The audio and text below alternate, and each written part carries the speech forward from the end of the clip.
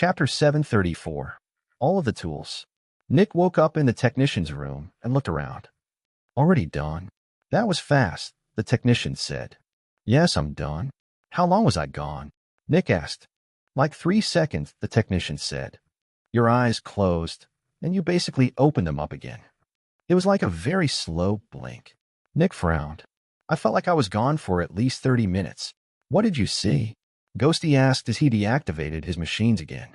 Nick stood up and told them about the pass. The most important thing was that Specters didn't just get new abilities, but that the sun most likely granted them. The suffering I caused in my life turned into the energy necessary to create my path, Nick said. After a couple times of walking back and forth, I also noticed that the weaker humans turned into white dust that combined with the dust of the stronger humans. Without the presence of the strong humans, the path probably wouldn't be stable enough to support me. On the other hand, without the presence of the weaker humans, there probably wouldn't be enough dust to lead me to the end. That explains the quantity and quality requirements, Nick added. Interesting, the technician said. What about the abilities? Nick told them about the many different abilities he had seen. That's quite a privilege, the technician said. Humans can only choose abilities based on a fitting Spectre, but we can't know for sure what we will actually get. We only know that it is related to the Spectre's powers. The ability to directly see what your ability will be is a huge advantage. You also don't need a fitting human or Spectre to gain it, the technician sighed. No wonder all the Specters have such congruent abilities. They all fit together so well, while most of the extractors have different abilities that you essentially have to use separately. Nick nodded. When he came to the part where he could choose to increase his intelligence, the eyes of the two scientists widened. You can do that. I'm pretty sure humans can't do that, the technician said. That's crazy. Nick nodded. It increases the speed at which I can calculate things and make some complex matters rather obvious to me, but it's not what I chose. The two were surprised. Why not? I can't see what could be better. You need hands to operate a weapon, but without a weapon, you're weak, Nick said. You're saying intelligence without strength is meaningless? Ghosty asked, feeling a bit called out. If you can rely on the strength around you, intelligence is the most important, Nick said. But I don't have that luxury. I'm operating on my own most of the time. Heightened intelligence helps me a lot, but there is only so much I can do with a limited number of tools. Instead, I chose something that allows me to use all the tools humanity can provide. On top of that, it might give me an opportunity to achieve something that seemed impossible in the past, Nick added. What is it? The technician asked. Ghosty also looked at Nick with interest. This, a different voice said. The technician and Ghosty looked at the new person in the room. It was the technician. Second one. Where Nick had just been was now the technician. You can change your appearance? Ghosty asked. Yes, but that's not everything I can do, Nick said, still disguised as the technician. Nick approached a random gadget in the room and touched it. The next moment, the device turned on. The technician's and Ghosty's eyes widened. This machine could only be operated with human Zephyx, and Nick didn't use his barrier to interact with it. I can change my appearance into whoever I want, Nick said with an icy and serious tone as he assumed the appearance of the left arm. My mannerisms and the tone of my voice also automatically change, assuming I know the person I am imitating. Next, Nick turned into a sick cripple with a deformed face. I can also change into a new appearance. I have never seen this person before. My aura as a Spectre also vanishes, and I can even turn my Zephyx into human Zephyx, allowing me to use human technology again without any restrictions. The next moment, Nick released a breath. I can even imitate the insides of a human, including all their organs. All my Spectre Zephyx moves back into my Spectre core. Any Zephyx that leaves my Spectre core can transform into human Zephyx. If I shroud my Spectre core in human Zephyx, I can even escape detection by devices that can sense Specters. The more Nick talked about his ability, the crazier it seemed. There were devices that were specifically created to sense Specters with an ability that allows them to disguise as a human. But you can still be sensed by advanced sensors, right? The technician asked. I don't think so, Nick said. I know how they work, and I don't think they would be able to unveil my real identity without literally injecting a needle into my Spectre core. We gotta test that, the technician shouted as he grabbed several devices. The technician did his best to uncover Nick's identity as a Spectre with his devices, but all of them failed. Every single one, even the most advanced one. Of course, Nick added as he watched the technician work. Without an intricate knowledge of zephology, spectrology, biology, and Zephyx manipulation, I wouldn't be able to pull that off. However, I know how our sensors work. I know how Specters work. I know how Zephyx works. And finally, I know how human bodies work. Nick narrowed his eyes as he turned into himself again. With this, my new ability can compete with heightened intelligence. However, there is one more aspect to it which puts it slightly above heightened intelligence. The technician and Ghosty became interested. I'm sorry, but I can't tell you the details, Nick said to Ghosty. This involves secret matters. Ghosty became disappointed and sighed, but he understood. The next words Nick directly transmitted to the technician. I'm not sure if I am capable of it yet, but the existing powers of Specters also increase as they advance. My current ability of disguise might not be able to pull it off yet, but with more power, it might be able to. If I can create a perfect human body, I might be able to take advantage of having a human body in the most critical moment of humanity. The most critical moment? The technician could only consider the assault on the aliens as the most critical moment. More specifically, Nick's destruction of the alien base. And then the technician realized what Nick meant. You might be able to become immune to star energy, the technician transmitted back with shock. It should be possible, Nick transmitted. This is not just a simple disguise. I am changing the very fundamentals of my existence with the exception of my Spectre core. As far as I know, star energy does not damage humans. It might even improve them. It might even be more beneficial than Prefix or Zephyx. If I can change my existence enough, I might even be able to store star energy in my body. That would allow me to survive in an environment that only has star energy and no prefix. I might also unlock the ability to disguise myself as something that is neither human, nor specter, nor animal, if you know what I'm referring to. The aliens popped into the technician's mind. If Nick could perfectly imitate the aliens, the possibilities were endless. With access to star energy, Nick could even use the aliens' technology. On top of that, I can hide from certain humans in case they might decide that I'm becoming too dangerous, Nick transmitted. Naturally, Nick was referring to the Champion of Light. Even if Aegis betrayed him in the future, he could stay hidden from them. Nick's survival was the most important thing right now, and this ability ensured that he would survive. Nick could assume the identity of a Spectre when he was amongst Specters, and he could assume the identity of a human when he was amongst humans. He could even hide his whereabouts and actions from Aegis. Nick now had the best of both worlds. He had the powers of Specters and humans. Nick assumed the appearance of a long-dead Julian and smirked deviously. And lastly, I can infiltrate the corruptors again, he spoke out loud. True to his words, Nick had received all the tools. He was not constrained by identity anymore. He had all of the identities. And if everyone who knew him died, he would have no identity. All right, Nick said as he turned into himself again. Now, about my other abilities. Right, Ghosty shouted. I always think of you as human whenever I look at you. I forgot that you are a Spectre and that your other abilities also improve. Nick nodded. All of my abilities improved. First, Chapter 735, Improved Abilities. It was time for Nick to unveil his upgraded abilities. There was a lot to go through, and the upgrades were quite significant. In fact, it was difficult for Nick to believe how much he had improved with just a single advancement. His new ability to transform his body was already powerful on its own, but with the upgrade to his other abilities, it was like he underwent an earth-shattering transformation. First, a significant weakness of my main ability has been eliminated, allowing us to talk without any fear, Nick said.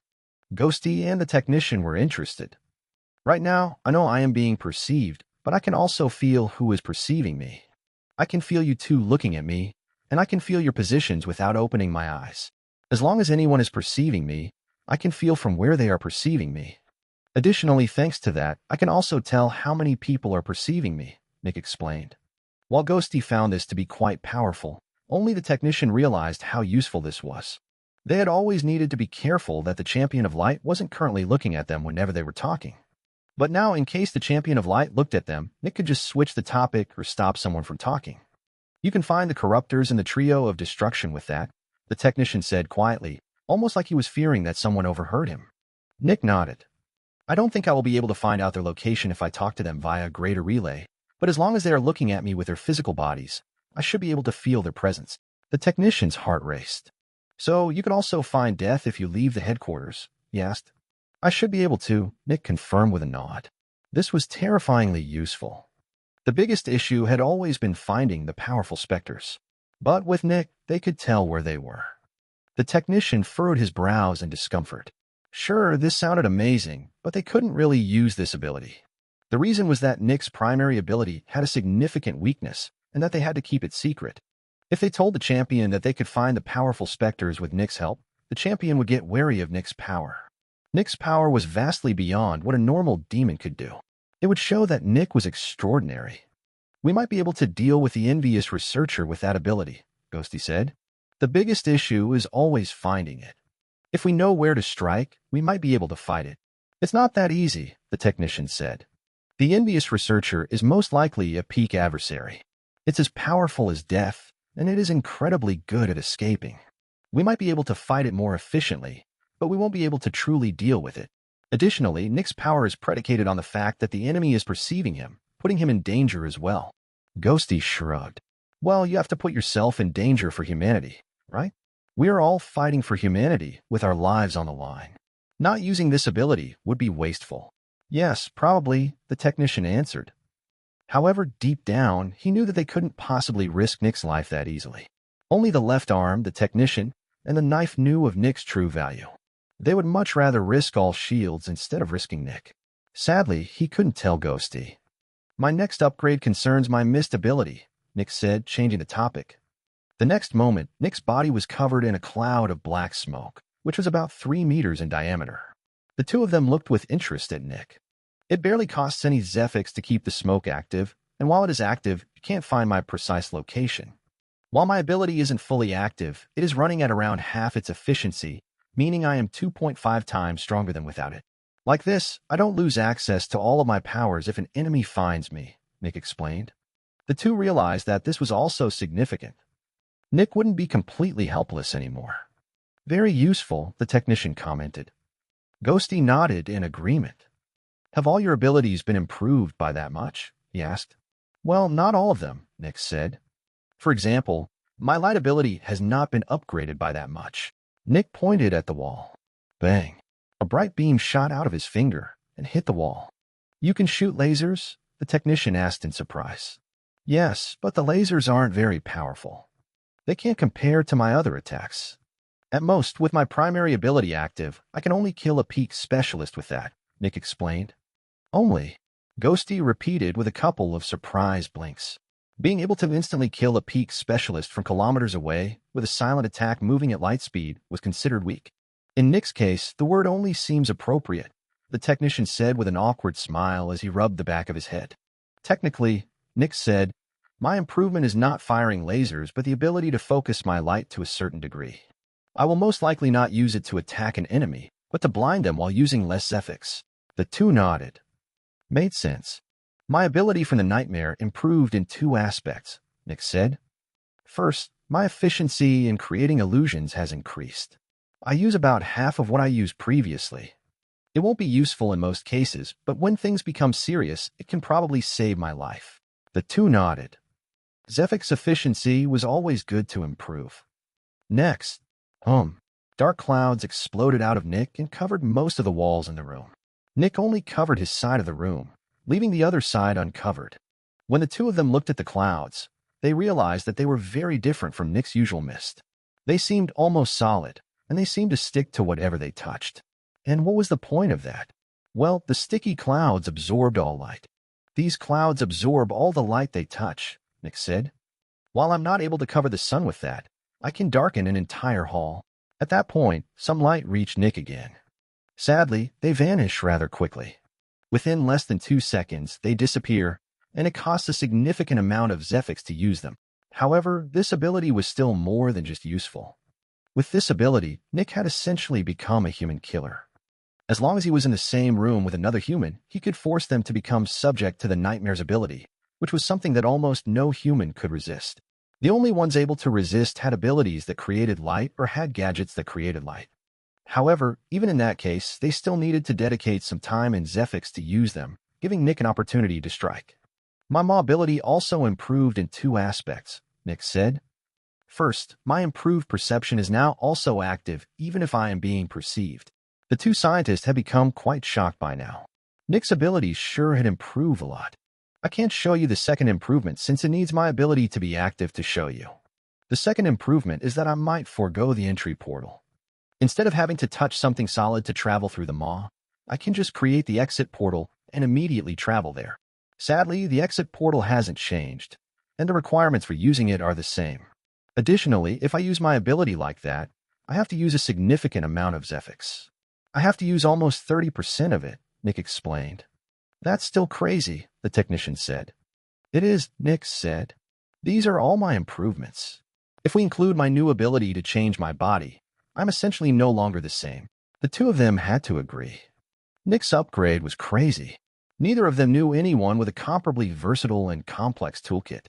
He could sense who was sensing him, could cloud his body in smoke, focus his light, and could create dark clouds that absorbed light. His sensing abilities were no longer restricted to his primary ability. His power to create illusions had become more efficient, and he could instantly transport his body to the exit portal. To top it all off, Nick could transform into anyone and could use human technology again. All his weaknesses had been made less significant with his advancement.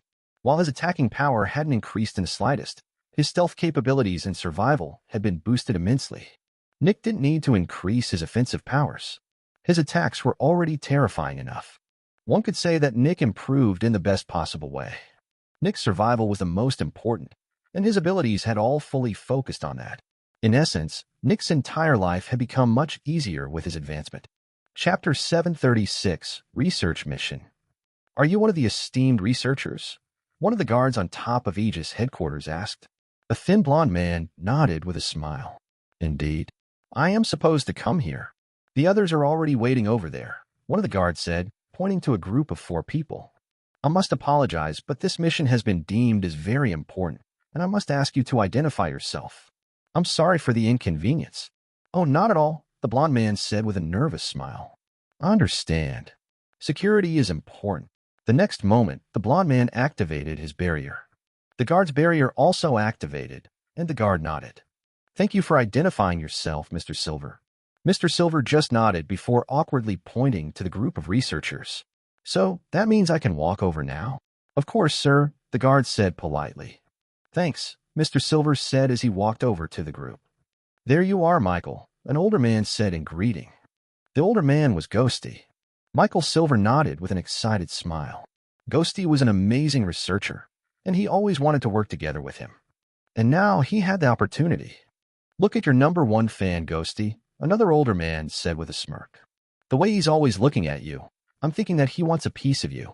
Michael became red in the face and looked at the man with a mix of embarrassment and fear. Let the poor kid be, Horatio, a younger woman with black hair said. He's new. I would really appreciate it if you could keep your joking attitude in check during the mission. Ghosty just silently watched as his team of researchers squabbled amongst each other. The 5 researchers were going to travel to Crimson City to take a look at the ruins there. According to Aegis, a lot of technology from the Enlightened Ones was buried there. The group consisted of 5 specialists, and Ghosty was the leader of the team. Depending on the value of the ruins, they were potentially going to stay in Crimson City for several years. This was quite a long mission, and they needed to be able to cooperate. Everyone on the team knew each other, but some parties hadn't had much contact with each other. For some reason, the team was constructed from people who used to be in different departments. Cross-department missions happened, but they were generally shorter ones. I'm already getting a headache, Ghosty whispered to Michael. Michael looked with shock at Ghosty. I'm just kidding, Ghosty added with a smile. Oh, haha, Michael answered with an awkward chuckle. Don't be so tense, Ghosty said. We will be together for a while. You'll see, in just a couple of days, we will be working with each other like we've been friends for years. Ooh, Betas. Of course. You're right, Michael answered with a loud voice, eliciting a couple of glances from the others. Ghosty just chuckled a bit while the others went back to bickering. The group that had been gathered here was filled with researchers with quite some renown. While they were not part of the select few top researchers, they had the potential to join these ranks. There were less than 10 top researchers in the world, and they were almost all protectors. These researchers were brilliant, and their centuries of experience granted them incredibly advanced knowledge. All of them had managed to absorb a mid-elder when they were advancing to the 5th level, which meant that they had the foundation to become protectors themselves. Well, everyone except for Ghosty. Sadly, while Ghosty was an amazing researcher, he had only absorbed an early elder. He had no shot at becoming a protector. However, Ghosty was also the only specialist who managed to join the top researchers. Ghosty was one of the most brilliant minds in this era, and all the other researchers knew that. Michael and Ghosty watched the others bicker. When Michael saw that, he became a bit worried. This team seemed quite dysfunctional. He really couldn't see how they were supposed to work together with such different personalities. Don't worry, Ghosty said, noticing Michael's concern. While we all have different personalities, we all share the same goal. None of us would put our personal feelings above humanity. Was that what the screening was about? Michael asked. Quite smart, Ghosty answered. Yes, it was. Michael wanted to ask more about the peculiar method Ghosty had used to screen the team. A couple of days ago, Michael had been asked to enter an isolated room on his own. After waiting for a while, all the lights were deactivated, and Michael was assaulted by the nightmare's influence. However, the influence was different than usual. There was no real pain.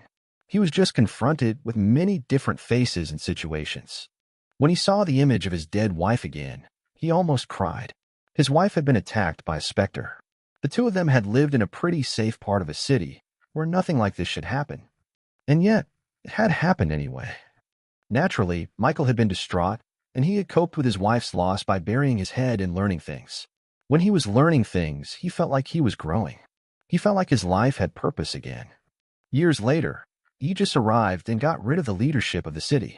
Apparently, the city had been under Wrath's influence. Aegis also took note of Michael's capabilities, and that was how he ended up in the research and development department. He finally had a new goal. He wanted to get rid of all Specters. Sir, I don't want to rush you, but one of the guards spoke quietly to Ghosty. A clock appeared on Ghosty's barrier. That late already? Sure, we can go, Ghosty said to the guard. All right, simmer down, Ghosty said to his team, and everyone became quiet. It's about time to leave. Try to keep the chatter at a minimum during the journey. You'll have enough time to talk when we're there. The others nodded. Ghosty pulled something out of his space bag and placed it on the ground. It was a big disc, and without being asked to, the team stepped onto the disc. Ghosty also stepped onto the disc and turned to one of the guards. If you would. Thank you, sir, the guard said as he very carefully lifted the disc.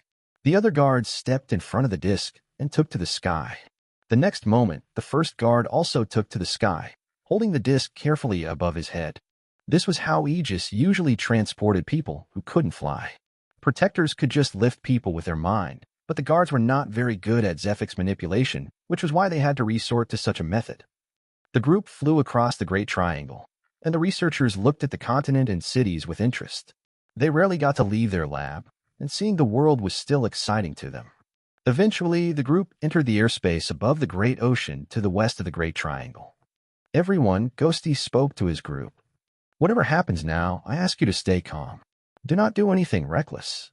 This is supposed to happen. The group became confused and concerned. The guards furrowed their brows. What was that guy talking about? Crack. Everyone's eyes widened when they heard the sound of a barrier being broken from their front. They looked over and saw the leading guard falling into two pieces. However, before they could react, everything became white and they lost their vision. The next moment, the disc began to fall as the guard below them readied for combat. Crack. Yet, not even 0.2 seconds later, everyone heard the sound of another breaking barrier. Do not move, Ghosty spoke calmly with a smile as he took out a device. Everyone watched in shocked horror as Ghosty pressed a button on the device. Crack, crack, crack, crack, crack. Suddenly, all their barriers exploded, and they all lost their Zephyx. Their Zephoses stopped working, and they felt like they were asphyxiating. But then, a cloud of Zephyx rose on the disc and covered everyone. Their Zephoses reactivated, and they could finally move again. Don't do anything, Ghosty shouted, his voice no longer calm. The reason was that he had also lost his Zephyx, and he was still affected by the emotional impact of having one's lifeline severed for a moment. The man who had embarrassed Michael earlier ignored Ghosty's command and jumped over the edge. The next moment, his shoes started to burn, and he stopped falling. Then he shot towards the direction of the Great Triangle. It seemed like the man had built a flying device. Everyone watched as the man flew away. Nothing was happening to him. They just looked at Ghosty, who had regained his calm by now. None of them moved for 3 seconds, just looking at Ghosty. Good, Ghosty said. He's not trustworthy. Please, Ghosty said to no one in particular. The next moment, a white beam of light shot out from below the disc and hit the distant flying man. The distant figures spiraled out of control and fell towards the ocean beneath them. As you might have noticed, we have stopped falling, and our course has changed, Ghosty said calmly. Everyone's eyes opened. They hadn't even noticed that. Well, these were researchers, not soldiers. They were not used to being in fights. I have been lying about the nature of your mission, Ghosty said as he looked at the 3 remaining researchers. The researchers were terrified. What was going on? Chapter 737, Secret Mission. The researchers looked with shock and fear at Ghosty, who seemed surprisingly calm. What the fuck was going on? Their escorts had been killed, and one of their teammates had also been killed. You guys have officially died just now, Ghosty said with a calm smile. At least, as far as humanity is concerned. During the journey, the Shark Mother attacked, and we lost a group of our most talented researchers. Truly, a tragedy for Aegis. Ghosty looked at them. But not a tragedy to humanity. What is going on? Michael asked, voicing the question everyone had. I will explain everything as soon as we arrive, Ghosty said. You do not need to fear. I am not going rogue and creating my own force for humanity. No, this entire thing has the backing of 3 shields. You guys will not be forced to commit some atrocities or anything like that. No, we are not working with the Specters. We are all working for the true good of humanity. The black-haired woman furrowed her brows. Isn't Aegis the true good of humanity? Ghosty slowly shook his head. It is not that simple. The deck is stacked against us, and less than 10 people in the world know about it. Well, with you, it will be more than 10. You are going to be the backbone of humanity's true freedom. This sounded crazy and over the top. They were all just specialists. How could they be the backbone of all of humanity? Hey. Aren't we descending a bit early? The 3rd researcher, an older guy, shouted in panic as he saw them descending towards the ocean. The other 2 also became panicked. If they touched the ocean, the Shark Mother or the Salt Trident would kill them. Don't worry. Everything has been prepared, Ghosty said mysteriously. The next moment, the researchers began shouting as the disc plunged into the middle of the ocean. They thought their lives were about to end, but nothing happened. They were only submerged in water. Then they noticed that they were not touching salt water, and they also noticed that they were surrounded by a wall. They were inside some kind of pipe leading down to the depths of the ocean. The influence of the Salt Trident couldn't be felt. After all, while the pipe was in the ocean, it was not part of the ocean. Yet, as they continued descending, the next shock arrived. It was getting darker the further they descended. The nightmare. However, to their surprise, the nightmare's influence never arrived, even when everything became pitch black. As everyone looked around the darkness, they felt like they were in a dream. They had never been in the darkness without being tortured.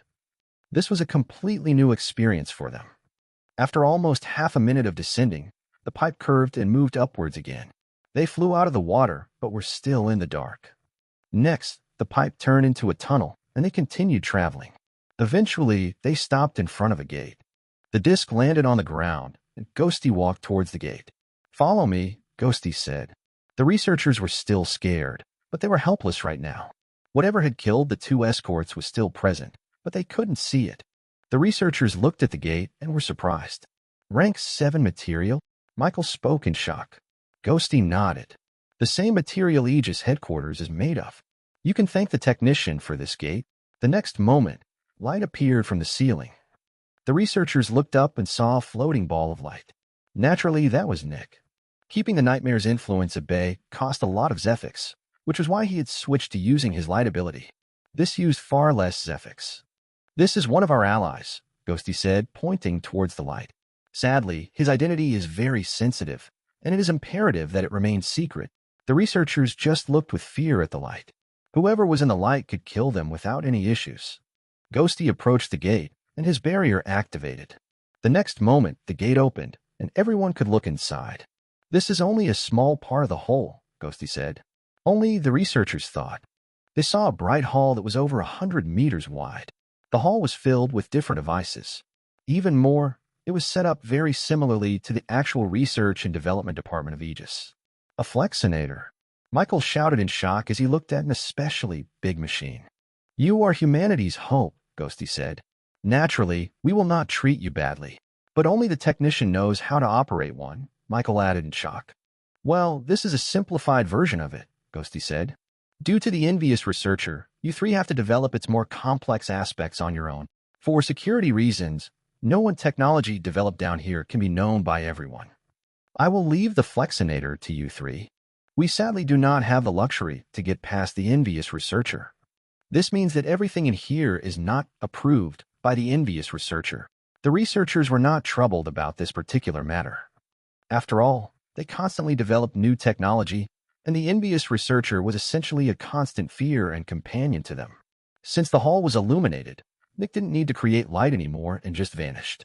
Can you explain everything now? The black-haired woman asked. Part of it, yes, Ghosty said. Sadly, I can't tell you the full truth as long as you can't enter the true core of the lab. Ghosty approached a table near the edge of the room with a couple of chairs near it. He sat down, and the other three followed.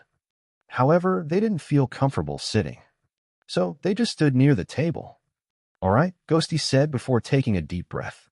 The Champion of Light is an agent. He works for the sun. Shock and horror washed over the researchers. That doesn't make any sense, the older man said with furrowed brows. But it's true, Ghosty said. Where did he come from? None of the shields even knew him before he suddenly appeared in front of our headquarters. How can he use the sun to speak to all of humanity? Why did he say that the sun is our ally when it clearly isn't? Ghosty noticed that the older man wanted to argue some more, but stopped him. The sun is choosing a champion to oversee humanity and to make sure the humanity doesn't become powerful enough to attack it. The old Champion of Light was also an agent. However, the old Champion of Light regretted his actions, and it is only thanks to him that we know all of these things. The old Champion of Light told the shields the truth about the world during a rare moment without supervision.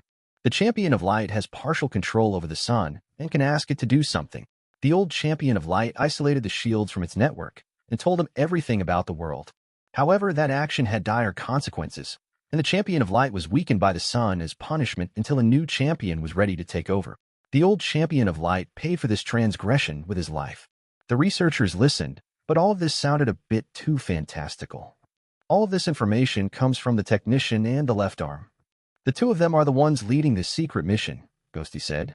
The authenticity of the old champion's words has also been confirmed by a third party. Our unknown friend who escorted us here saw the truth with his own eyes. However, the researchers still weren't happy. Explanations, the black-haired woman said. What about proof? Extraordinary claims require extraordinary proof. We will show you proof very soon, Ghosty said before turning to the older man. How close are you to advancing? A couple more years, the older man answered with a taciturn and careful expression. The next moment, Ghosty retrieved something from his space bag. Elixirs, the black-haired woman shouted in shock. We are humanity's new backbone, Ghosty repeated. The shields leading the secret mission will not hold back with their support. All of these are for you, Ghosty said, pushing the elixirs to the older man. The older man looked at them with shock. But that's a waste. Ghosty finished the sentence for him. You are looking at things from a wrong angle. 5 new experts can't save humanity. You can. Take the elixirs. You should be ready to advance within the day, and then I will show you the proof you want. At that point, Ghosty smiled a bit. In fact, it will also be my first time seeing the proof. Up to now, I just listened to the technician and a friend of mine talking about it. I can show you. Within 1 day, you will believe me, Ghosty said. Chapter 738 Proof. Please confirm your identity, sir, a guard requested politely. Ghosty's barrier was already active, masking his features. A moment later, his barrier communicated with the guard's barrier. Welcome, Special Agent, the guard said. Naturally, the identity the barrier displayed was fake. The older man beside Ghosty also showed his credentials, which identified him as another special agent. Ghosty had handed out new barriers after talking to everyone. The older man's true identity was Ferdinand Helix, and he was here to see the proof. For just a moment, he thought about exposing Ghosty to the guard. The two of them were at the stronghold in the northwest of the Great Triangle. There were bound to be protectors here, and Ferdinand knew that he could most likely escape. After all, Ghosty abducted the 3 researchers. He didn't believe all this garbage about the champion being a traitor. However, Ferdinand was somebody who always gave others an opportunity to prove their claims. Ferdinand was interested in the proof that Ghosty was constantly raving about. If Ghosty had actually spoken the truth, Ferdinand had a duty to work for him. There was nothing more that Ferdinand wanted to do than to free humanity. If he wrongfully exposed Ghosty, he would never be able to forgive himself. Not even his death would be able to pay for his transgression against humanity. Additionally, despite Ghosty's wild claims, there was some proof regarding some of his claims. For example, these new barriers, the machines, and the gate were proof that Ghosty had the support of the technician. Nobody else could create these things. However, it was still possible that the technician was simply planning on usurping the champion of light just to get more power. The two researchers entered the stronghold. Naturally, Nick was with them, but he didn't expose himself. The two researchers traveled down several hallways before stopping in front of a containment unit. The doors to the containment unit opened, and the two of them came face to face with a floating black cloak. The Fiend of Darkness. The Fiend of Darkness had been transported to this stronghold under the Left Arm's orders. The Fiend of Darkness wasn't moving or attacking. That was because Nick was in the containment unit, and he ordered it not to do anything for now. Ferdinand knew that Ghosty's mysterious friend was still with him, and it made him quite nervous. No matter how much he searched, he couldn't find Ghosty's friend at all. "It will now swallow us," Ghosty said. "Remember what I told you." Ferdinand nodded, and his heart rate shot up. He knew that he had to survive several seconds of the most aggressive torture the nightmare had ever bestowed upon him. "Are you ready?" Ghosty asked. Ferdinand nodded with conviction. For humanity, he would gladly accept this torture. The next moment, the Fiend of Darkness approached them and enveloped them. Ferdinand was plunged into a world of pain, torture, and misery. His dead friends and family were tortured as the vilest acts were performed on him. Everything was so real. It was indescribable. He wanted to die. He wanted to die so badly. But he couldn't. And then his eyes opened. He found himself on a white plain, surrounded by darkness. For a while, his mind didn't recover. Bang. The next moment, he felt something slap him, and he shot to his feet. Bang. Then he got kicked and fell over. That was when he felt a motionless body beneath him. Ferdinand's advanced senses immediately identified the body as Ghosty's. He immediately realized what had happened. Ghosty had lost consciousness and needed Ferdinand's help. Ferdinand immediately used one of the devices Ghosty had given him in case any of them lost consciousness. Ghosty had told him several times that they shouldn't wake the other person up the normal way. They were only allowed to use the device. Ferdinand activated the device, and it released a needle, which buried itself into Ghosty's neck. Several complex fluctuations came out of the device, and some seconds later, Ghosty opened his eyes. "Are you okay?" Ferdinand asked with worry. Ghosty realized what happened. "Wow," he said. "Seems like I'm not as resilient to torture as you." "Thank you." Ferdinand nodded. "I still want to see your proof. I don't want you to die yet." Then Ferdinand realized something. "Why didn't your friend wake you?" Ghosty smiled with embarrassment. "He probably wanted to test you." Ferdinand didn't like that. He didn't like it when people tested him. "So, where's your proof?" he asked with a bit of annoyance. "We have to walk for a bit," Ghosty said as he walked in a certain direction. Of course, it was Nick who told him where to go. Ferdinand followed Ghosty, and after a while, Ghosty stopped. Then he pointed forward. "There's your proof," he said. Ferdinand looked forward and focused on a distant speck. The two of them continued approaching, and Ferdinand realized what he was looking at. A rotting corpse. Neither of them spoke a word before they reached the corpse. This was also Ghosty's first time seeing the nightmare's true body, and he was just as shaken as Ferdinand. It felt so tragic, sad, simple. "This is the nightmare," Ghosty said. Ferdinand's mind shook. He didn't know what Ghosty's proof would be beforehand. It was the nightmare's true body? The nightmare used to be the strongest human in the era of the Enlightened Ones. After almost winning, the enemy turned him into the nightmare. Ghosty bent down and touched the corpse. "You can touch it. It's just a machine at this point." Ferdinand hadn't answered yet. Instead, he also bent down to touch the nightmare. It felt massive. The flesh that looked like it would collapse at any second actually felt just as hard, if not harder, than the walls of Aegis headquarters. Next, Ghosty took out a device. It was a tiny camera on the end of an incredibly thin tube. Ghosty put the camera into one of the rotting holes, and a bit of mist came out. Nick was already inside the nightmare and pulled the camera through the gaps. Ghosty looked into the camera and saw the machine in the nightmare's neck with his own eyes. He couldn't help taking a deep breath. It was so strange. It was so different. He couldn't even begin to understand how this machine actually worked. However, he could tell what the machine did. It kept the Zephyx synchronizer spinning and forcefully activated it. Ghosty handed the camera's visor to Ferdinand, who also looked through it. He was just as shocked. "This is our true enemy," Ghosty said. "Do not ever try to tell anybody else about this. Not even your new colleagues. They will see these things with their own eyes. The enemy's identity can't ever be unveiled or named. You can only see it with your own eyes and keep it in your heart." Ferdinand was insanely nervous. He could tell that this was extremely advanced and alien technology. This was nothing like human technology. Several guesses appeared in his mind, but he didn't dare to utter them. How did the ancient ones die? Why is there such advanced technology? What could possibly resist weapons that could destroy planets? You're a brilliant scientist, and I know that you will find the right answer yourself. But never speak of it. Trust that the others will come to the same realization, Ghosty said. After a couple of seconds, Ferdinand nodded silently. While the nightmare's identity didn't technically prove that the champion of light was a traitor, it showed the true enemy. In a way, it didn't even matter whether or not the champion of light was a traitor. The true enemy would never allow such information to get out. Because of that, Ghosty couldn't possibly work for the true enemy, which meant that he was on humanity's side. Ferdinand only wanted to help humanity. He didn't care whom he followed as long as the person he followed had the same goal as him. "We will now synchronize with the nightmare and gain its ability," Ghosty said. Ferdinand was shocked once again, but a question quickly popped up in his mind. How is that even possible? "This is not a specter," he asked. "What are specters?" Ghosty asked. "We're humans. If you break it down, both of these things are just complex biological machines. They only differ in how they are made and how they work. While this is not a natural-born specter, its power and the way it is utilized is no different from a specter's way to utilize power. Our Zephyx synchronizers will still be able to attune to it since it works like a specter." Ferdinand couldn't find an argument against that. A bit later, the two of them started to advance beside the nightmare. This was the key. The nightmare would be the key to humanity's freedom. With its power, the researchers could research in darkness, away from the sun's influence. The champion of the enlightened ones gave an invaluable present to the next generation. A way forward.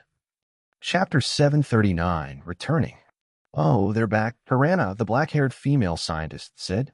Michael watched as the big gate opened, and a moment later, he saw Ghosty and Ferdinand again.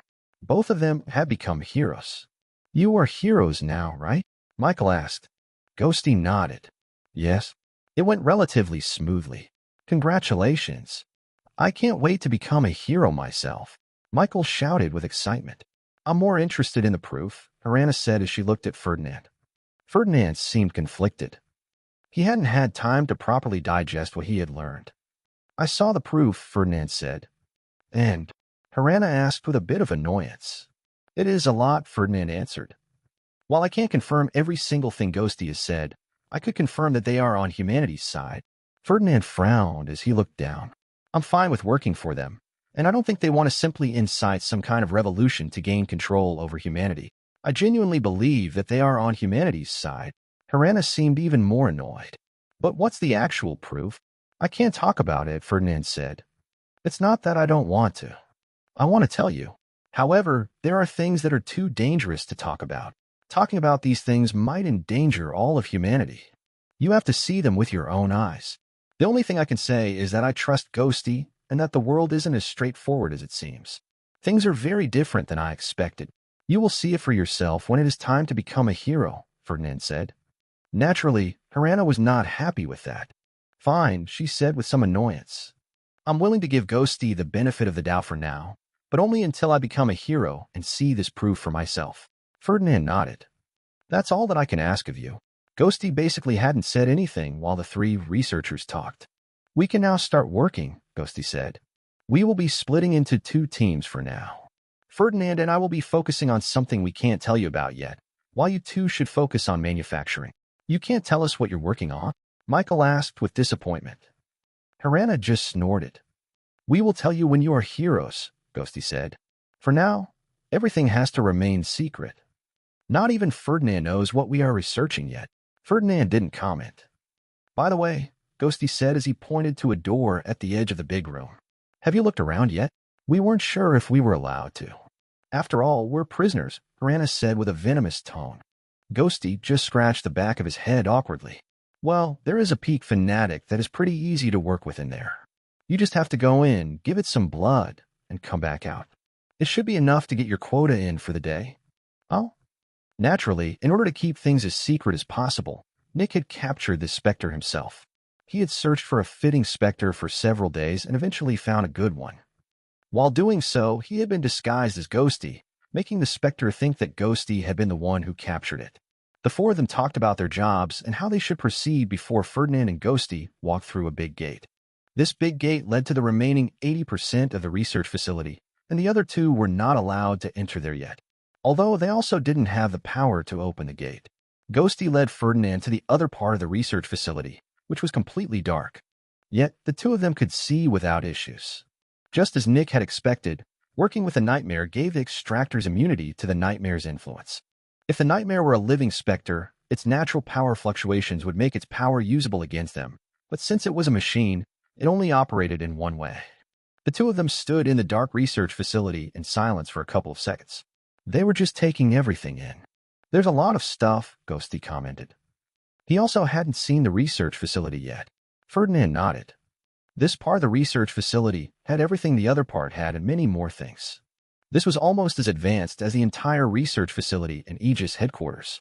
And all of this was just for them. You will be our future, Ghosty said. You already said that, Ferdinand answered. No, I mean you specifically. Singular. Ferdinand raised an eyebrow. I can't become a protector, Ghosty explained. I won't progress fast enough to become a protector, and I'm already quite old. I maybe have 220 years left. As a protector, you can live for 1,000 years. You are also quite old, but younger than me. You have probably over 750 years left, almost 3 times as much as me. When I'm gone, I need someone to take over, and I think you're the right person for the job. Ferdinand had an even look on his face. I don't think this conversation is relevant yet. You still have a long time left. We can talk about that in a century. Ghosty chuckled a bit. I guess you're right, he said before looking up with a lost expression. It's just that the things I learned also had an impact on me. I also hadn't seen these things with my own eyes yet. Ferdinand raised an eyebrow. And you believed all of that without seeing it? You don't know the technician as well as I do, Ghosty said. He and my friend are very trustworthy people. I know that they put humanity above their own lives, and I was present while some revelations occurred. I trust them. Ferdinand didn't comment. Well, back to the topic, Ghosty said. We are going to focus on researching star energy. Star energy? Ferdinand asked with a raised brow. Ghosty explained everything he knew about star energy and pure energy to Ferdinand. Within a couple of minutes, the two of them already started to brainstorm. They knew that it was related to nuclear fusion, which was something they hadn't achieved yet. The things we will be discovering will most likely become obsolete rather quickly, but I believe it will still help if we try to do it ourselves. The next moment, Ghosty told Ferdinand about the Spectre Nick had found and that it was the origin of this new knowledge about the different forms of energy. Over the next years, they would try to create their own version of a machine that could produce star energy, and when Nick came back with a superior version of the enlightened ones, they could compare and learn from their mistakes. This was a great learning opportunity. I almost feel like a student again, Ferdinand said. Ghosty just nodded in agreement. Then they went to work. While they were working, Nick was already entering Crimson City again. Nick was not needed in the isolated research facility. After becoming a demon, he could finally focus on learning more about the technology of the enlightened ones. He decided to enter Crimson City without being seen. He wanted to keep the true value of the central pillar secret. I don't know how much time I have, Nick thought as he flew through the molten metal. While 3 of the shields know the significance of my survival, the others don't. I am still one of Aegis' experiments in their eyes, and they want to see proof that their investment in me is paying off. Sure, I help to stop pride, but I can't just rest on that accomplishment forever. I'm not a human in their eyes. They want to get more out of me, which means I have to keep fighting the Specters and producing results. At most, I can spend a select few years in here at a time before I have to leave again. I should make it count. Nick reached the room with the dead extractor, but before he went down to the containment unit, he stopped beside the impossibly powerful sword. The next moment, Nick narrowed his eyes, and his body changed. While his appearance remained the same, Nick's body had become as human as possible. Then Nick bent down and touched the edge of the sword. Nick's finger immediately started bleeding. But that was it. His body did not start transforming into white dust.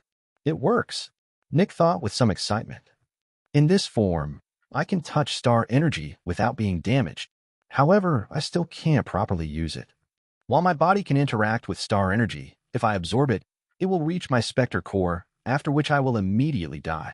While star energy is not toxic to me, I can't use it as a replacement for Prefix or Zephyx. It's kind of like water for normal people. They can bathe in it, but if they breathe it in, it will become troublesome. However, water is better than acid, I presume. Nick looked away from the sword and focused on the containment unit beneath him. Let's go say hi. It's been about 2 years. Chapter 740, Research begins. Nick went a floor lower and stopped in front of the gate leading to the containment unit with the unknown adversary. Bang. Nick punched the gate with his full power. And sure enough, several small vibrations answered him. Ah, you're back. You seem to have become stronger. Good, the vibrations said. Nick wasn't strong enough to make several vibrations to communicate since he still needed his ability to shake the walls just a slight bit. If his ability could be partially activated, it would be enough, but that wouldn't work. The senses of the adversary were so sharp that it could pinpoint Nick's location based on the vibrations, completely deactivating his ability. The best Nick could do was to jump left and right to reactivate his ability for every strike, but that still would require over 2 seconds just to spell out a single word. Can you talk now? The vibrations asked. Nick punched the right side of the gate before rapidly moving to the left and punching that one.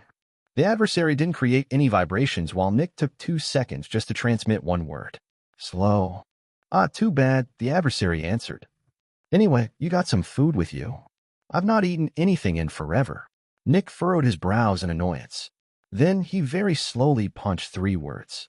How bring in? He asked. Embarrassed. Oh, right, the Spectre answered. Joyful, you can't.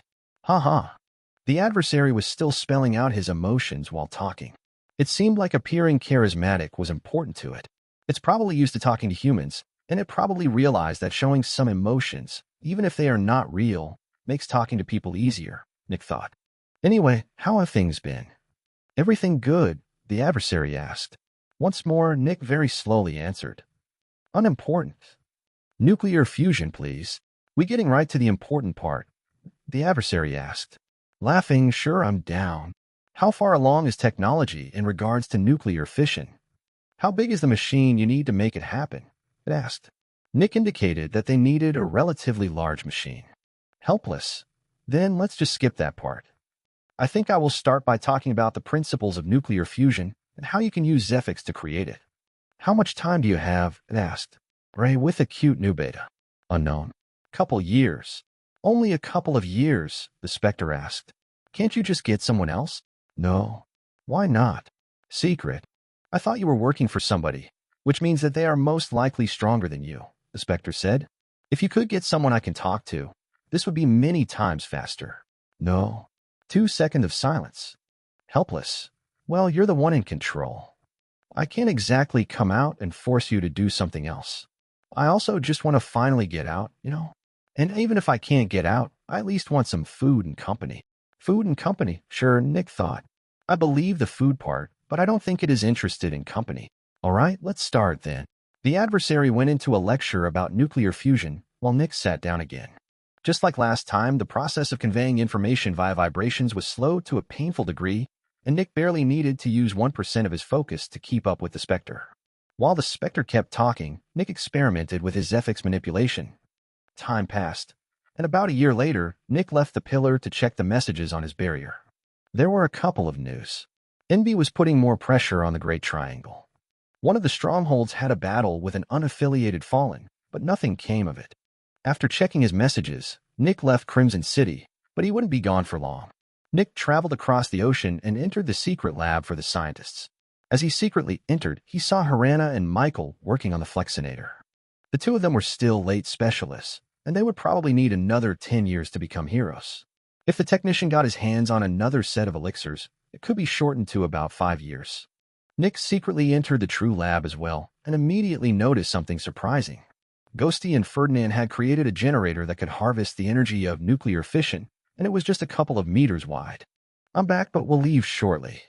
Give me a status update, Nick transmitted to Ghosty. An expression of pleasant surprise appeared on Ghosty's face. "Oh, my friend is back," he said. Ferdinand looked around but couldn't find Nick.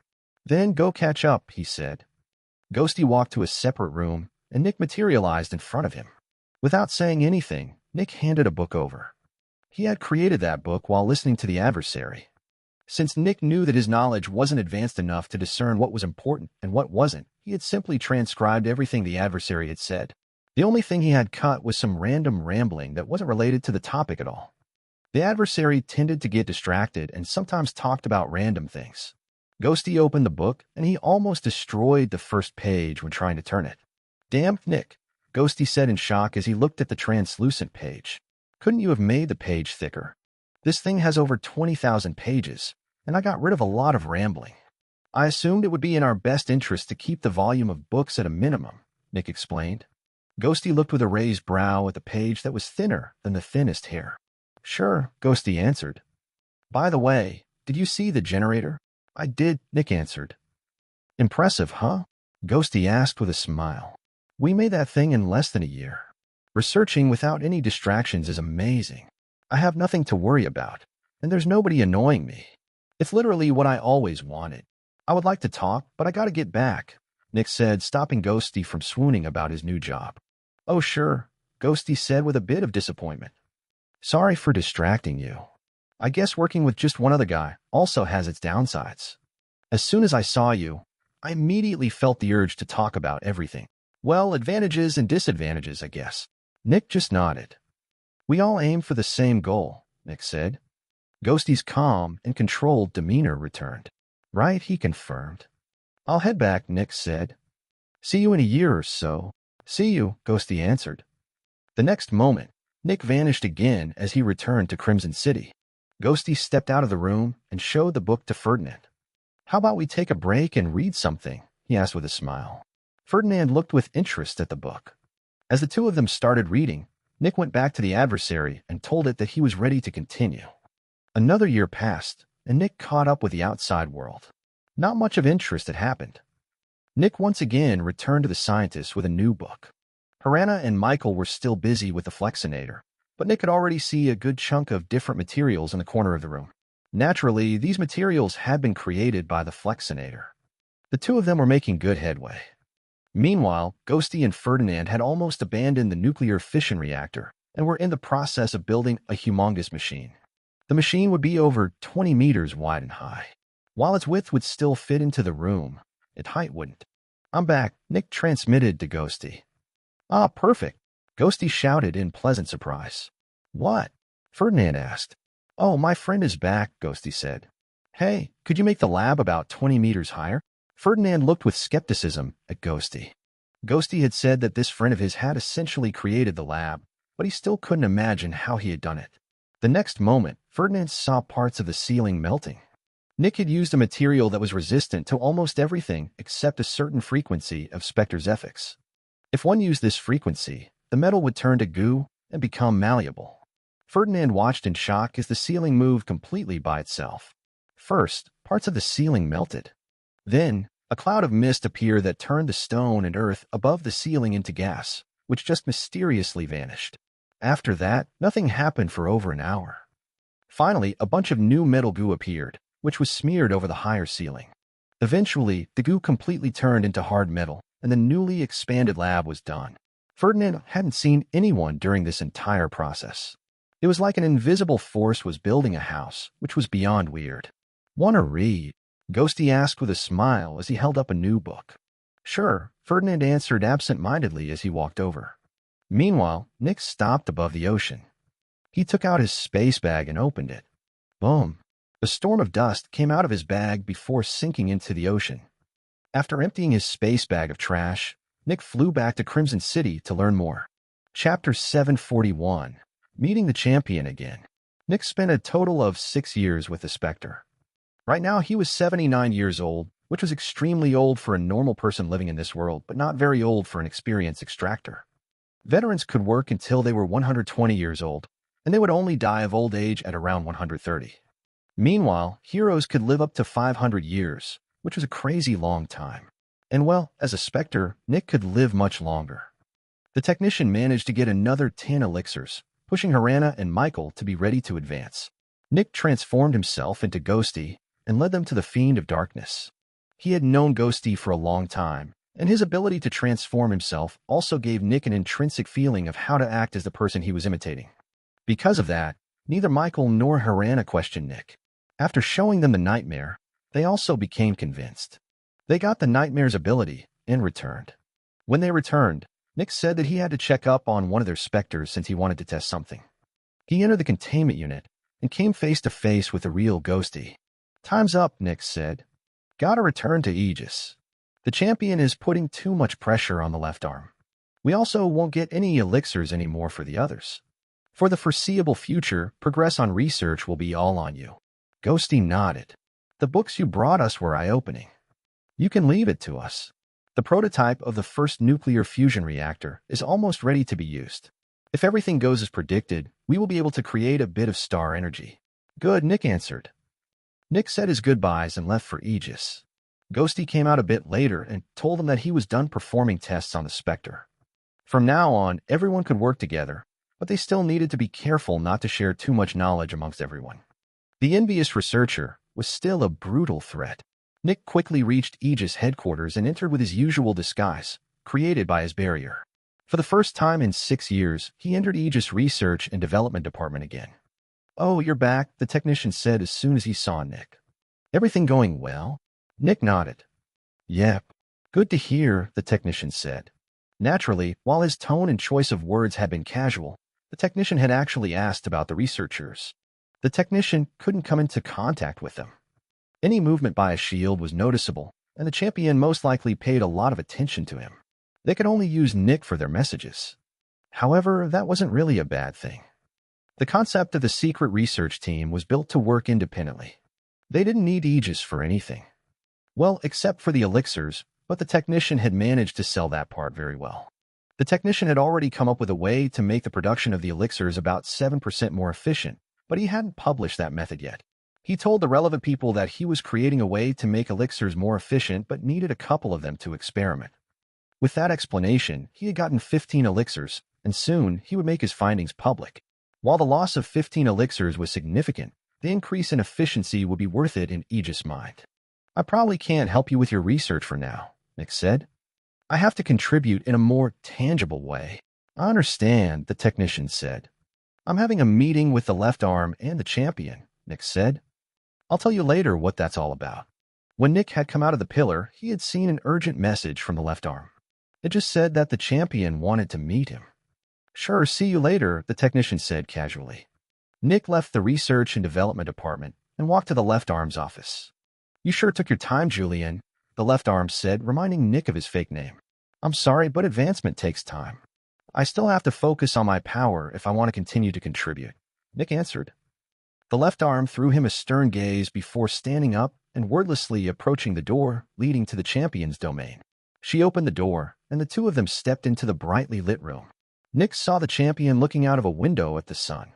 "Julian Winter," the champion spoke with his deep voice. "I have not received any relevant reports from you in quite some time. I must apologize, champion," Nick said respectfully as he fell to one knee, "but I needed to adapt my Zephyx generation to my new level. I believe that my greater power will be of greater use to Aegis." The champion remained silent for a while. Then he slowly turned around, and his intimidating eyes fell on Nick.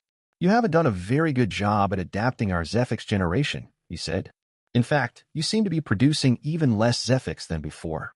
"I ask for forgiveness," Nick said. That was all he said. The champion slowly walked closer to Nick and looked down at him. If he wanted to, he could kill Nick in an instant. This was a constant danger. The left arm calmly watched from the side, but in secret, she had already prepared herself to die within the next seconds. Nick had to survive. If the champion decided to attack Nick, she would intervene and give him a chance to escape. As long as Nick was alive, humanity still had hope. The champion looked down at Nick for a while. "Aegis is not your food bank," the champion spoke slowly. "Aegis exists to help humanity against the nuisance that is you Specters. The freedom we have given you is a privilege, and just like any privilege, it can be revoked." Nick didn't answer. "You have dealt a great blow to the corruptors, which is why I have deigned to give you more freedom for a while, but this ends here. If you want Aegis' continued support, you must reciprocate. This is my first and last warning." Act like your kin, and you will find yourself treated just like your kin. Act like a human, and you will find yourself treated like one. I want results. The champion spoke as he approached his throne. I don't care how you get the results, but I want more of them. Until your contribution returns to an acceptable level, I will be watching your every step closely, the champion said as he sat down. Yes, champion, Nick answered respectfully. Dismissed, the champion ordered. Thank you, champion, Nick said as he politely left the room. The champion watched Nick leave with narrowed eyes. The same goes for you, the champion said after Nick left. Humans deserve a vacation after working hard, the left arm said. If he were a human, I wouldn't ask him to immediately return to work after dealing such a blow to the corruptors. That is not a human, the champion said. It is a specter. It is a predator. If you offer your hand, it will devour your arm. Do not forget that. Yes, champion, the left arm answered.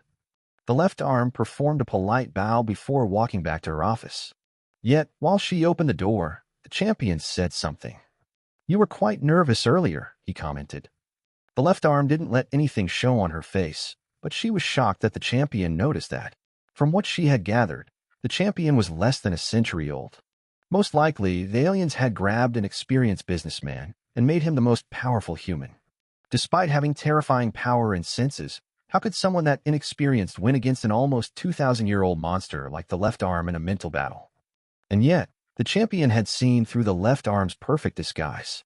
I am human, the left arm said, turning around to look at the champion calmly. I'm not immune to emotions. Why were you nervous? The champion asked calmly. With all due respect, I don't want to share my personal life with others, the left arm said. The champion looked at the left arm for a while. A couple of seconds later, he sighed. I just want to help you, he said in a helpless tone. Grow into your role as humanity's protector first, she answered. Then she performed a polite bow before leaving. The champion felt the sting of refusal. But she didn't say no. She just said that he should grow more first. Naturally, the champion had just tried to make a play at the left arm and was promptly turned down. However, the champion of light was the most powerful human in the world. There was nothing he couldn't have. He was sure that, with time, he could have everything he wanted. Yet, the champion was still thinking about the nervousness he felt coming from the left arm when he stood in front of the Spectre earlier. It couldn't be, right? Chapter 742, Sky Garden City. After talking with the champion of light, Nick went back to the technician and asked him for a couple of upgrades to his barrier. The technician had been very careful with how many rights he gave Nick's barrier. It wasn't that he didn't want to help Nick, but that giving him too many rights might make the champion suspicious. However, with a new directive from the champion of light, the technician finally had an excuse to upgrade the rights of Nick's barrier. He did just that, and Nick left the headquarters. Well, I have to contribute some more. As long as I keep contributing, the champion won't care what I do. Although, Nick thought with furrowed brows, I still have to be careful. Nobody really knows this person, and there must be a reason why the aliens chose him out of millions of humans. He must have some kind of talent or something that makes him exceptional and perfect for the job. I should not distinguish between free time and work time anymore. Instead, I should work slowly and just sneak some learning in. I'll just deliberately report my results later. The fact that the champion of light believes that I am a specter that's interested in their own gain is a good thing. Working too much for humanity would be suspicious for a specter. Instead, I should appear a bit lazy. Nobody trusts an overeager specter. Laziness. How very fitting, Nick thought as he kept flying to the northwest. The champion had told Nick to contribute, but he hadn't said how he should contribute. So he just decided to free a couple of cities from the corruptor's influence. Of course, the first question was which corruptor Nick should deal with. Going after Wrath was not a good idea, since it was the last servant of War. If War got pushed too far into the corner, it might decide to recruit more Fallen to join its cause. Going after Gluttony also wasn't necessary since it was fighting with Sloth, Lust, and Wrath over territory in the Grand Continent. Nick couldn't go after Greed for obvious reasons. He also decided to avoid Envy. While Envy's abilities were probably not as powerful as the other corruptor's abilities, it had an insane number of them. It probably had over 100 different abilities, and there was a possibility that it might be able to see through Nick's disguise with one of them. Envy was most likely the most versatile specter in existence, and that was exactly the thing that caused the most issues for Nick. Nick generally won engagements by using his wide array of tools to change the situation in his favor, but against Envy, he wouldn't be able to do that. So that left Lust and Sloth. The two controlled almost all of the Grand Continent and were allies, making them the most stable corruptors. Nick decided to go after Sloth due to its geographical location. There was just a little bit of ocean between the northeastern corner of the Grand Continent and the northwestern corner of the Great Triangle. Even more, the Fiend of Darkness was in the stronghold in the northwestern corner of the Great Triangle. Envy was already slowly advancing towards the Great Triangle, but was doing so from the south. Sloth was a more immediate threat. As Nick continued flying, his ability eventually reactivated. It hadn't been active all this time since Death had still been looking at him. Of course, due to Nick's new advancement, he knew Death's approximate location. But what's the point of that? Nick thought as he glanced towards the southeast. The guy is inside the ocean. Even if humanity knew its precise location, the adversaries in the ocean would use this chance and attack the shields. In order to get to Death, we need to deal with the ocean adversaries first. Nick's brows furrowed in annoyance. Also, I doubt the champion would even be interested in fighting Death. As far as I know, the two of them are just putting up a show. After all, they are working for the same master. The only ones that can truly kill adversaries are the other shields since they are actually on humanity's side. Hopefully, there might be a second traitor. Nick flew past the stronghold in the northwest of the Great Triangle and reached the ocean. After he reached the ocean, Nick changed his appearance. He turned from a tall and muscular man into a small but slightly athletic man. His skin also changed from a healthy and thick one into a very white and unhealthy one. In essence, Nick wanted to look like a poorer person who was very experienced. He didn't want to imitate a high-profile person, but he also didn't want to get into any contact with robbers. A moment later, Nick activated his barrier and looked at some local copies of database entries from Aegis' main database. Naturally, these entries were about cities close to the northeastern corner of the Grand Continent.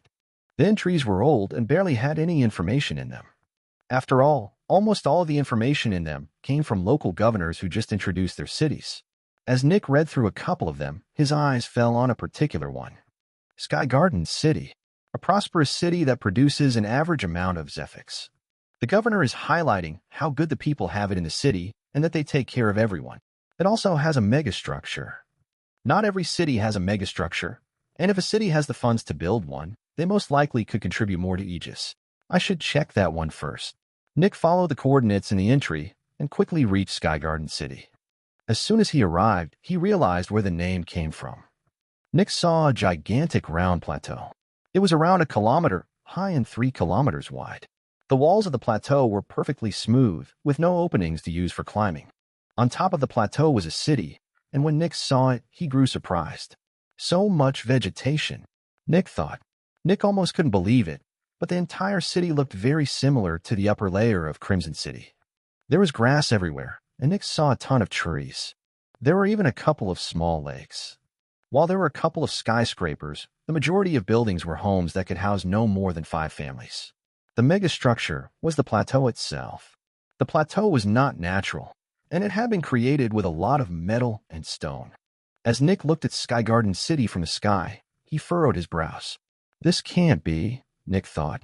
There has to be some bad stuff going on in the underground for these people to live in such luxury. Nick did a rough count of the houses and estimated the number of people living there. Should be anywhere between 4,000 and 8,000 people, he realized with shock. This city manages to let so many people live in such luxury? I have to investigate. Nick approached the city as a cloud of mist. He didn't directly fly in, but went to the bottom of the plateau. Then he slowly floated up, searching for an entry point. While the megastructure was almost perfectly smooth, there were still a couple of places that had deteriorated a bit due to time. The smoothness of the surface still remained, but the layer of stone on the top had just become thinner and not as dense. Nick entered through one of these spots and found himself in a crawl space for maintenance staff. The crawl space was completely dark, but that wasn't an issue. He rapidly moved through the underground of the city, searching for the city's dark secret. Yet, despite searching for several minutes, Nick didn't find anything. There was no hidden underground city. There were no people living in the underground. Nick almost couldn't believe it. Seriously, everyone in the city lives in an environment similar to Crimson City's upper layer? That's crazy. Nick felt quite humbled. Not even he could create such a utopia.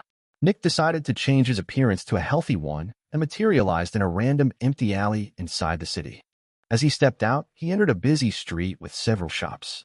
People were walking around, eating random snacks, and chatting amongst themselves. The conversations were quite lighthearted. Nick saw people entering shops and paying with cards, but almost nobody talked about money. It was like money just wasn't a big concern for them. The atmosphere was quite lively, and Nick decided to spend several hours walking the streets. It was difficult for Nick to believe, but he didn't find any big signs of suffering. Sure, some people had a bad day, but their idea of a bad idea was the idea of a perfect day for most people living in this world. Eventually, Nick decided to follow the money. He entered one of the food shops and looked through their finance documents. That's a lot of tax, Nick thought. Over 60% of their profits are getting taxed.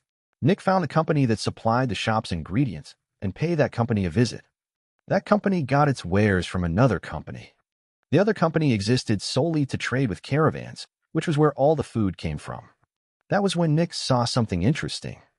Almost no export. They are almost exclusively importing. That means the city is spending a ton of Zephyx on the caravans. And despite all that, the city still produces an average amount of Zephyx. Slowly, an image started appearing in Nick's mind. There has to be a Specter that produces a crazy amount of Zephyx in this city. Either the heroes and specialists are working overtime, or the entire city is feeding the Specter. As Nick looked at the city, an idea popped into his head. Can living comfortably and not wanting for anything be associated with the concept of sloth? And very quickly, Nick was put before a choice. If this city was truly controlled by sloth, should he actually change it? Chapter 743, Paradise. Nick found himself facing a difficult decision. This is the utopia I always wanted to create. The people here are happy, and everyone can do what they want with their lives. People don't seem to starve or suffer a lot. Yet, this is the result of a Specter that actively works against humanity. Nick shook his head. Thinking about this right now is pointless. I should make sure that I'm actually right in my deduction and check. I have to see if this city is truly controlled by sloth or not. Nick sighed and decided to gather some intel about the manufacturers of Skygarden City. If there was one of Sloth's agents in this city, it was most likely operating in one of the manufacturers. Nick transformed into a normal human again and started to walk the streets. It didn't take long until a random passerby wished him a good day, since he assumed a very friendly appearance. Nick started a conversation with a random person and just talked about general things. Eventually, their conversation landed on the guy's job, which was related to supplying building materials. Due to the plateau, the building materials had to come from outside, and Nick used that part to change the topic to the manufacturers. He got a bit of information about the manufacturers, and he very quickly heard something very interesting. Other manufacturers? The guy asked with confusion. Did they make a new one? Wasn't there another company that everyone talked about in the past? I swear I heard something about another manufacturer or something like that, Nick said. Not as far as I know, the guy said with a shrug. It's always only been Equilibrium. I mean, they technically own the city. It would be strange if there was another manufacturer. Nick got the location of Equilibrium from the guy by changing the topic to the guy's job again. He simply complimented Equilibrium's building without really knowing what it even looked like, and the guy filled in the blanks. Nick brought the conversation to a close and continued walking. Only a single manufacturer, Nick thought. I've never been in a city that only has a single manufacturer. Usually, even if the main manufacturer does a wonderful job, there are plenty of extractors that want to make it big by creating a manufacturer of their own. But this city doesn't seem to have any of that. Nick quickly went to Equilibrium. Surprisingly, the building wasn't in the center of the city but near the edge of the plateau. Even more surprising was that the building wasn't very big. Well, it was over 100 meters big, but for the sole manufacturer of an entire city, this definitely couldn't be considered big. After a bit of investigating, Nick assumed the appearance of a veteran whose shift just ended. Nick found one of the rare guards and started a conversation with them. Apparently, all the guards were from Equilibrium as well. The more Nick heard about Equilibrium, the stranger it got. The manufacturer was rather small.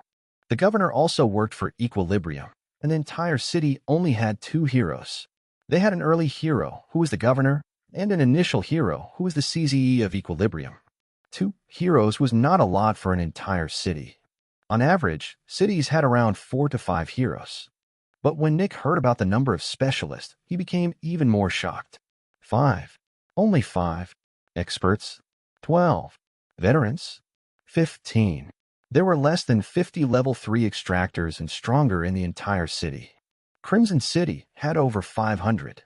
Even more, Equilibrium wasn't even searching for new members. But why? Nick thought. A city attracts a lot of Specters, and they should have access to way more Specters than that. Are the Specters just not being worked with? Such a small number of extractors could barely produce the Zephyx necessary for the tribute, but the city has enough Zephyx to splurge on caravans. This means that there has to be one Specter that produces an insane amount of Zephyx in the city. Nick decided to start another conversation with another guard, and in the middle of the conversation, he asked why they were not hiring more people. Wouldn't it make sense to have more people to produce more Zephyx? The guard just looked at Nick like he was an idiot. Then he gave arguments as to why that was a bad idea. First, the city was already producing enough Zephyx. They just didn't need more. Second, 90% of Specters were horrible to work with, and it would be unconscionable to force people to work with these kind of Specters. 90% are unworkable? Nick thought. It's more the opposite. You can work with 90% of Specters. Specters that you can't work with are in the minority. Then Nick heard something shocking. What did the city do with the unworkable Specters? They killed them. They didn't even contain them. They literally just killed them. Naturally, that was bad. Killing an adult created several hatchlings all over the world. Killing a Specter was only okay if that Specter caused an insane amount of suffering and was truly unworkable. For example, a Specter directly working under a corruptor. Another good example would be a Specter that grew more powerful by causing suffering to a great number of normal people, or one that uncontrollably killed swathes of humans. The Crimson Sea was a good example of such a Specter. The only reason why it wasn't killed was its ability to consume other Specters, which made it usable as a Zephyx storage. Yet, the extractors of this city killed Specters just because they didn't live up to their high standards of workability. Killing a Specter that grew more powerful by causing suffering to one extractor could give birth to several Specters that would cause suffering to many more people. This was actually extremely dangerous. Eventually, Nick asked about the most powerful Specter in the city. The equalizer is great, the guard said. The more content everyone is, the more Zephyx it produces. Seriously, we're so lucky to have it. It's all thanks to it that we can live in such a great city. The more content everyone is, Nick thought as he took note of the word content. It's not about happiness, but about being content. Content means you are fine with what you have. In one way, you could call it happiness, but you could also call it stagnation. Nick thought of a person with an average job who had a small family in a small house. Many people wouldn't feel content in such a situation. They wanted more. Yet, there were also people who could be fine with living a life like this. Was it wrong to be content in such a situation? No. Was it good to be content in such a situation? Probably. Wasn't every human searching for happiness? As long as a human found happiness and felt content, they had essentially already reached their goal. However, this was only true in a vacuum. What if the content father had a child who wanted more in life and wanted to have an expensive education for their future? In a way, a person was not responsible for another person's happiness, but it wasn't that easy. Humans needed to work together, and some people needed others' help. In this case, Skygarden City was the father, and the remainder of the world was the child. Skygarden City was happy and content, but their actions negatively affected the remainder of humanity. And that's where Sloth's threat appears, Nick thought. In this case, it makes people happy and takes away their desire to grow. If this were expanded to the entire world, humanity would never be able to break free. Everyone would be happy with the status quo, and there would barely be any powerful extractors left who can fight the Specters. Nick was reminded of the other city that belonged to Sloth, which he had visited a long time ago. That city had been extremely powerful, but none of the powerful extractors were willing to help or join Aegis. Sloth is creating small utopias for humans. It is essentially bribing them. You get to be happy, but you must not help your kin. Nick gritted his teeth. I hate this. Happiness for everyone is what I want to achieve, but in this case, it is actively damaging humanity. But what am I supposed to do? Are humans not allowed to be happy? Is an individual not allowed to be happy and content with their life? If I want to help humanity as a whole, I would need to destroy the lives of thousands of content and innocent people. They didn't do anything wrong. They are following the rules and are living their lives. Nick was unsure how to proceed. He couldn't deny that the city's policy was damaging humanity as a whole, but getting rid of Sloth's influence would transform this paradise of a city into just another miserable city. What do I do?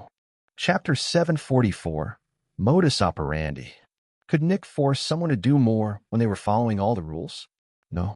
After all, they were doing everything that was required of them. Was this situation damaging to humanity as a whole? Yes. The happiness of about 6,000 people in exchange for a bit more help for Aegis. These were 6,000 people, and their loss of happiness would help Aegis just a little bit. It didn't feel right. This was a conundrum. No matter what Nick chose, it felt wrong.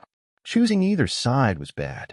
Well, it's true that it would have dire consequences if every city acted like this one, but that's simply not reality, Nick thought.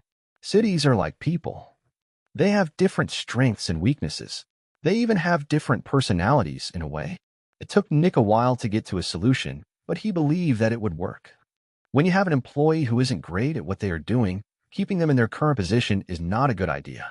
However, firing them is also bad. Just because they are bad at one thing doesn't mean they are bad at everything.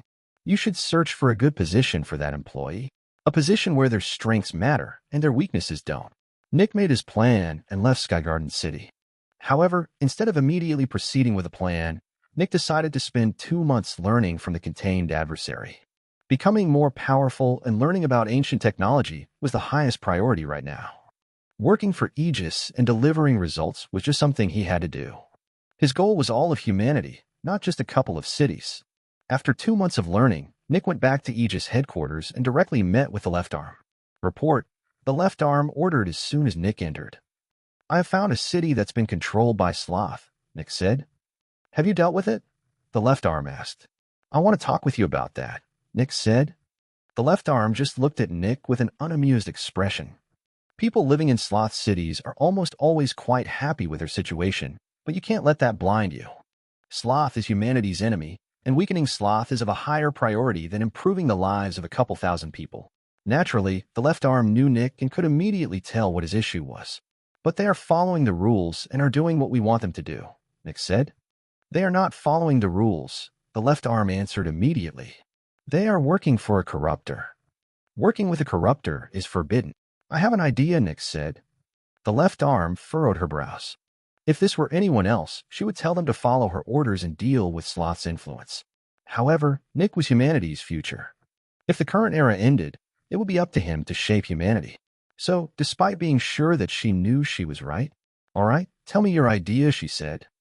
Cities are like employees, Nick said. They are employees who work for Aegis. We protect them, and in return, they contribute to our efforts, correct? The left arm didn't answer since she didn't need to. I think we should not be looking at individual employees who perform badly, but think about the positions they are in, Nick said. Every city has to contribute Zephyx, and they also deliver new members for Aegis. This is what they are supposed to do. However, not every city is good at that. We are investigating cities that are not up to the standard of their position, and we fix them so that they fulfill our standards. But what if we make a new position? The left arm furrowed her brows, but she didn't interrupt Nick. If we say that every city represents an employee, we are essentially forcing everyone to do the same thing, despite their strengths and weaknesses being different. What if we take advantage of their strengths instead of forcing them to work in a way that makes their weaknesses more pronounced? Nick asked. Your argumentation makes sense, the left arm said, but you're talking in simplified analogies. Speak in more realistic and concrete terms. Well, Nick said, right now Skygarden City is barely producing any extractors, and they are working with a pitifully small amount of Specters. They are essentially producing 0 soldiers that Aegis can use. But what if, instead of asking them to make soldiers, we ask them to create weapons for our soldiers? More concrete terms, please, the left arm said with annoyance. Get to the point. Specters, Nick said. They are killing almost every Specter they find because they don't want to work with them. But just because they don't want to work with them doesn't mean that nobody wants to. What if we treat Skygarden City as a Specter procurer? Since they don't want to work with the Specters, we can give them an incentive to catch them and then just take them for ourselves. Of course, we won't be using the Specters ourselves. Instead, we just transport them from their city to a different city. The manufacturers in other cities will happily work with the Specters, which means more Zephyx production, which means more powerful extractors. The left arm looked at Nick with furrowed brows. Intercity Specter trade is illegal due to the risk. We only allow it in exceptions. You are the rule maker, Nick said. You can change the rules. Not taking advantage of such cities equates to wasting money. Additionally, And maybe more importantly, Sloth is using our rules to weaken humanity. This is the way Sloth hurts us. It is essentially using a loophole. But if we fix the loophole, Sloth will lose its weapon, and it is even helping humanity. Of course, Sloth's influence can't become too strong, but we need a proper ratio between the two different kinds of cities for it to work. As long as we don't let it take overhand, Sloth is actually helping us. Sloth's export of Specters will increase our power, which we will use to deal with other corruptors. It benefits, but we also benefit. At least with how things look now, Nick said as he came to the important part of his plan. Sloth is humanity's enemy. That is an unchangeable fact. While Sloth would most likely be content with this new dynamic, death and pestilence won't be. They will realize that Sloth is helping humanity instead of damaging us, and they will force it to work differently. At that point, Sloth will be forced to take a more direct approach, and it will lose the tactic it has used for the longest time. We are essentially forcing Sloth to abandon its strengths and work with its weaknesses. Its damaging effect will lose all its power. In that case, we don't need to dedicate any manpower to its territory anymore, giving us more manpower for other territories. Either it continues being useless, or it becomes more aggressive and loses its most powerful weapon. This could make Sloth vulnerable, and it might make mistakes. The left arm remains silent for a bit. The idea isn't bad, but we are missing the manpower to oversee such exchanges, the left arm said. We can't send so many heroes to transport Specters between cities. Every time a hero travels from one city to another is dangerous due to wild demons and fallen. What about the caravans? Nick asked. We already did that in the past, the left arm said. Caravans are in just as much danger, and many dangerous Specters broke free. That's the very reason why intercity Specter trade is made illegal. Nick didn't give up. Sounds like expected losses if we are speaking from a company's perspective. You can't make money without losing some. You use money to make more money, and as long as the losses are not higher than the profit, it still works. What is worse, tens of cities killing 90% of all the Specters they see, or a couple of Specters breaking out in the middle of nowhere? I would agree with you if Sloth didn't exist, but it does exist, and that's the entire issue. If Sloth changes its modus operandi, we can still make intercity Specter trade illegal again. This entire change in policy is just to deal with Sloth's weapon. As soon as Sloth changes how it operates, it has to retroactively change the way all of its cities operate. The changes will be noticeable, and we will find out which cities it controls very quickly. We are forcing Sloth into a corner with that change. The left arm remained silent for quite a while. I'll have to talk with the champion and the other shield about this. Your idea sounds feasible, but we have to crunch the numbers and make a concrete plan if we want to turn this from an idea into reality. Nick felt relieved when he heard that. I'll deal with it, the left arm said. For now, ignore Sloth's territory. You should focus on a different territory for now. The technician will tell you if anything comes from this. Thank you, left arm, Nick said. The left arm just nodded, and a moment later, Nick left her office. Chapter 745, Emergency Meeting.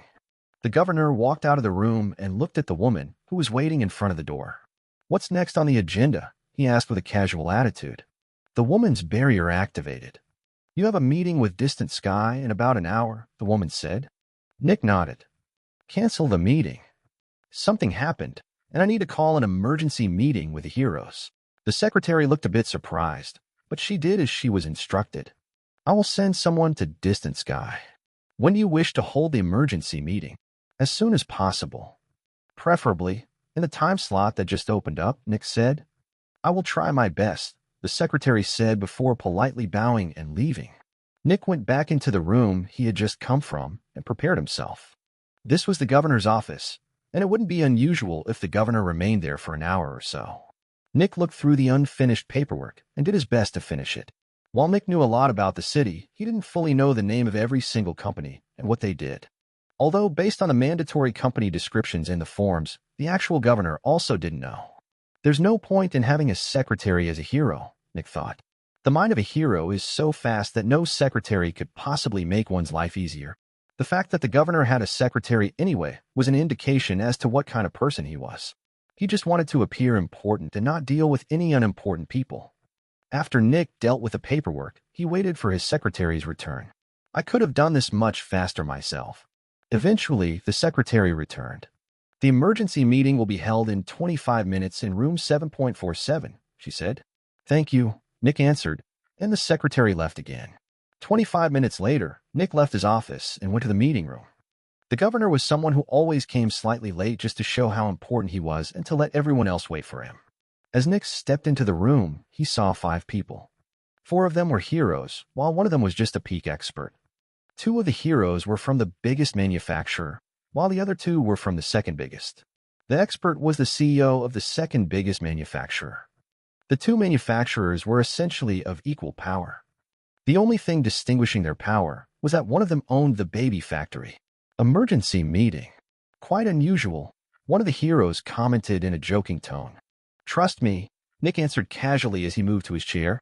I wouldn't have called for it if it weren't so important. Oh no, another guy spoke sarcastically. Is there another fanatic in the city somewhere? Henry, this is serious, Nick said with a slightly reprimanding tone. We're dealing with an actual serious matter right now. It's probably not so bad, the first hero added casually. It was quite evident that the atmosphere the old governor aimed for in the meetings was casual. He was quite buddy-buddy with all the people here. What is it? A third hero asked. What's got you so worried? Nick sat down and sighed deeply.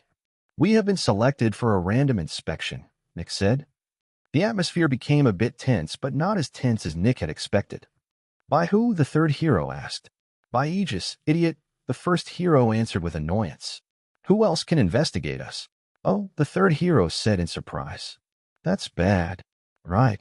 The first 2 heroes threw a glance at the fourth hero, who just looked down with a casual smile as if nothing was going on. The third hero was his colleague. I get that it's important, the expert said, but don't you think you're overreacting? I rarely get to call emergency meetings, Nick said. I thought this would be a good opportunity. The expert leaned back and sighed. You had me seriously worried there. How can you feel worry? The first hero asked. It's a phrase, the expert answered casually. No, I obviously can't be worried, but people talk like that. Nick did his best not to furrow his brows since the actual governor rarely did that. The next moment, he activated his barrier and ordered it to interact with the expert's barrier. Nick could feel the waves coming from the expert's barrier, which told him that he had one. And yet, when Nick ordered his barrier to interact with the expert's barrier, nothing happened. He doesn't have a barrier, Nick thought. Naturally, there was only one reason why an extractor wouldn't use a barrier. They were not actually an extractor, but a Specter. Compared to Nick, this Specter didn't have access to custom-made Specter barriers. They are quite open about his true identity, Nick thought. He's the CEO of the second biggest manufacturer, but even the biggest manufacturer seems to know. They are not enemies. They're probably not even competitors. A hidden monopoly. I assume we're going to use the plan you made for that occasion? The first hero asked Nick. Do you even know the details of it? Nick asked with a raised brow. The hero snorted. No. Oh, I know. The third hero shouted excitedly. Then, why don't you tell us? Nick asked. The third hero grew excited and started to recite a list of things everyone had to do to get past the inspection without issues. It was a good plan. Apparently, the city even had fake orphanages for exactly this situation. The plan essentially detailed how the city could appear like they were not suffering from the obvious overpopulation. While the plan wasn't bad, it couldn't hide such a gigantic issue this easily. That was until the third hero talked about the last step of the plan. And finally, eliminate 80% of the proxy humans living in the outskirts, the third hero said with pride. After all, he had managed to recite the entire plan from memory. When the third hero said that, Nick paid very close attention to everyone in the room to gauge their reactions. The first hero narrowed his eyes. The second hero's expression hadn't changed. The third hero was excited because he got to recite the plan from memory. The fourth hero's smile dropped, and he looked to the side, seemingly lost in his thoughts. Naturally, the Spectre showed no reaction. You seem worried, Marvin, Nick said to the first hero. I'm not sure about the plan, Marvin said. Oh, boo-hoo, magnanimous Marvin is at it again, the second hero said with a ridiculing tone. Marvin threw a reprimanding glare at the second hero, who was supposed to be his colleague and was supposed to back him up. Henry, the second hero, realized that his joke had been inappropriate and just smiled in embarrassment. The nickname of Magnanimous Marvin was an inside joke in the company, and Marvin didn't mind it, but referencing it in an emergency meeting with outsiders was not appropriate. The third hero wasn't the only dumbass in this meeting. What's your issue with the plan? Nick asked. Killing so many proxy humans will put quite a strain on the baby factory. It won't produce a lot of Zephyx for the next months, Marvin explained. Naturally, a big factor in the baby factory's growth was the suffering that overpopulation caused. Without overpopulation, there would be a lot less suffering. Do you have an alternative? Nick asked. We could move around 30% of the proxy humans to the inner city for the duration of the inspection, Marvin said. Everyone in the room looked at him with concerned or confused expressions. Nick looked especially closely at Marvin. He's nervous, Nick thought. He shows signs of having a fight or flight reaction. If this were truly just about money, he wouldn't be this nervous. After all, everyone in this room is after money. Several months, the fourth hero asked. The baby factory will get back to the old load of proxy humans within a week. We just have to incentivize people more. The economic impact is minuscule. Marvin looked at the others. He couldn't see any supportive glances. You're probably right. Sorry, I got lost in the details, Marvin said. You have to spend money to make money. As expected, Nick thought. It seems like not everyone is on board with how the city operates. This Marvin guy wants to change things, but he's not getting support from anyone else. Sadly, he lacks the courage to put his life on the line for the things he believes in. But not agreeing with how the city is run is already an upgrade from the others. I should gather more information on this Marvin guy. It's possible that he wants to change the city from the inside. After about an hour, the meeting ended, and everyone left. Well, almost everyone. Nick asked Marvin to stay and escorted him to his office. He would put Marvin to the test. Chapter 746, Emergency Meeting.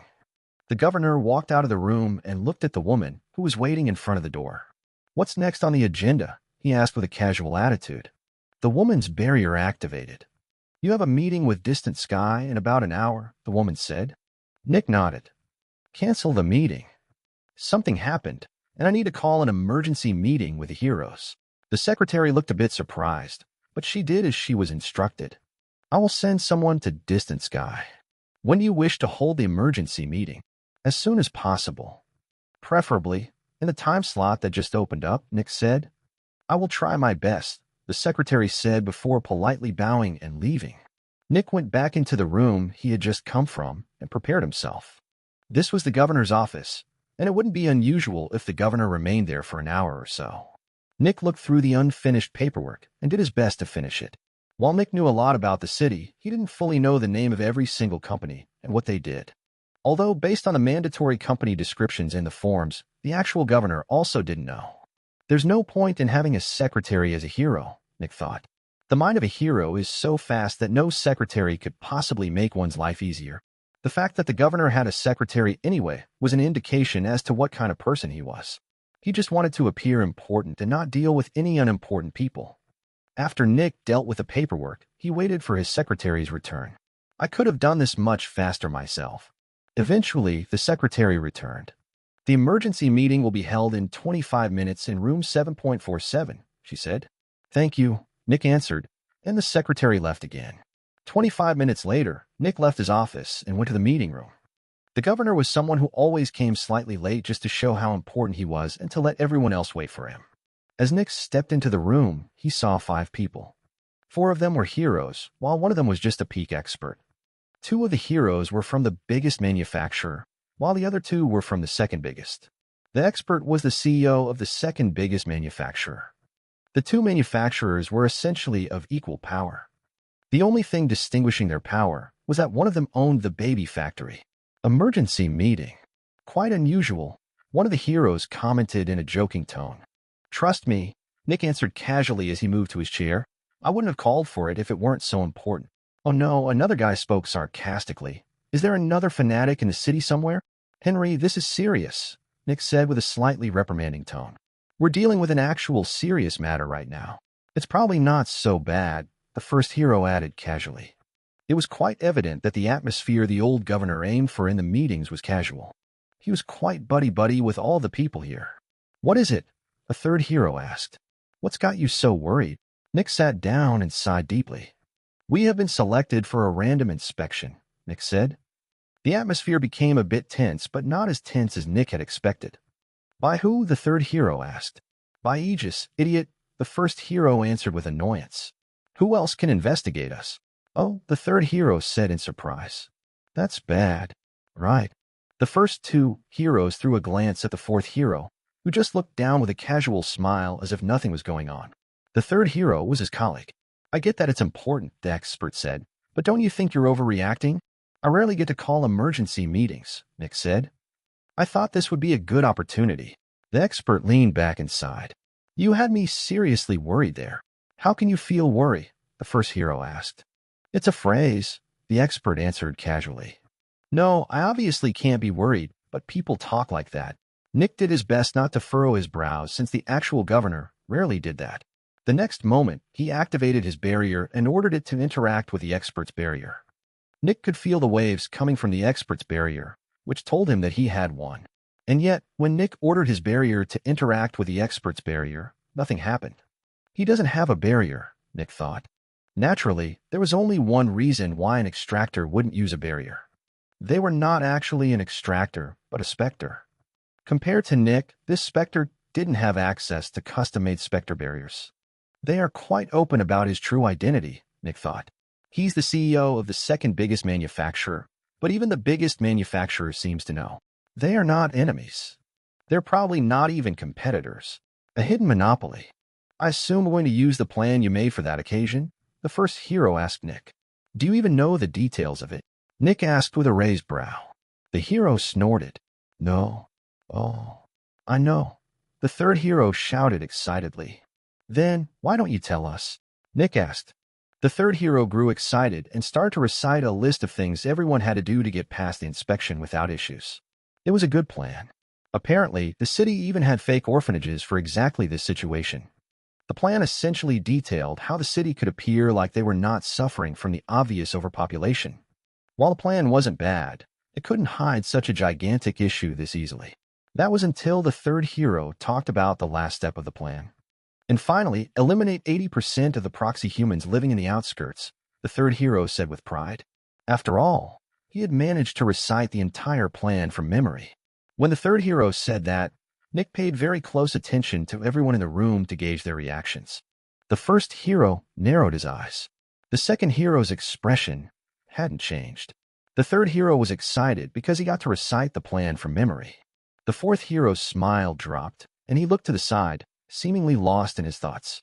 Naturally, the specter showed no reaction. You seem worried, Marvin, Nick said to the first hero. I'm not sure about the plan, Marvin said. Oh, boo-hoo, magnanimous Marvin is at it again, the second hero said with a ridiculing tone. Marvin threw a reprimanding glare at the second hero, who was supposed to be his colleague and was supposed to back him up. Henry, the second hero, realized that his joke had been inappropriate and just smiled in embarrassment. The nickname of Magnanimous Marvin was an inside joke in the company, and Marvin didn't mind it, but referencing it in an emergency meeting with outsiders was not appropriate. The third hero wasn't the only dumbass in this meeting. What's your issue with the plan? Nick asked. Killing so many proxy humans will put quite a strain on the baby factory. It won't produce a lot of Zephyx for the next months, Marvin explained. Naturally, a big factor in the baby factory's growth was the suffering that overpopulation caused. Without overpopulation, there would be a lot less suffering. Do you have an alternative? Nick asked. We could move around 30% of the proxy humans to the inner city for the duration of the inspection, Marvin said. Everyone in the room looked at him with concerned or confused expressions. Nick looked especially closely at Marvin.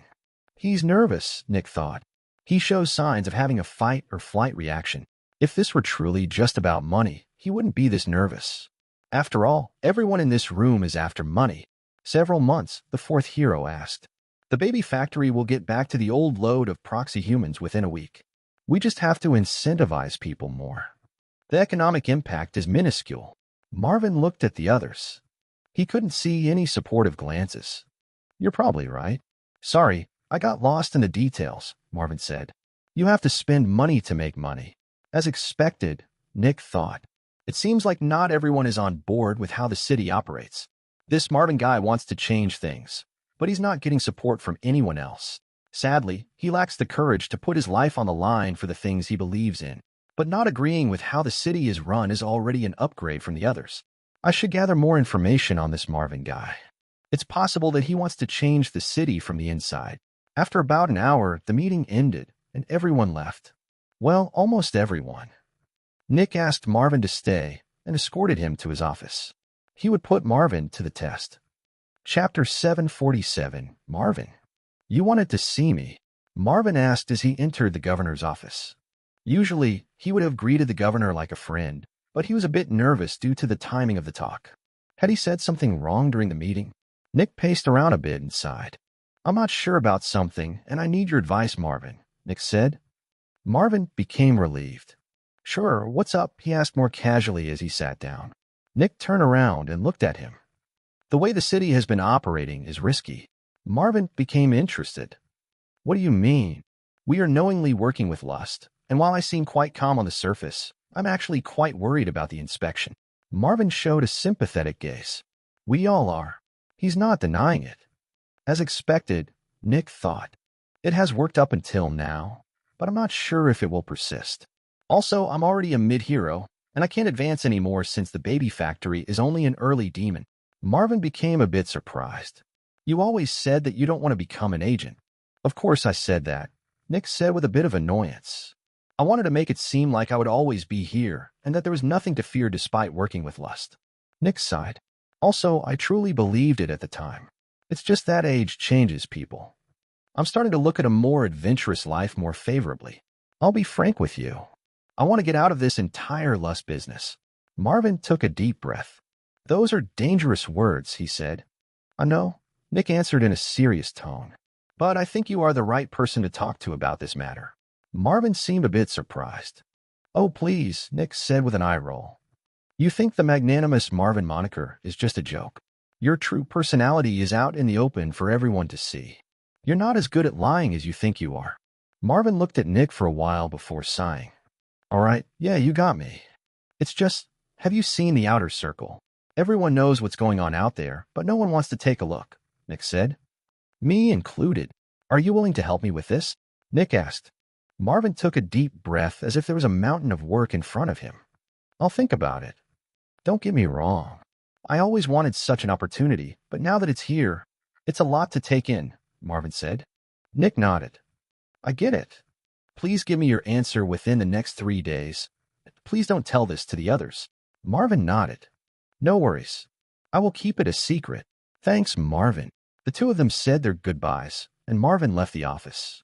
A moment later, Nick told his secretary that he didn't want to be disturbed for the next 6 hours before vanishing from the office. Nick quickly caught up to Marvin and secretly followed him. While he seems trustworthy, I have to make sure. People only show their true selves when nobody is watching. Might be that he's just an amazing actor. Marvin just did his job for the next hours, and he did not seem different in any way. But then he met somebody.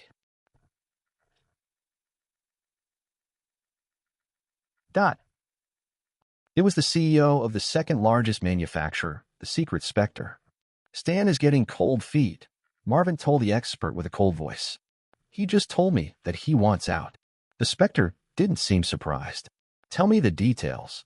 Marvin repeated everything Nick had said to the Spectre, who remained silent. I didn't think that he would change his mind suddenly, the Spectre said. I also didn't expect that, Marvin answered, but apparently he's had his doubts for a long time. He's probably just very good at staying hidden. I'll talk to Lord Lust, the Spectre said.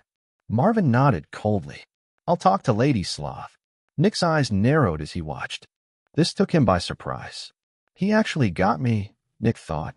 He only acted like he had heart, but in truth, he's probably also a Spectre, except that he follows Sloth, not Lust. Influences from two corruptors in the same city. I've never seen that before. Although Lust and Sloth are the only ones truly working together. Their territories are also side by side. It would make sense that they would keep each other's backs safe. Marvin is quite good at acting. He even got me. Luckily, I followed him. Nick watched as the weaker Spectre left the room. That's my chance. He followed the Spectre towards an isolated house near the outskirts of the city. There, he saw the Spectre opening a secret trapdoor. Nick followed after the Spectre, and sure enough, he saw a greater relay. From his hiding spot, Nick watched the Spectre activate the greater relay, and Nick remembered the method the Spectre used for the future. This time, Nick didn't remain anywhere near the greater relay after the Spectre activated it and retreated far away. He didn't want to be found by Lord Lust just yet. Thanks to his ability, Nick could tell that Lord Lust hadn't noticed him. Several minutes later, the Spectre walked out from the trapdoor, and Nick followed it. The two Spectres met up again. We're switching, the weaker Spectre said. I already heard, the stronger Spectre said. Everything else was communicated via voice transmission, and Nick couldn't hear in on them. However, he knew that they would be changing the leadership of the city. With Aegis inspection on the horizon, they didn't want to take any chances. They would just expose themselves, let the baby factory die, and slowly reshape the city. Marvin would most likely tell Aegis about what was going on in secret, and since Aegis was lacking in manpower, they might even consider him as a substitute governor. If that happened, things would be much easier. However, even if Aegis didn't do that, the Specters still had a backup plan. They just needed to let a new demon working for Sloth get captured, which would slowly reshape the city into another one of Sloth's paradises. The amazing thing about Sloth was that they didn't even need to have somebody in the government who secretly controlled things. Sloth's Specters gave the humans what they wanted, and they would do everything Sloth wanted without even thinking about it. At least, that's how I think things will go down, Nick thought. The next moment, Nick secretly went to the city's console and contacted Aegis. This time, he used his credentials as a special agent. He ordered an inspection of the city and told them what to do. The inspectors would act like they had already killed the governor in secret, as they killed the other leaders. Nick also ordered them to follow Sloth's presumed plan. Nick didn't explain why, since he had to keep everything secret. Most likely, that specific order would elicit suspicion, and the inspectors would ask the technician or the left arm for confirmation. Naturally, they would give confirmation, and the plan would come into effect. Lastly, Nick added that they should wait for the inspection until Marvin contacted them. After all, Nick didn't want to elicit any suspicion. He wanted Sloth's plan to go as smoothly as possible. Nick sent all the details and turned back into the governor. For the next 2 days, Nick just acted like the governor, but he kept his barrier connected to the city console the entire time. Finally, Nick got a message. The inspection will happen tomorrow. They were contacted by Marvin, Nick thought. Seems like I was right. Nick told his secretary that he would be taking the day off and would spend it alone. Then, the current governor of the city vanished for the last time. Nick quickly searched for the Spectre working for Lust and followed it. After not even a single hour, the Spectre went to the Greater Relay again. But this time, it didn't activate the Greater Relay. Instead, it put the Greater Relay in a huge sack and fled the city. Naturally, the Spectre would know that it would be killed as an accomplice when the inspection happened, and it wouldn't let itself get killed by Aegis. Specters were interested in their own survival above all, and even if Lord Lust ordered the Spectre to die, the Spectre wouldn't comply. A high chance of death was still better than certain death. Naturally, the baby factory would be sacrificed, but that was an expected loss. Nick followed the Spectre to its new hideout, which was inside a cave in the middle of nowhere. For a couple of days, the Spectre just stood in the cave, facing the wall. Guess it's just waiting. Then, exactly 5 days after leaving, the Spectre moved and went to activate the Greater Relay. Now's my chance. Chapter 748, Very Angry Spectre. Nick prepared himself mentally. He would need to act very unlike himself for this next conversation. Nick changed his appearance into that of an unhealthy and small man. He had black bags under his eyes, and his black hair was disheveled. To top it all off, he got rid of his lips, giving him an extreme aura of instability and perpetual anger. Then, he started to run through the wasteland. After a couple of seconds, his ability deactivated, and he knew that Lust had noticed him. Sure enough, a moment later, "You will serve me or die," a high male voice spoke in his mind. "Huh," Nick uttered with annoyance and anger as he looked at a small cave. The elder from earlier was looking at the distant Nick. Behind the elder was the image of Lust, which was very different from what Nick had thought. Lust was a fat and dirty man. "Are you threatening me?" Nick asked aggressively as he stomped closer to the two Specters. "So what if I am loser?" Lust asked with a smirk. "You will serve me, or you will die." Loser. Nick thought for a moment in surprise. This is a weird one. Although all the corruptors are kind of weird. "You calling me a loser?" Nick shouted with pure aggression. His ability to disguise himself also allowed him to put himself in the headspace of the imaginary Spectre. So while Nick still had full control over his actions, he genuinely felt an unending barrage of hatred and anger assaulting him. "I am Lord Lust, and I am a peak fallen," Lust said with a smirk. "You better not mess with me, loser. Your only chance at..." Bang. Aggressive black smoke surrounded Nick as he charged forward in an instant. With a single swipe of his long fingernails, he tore the elder into pieces right in front of Lust. "I don't give a shit. You fat fucking piece of shit. Nick shouted as he looked deeply into Lust's eyes. You're not even here. Fat fuck's too afraid of going one-on-one with me, huh? Lust narrowed his eyes. It was more than obvious that this new servant of his was an intelligent specter with an altered state of mind. These were always troublesome to deal with. I have 3 fallen and over 40 demons serving me. Lust spoke with an intimidating aura. You will serve me, or I will kill you. The sides of Nick's lipless mouth pulled up. Lust, right? He spoke with a mix of anger and confidence. You're the one controlling the cities around here. I sure am, Lust answered. You better not mess with me. Nick started to laugh in an enraged manner. Good, he said. Now you've done it. You angered me, and I don't like being angered. Nick dramatically pointed a finger at Lust. I'll fuck all of your cities up. I won't rest until I free all of the cities of your disgusting influence. Lust narrowed his eyes.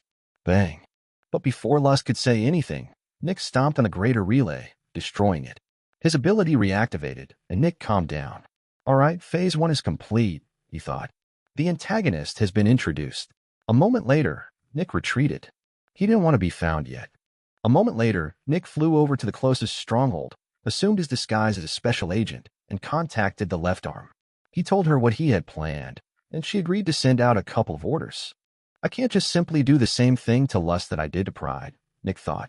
If a dumb force specter appears that keeps causing damage, the other corruptors might connect it to the force specter that followed Pride. I'll have to be a bit more creative.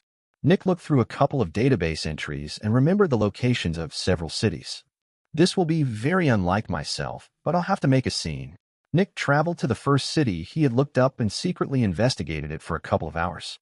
I think the city is clean, Nick thought. This city doesn't seem to have a corruptor's influence. Then he went to the next city, but this one was also clean. But when he arrived at the third city, he immediately knew that he found one controlled by Lust.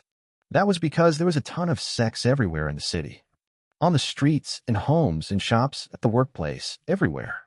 Even more, they all seemed like they couldn't control themselves. This was not just a cultural thing. It looked more like the people couldn't help but do this. Aphrodisiac gas is covering the city, Nick thought, and it has a lot of Zephyx in it. Next, Nick scouted out the strength of the city. An early hero governor, another early hero, and 2 initial heroes. The city's power is about average. For the next 3 days, Nick investigated the 4 heroes. He wanted to know if they were willingly working with Lust or not. As far as he could tell, only the CZE of the biggest manufacturer was knowingly working with Lust. The other 3 just closed their eyes and looked away, acting like nothing was going on. All right, then. Next, Nick turned back into his aggressive specter disguise outside the city. He took a deep breath to prepare himself mentally. Finally, he filled his head with the specter's aggression. And then, bang! He charged forward with almost all of his speed. What is that? One of the guards on the city's walls spoke in shock as he pointed at an aggressive black cloud shooting toward the city. Spectre, a captain of the guard, immediately shouted. An instant later, the barriers of all the specialists and heroes activated in the city, alarming them of the incoming threat. Luiyuyus, an earth-shattering voice echoed throughout the entire city, forcing all the normal people to hold their ears in pain. I'll destroy your fucking servant, Nick shouted with unending hatred and anger. The power and Zephyx vibrations of Nick's shout immediately told the specialists and experts that this specter was beyond their capabilities. This was a demon, no doubt. The 4 heroes immediately took to the sky and shot at Nick. Fuck off, Nick shouted. I want to kill Lust's servant. The heroes knew that there was a servant of Lust present, but 3 of them didn't want to acknowledge it. Don't believe the words of a specter, the CZE of the biggest manufacturer shouted. Having her secret exposed for the entire city to hear was bad. Sure, it was only a specter that said that, but everyone in the city heard. This could gain Aegis' attention. The CZE pulled out her rifle, and several images of tortured souls gathered around it. While there was a big cloud of black smoke, everyone could still see the body of the aggressive specter. This was not a force specter, but a physical specter that could summon black smoke. This meant that the heroes knew what to aim for. An instant later, a screaming bullet left her rifle, shooting right at Nick. The cloud of black smoke expanded. A gigantic hole appeared in the middle of the cloud, but they could see that the specter's body had barely managed to evade to the side. Fine. You will die as well, Nick shouted. The other heroes also readied their weapons. But before they could fire, The cloud of black smoke was already upon them. The speed of the cloud was crazy. It was important to remember that Nick's baseline power was already twice as high as the baseline of a normal hero, and with his newfound ability to keep his primary ability half-active, his power was essentially on the level of a late or peak hero. These early and initial heroes couldn't possibly fight something like that. Boom! Darkness exploded out of the black cloud, covering the surroundings. All the light was swallowed, and the heroes felt the influence of the nightmare taking hold. Bang! All of them rapidly charged out of the cloud to prepare for a brutal battle. Bang! The governor's barrier activated as something hit it. All the heroes looked over, and they felt like their hearts stopped. The head of the CZE had just been thrown at the governor. The CZE had been one of the two early heroes of the city. They realized in horror that they were powerless. Their city would be destroyed. Do not fucking move, Nick shouted. I'm not here for you. I want to kill the servant of that fat fuck Lust. When the heroes heard that, shock and hope entered their hearts. If you don't anger me, and if you comply, nothing will happen to you, Nick threatened with a deep voice. Bring me to Lust's servant right now. The heroes were put in front of a predicament. If they admitted that there was a servant of Lust present, Aegis might kill them. But if they refused, they would die right now. We don't dash. Bang. Nick arrived in front of the governor in an instant and punched his barrier, using up over half of the governor's Zephyx. Don't fuck with me, Nick shouted with absolute aggression. Bring me to Lust's servant now. The governor, completely intimidated, nodded several times. Follow me. Chapter 749. Destabilizing an Empire. The three heroes quickly escorted Nick to the containment unit. Open it, Nick ordered aggressively. The CEO of the company quickly complied, activating the procedure. Faster, Nick shouted. It can't go any faster, the CEO shouted nervously. There's a safety mechanism. It takes 5 minutes to open. You think I'm stupid? Nick shouted. You think I don't know about Aegis. You just want to waste time so that Aegis arrives. Bang. Nick punched the CEO through a wall and destroyed half of his Zephyx. If Aegis arrives, I will kill you before they can kill me, Nick shouted. Don't fuck with me. It really doesn't go faster, the governor shouted, carefully walking closer to Nick like he was trying to calm him down. Nick threw a hate-filled glance at the governor. You're dead if you mess with me. It had been over a century since the governor had been this scared. I swear. I'm not, he shouted. Naturally, the governor had called for help, but after he realized the gravity of the situation, he rescinded the call for help. He wasn't about to sacrifice his life so that Aegis could capture a random Spectre. For several tense minutes, everyone waited in front of the containment unit. Finally, it opened, and Nick saw the Spectre. A forced Spectre, just as expected, Nick thought as he looked at the cloud of aphrodisiac. As soon as the doors opened, the faces of all the heroes turned red, and they started to breathe heavily. New orders from Lord Lust, Nick transmitted to the Spectre. The Spectre was just about to run wild in the city when it heard Nick's transmission. As a forced Spectre, it wasn't very intelligent, and the fear that Lust had put into the Spectre made it compliant with Nick's orders. Gotta find a way to deal with this, Nick grumbled with hatred.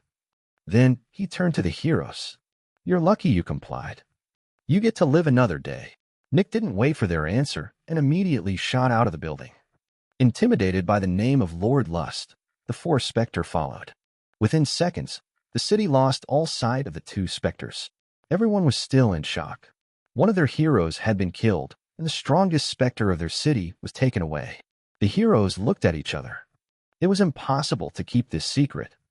They had to come clean with Aegis and hope that they only had to do guard duty for a couple of years. If they didn't say anything, they would definitely be killed. Meanwhile, Nick flew to an isolated location with the Spectre. Despite his immense power, he still didn't have a good way to deal with a forced Spectre. Forced Spectres were Nick's weakness. Wait here, Nick ordered the forced Spectre with a voice transmission before leaving. The forced Spectre did just that, and Nick entered the closest stronghold again. He contacted Aegis and told him to pick the Spectre up.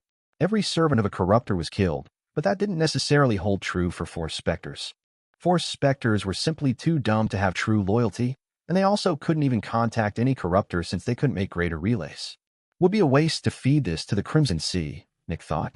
Just send a pair of lovers to work with it, and you get a bunch of Zephyx. Nick went back to the Spectre and told it to comply with the humans who were about to arrive. Lord Lust wanted it to be captured, just like the last time it had been captured. When the team of agents arrived to suppress the Spectre, Nick was already gone.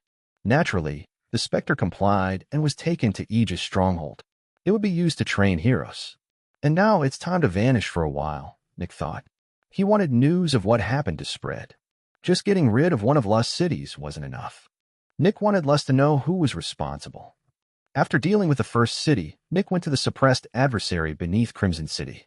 He spent about half a year learning from it before leaving and paying a visit to the secret team of scientists. By now, they had gotten the prototype to work, and they could essentially create a small star. Sadly, they could only keep it going for a tiny fraction of a second. The minuscule amount of star energy they managed to harvest almost immediately turned into prefix again. However, it was a step forward. After all, they managed to actually create star energy. But there was still a lot left to do. In order for the seeds to work, they needed a constant supply of star energy. This meant that the scientists needed to be able to keep star energy stable, and they needed to be able to produce it in large amounts. They also needed a way to store it in a mobile manner. This would take years. After visiting the scientists, Nick went out to search for another city controlled by Lust. Due to the manner in which Nick was dealing with the cities, he couldn't attack one that was too powerful. Eventually, he found one, and the terrifying Spectre returned. This time, Nick killed 2 heroes, but he kept the governor alive so that he could open the containment unit. Nick subdued the Spectre with an aggressive laugh and pulled it out of the city by its tentacles. He said that he wanted to vent his anger without Aegis breathing down his neck. As soon as they were alone, Nick put Zephyx suppressors around the Spectre and pulled it to Aegis headquarters. "Welcome back, Special Agent," the 2 guards shouted respectfully as Nick carried a huge Spectre cage. The guards opened the main gate, which was only open when something huge had to go into the headquarters. Nick stepped through and went deep into the underground. The hallway he was in led to the Research and Development Department, but instead of going there, he entered another hallway. The hallway was almost 2 kilometers long, and at the end was a humongous gate. Nick activated his barrier, which granted him entry. The gate very slowly opened, and Nick saw a red glow filling the room behind it. There were several huge walls in front of Nick, but the walls didn't reach the ceiling. He pulled his perception back and closed his eyes. Then, he opened the Spectre cage and pulled the tentacle-filled Spectre out. Since the Spectre was still surrounded by Zephyx suppressors, it was helpless. Nick threw the Spectre over the high walls into the crimson light. Some seconds later, Nick heard a splash, and a wave of dense Zephyx washed over him. On the other side of the wall was an enormous body of crimson liquid. The surface of the liquid was covered in eyes, long hands, and screaming ghosts. Naturally, this was the Crimson Sea. It had become quite a bit more powerful within the last decades. By now, it had become a late demon. That's dealt with, Nick thought as he walked out of the room. Only when the gate closed did Nick's nervousness calm down. The Crimson Sea was still terrifying, and Nick might have died if he actually looked at it. Luckily, it was safely contained in its gigantic containment chamber. Its growth was also no longer an issue since the technician could just dig deeper into the ground below it to expand its containment unit. While the Crimson Sea was only about 3 kilometers wide, it was already over 10 kilometers deep. It would be more appropriate to call this thing a well instead of a sea at this point. Next, Nick went back to the contained adversary for another 6 months of learning. This pattern repeated for another 2 years. Nick was now 82 years old, and he had just advanced to becoming an early demon. Took me about 8 years this time, Nick thought. However, that's still extremely fast.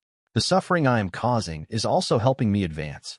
Naturally, while Nick essentially helped the people in Lust cities in the long term, his involvement caused immense suffering in the short term. The economy of the cities was turned on its head, and many policy changes took place, spreading a lot of fear and nervousness about the future.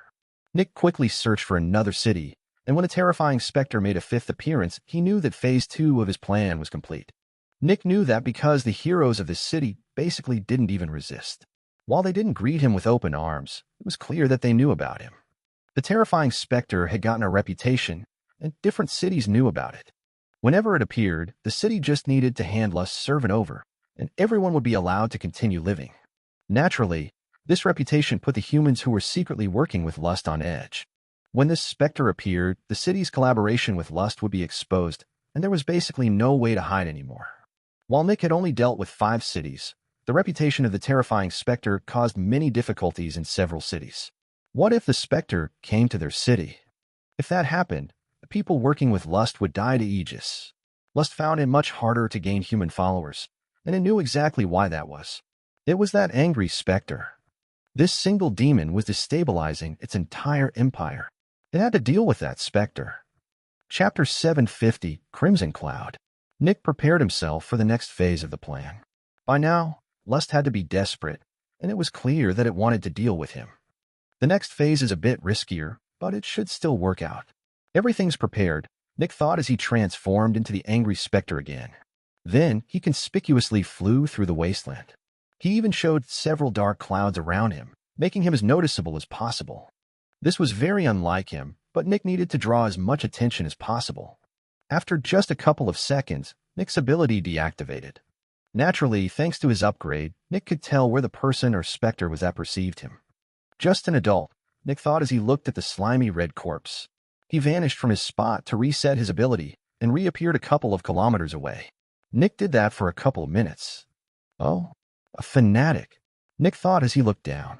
He couldn't see anything above ground, but Nick's perception sensed a network of insect roots below the surface. Whom do you work for? Nick transmitted to the root of insects. Peaceful. Alone, the Spectre transmitted through simple concepts.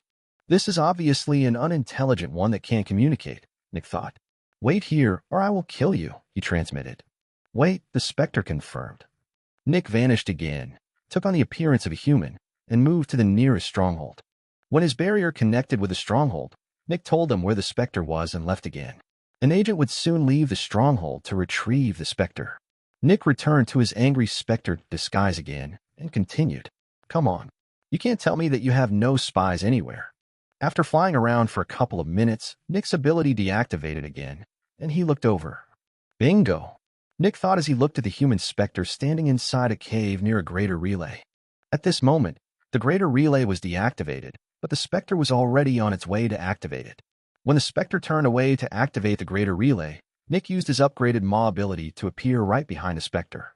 Bang! And punched the Spectre core out of its body before it could activate the greater relay.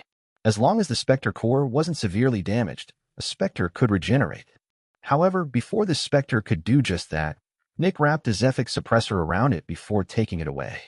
He made a quick stop at Aegis headquarters to throw it into the Crimson Sea before returning to the cave. All of that barely took 5 minutes. When Nick looked at the greater relay, he channeled the angry Spectre and showed a malicious and confident smirk. Then, he activated the greater relay. He had seen that one Elder Spectre activating it, and he remembered how it worked. By now, Nick knew how to contact 3 corruptors, but only 2 of them were still alive. 2 seconds later, Lust's image appeared in front of Nick. Ah, the disgusting fat fuck. Expected someone else. Nick asked with an aggressive sneer. Lust glared at Nick. Immediately stop what you are doing and become my servant. Nick laughed aggressively. You still think you're better than me, fat fuck. Haven't had enough of my rampage. By now, Nick seemed beside himself with absolute rage and hatred. Want me to go even harder? I held myself back, but you've managed to anger me. I will fuck up your little club. The humans are not even resisting me anymore. They are letting me enter their cities to deal with your dumb servants. Stop immediately, Lust shouted. I will kill you. Try me, you fat fuck. Bang. Nick destroyed the greater relay. It's desperate now, Nick thought, suppressing the channeled rage and hatred. Lust will drop everything it is doing and send someone that is sure to kill me. While I might not be able to fight Lust yet, I can deal with almost all of its servants. Let's see what you're going to send my way. Nick flew out of the cave and waited in the sky. He made sure to kill every Spectre that was near him, so that his ability was active. Sure, killing Specters was bad since that created many more Specters, but Nick didn't have the time to deal with them properly. Just 10 seconds after Nick killed the close Specters, his ability deactivated again, and he looked at the horizon. That's problematic, Nick thought with furrowed brows. On the horizon, Nick could see a humongous red cloud racing towards him. It was over 5 kilometers wide and filled with countless images of suffering souls. As it kept moving, it left behind a crimson mist that turned everything it touched into black dust. This Spectre was about as conspicuous as it got. Even if Nick tried, he wouldn't be able to be more conspicuous than this gigantic cloud of screaming faces. Naturally, this was a force Spectre that followed Lust's orders. And it was not weak. As Nick felt the fluctuations of the cloud's Zephyx, he couldn't help feeling nervous. Peak demon or initial fallen? Most likely initial fallen, Nick thought. This was probably Lussace. Force specters were notoriously hard to deal with, and having command over such a powerful one gave Lust a lot of power. However, Lust rarely used it since it was so conspicuous. Bang! Nick exploded into the distance. Lord Lust commands you to stop, Nick transmitted while fleeing from the cloud. The specter didn't answer.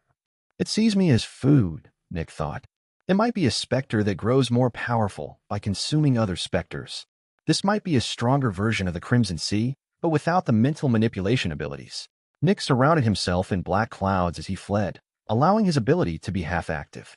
Since he was already an early demon, and since his base power was so high, Nick was as fast as an average peak demon. However, the cloud was still faster. Has to be an initial fallen. Bang. Nick created an explosion of light to hide from the specter, tried to use a portal to gain some distance. But his ability failed. It's not perceiving me via vision, Nick realized. The cloud was now only 2 kilometers away from Nick, and it would reach him within a second. Bang. Nick unleashed another explosion of light, but at the same time, he also activated his barrier to isolate his Zephyx. For just a tiny instance, Nick's ability reactivated. It senses me via my aura. However, even if it was just a tiny instance, it was enough. Nick activated his illusion ability and made it seem like he had changed directions. The cloud changed directions, but Nick felt a terrifying drain on his Zephyx. Controlling the perception of something almost an entire level above him was insanely costly, despite the upgraded efficiency of his illusion ability. While the cloud was flying after the illusion, Nick created a portal near the horizon and vanished from the sky. An instant later, he immediately changed his appearance to that of his alter ego, Julian Winter. Then, he was forced to drop his illusion ability. These couple of moves had drained over 80% of Nick's Zephyx. The Crimson Cloud stopped for just a tiny moment as the illusion vanished. Nick's ability deactivated again as the Crimson Cloud saw the unfamiliar person on the horizon. Bang! And charged right at them. I don't know if it knows it's me or if it just attacks anything that moves. Either way, it's still following me, Nick thought as he resumed fleeing. He couldn't even attempt to fight that thing. As Nick fled, he recovered some of his Zephyx and activated his abilities again to gain more ground. This time, he couldn't activate them for as long as before since he hadn't fully recovered his Zephyx. When the specter resumed charging after him, Nick was almost out of Zephyx. He was at around 2%, and he would only be able to recover up to 20% before the specter arrived. That wasn't even enough to make a portal that he could enter through the air. And even if it were enough, Nick couldn't use it since the specter's perception was still on him. Nick had so many tricks to stay hidden, but in front of extreme power, all of them only had minor effects. He was genuinely out. The only thing he could do was run without any tricks. The specter gained ground at terrifying speeds. Nick gritted his teeth. The specter came closer. 500 meters. 100 meters. 5 meters. And an instant later, he was enveloped. Nick's body was dissolving into black dust. The terrifying faces were tearing him apart and consuming his Zephyx. Yet Nick just kept flying. He was almost out of Zephyx. Come on, Nick thought desperately. Bang. Suddenly, a fiery wave washed over Nick. Yet, the fiery wave didn't hurt him in any way. The next instant, Nick saw the sun again, and he could also see the specter. At this moment, 5 protectors were engaged in a battle with it. Nick took a deep breath in relief. On the horizon, he could see one of Aegis' strongholds. This was where he had been fleeing to this entire time. In order to deal with Lust's servants, Nick didn't need to beat them himself. He just needed to escape for long enough. And he was very good at escaping. Chapter 751, Moment of Truth. Nick watched as the team of protectors suppressed the Crimson Cloud with practiced ease. They had 3 suppressors in their team, and their teamwork was exemplary. That was close, Nick thought. But this should give Lust a brutal hit. Nick just waited in there. When the protectors were done dealing with the Crimson Cloud, one of them rapidly approached Nick and stopped in front of him. Identify yourself, the protector ordered aggressively.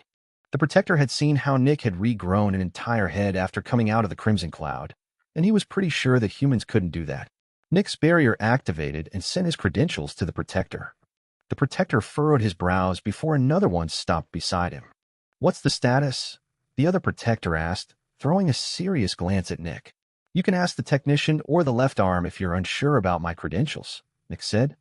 My name is Julian Winter, and they know me. I'll stay right here. The first protector looked at Nick with a serious expression. Then he activated his barrier. His barrier connected to the stronghold.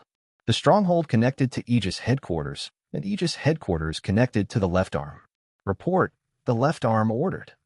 There is a Spectre here with a black barrier. It identified itself as Julian Winter and told us to contact you, the protector said. Serial number of the barrier, the left arm commanded. The protector transmitted the serial number. He's clean. He works for us. Keep his appearance top secret, the left arm ordered. Of course, ma'am, the protector said before the line disconnected. He's clean, the protector told the other once.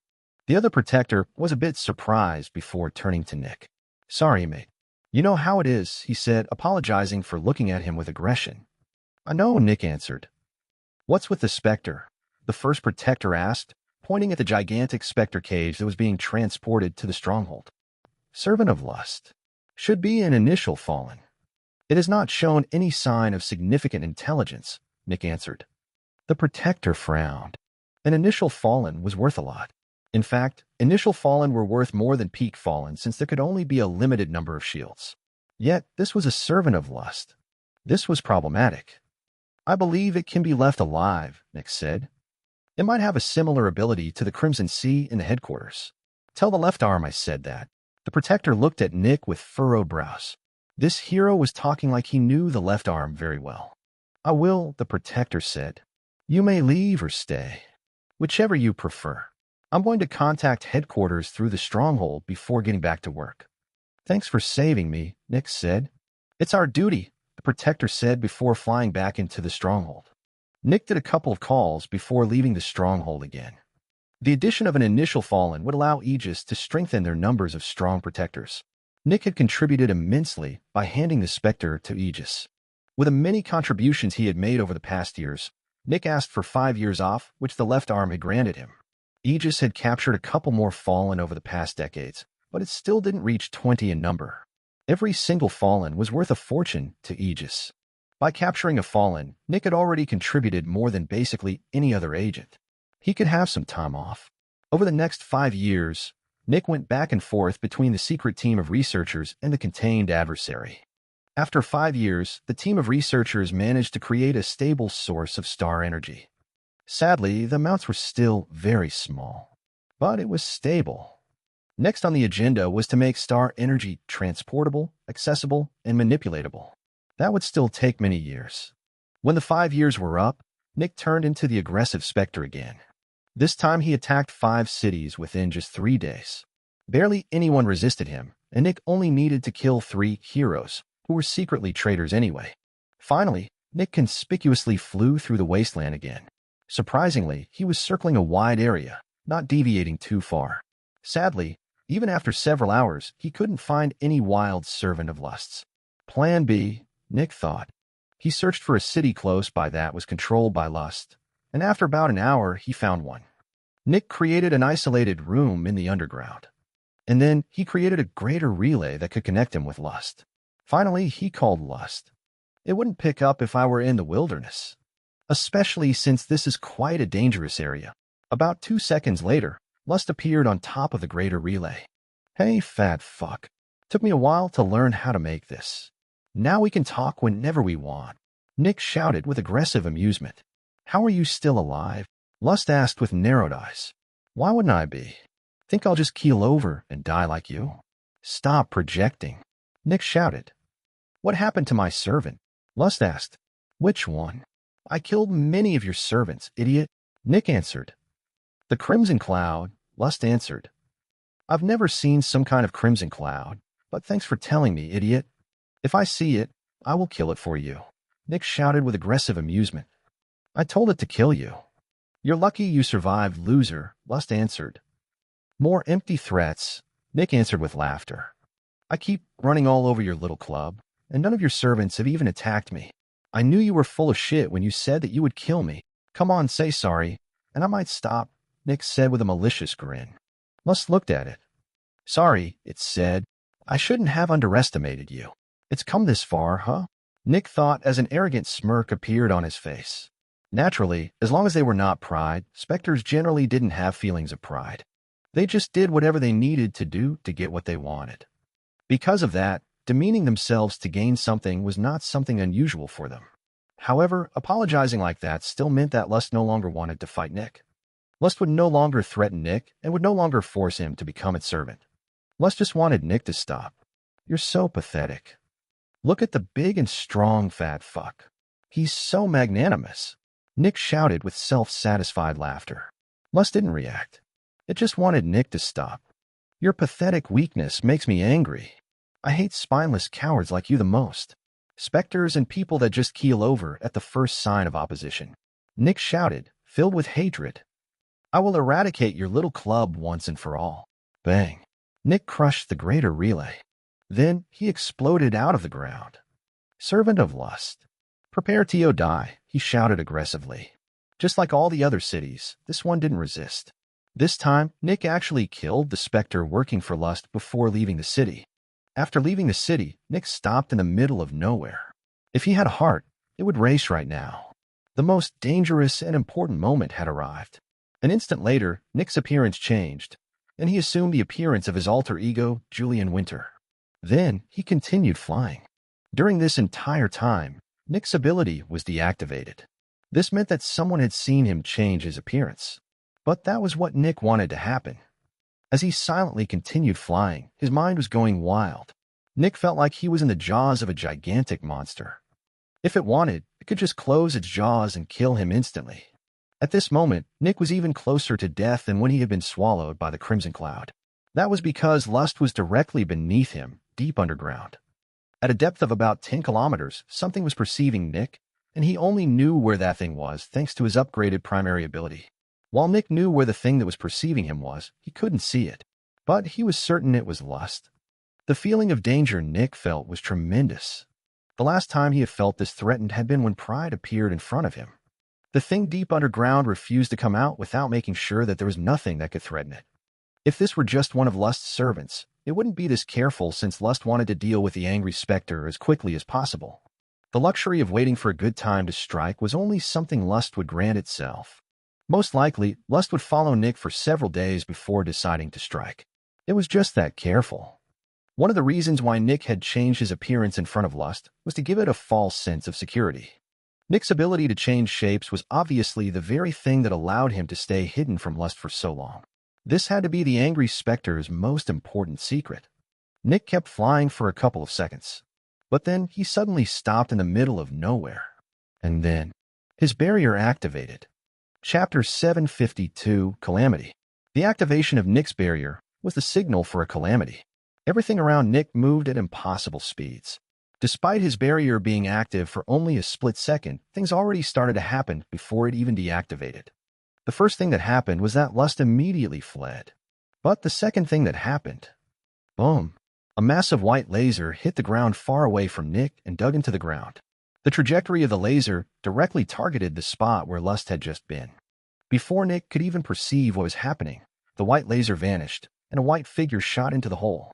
This was the reason why Lust had been so insanely careful in this area, and why there had not been any wild servant of his. This was where the right arm stayed. The right arm was constantly busy trying to find pestilence in the Grand Continent. The trio of destruction and the corruptors knew approximately where the right arm was, and they knew that he was somewhere in the surrounding 3,000 kilometers. The right arm and the left arm were the only early shields that Aegis had, and they were also the most powerful besides the Champion of Light. At this point, it was important to highlight the actual reason why Nick had changed shape in front of Lust. The reason was that exposing his shape-shifting capabilities to a corruptor was not as bad as exposing it to Aegis. As far as the right arm knew, the angry Spectre was just one of Julian Winter's servants. Everything had been prepared beforehand. The right arm had been told to wait near this place. Julian Winter would give him the signal with his barrier. If Nick had still been in his disguise as the angry Spectre, the right arm would become suspicious. Why did this unknown Spectre also have one of their barriers? Even more, the barrier's serial number would show that this was Nick's barrier. Lastly, if Nick had remained in his disguise as the angry Spectre, the right arm might not have cared about him that much and accidentally killed him together with Lust. While Nick's barrier was still in the process of deactivating, the right arm's shining figure reached the depths of Lust's location. He immediately sensed the Zephyx left behind by Lust. He knew that he had hit Lust with his attack, but he hadn't killed it. Without hesitating, an explosion of light expanded from the right arm. A gigantic cave with a radius of 10 kilometers was created. It even broke the surface, creating an impossibly deep hole. Magma and molten metals flooded the cave in an instant as the right arm immediately turned to his right. He had hit Lust again. The right arm pulled a majestic claymore out of its sheath and charged towards Lust. Shing! He swung the claymore, and a crescent of white light flew forward at light speed. The crescent hit something, and Lust's precise location appeared in the right arm's mind. Bang! The right arm continued shooting forward, continually releasing lasers all around him. The earth shook and collapsed. It was like the end of the world had arrived. Lust's location was continuously updated in the right arm's mind. Then he thrust his sword forward, unleashing a focused laser. Bang! A 30-kilometer-long but thin hole was created. The power of the right arm was terrifying. However, the hole didn't only pierce the ground. It also pierced Lust's abdomen. When the right arm saw that, his eyes widened, and a terrifying white light appeared in them. His entire body shone in impossibly bright light. Boom! An identical laser to the first one shot out from the right arm's body. When the thin laser had pierced Lust, it already knew that it was over. I'll help humanity. That was what Lust transmitted at that point. Yet, the gigantic laser arrived just an instant later, swallowing Lust's entire body. The right arm had killed Lust. Another corruptor had died. When Lust died, the other corruptors, the trio of destruction and death, immediately noticed. But this time was very different from the last time a corruptor had died. Last time, they knew where the knife was. This time they didn't. They also remembered what happened last time. Humanity had been prepared for them, and the only thing they had gotten from their attack was the destruction of a single stronghold. The Specters immediately communicated with each other. Only a single second after Lust died, Death's terrifying black mist appeared on the horizon of Aegis headquarters again. The Champion of Light, the left arm, and the technician appeared in front of Aegis headquarters and entered battle. Naturally, Death knew that it couldn't take out Aegis, but that was not its goal. It just wanted to keep the three shields busy. It gave space to the others. Aegis knew that the trio of destruction would launch an attack. Due to the knife's unknown location, Aegis knew that the corruptors would not strike. The knife could kill any corruptor in an instant, and if the Specters were not careful, they might lose another corruptor. However, attacking with their adversaries was also risky. Aegis couldn't be sure how or where the trio of destruction would strike. They could be launching attacks on random strongholds, but they could also focus on a shield. It was a gamble. Should they split their forces to cover more ground or consolidate them? Naturally, the shields had talked about that earlier and came up with a plan. Inside the gigantic cave he had made, the right arm just held his shining claymore over his shoulder. A smile was on his face. Surprisingly, he didn't seem to be in a hurry to get to a stronghold to deal with the Spectre's attack. Moments later, a dying zombie pulling a hearse of corpses appeared at the entrance of the newly created cave. A green gas came off the corpses and filled the cave. Next, an endless army of locusts flew into the cave. The right arm looked up, a victorious smile on his face. "My journey ends here," he said as he saw the locusts rushing at him. "You might kill me today, but there will be more to replace me. I killed one of your corruptors, and that's more than I thought I would be able to achieve. Humanity will live on," he shouted as his claymore started to shine. The green gas and the locusts enveloped him. Boom! A gigantic explosion of light destroyed the ground for kilometers before blinding the heavens. "Come!" the right arm shouted with all of his power.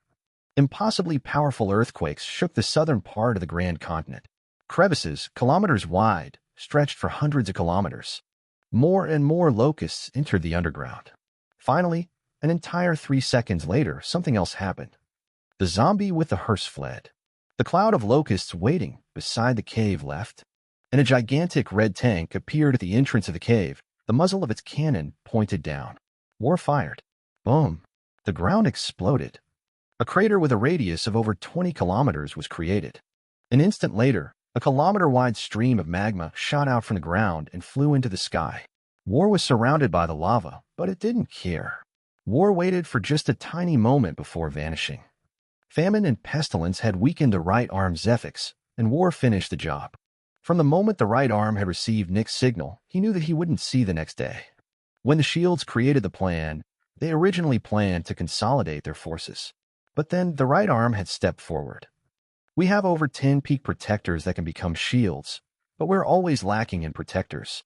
A shield can be easily replaced. Protectors can't. Then the right arm laughed. Also, I think Xander will easily surpass me in power if we just give him the chance. So it was decided. The shields would protect the strongholds while leaving the right arm to fend for himself. War's blast represented the end of the calamity. In the past 10 seconds, a corruptor and a shield had died. However, not even a single extractor, besides the right arm, died. Humanity had dealt a devastating blow to death. But on the other hand, one of their most noble people was killed. The right arm had been the champion's public face. The right arm had shown himself in many cities, and he had been one of the most recognized people in the world.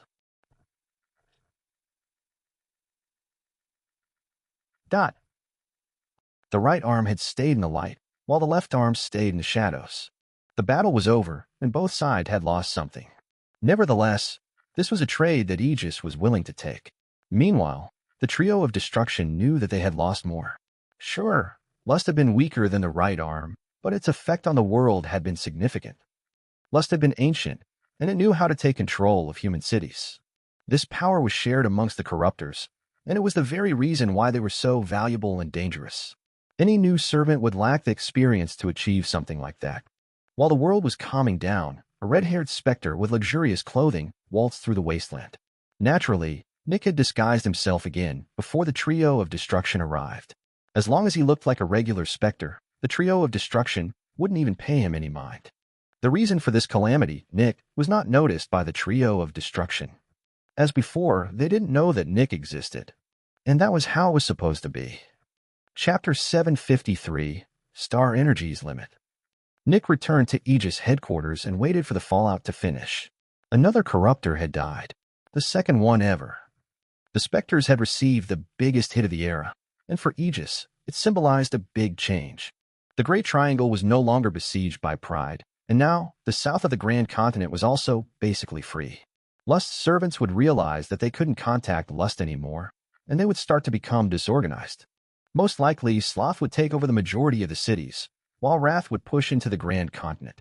However, that was a good thing for Aegis. They had a plan for dealing with Sloth, thanks to Nick's idea. Aegis had planned to put the plan in motion soon, but they decided to change the timing. They wanted Sloth to conquer more cities before completely wrecking its strategy. My speed of leveling up will also increase significantly, he thought. I was the reason why Lust died, and the cities will undergo drastic changes. While the change will be for the better in the long term, in the short term, the humans will suffer. Times of big change are always stressful for humans, and since I am at fault for that, I will harvest a lot of suffering. My speed of advancement will shoot through the roof, although I also need much more Zephyx to advance. Most demons and fallen had centuries, if not millennia, to grow as powerful as they are now. Meanwhile, I am barely 87 years old. Nick's speed of advancement was insane. Having an 87-year-old specialist would already be insane, but Nick was the equivalent of an early hero. When Nick returned to Aegis headquarters, he met up with the left arm. You have done a great service to humanity, the left arm spoke. Thanks to you, humanity is closer to defeating the menace than ever. Of course, the left arm knew that the enlightened ones had come closer, but the champion of light was watching. Thank you, left arm, Nick said respectfully. Your help has proven to be invaluable. For now, I want you to focus on your own power. Investing in you has proven to be lucrative, and the more powerful you become, the more you will be able to contribute. However, she spoke with a serious tone. You must keep the champion's words in mind. While we are willing to reward you as a Spectre, you still need to contribute significantly. I will give you 15 years of freedom for your accomplishment. You are allowed to work on your power during that time, but you have to keep in mind that you must only cause suffering in a reasonable manner. We cannot free humanity by sacrificing our humanity. As a Spectre, you might not understand, but that is what makes us human. Of course, left arm, Nick said respectfully. Then Nick left the left arm's office. The next day, a grand burial was held for the right arm. All the cities of the world were ordered to create a bonfire on that day to remember the right arm's light. The right arm had sacrificed himself for the good of humanity, and such a sacrifice was worthy of remembrance. Naturally, A statue of the right arm was also put into the Hall of Remembrance. He joined the many other martyrs who had sacrificed themselves for humanity. Humanity had to survive. Humanity had to become even stronger. Nick attended the grand funeral, and when it was finished, he vanished from the world. Naturally, he went to the contained adversary to learn more about zephology. Contributing to humanity by killing lust is important, but the primary reason for killing lust is so that I can make advances in zephology. Our goal is not to kill the corruptors or even the death. Our goal is to kill the sun and destroy the aliens controlling it. All the individual cities pale in comparison to the importance of this mission. Back when Nick had still been younger, he had been angry that so many cities were basically ignored by Aegis. But now he truly understood. There were things that were so much more important than the happiness of thousands of individual humans. This was about survival. This was about long-term, sustainable survival. This was about humanity's future. It is the governor's duty to make the cities livable. It is Aegis' duty to make the world livable. My job is no longer to care for individual cities. My job is to care for the world. Humanity must attain true freedom. And the first step to achieve that goal is to learn about star energy. For 5 years, Nick focused on learning from the adversary. During these 5 years, Nick noticed his Zephyx advancing rapidly. The Grand Continent was in upheaval, and Nick had been the reason. When Nick reached the age of 92, he soon advanced to the mid-demon level. After advancing, Nick wrote his findings down and went to pay the isolated team of researchers a visit. In the past 5 years, the team managed to increase the production of star energy 100-fold, and they also managed to create a kind of storage that could keep star energy stable for several days. Sadly, despite the insane advancement, there still wasn't enough star energy to properly use it. Additionally, the researchers hadn't found a way yet to manipulate it. None of the researchers had ever interacted with star energy before. Humans controlled Zephyx and a bit of prefix instinctively thanks to their Zephyx synchronizers. However, they didn't have anything that allowed them to control star energy. On top of that, there was another thing that concerned them. They had been prepared for that situation, but it was still quite surprising. Star energy really wasn't all that great. Its energy density was several times lower than that of Zephyx, and it was much costlier to produce. They had already thought about creating some kind of synthetic organ that allowed them to control star energy. Something like a star energy synchronizer. But there were several problems with that. First of all, storing star energy and Zephyx in a body simultaneously was extremely dangerous. While star energy only deteriorated when it came into contact with prefix, it actually destroyed Zephyx when it touched it. If the star energy went anywhere near a human Zephyx synchronizer, the shell around the Zephyx synchronizer could potentially turn into pure star energy. While a shell was important to become an expert, it was still important later. The additions extractors added to their bodies as they became more powerful didn't replace old additions. They added more. A shell increased Zephyx regeneration a lot, and the sub-synchronizer that was added to the body after consuming a Specter added even more. It was like multiplying a multiplier. If the shell was destroyed, it would be similar to destroying the sub-synchronizer, which would represent lowering Zephyx generation to be lower than Zephyx usage. In short, the extractor would essentially starve of energy loss and die. The thought of replacing a Zephyx synchronizer with a star energy synchronizer before one even became an extractor was also something the team of researchers had considered. But that was when the issue of star energy's low energy density came into play.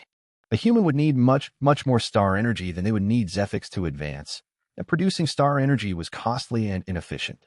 Additionally, nobody even knew how to manipulate star energy, which meant that the person wouldn't have any abilities. Their body would improve, but that would be it.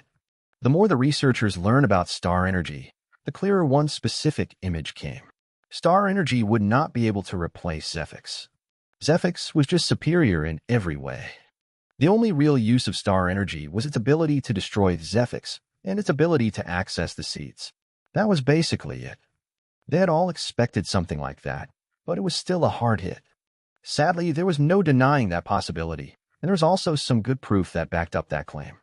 If star energy could replace Zephyx, why did the Enlightened One still need Specters to advance? The adversary that Nick had found was there to turn the Peak Shield into a level 9 extractor.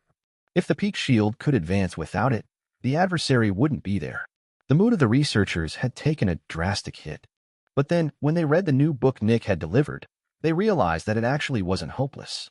Sure, star energy couldn't replace Zephyx, But what about pure energy? The adversary had only mentioned pure energy during Nick's first conversation with it. Back then, it had said that star energy was necessary to create pure energy. And while star energy couldn't replace Zephyx, maybe pure energy could. Most likely, star energy could somehow combine with Zephyx, which might create pure energy. Maybe pure energy would have much more power. After checking up with the researchers, Nick left to talk with the adversary some more. He still had 10 years of uninterrupted time, and he would use it to study. Chapter 754, Talking Back. By now, Nick could talk back to the adversary. While he was hard to understand, he could talk with it with quite some speed. This made it much easier since Nick could now ask questions, although he had to repeat them many times.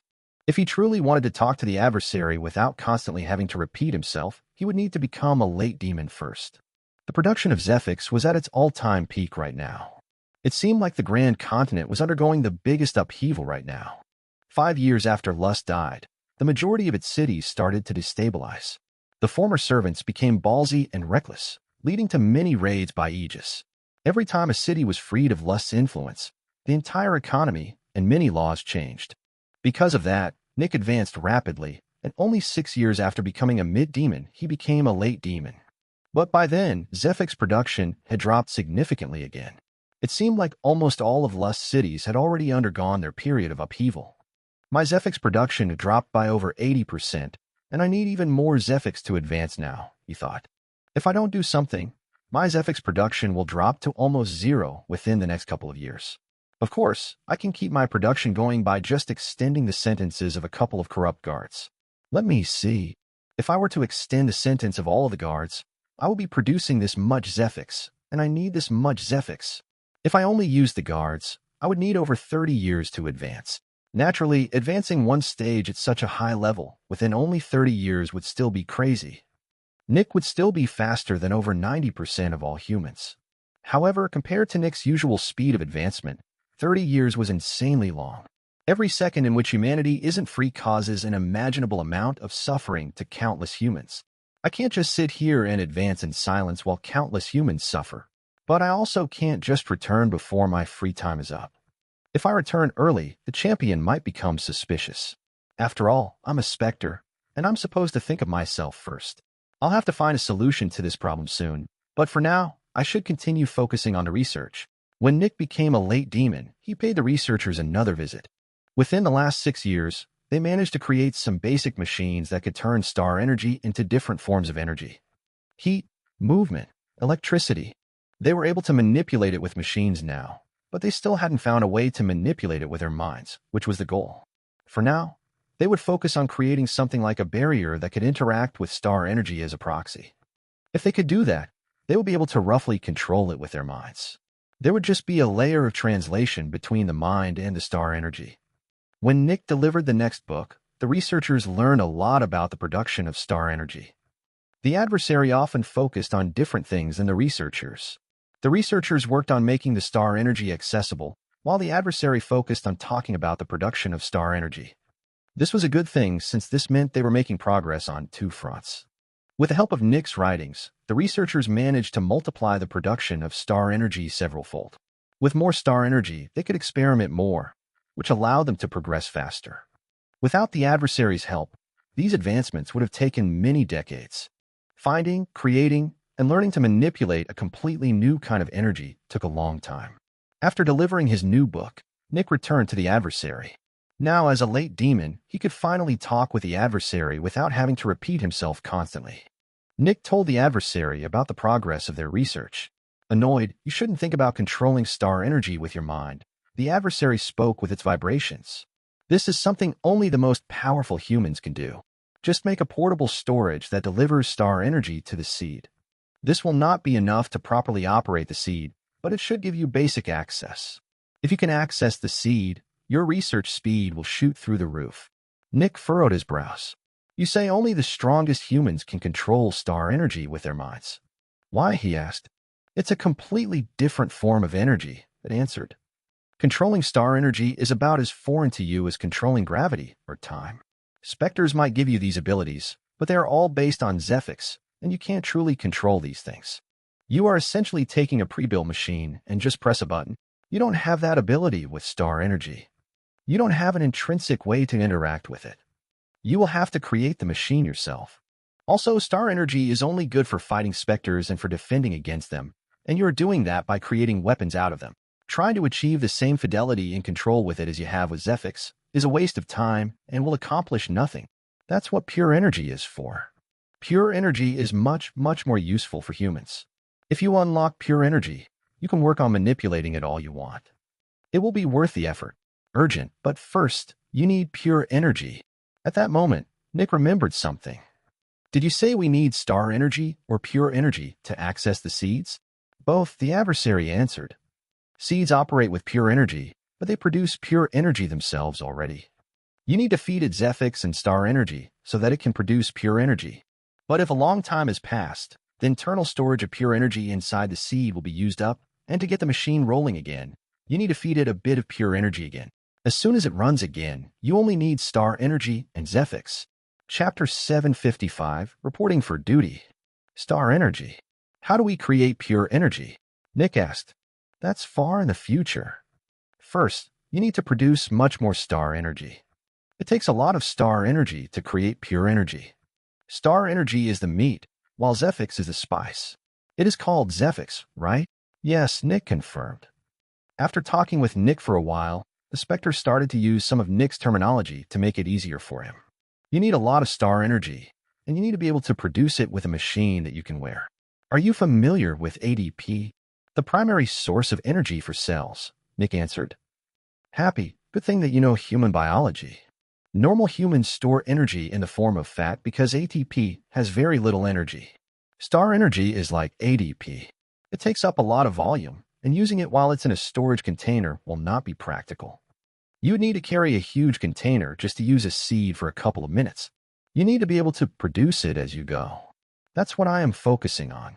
First, you need to get your production way up so that you know how to produce a lot of it.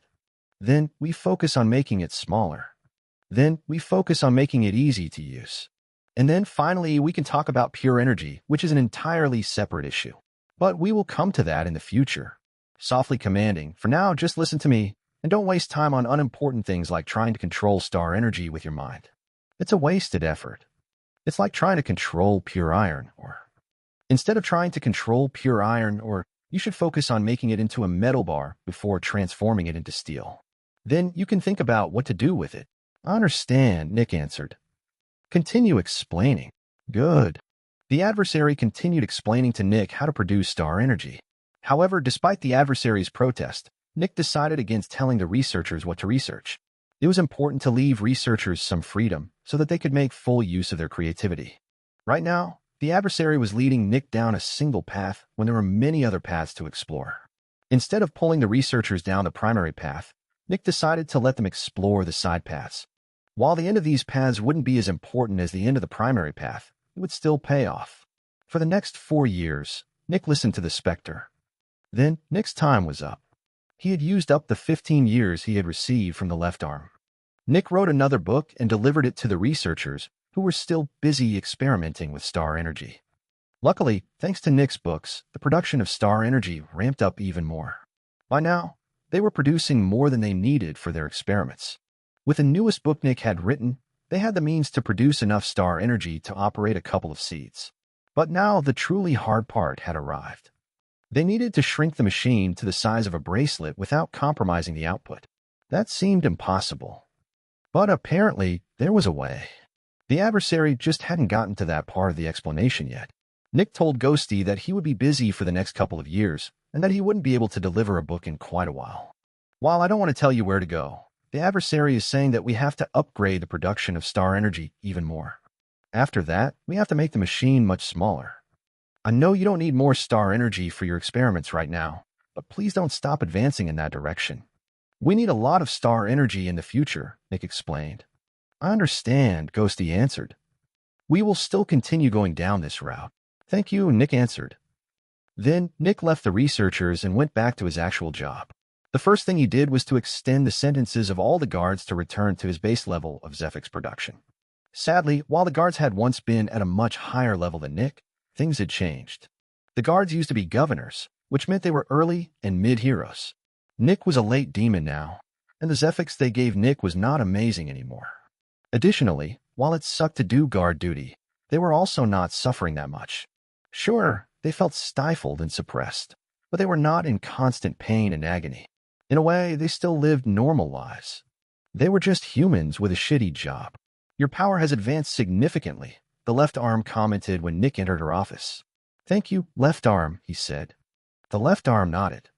I expect more results from you. Your power has increased, and you should be able to accomplish even more impressive feats now. Naturally, the left arm didn't want Nick to achieve anything besides growing stronger, but she couldn't say that openly due to the Champion of Light. I will just do that. In fact, I thought of a new way to contribute, Nick said. Yes, the left arm asked. Spectre hunting, Nick answered. Specters can tell that I'm also a spectre, which means they won't try their best to hide from me. Additionally, traveling across the world is not dangerous to me, since all the powerful specters wouldn't gain anything from killing me. I think I should focus on hunting demons and fanatics for Aegis. That should help humanity. That is fine, the left arm answered. The important thing is that you contribute. As long as your results help humanity become more powerful, they are fine. Avoid the Grand Continent. We need Sloth to feel secure for now. Instead, focus on the Great Triangle. There have been reports of a new kind of influence on the cities, and we highly suspect that War has found a new servant to replace Pride. We are not yet sure what kind of servant it is or what it can do, but we can see a pattern. The new servant is still trying to establish a foothold, and we need to strike before the foothold becomes stable. The more wild specters you capture, the harder it will be for the new servant to create a zone of influence. Nick nodded. I will do just that, and at the same time, I will focus on my plan to increase my Zephyx production, Nick thought. But it will be risky, and the champion can't learn of this. Chapter 756, Resistance. Star Energy. Before Nick left the headquarters, he visited the technician. They hadn't seen each other in a long time, and Nick wanted to keep him up to date. Oh hey, you're back, Julian, the technician said, working on his flexinator. Everything all right? Everything all right, Nick answered. Everything is going according to plan. When the technician heard that sentence, he knew that nobody was currently watching. After all, Nick could now sense from where somebody was looking at him. Howardash. Nick held up his hand to stop the technician. You don't have to ask. Stalwart City is doing fine. The technician's heart rate shot up a little. The only reason why Nick would stop him would be if somebody suddenly started paying attention to them. That's good to hear, the technician said with a smile. I'm now responsible for hunting some specters for Aegis. Make sure that there are enough containment units, Nick said. No worries.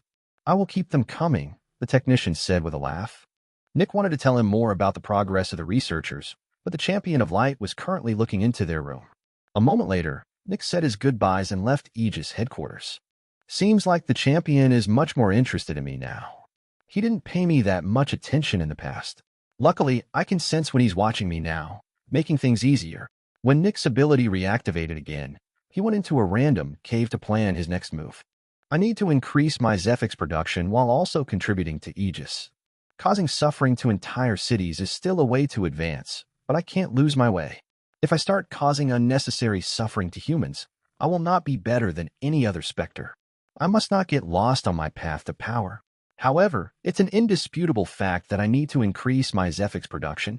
Sure, killing a corruptor will achieve that, but every single corruptor I attack represents several instances of me risking my life. I can fight weaker Fallen now, but the corruptors are still far too powerful. Fallen are not like demons. Most demons only have experience with one city before besieging many cities from the outside, but that's the part where most of them fail. Demons succeeded once and try to succeed again, but during these subsequent times, most of them get captured. Every city has at least one demon. Most likely, there are over 1,000 demons in containment all over the world. Open combat against cities is risky due to Aegis, but demons don't really have any other way. They need to go after caravans, which are led by extremely powerful heroes, or they need to attack entire cities to advance. That's the riskiest part. Meanwhile, Fallen managed to do that several times. They are extremely shrewd and very powerful. Theoretically, I have the power to kill weaker Fallen, but they might have terrifying instincts and several different powers. Despite my power, I still have to be extremely careful around them. And to become one of them, I have to go through the same thing as them. Just like the demons, I have to cause an immense amount of suffering to advance, And while I could theoretically cause that to cities, I would never want to do that. I might be a specter, but in my heart, I'm a human. I have to do what the fallen succeeded in. I have to prey on cities or strong heroes. And since I won't do that to cities, I'm stuck with preying on heroes. But they need to deserve it. I refuse to just grab a random hero and torture them. Luckily, there are plenty of heroes that cause immense suffering to the weak. They will be my targets. Nick looked into his space bag. I only generate little Zephyx by extending the sentences of the guards, but that's because they are not truly suffering. If I can increase the suffering one hero experiences, I can harvest several times more Zephyx. When Nick looked at a certain object inside his space bag, he had to take a deep breath. If Ghosty knew what I would use this for, he might not have made it for me. But I need to become more powerful. Humanity needs my power. Nick changed his appearance and left the cave. Then he moved towards a random city.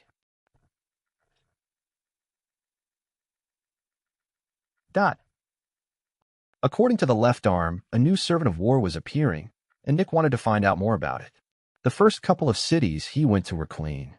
Sure, there were some asshole heroes here and there, but they didn't deserve to experience the suffering Nick would cause. This was exclusively reserved for traitors of humanity. Eventually, after several days, Nick arrived in a city that seemed quite suspicious. That's textbook dictatorship. Of course, technically, all cities were dictatorships, but this one perfectly exemplified it.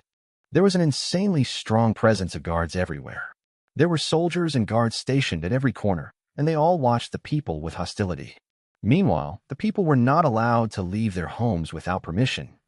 Naturally, going to work implied permission, but every worker needed to give any guard free rein to search their home for whatever reason. At the same time, Nick saw hatred and suppression in the eyes of the normal people. That was strange.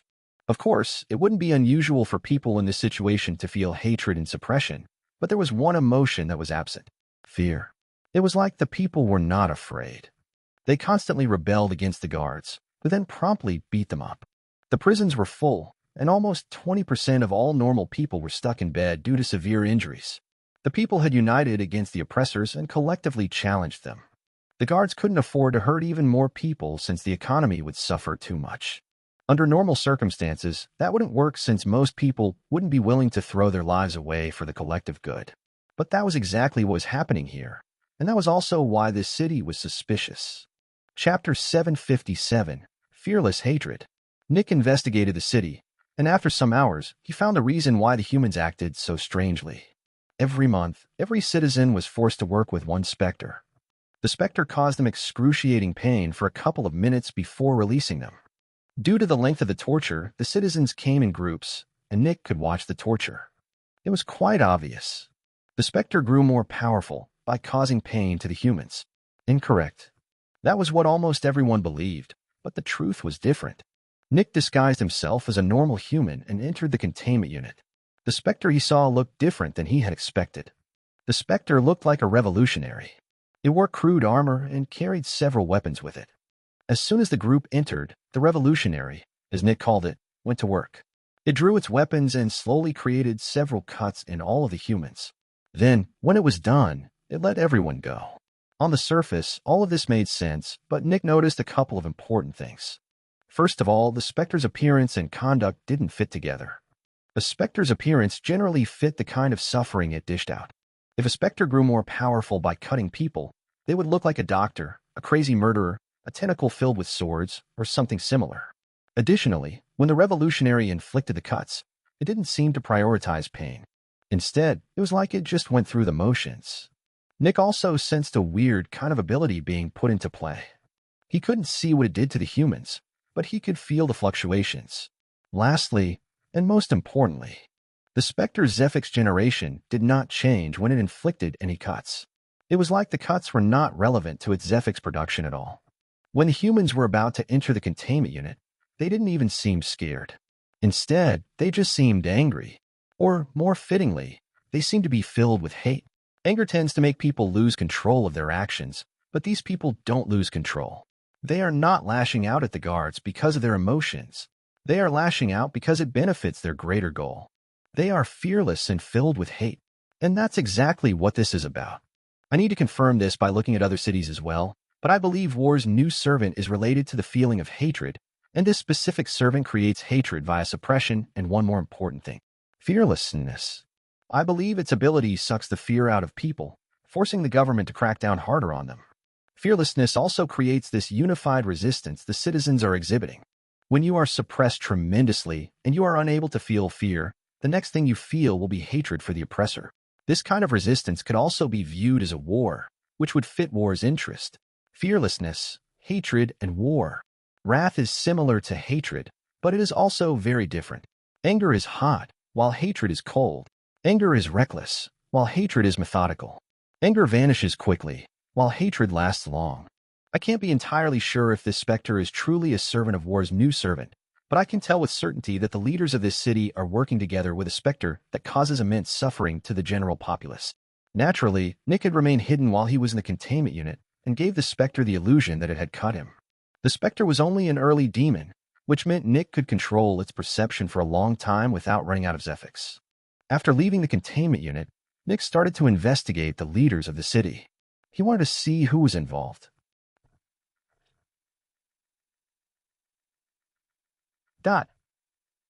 I just hope it doesn't involve all of the heroes.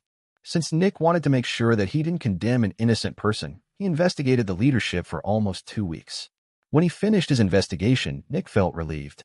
There were 4 heroes in the city, and 3 of them acted in a very interesting way. They seemed nervous. The refusal of the normal people to comply caused them immense pressure. They advocated for more leniency for the citizens, but didn't include the revolutionary during these pleas. They just wanted to ease up on the suppression. However, the CZE of the manufacturer owning the revolutionary constantly told them that they were too late. If they gave any leniency to the people would take that opportunity and fully revolt. The leaders had to keep suppressing the citizens. Otherwise, things would go out of control. From inside the group of leaders, these words made sense, but Nick could see through the thinly veiled deception. A revolution amongst the common people generally occurs if they are unhappy about the state of matters. Logically, if you improve the state, the resistance will also weaken. It makes sense, and it's definitely worth a try. Additionally, so what if they revolt even more? You are a hero, and even tens of thousands of normal people can't kill you. You have absolute power. I think this guy knows that the mental state of the normal people has been altered, and he is actually right. If we take this altered mental state into account, giving them leniency would truly backfire. I'm pretty sure this guy is working for war's new servant. Nick made his judgment and prepared himself. Since this was a relatively new servant, he just didn't know a lot about it. Additionally, this servant was intelligent, which meant that it could talk. I should order an investigation into the Spectre itself. It might give us important knowledge of war's new servant. The sooner we know what we are dealing with, the easier it will be to counter. Nick looked in the direction of the CZE of the biggest manufacturer in the city. You will be my first target. You might have sold out humanity for your personal gain, but you will repay humanity, and you will regret your choice deeply. Chapter 758, Penance. Nick investigated the CZE for a couple of days. When he saw that the CZE had a wife and 2 children, he was glad. I can use them, he thought. Naturally, Nick wouldn't hurt the CZE's wife or children. After all, they were innocent. But the CZE didn't know that. The biggest risk to my new plan of growth is the possibility of suicide. When someone believes that their family is vulnerable, they are less likely to commit suicide. After watching the CZE for a couple of days, Nick made his move. The CZE, an older man with black hair, sat in his chair, going through different reports and paperwork. Comply and survive. Resist and die. Nick spoke in the CZE's mind as he appeared in front of his desk. Right now, Nick had disguised himself with a random appearance. His barrier was active, submitting his credentials as special agent to the CZE. The man jumped up from his chair and tried to send a message with his barrier. But it failed. It was like his barrier had lost connection with the surrounding network. Who are you? The CZE spoke nervously as he looked at Nick. If he hadn't seen Nick's credentials, he would have immediately run. But this was a special agent from Aegis. If Aegis was onto him, he wouldn't be able to resist. We have conducted an investigation into the city and found a servant of a powerful fallen in here. We have been watching you for several days, and we are certain of your guilt. You were colluding with this servant, Nick spoke. Terror appeared in the CZE's heart. I never dash. Nick silenced the CZE with an angry fluctuation of his Zephyx. The judgment is final. Even if you were to show irrefutable proof that you didn't follow the Spectre, it will not change. But you are in luck, Nick said. There has been a recent policy change in how to deal with traitors. Our old policy demands that every traitor has to be killed. The CZE was terrified. But that is no longer the case. If that were the case, we wouldn't be talking right now. Aegis desperately needs heroes, and killing someone because they lost their way is wasteful. The CZE looked with fear and hope at Nick. You won't kill me? He asked incredulously. No, but we must ensure that you will not fall back into this pattern. You will work for Aegis in the future as a conscript, but before that, you will undergo penance.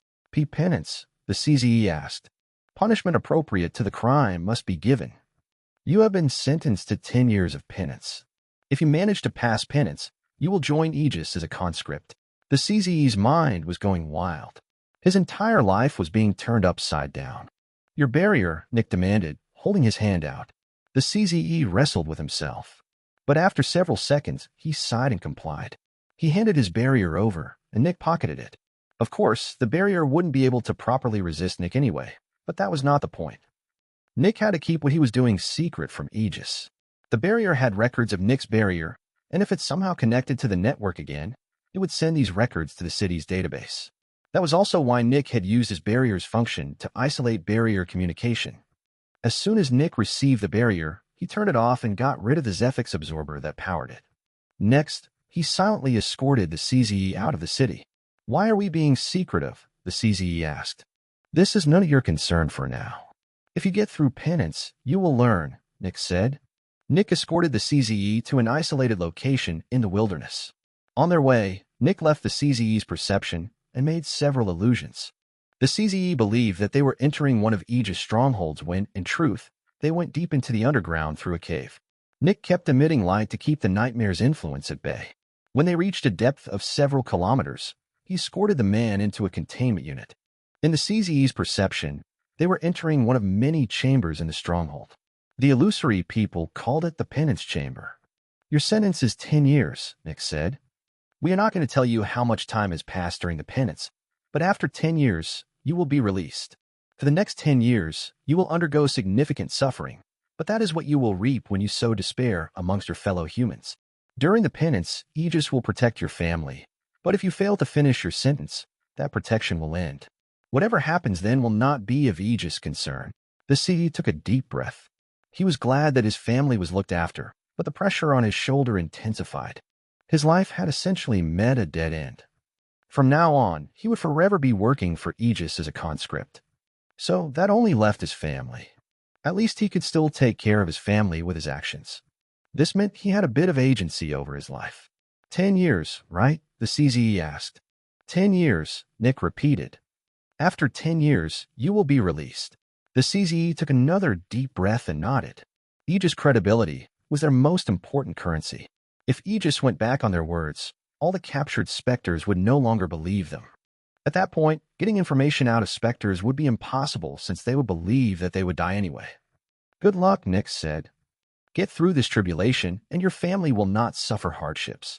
The CZE was extremely nervous, but he nodded anyway. He didn't know what was waiting for him, but he knew that he had to survive. For his family. Nick left the containment unit and closed it.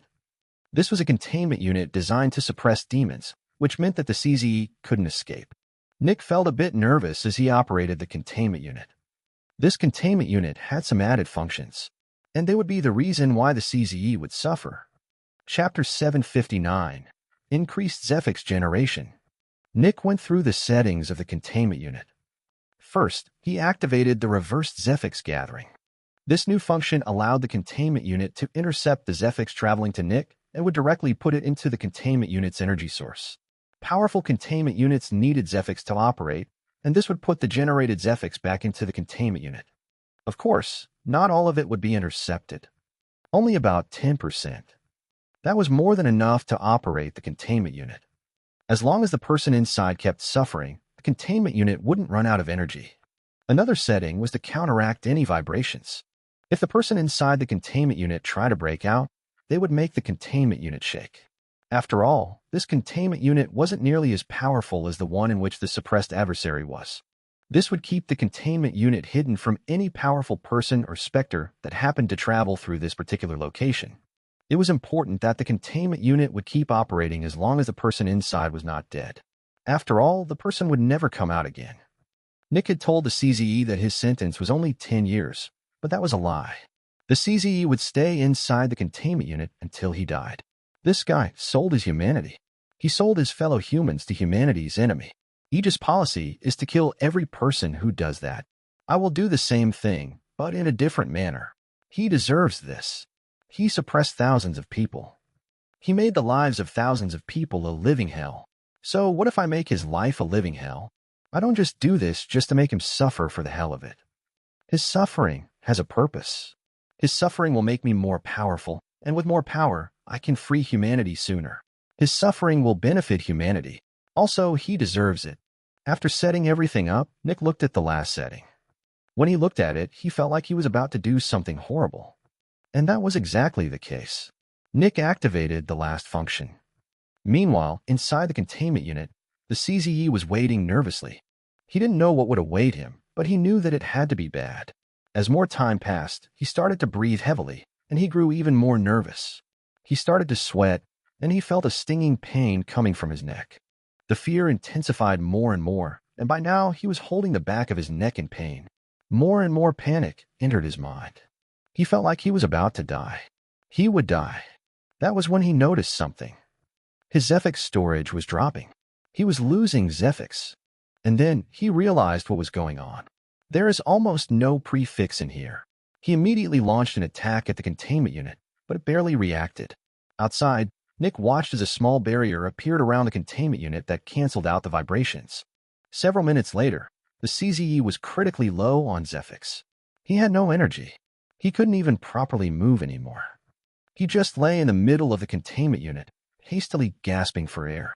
He felt like he was asphyxiating. He needed prefix. If he didn't get any prefix, he would die. For a powerful extractor, prefix was to them like air was to normal people. When the body noticed that it couldn't produce its energy anymore, it sent a signal of absolute panic to the body. If the body remained here, it would die. It was no different from drowning. The CZE's Zephyx storage hit rock bottom, and his Zephyx expenditure equalized with his Zephyx production. As long as he didn't move, his body could generate enough Zephyx for him to survive. And yet, the panic and terror kept attacking him. He needed to escape. Finally, the CZE realized the true terror of penance. He would be drowning for 10 years. The only worst thing would be the nightmare's influence. Luckily, the containment unit had lights. 10 years of drowning. That was his punishment. As long as he could survive 10 years of drowning, he would be able to return to a relatively normal life as one of Aegis' conscripts. He would be able to see his family again. As long as he remained alive, his family would be protected by Aegis. It was so difficult. It was so hard. But he would do his best to persevere. It was just 10 years. That was as long as he had to wait out. Every second that passed was one less second. Even while thinking about passing time, more time passed. This would not keep on going forever. Aegis kept its promises. 1 second. 2 seconds. 3 seconds. He was slowly getting closer to release. The urge to say the sentence was so high, but he kept going. There was hope on the horizon. While the CZE suffered through the perpetual sensation of drowning, Nick waited outside. The containment unit stopped shaking, and Nick's production of Zephyx increased tremendously. Naturally, this containment unit had the power to isolate prefix. Of course, Nick set it up to let enough prefix through that a hero of the CZE's power could just barely survive and remain conscious. After watching the containment unit for a couple more minutes, Nick turned into mist and collapsed the tunnel. The cave he had dug completely collapsed, burying the containment unit under kilometers of dirt. On the surface, Nick still felt his improved generation of Zephyx. Keep hope in your heart. The more hopeful you are, the more humanity will benefit from you. There was no way to tell time inside the containment unit, and isolation warped someone's time perception tremendously. Nick would never let the CZE out again. The CZE would remain inside until he died of old age or spoke the sentence. With a warped time perception, it was possible that the CZE would stay inside the containment unit for 50 years and still believe that fewer than 10 years had passed. This was the CZE's penance and his payback to humanity. He would drown until he gave up. And during that time, he would make Nick stronger. I have to save humanity, Nick thought with reinforced motivation. But I also must not lose my humanity in the process. He deserves this, but many others don't. I can only use this on people who sold their humanity to humanity's enemy. And then Nick left. The wasteland was silent. It looked like any other spot. And yet, deep beneath the surface, someone suffered unimaginably. But they would keep holding on. After all, there was hope on the horizon. At some point, they would get out. They would not stay in here forever. Chapter 760, Self-Made. Over the next 3 years, Nick captured a couple of demons, which he delivered to Aegis, and 3 more hero traitors. By now, there were 4 containment units that were torturing humanity's traitors, and Nick's Zephyx generation had increased by quite a bit. The intensity of suffering truly makes a great difference, Nick thought. With just these 4 heroes, my speed is almost equal to killing one of the corruptors and causing an entire region to go into an uproar. Originally, with just the guards, Nick estimated that he would become a peak demon when he was 130 years old. But with a new intensity, he believed that he would advance at the age of about 105. The faster I advance, the faster I can help humanity. Naturally, while Nick was capturing the traitors and Specters, he also spent time with the suppressed adversary. Sadly, not much progress had been made within these couple of years since they were getting into the real difficult stuff. Making star energy with a portable device was brutally difficult. The researchers were missing the tools that would allow them to make such fine adjustments to such tiny parts of the machine. Another piece of bad news was that Nick hadn't been able to find or contact War's newest servant. It was like War's newest servant was not using greater relays at all. Either it's using a new form of communication, or it gives its orders in person. I can't be sure which is true. At this moment, Nick was listening to the adversary while practicing his Zephyx manipulation. Nick was only listening to the adversary half-heartedly since it was talking too slowly, and he was fully focused on his Zephyx manipulation. By now, Nick had trained his Zephyx manipulation for several decades, and he had become quite good at it. That should do it, he thought as he imagined a complex diagram of manipulation lines. He looked through it several times, making sure that he hadn't made a mistake. I practiced Zephyx manipulation for so long, and while it has given me a couple of useful abilities, none of them had been good enough to properly integrate into my Spectre core. Naturally, creating abilities from scratch was beyond difficult. The efficiency of these abilities was pretty bad, best. Most of the time, one would need to use a crazy amount of Zephyx just to perform a slightly useful party trick. But after decades of focusing on it, Nick finally developed an ability that was useful. He had already tested this ability several times, and it seemed to work. Sadly, without integrating it into his Spectre core, the effect was limited. My time here is about up anyway, Nick thought as he punched a couple of words into the containment unit. Sad. All right. See you later then, the Spectre answered. Nick went 1 room up and sat down. I haven't integrated a self-made ability into my Spectre core yet. It should work, but I've never tested it.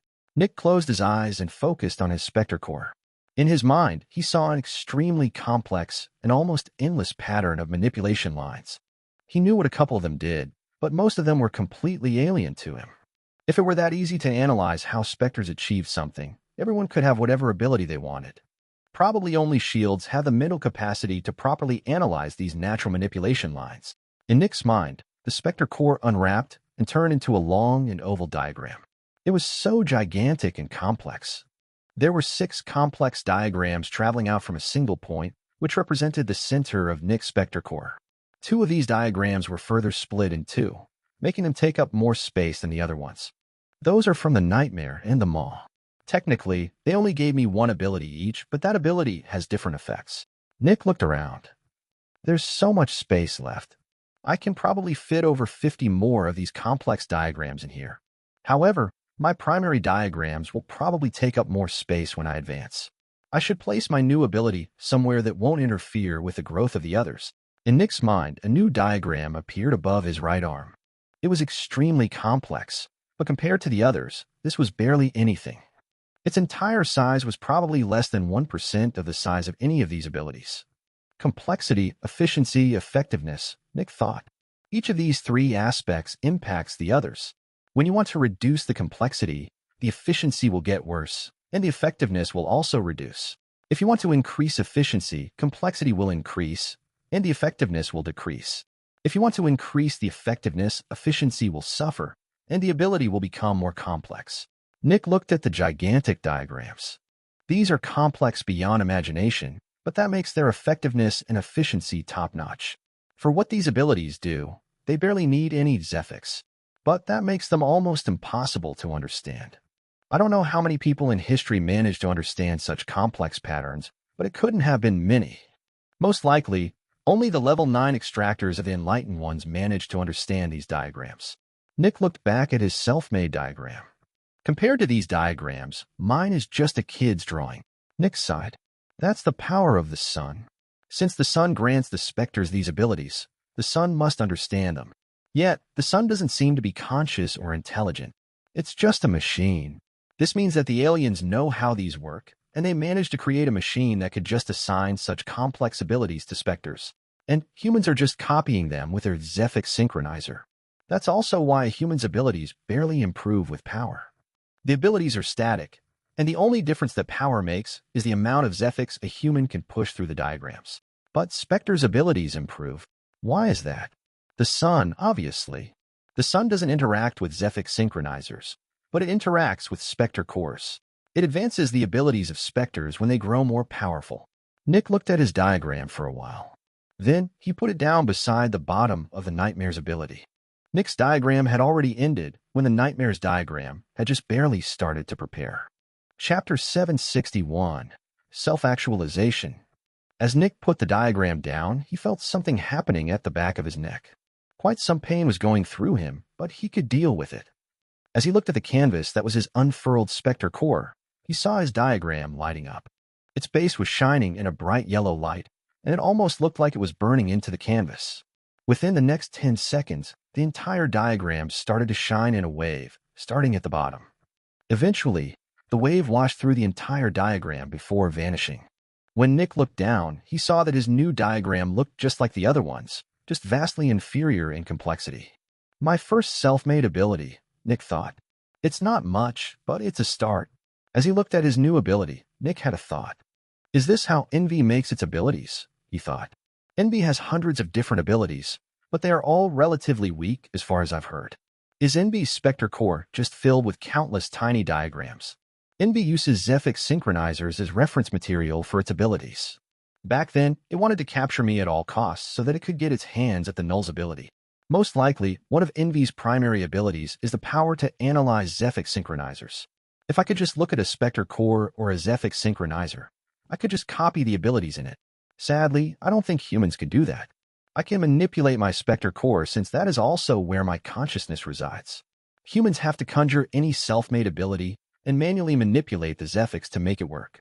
The thing I just did, integrating my diagram into my Specter core, is not something humans can do. Although when one becomes a specialist, they get a wiped Specter core. Humans could probably use that to integrate self-made abilities. Nick furrowed his brows. But analyzing the Specter cores is beyond our means. I can see through my Specter core since it is mine, but I can't see through the Specter cores of other Specters. If there were an ability that allows me to do so, things would be much easier. Is that the ability Envy would grant a human if they interacted with it while advancing? The ability to look into Specter cores. Could I get this ability during my next advancement? Nick remained silent. Possible. It might be worth a try, but I'm not sure if that's the best way forward. The ability to copy other Specters' abilities is definitely powerful, and will increase my power rapidly, but is that enough? I don't just have to be powerful as a fallen or adversary. I also have to be powerful in the 9th level, and if there is one, the 10th level. Nick looked at the diagrams again. What if the sun doesn't allow me to advance at some point? This is bound to happen. I am the sun's enemy, and when I become dangerous to it, it won't help me anymore. I have to plan for the far future. While Envy doesn't seem different from the other corruptors, I believe it has the greatest potential. As long as it continues learning, its abilities will become more and more powerful. Its power is the least reliant on the sun. It has started to create its own path while all the other Specters just follow it. It's not wrong to learn from a powerful enemy. I believe I should follow Envy's example. Creating abilities is almost useless in the beginning. It takes so much effort and time just to make an ability that's considered trash. But with enough work, it can break open the sky. When you copy, you can only become equal to the most powerful being. Self-actualization is the only way in which you can become superior. Nick looked at his new diagram for a bit before leaving his mental space. He found himself in the real world again, and he stood up. I should put my newest ability to the test. If it works as envisioned, it will make it much easier for me to find traitors and hidden specters. Nick left the central pillar beneath Crimson City and entered the actual city. Then he focused on a normal person who was just walking down the streets while activating his new ability. Nick's Zephyx ran through the diagram, and he could feel it drain. Luckily, since this was only a normal person, the drain wasn't bad. I really need to take a shit. These words appeared in Nick's mind as he watched the man, who was walking at a brisk pace, keeping his ass cheeks clenched. Fuck. Where's the next toilet? I'm not sure I can make it until I'm home. The person's thoughts appeared in Nick's mind. A bit of a strange example, Nick thought, but my ability seems to work.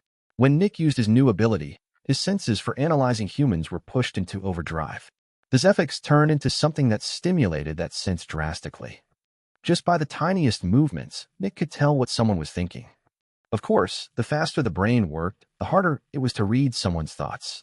The brain of a hero worked hundreds, if not thousands, of times faster than a normal human's brain. However, that was also exactly why Nick could read the thoughts of a normal person. His brain was so much faster that it could make thousands of different calculations to analyze the thoughts of a normal human. Nick was essentially emulating a normal human's mind. As Nick kept looking at the man, memories shot through his mind. People's minds were constantly active, and short memories shot through them from time to time. By just looking at the guy for a couple of minutes, Nick had already harvested hours' worth of memories.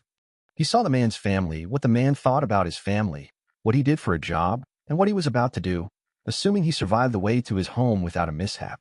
It works pretty well on normal humans, Nick thought. Now I should test it on a couple of extractors. Chapter 762, Nourishment. Nick repeated the experiment with a newbie, and his ability only consumed a bit more Zephyx. Luckily, Nick still regenerated more Zephyx than he was using. Works fine, he thought before focusing on a John. This time, his ability consumed just a slight bit more than it regenerated. Nevertheless, Nick could probably read the John's mind for about an hour before he ran out of Zephyx. Also works, but the true test is the veteran. Veterans are extractors who are deeply involved with manufacturers. They went through Zephysis, which symbolizes their commitment to their jobs. Nick found a veteran after a couple of minutes and tested his abilities. His Spectre core started to hurt a bit, and the surroundings grew a bit blurry as all of his focus was pushed to the peak. Nick's perception of the surroundings almost vanished. I really don't want to work with a meander, the veteran thought at incredible speeds. Why does Matthew not want to change shifts with me? Nick was reading the mind of a mid-veteran, and he was consuming a lot of Zephyx. Within less than 10 seconds, he would run out. Luckily, his entire Zephyx storage would fill up again within 5 seconds. If I force it, I can read a mid-veteran's mind for about 66% of the time. I guess that's where my limit is. I don't think I can even attempt to read the mind of an expert. But that proves that integrating the ability into my Spectre core works. If I just used the diagram manually, I would only be able to read the mind of a newbie for a couple of seconds before losing focus on the calculations. All in all, the test was a success. With this, information gathering will become much easier. Additionally, this ability is not limited to my power but to my knowledge and experience in Zephyx manipulation. As long as I keep learning, I can keep improving it.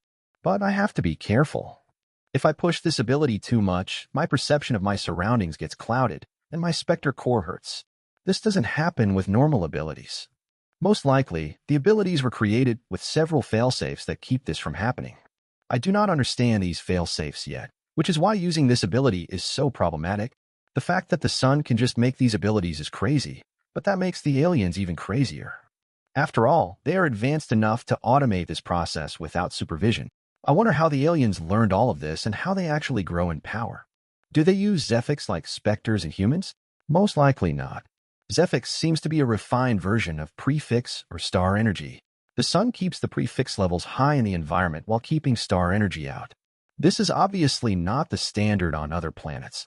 On other livable planets, the local star should be showering everyone in star energy. Zephyx and prefix are probably not present, and if they are most likely only present in limited quantities. That means the aliens most likely use star energy. But then, what about pure energy? While I don't trust the adversary fully, I can believe that it was honest when it said that star energy is not the greatest source of energy. However, it's definitely better than prefix. Prefix is basically trash. We are constantly surrounded by prefix. If we were constantly surrounded by star energy, wouldn't that be better than being surrounded by prefix? Sure, star energy isn't as good as prefix, but with so much everywhere, it's bound to have a great effect. Specters are probably not the only beings that can create Zephyx. With so much star energy everywhere, some organisms most likely evolved some kind of method to create Zephyx inside of them. Nick was reminded of the Zephyx generator he had seen in the ruins of the ancient ones. Does that generator work with prefix, or does it use something else? In terms of biological life forms, I would assume that there are some that could generate Zephyx out of star energy. It's like plants and oxygen. Plants absorb CO2, which has a low energy content, and transform it into O2, which has a high energy content. But in order to do that, they need light and water. Nick imagined a world filled with life and filled with star energy. Some isolated plants absorbed cadavers, which were filled with star energy. Then they used up a lot of star energy just to create Zephyx. Finally, they combined the Zephyx with their star energy in a yet unknown way to produce pure energy. Two sides of the same coin. Like O2, star energy is everywhere. But to survive and grow stronger, you need more than just O2. O2, nourishment, and water. These three things create the energy of life. If star energy is O2, Zephyx should be the nourishment and the water. Humans breathe in a ridiculous amount of O2 when compared to what they eat. I think normal humans need over 500 liters of pure O2. Compared to 2 liters of water and about a kilo or 2 of food, that's gigantic. Nick was reminded of the adversary's words. Star energy is the meat, while Zephyx is the seasoning. An apt comparison if we use these numbers. The aliens most likely use pure energy as their internal energy source. Getting star energy is not difficult since it's basically everywhere. Humans also don't need to worry about O2 for the same reason. The difficult part is getting the nourishment. The Zephyx. Nick imagined an alien opening a container of Zephyx before consuming it. Inside the alien, the Zephyx was broken down and combined with the vast quantities of star energy that were regularly absorbed. A bit of pure energy was created, which settled in the alien's equivalent of a Zephyx synchronizer or Specter core. I wonder, were there life forms in the original version of Earth that could do something similar? Or did we just never evolve the capability to create pure energy in our bodies? It seems like I need to learn more about ancient human biology. Otherwise, destroying the aliens might actually plunge us into an even worse situation. Without so much prefix everywhere, how would the extractors even survive? As soon as the shield breaks and all the prefix gets replaced by star energy, all the extractors will essentially asphyxiate. Nick narrowed his eyes as a suspicion appeared in his mind. Chapter 763, Humans. Did humans always have Zephyx synchronizers? Nick shook his head. No, most likely not. An organ that converts prefix into Zephyx can only naturally occur in an environment filled with prefix. Additionally, isn't it suspicious that humans can't use their internal Zephyx as an external energy source? Why do we need Specters for their Zephyx? Why can't we just use our own? Even more, the enlightened ones were so advanced that they even had level 9 extractors, and they had to have Zephyx synchronizers to achieve that. I'm not sure how long the era of the recovering ones was, but I don't think it was long enough to develop such a complex organ as a Zephyx synchronizer. Also, there is evidence that the recovering ones also had a rudimentary version of extractors. Do humans just instantly sprout a new organ that could perfectly integrate into such a new and extreme environment? Definitely not. But then, where did the Zephyx synchronizers come from? I can only think of one explanation. The aliens. When the aliens destroyed humankind, they probably left a good chunk of them alive. Otherwise, there wouldn't be any humans here anymore. And if they could just create humans out of thin air, why would they go to the trouble to go to war with the humans on Earth just to convert them into something useful?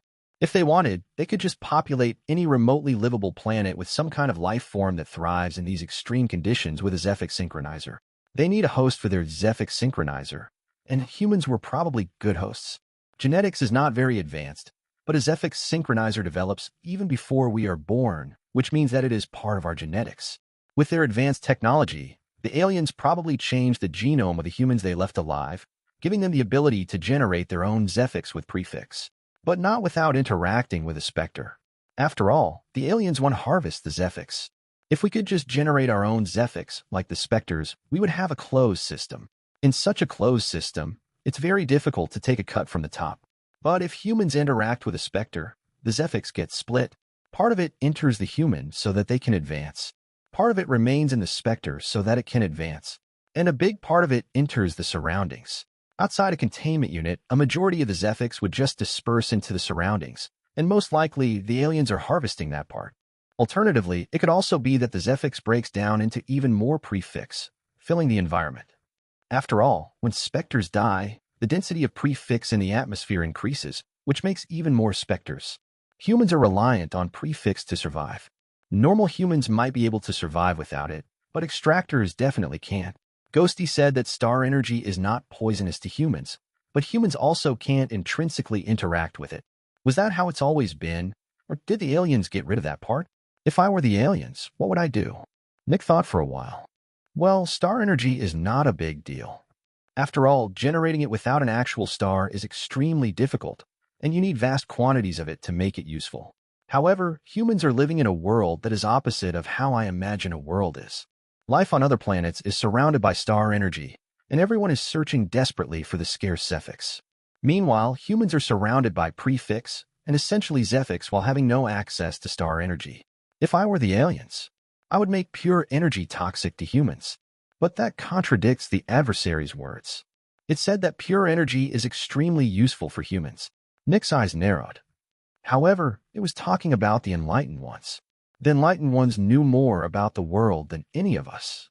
They might have even known about the aliens. They constantly used star energy and pure energy, and they made use of it. That leaves three possibilities. 1. Pure energy is not toxic, and I'm wrong. 2. Pure energy was not toxic to the Enlightened Ones, but has been made toxic now as another suppression factor.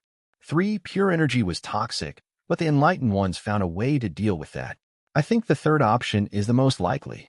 If the aliens can change our genome, why can't we do the same? Maybe there was some kind of medical operation that could create an organ that could interact with star energy and pure energy. The adversary did say that only the most powerful humans could manipulate star energy with their mind. In that case, couldn't they also find a way to manipulate pure energy without dying from it?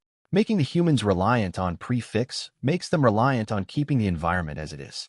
If humans can just use star energy and pure energy, there would be no incentive to stay under the suppression of the Specters. Additionally, even if we break out, we will just die to lack of prefix. The Enlightened Ones knew more than any of us, which means they most likely also knew of this problem, and they managed to solve it. I think creating an organ that interacts with star energy and pure energy is a good solution, but that requires a vast knowledge of biology, which we don't have yet. I think the team would benefit from a couple of biologists. This might be far in the future, but if we manage to change human biology to how it used to be without getting rid of our newfound advantage of Zephyx synchronizers, we can become even more powerful. And if we actually succeed in that, I can also switch my center of power. Humans nowadays will essentially cease to exist and will be replaced by a new kind. And if I manage to advance my disguise ability to a high enough level, I can join them. I could become human again. Chapter 764. Information Suppression. Another two problems were put on top of Nick's pile. Pure energy's potential toxicity and the changed anatomy of humans. The toxicity of pure energy was not yet confirmed, but the fact that the aliens changed humanity's anatomy was almost certain. There was no way that humans evolved a Zephyx synchronizer in that little time. I need to get biologists to the research department, Nick thought, but that comes with its own set of risks. Not only will it be harder to avoid the envious researcher, but if talented researchers keep disappearing, the champion is bound to notice. The champion also pays more attention to me whenever I'm at the headquarters. Talking to the technician has almost become impossible. I should use my newfound ability and search for fitting humans myself. But I can only read the minds of veterans, and biologists are rare. Not sure how difficult getting a good biologist will be. I think the best place to look would be the trainees in Aegis. During their second phase of training, they will be going on dangerous excursions. If one of them just happens to be killed by a Spectre, it wouldn't be as suspicious. I need to talk to Ghosty first. Nick left Crimson City and went to the hidden researchers. As always, everyone was busy working on creating materials and refining the gigantic machine that produced star energy. By now, the machine was only around 5 meters high, which was a lot smaller, but nowhere close to being small enough for seeds. I need to talk to you, Nick transmitted to Ghosty. Ghosty's eyes widened in pleasant surprise before a smirk appeared on his face. Nick expected Ghosty to excuse himself and walk to the side, but he just kept working. The next moment, Nick felt some kind of Zephyx vibration coming from Ghosty. Nick was a bit surprised that the vibrations mimicked the vibrations the adversary used to communicate with him. Sure, Nick had told Ghosty how they communicated, but he hadn't expected Ghosty to use the vibration language to talk to Nick. "Where are you?" was what the vibrations said. Nick transmitted his location to Ghosty, who quickly found him. "I have my own technique to transmit my voice now," Ghosty transmitted to Nick. "I don't need to stop working to talk to you anymore." Not surprising. He's always been good at Zephyx manipulation, Nick thought. Good. I found a problem, but I can't talk about it directly due to obvious reasons. "I understand," Ghosty answered. "There is a possibility that pure energy might be toxic to humans due to our Zephyx synchronizers. The recovering ones already had Zephyx synchronizers, and the ancient ones almost certainly didn't. If you think about these things, you will come to the right conclusion," Nick transmitted. Ghosty frowned and stayed silent. Just like Nick, he was thinking about these connections. Sadly, while Ghosty knew that something was controlling the Specters due to what he saw in the Nightmare's body, he didn't know as much as Nick. However, Ghosty was a brilliant scientist, and he was very good at dealing with logical problems. "I can see where you are coming from," Ghosty answered. "Yes, it's possible that pure energy would be toxic to humans. If I were the other party, I would do that. If the worst-case scenario happens, this would be the penultimate safety, right before dealing with the entire planet." "Yes," Nick transmitted. "I believe the enlightened ones found a way to deal with that. I am thinking about a medical procedure that gives humans something that allows them to interact with star energy and pure energy." Ghosty couldn't hold back his reaction and actually stopped working for a moment. "Ghosty?" Nick asked. Excuse me," he answered, returning to work. "It's just, why didn't I think of that? I've been constantly searching for a way to interact with star energy with machines and with what our bodies have, but I hadn't considered adding something directly to our body that could accomplish that. Although I've been looking at things through the lens of an engineer. I keep thinking about machines when sometimes thinking about biology makes more sense." Nick was reminded of the biological machines. The potential of biology is vast. I have seen unimaginable things, and they are biological in nature. Ghosty nodded. "You want to add some biologists to the team?" "Yes," Nick transmitted. "It's possible, but we need more rooms. It's not that we need more space, but that we have to split the research team strictly. Having 4 people is already dangerous due to the envious researcher. If we get even more, we must make sure that no subject is covered by both teams. The only reliable way to achieve that is to physically separate them and keep any contact to the bare minimum." Ghosty sighed while adding something to a small gadget. "It would be so much easier without the envious researcher. We would be making progress several times faster." "I know. I'm working on it," Nick answered. "Working on it?" Ghosty asked with surprise. "That's not what I meant. Don't be crazy. I know you're strong, but the envious researcher is at least a mid-adversary, and you just never even managed to see it. I was just lamenting a bothersome situation." "Don't worry about it," Nick said. "There are ways to deal with every Spectre, and the envious researcher isn't different. It might be much harder to kill it than a corruptor, but it's not impossible. Remember, I'm not alone. Humanity is on my side." Ghosty still felt unsure. The envious researcher was a plague upon humanity and Aegis. "I trust you. Tell me when you get a fitting biologist," Ghosty answered. "I will," Nick said before leaving. The envious researcher, the Nightmare, the Sun, and the Null are the ones feeding information to the aliens, Nick thought.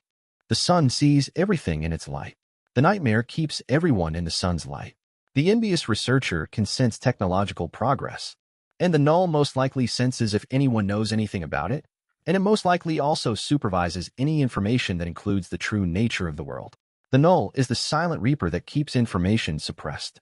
Regarding information, we already dealt with the Nightmare, which also deals with the Sun, leaving the envious researcher and the Null.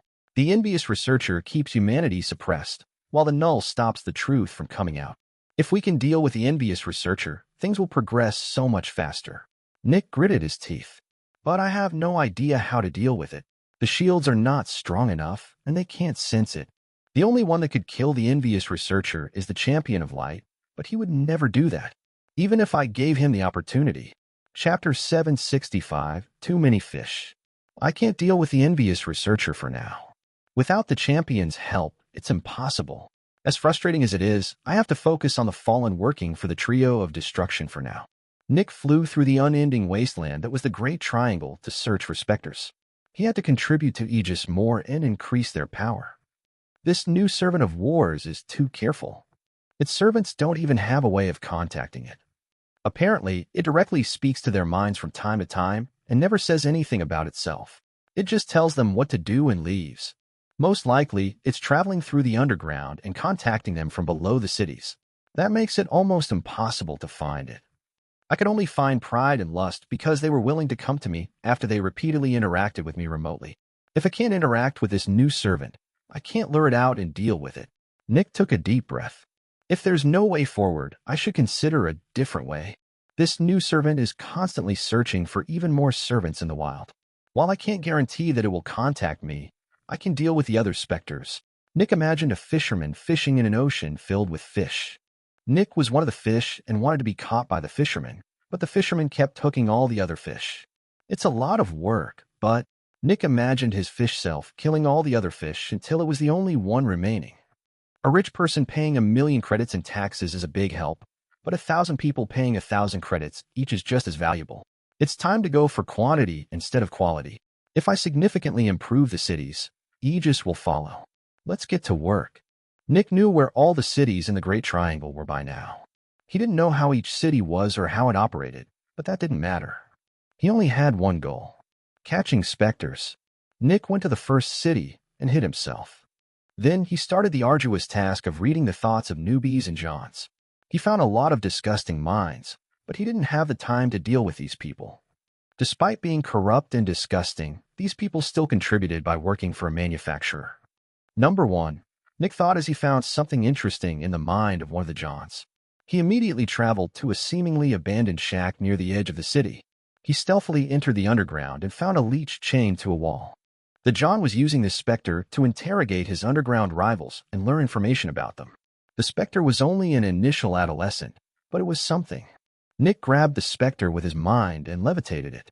Levitation was not difficult to learn, but just like every other self-made ability, it was supremely weak. But with a 4-level difference, that didn't matter. The Spectre shot through the roof, flew through the sky, and hit the building of a big manufacturer. The guards became panicked when they saw a Spectre hitting their building, but they immediately went to suppress it. Number 1 done. Nick immediately resumed information gathering. Half an hour later, a gigantic rock shot through the ground in the middle of the city and landed in its center. The next moment, screaming mouths opened on the rock, and it unleashed a terrifying roar that put all the normal people in a trance. Yet, the Spectre was quickly suppressed by a bunch of extractors. This had been a mid-adult. Naturally, the people recovered quickly. Nick wouldn't have thrown the Spectre into the middle of the city if it had the ability to cause mass death. An hour later, the head of an extractor exploded in the middle of the street, causing panic. However, the panic only intensified when the headless body stood up again. Everyone realized that this was a Spectre, and just like the other ones, it was suppressed. The extractors couldn't believe what was going on. Why were so many Specters getting revealed like this? Bang. The head of a specialist exploded, and the headless body tried to run away. Bang. A bone turtle burst out of a huge house.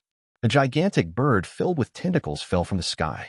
5 more Specters were exposed within the next hours. The entire city was in an uproar. What the fuck was going on? Then, things became silent for a while. Bang. A gigantic tree made of organs from outside the city took to the sky and fell onto the city walls. The manufacturers all recognized that tree. This was an early demon that openly lived outside the city. Getting to it was almost impossible due to its extremely powerful gas. The heroes immediately besieged it, but they were surprised when they saw a Zephyx suppressor wrapped around the tree. That confirmed it. Some kind of extremely powerful extractor was cleaning up the city. They had to be from Aegis. But Aegis always confiscated any Specters they captured. Why did this extractor throw the Specters to them? Would Aegis claim them later? The heroes quickly put their own Zephyx suppressors around the tree. And then, the original Zephyx suppressor vanished. They accused everyone else of stealing it, but none of them admitted to stealing it. Naturally, Nick had taken his Zephyx suppressor back. He still needed it. Over the next couple of hours, over 20 Specters from the surroundings were thrown at the city, and all the extractors waited to suppress them. Money was literally falling from the sky. At some point, no more Specters appeared, but in the next moment, the extractors saw a collection of black cubes flying away from the city. That has to be the extractor, one of them shouted. With wonder, they watched the black cubes vanishing on the horizon. Nick carried all the Spectre cages to Aegis's headquarters, and the guards looked at him with shock and surprise. "That's all for the Crimson City," Nick said, walking through the big gate. These Specters were too dangerous to work with. After dealing with the dangerous Specters, Nick made a stop in the Research and Development Department and grabbed a frankly ridiculous supply of suppression gear. Nick stepped out of Aegis headquarters. Time for the next city. Chapter 766, Hatchlings. Bang. A fleeing hero's head exploded before the body was thrown through the city walls. Every hero in the city watched in horror as the headless body shot into the sky again. What the fuck were they supposed to do? This was their governor. Their governor was a Spectre. A bright light appeared in the sky, and the governor hit the ground again, but this time there was a Zephyx suppressor around her. "Let me go. I'm not a Spectre," she shouted. The heroes watched their governor in shock. They almost couldn't believe it. "Wait, I am a Spectre," she suddenly shouted. "I can prove it. Just destroy my head again." The heroes were shocked at the sudden change. That sudden change happened because Nick transmitted something to her. Be suppressed in the city or be killed. Your choice. In confusion, the heroes apprehended their former governor. It had rained Specters for the entire day. After the first demon was captured, the governor suddenly vanished. When Nick had seen that, he assumed she was a Spectre. He suspected that she was a Spectre, but couldn't be sure since she was a mid-hero. So he launched an attack that a barrier would be able to deal with. Lo and behold, there was no barrier. Quite a lucky find, Nick thought. Seems like the Specters in the different cities are becoming more anxious. This was the 9th city Nick had paid a visit to, and judging by their reactions, they had already heard of this phenomenon. A powerful extractor who kept gifting Specters to cities. This is a good sign, Nick thought.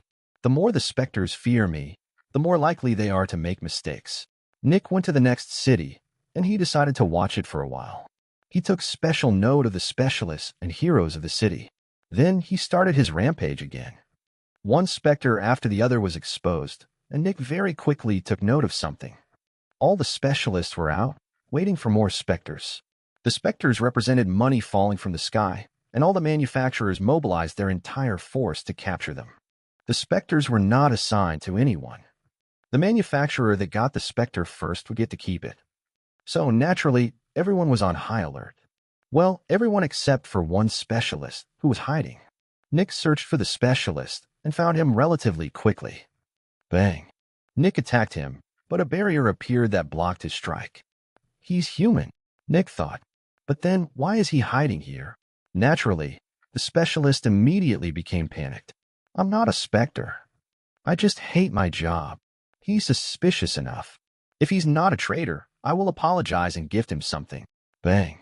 Nick destroyed the specialist barrier and pushed him to the ground. A cloud of darkness came out of Nick, blocking out all the light. The next moment, the nightmare's influence appeared, but Nick controlled it. This is not as subtle as my self-made ability, but I can still use the nightmare's illusions to read someone's mind. The nightmare always used the most terrifying things a person could imagine, and very often these things were related to their personal life. Loved ones getting killed, their status and jobs vanishing, personal injury, and the most terrifying thing for traitors was very often to get exposed.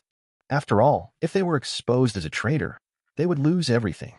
Sure enough, Nick very quickly saw the illusion of all the people judging the specialist for working with a Spectre.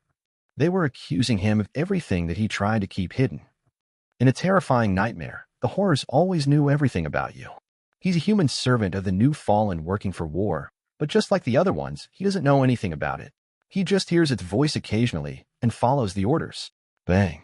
Nick punched the specialist head into a bloody pulp. Traitor, he thought in hatred. Nick left the hidden place and directly went to a containment unit. He used his administrator rights as a special agent and opened the employee entrance of the containment unit. He walked in, killed the Spectre, and walked back out. This Spectre had been a servant of the new fallen. If he had the possibility, Nick would have fed it to the Crimson Sea, but he didn't want to expose himself. Not even he could override the alarm and delay that occurred when one opened the main door of a containment unit. After dealing with the Spectre, Nick returned to dealing with the remaining hidden Specters in the city. Then he dealt with the Specters in the surroundings. By now, with all the cities he had visited in the last couple of days, Nick had uncovered over 200 Specters. He dealt with every specter inside the cities, but he only dealt with adults and stronger when they were outside the city. There were just way too many hatchlings buried in the wilderness. The world had so many specters, but only a small portion of them ever managed to become adolescents. Almost all the specters were born outside cities, and to become stronger, they needed normal humans and very weak extractors. But those only existed inside of cities, which meant that they had to enter the cities. Yet, the cities were extremely fortified, and almost all hatchlings would be noticed. Because of that, 95% of hatchlings just waited deep in the underground for things to change. About 4% were stupid and just tried to enter the city before getting captured. Only the last percent managed to actually enter a city and grow. There were also a bunch of hatchling possession specters buried deep underground, and those couldn't even move. If Nick caught all of them, the cities would run out of containment units, and many manufacturers would probably not even catch them. That would mean that the hatchlings were either killed or ignored. And with Ring above? Both cases would be bad. Chapter 767, Chaotic Mess. A red-headed human specter was watching a city from far away. It looked like it was planning to make an attack. Based on its power, it was a late demon, which meant its power was nothing to sneer at. If it actually decided to attack the city, it had a chance to succeed. Yet, after looking at the city for a couple of hours, it just turned around and left. It was too risky. The specter shot through the wasteland for a couple of hours before it stopped in front of another city. There, it waited for another couple of hours before leaving. Also too dangerous. It kept going from city to city for almost an entire day, moving towards the west the entire time. After looking at nearly 20 cities over the span of several days, it suddenly stopped in the middle of the wasteland. The next moment, it turned into a human who activated his barrier. The human released a sigh of relief. I'm finally outside its perception range, Nick thought. Yes, the specter that turned into a human was Nick. What had been Nick's plan during these couple of days? Not dying. That was his plan. Shortly before Nick had reached the next city on his rampage of dealing with specters, his ability deactivated, and a terrifying sense locked onto him.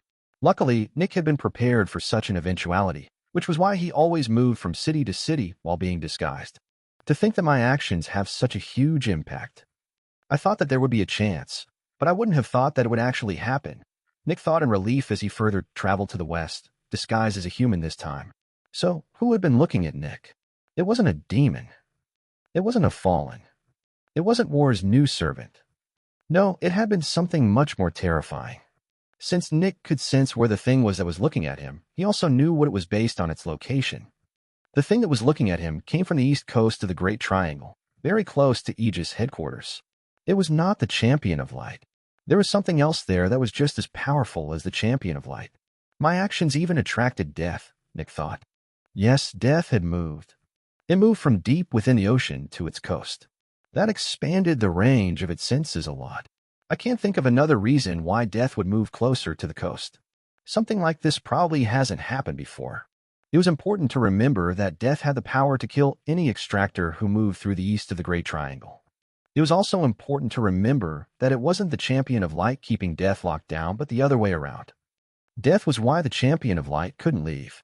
As long as it wasn't seen, death could move around in the vicinity of Aegis headquarters. Aegis headquarters just needed to remain within striking distance. Over 500 powerful specters being suppressed on just one continent within the span of just 3 weeks probably hasn't happened before, Nick thought. All the specters inside the cities are terrified and have become more careful. This means less Zephyx is being produced. The Zephyx that is produced doesn't enter the atmosphere since the containment units are intercepting it, and the wild specters don't dare to show themselves, are a Nigerian Nairo VS. My actions probably had an impact on global Zephyx production, and the aliens ordered Death to find out what's going on in the Great Triangle. Alternatively, Death just decided to do that of its own volition. Either way, while this crusade was quite risky, it exposed several things. First, my actions have a big impact. Second, if this was ordered by the aliens, they probably don't have something that can look into the past. While the sun can keep track of the world, it probably doesn't have a record that the aliens can just play back. The sun is a machine, and as a machine, it only has limited functionality. It can filter important information automatically, but if it isn't programmed to check something, it won't. A bunch of specters getting suppressed is nothing unusual, though not to this degree. I can't be sure if this attracted the aliens, or if it's just death. To be frank, I think the aliens didn't even notice it. My actions might have an impact, but this comes nowhere close to affecting the entire recycling center that is Earth. The simplest answer is most often the correct one. War's new servant probably complained to War, but War is busy on another continent. War most likely just forwarded everything to Death, which moved closer to the continent to take a look. It's not a big deal for Death. It just needs to move a bit to deal with a humongous issue. Luckily, I was prepared for such an eventuality. I have to lay low for a while. Nick furrowed his brows. But I have to be especially careful now.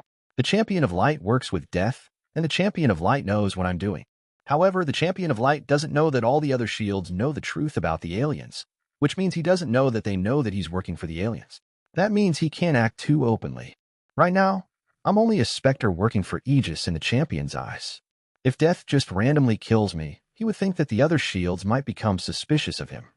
After all, isn't his job to deal with Death? He doesn't know that they know, and that is the only safety I have. Most likely, he will find a reason to stop me from doing what I'm currently doing. Nick took a deep breath. This entire situation is way too chaotic, but that can also be a good thing. The more chaotic things are, the more opportunities arise. It's dangerous, but the game of politics that the Champion of Light is playing also restricts him. We can use that to our advantage. I can only hope that he doesn't tell Death who I am. Otherwise, I'm dead. Chapter 768, 5 Protectors. I've overextended, and now I have to think about what to do. If even Death got active, it means that I have drawn too much attention to myself. Technically, Death and the Champion of Light should be working together, but I don't know how deep their cooperation is. Are they constantly talking with each other, or do they just want to achieve the same goal? I think it depends a lot on the Champion of Light's personality. I don't know him very well, but I believe he is a bit full of himself. He was a relatively young human that shot to the peak of human power instantly. People who don't progress naturally tend to get lost in their newfound power. But if I'm wrong, he will directly tell Death who I am, and Death will kill me immediately. My survival is the most important. Without me, humanity can't deal with the aliens. Nick took a deep breath. Then, Nick went to the stronghold in the northwest of the Great Triangle and connected his barrier to it. Finally, he called the left arm. Report, the left arm ordered. I was just checking in, Nick said. Are there any new orders? If the left arm believes that it is safe for me to return, she will say so. There has been an unforeseen development, the left arm said. Something significant has happened, and we need you to return. She says it's safe to return. I will come back immediately, Nick answered. Good, the left arm said before cutting the connection. Nick took another deep breath and left the stronghold. On his way, he transformed into Julian Winter. When he entered Death's perception, Nick became nervous, but he trusted the left arm. The couple of seconds flying back felt way too long, but Nick managed to enter Aegis headquarters without any incidents. If Death and the Champion of Light were in constant contact, this would have been the perfect moment to assassinate me. Luckily, their cooperation seems to be limited. Nick went directly to the left arm's office. New orders? Nick asked. The left arm wordlessly stood up and opened the door to the Champion of Light's office. As expected, Nick thought. The two of them wordlessly entered the office, and Nick saw the Champion of Light looking out of a new window that hadn't been there before. It seemed like he had redecorated his office a bit. Champion, Nick spoke respectfully with a small bow. The left arm stopped beside the throne and just looked at Nick. You've been doing a lot these couple of days, the Champion spoke with his deep voice. I have to contribute. I believe this is the most effective way to contribute, Nick answered. Over 400 captured Specters in barely 2 weeks, the Champion spoke slowly. Several demons and many fanatics. You dealt with traitors. And then the Champion turned around and killed 5 protectors. Nick's eyes widened in surprise. Champion, he asked. The Champion slowly walked to his throne. While I am glad that you are contributing to humanity with your full potential, your actions have had a bad impact on Aegis, he said. The Champion sat on his throne and rested his head on his right fist. Death and I have an unspoken agreement. If we fight to the death, one side will be decimated. A fight between us would change the entire world, and none of us are certain of our victory. Newbie. Because of that, we do not fight. I sit in this room all day, and Death stays somewhere in the ocean, far away from humanity. However, he spoke deeply. Your little rampage has pushed Death to break this agreement. Travel between Aegis headquarters and the outside world has been forbidden for protectors and stronger. The reason is that death killed every protector who came here. Nick took a deep breath. 5 protectors had died. Humanity had fewer than 100 protectors in total. I want you to stop helping the cities with capturing Specters, the champion spoke. We have angered death too much, and it's retaliating. We can't afford to fight it at this very moment. I might be strong, but my power is limited compared to death. I can keep it at bay, but I have little confidence in killing it. If we were to fight, even with the help of the technician and the left arm, our chances of victory are less than 10%, and this calculation doesn't even involve the trio of destruction. The Specters can retreat into the ocean, where the Shark Mother and the Salt Trident are their shields. If it looks like they are losing the battle, they will retreat into the ocean, and we will be helpless to take advantage of their weakness. In short, provoking a final conflict with the Specters will end in Aegis destruction. Therefore, we have to grow in a more subtle way. Do you understand the problem? He asked. Quite a lot of words to justify your actions. People tend to talk a lot when they are lying. You don't even have to justify yourself to me. You can just give orders, and I will follow, Nick thought. I understand, Nick spoke respectfully. I will keep a low profile.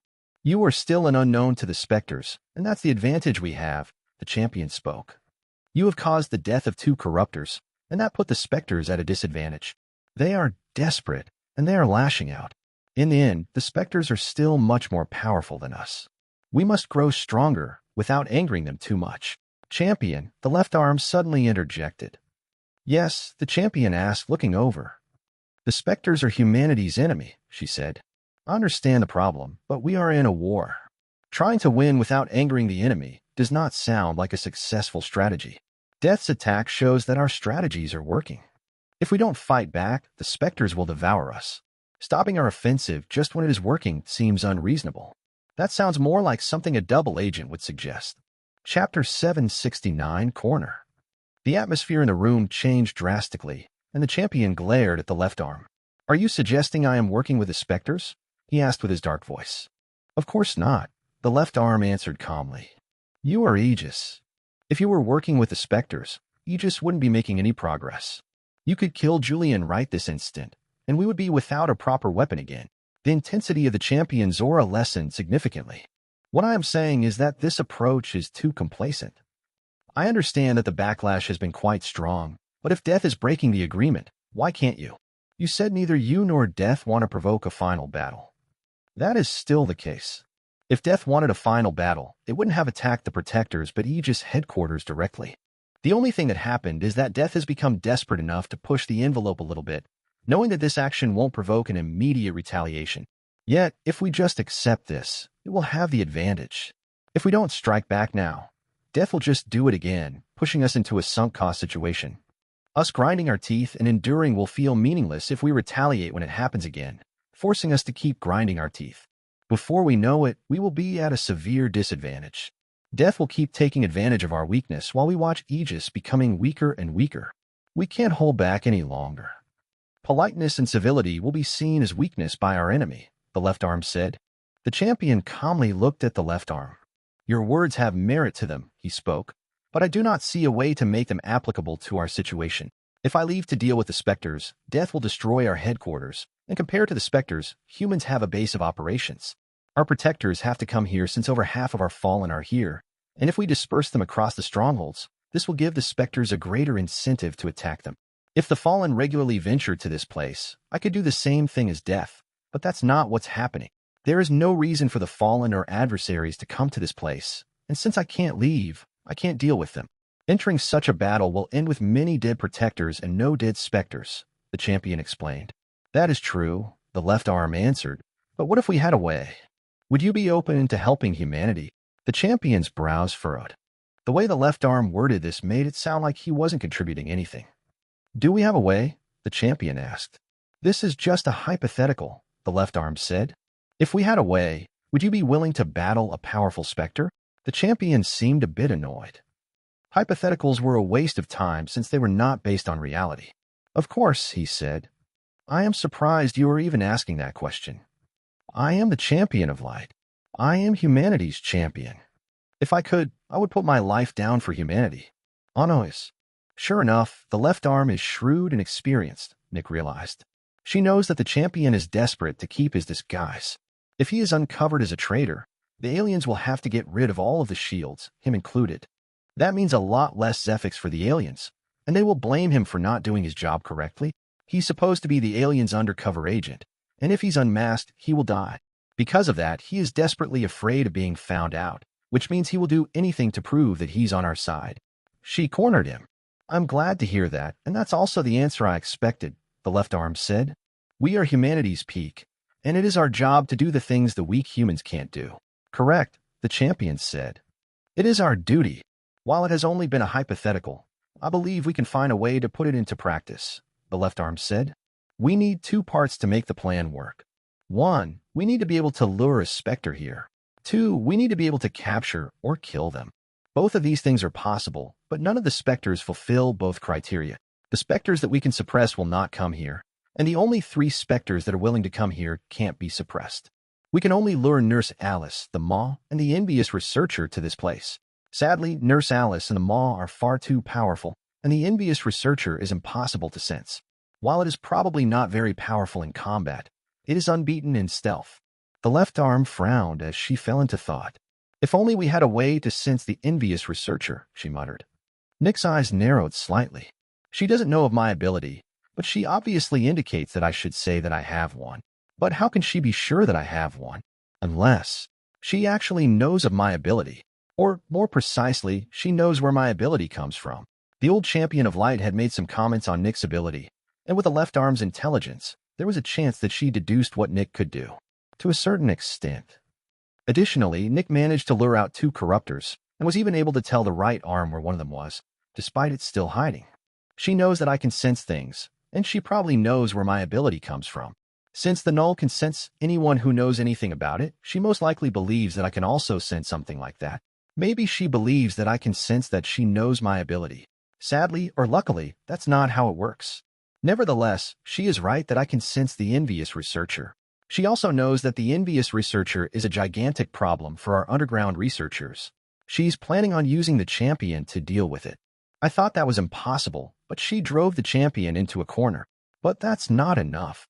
He can attack the envious researcher half-heartedly, and then make it seem like the envious researcher is just too strong. We can force him to act, but we can't force him to be serious. Nick took a deep breath, and the 2 looked over. It was clear that Nick was about to say something. But I trust the left arm. She isn't somebody who just does something without a plan. If she thinks she can make the champion of light act, there's a high likelihood that he will do just that. There might be a way, Nick said. Chapter 770, Sensing Spectre Zephyx. The 2 of them looked at Nick with furrowed brows. What way? The left arm asked. The champion threw a quick glance at the left arm. One of my abilities, Nick said. You're a late demon, the champion said. I don't think your ability is enough to be useful against the envious researcher. He immediately wants to dismiss me. As expected, he doesn't want to fight the envious researcher. Even if I give him a way and prove that it works, he will make the mission fail due to another random reason. I'm risking a lot here by exposing part of my ability. I just hope the left arm has a good plan. It works, Nick said. It is the reason why Lust died. When Lust died, I was only an early demon, and it still worked perfectly. Now, I'm a late demon. I'm 70% sure it works on the envious researcher, but if I become a peak demon, I'm 95% sure it will work. I'm fine with these odds, the left arm said. It worked on Lust while you were much weaker. Lust was only a peak fallen, the champion said. The envious researcher is a mid-adversary, at least. There is a gigantic gap in power. Nobody has ever even seen the envious researcher. Julian, the left arm said, why don't you tell us how this ability works? I'm risking a lot here, Nick thought with some anxiety. I hope she knows what she's doing. I can sense specters, Nick said. The champion's brows furrowed. Explain in more detail. More precisely, I can sense specter Zephyx. I can't sense specters directly, but I can sense when they are producing Zephyx. I can see the Zephyx traveling through the air and can pinpoint the location of a specter due to that. While the envious researcher is most likely the penultimate specter when it comes to staying hidden, I don't think it can affect its surroundings to keep its Zephyx generation secret. As long as the envious researcher is producing Zephyx, I'm certain that I can pinpoint its location. The champion furrowed his brows, and Nick could tell that he was troubled. While the champion was the strongest human, he was probably not much older than Nick. He might even be younger. If I'm already able to tell what he is thinking to such a degree, he's probably an open book to the left arm. Can you prove that it will work on the envious researcher? The champion asked. No, but I can tell you how I sense lust, Nick said. Lust didn't come out from hiding before the right arm attacked. If it did that, I would be dead. I am only alive because the right arm struck it before it could attack me. That means I had ample time to transmit its location with my slow voice transmission, which would be impossible during a battle. Ooh. And go. After all, lust could kill me faster than I could speak a couple of words via voice transmission. When I left one of the cities, I could sense a significant amount of Zephyx being generated deep beneath my feet. Based on the angle and volume, I could tell that a powerful fallen was around 10 kilometers beneath me. I transmitted the approximate location to the right arm, and the right arm would have hit lust if it hadn't seen my barrier activate. Luckily, the right arm was much more powerful than lust, and managed to kill it in a couple more strikes. That's how I sense lust, and I am certain that it also works on the envious researcher, Nick explained. The champion furrowed his brows. Does that work on humans as well? He asked. I'm not about to give you an opportunity to put me to the test, Nick thought. No, it only works on specters, he answered.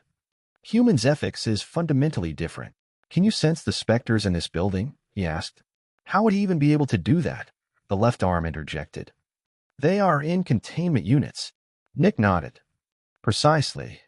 The Spectre Zephyx is being intercepted by the containment units. As long as the envious researcher is not in a containment unit, I can sense it. The left arm nodded and looked at the champion. I think it's worth a try.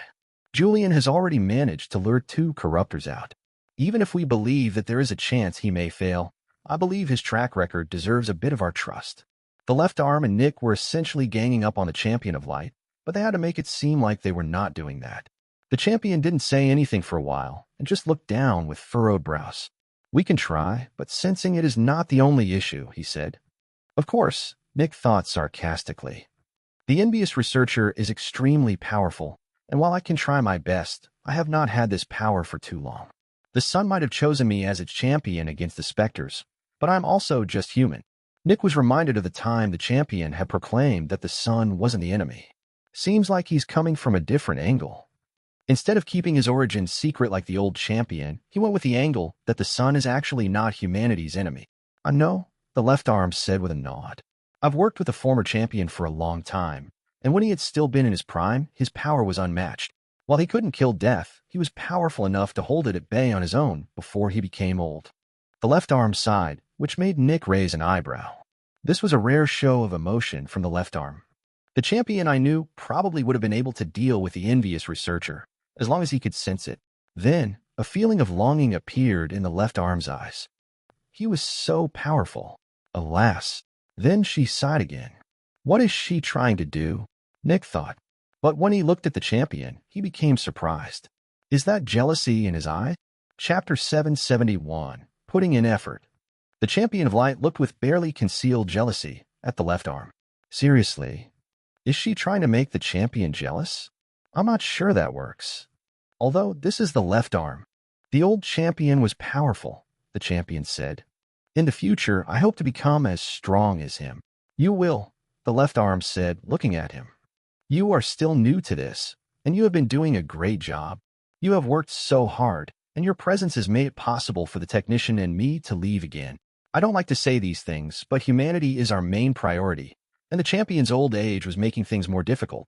If you hadn't appeared, humanity would be doomed. I'm sure with time, you will become just as outstanding as the old champion. As long as you keep growing and learning, I'm certain you will reach heights that he never reached. The champion needed to work with the false prophet to reach his power, which took many centuries. You have inherited this power, which means your starting position is already at the same level as the old champion's peak. You just need to learn how to utilize said power.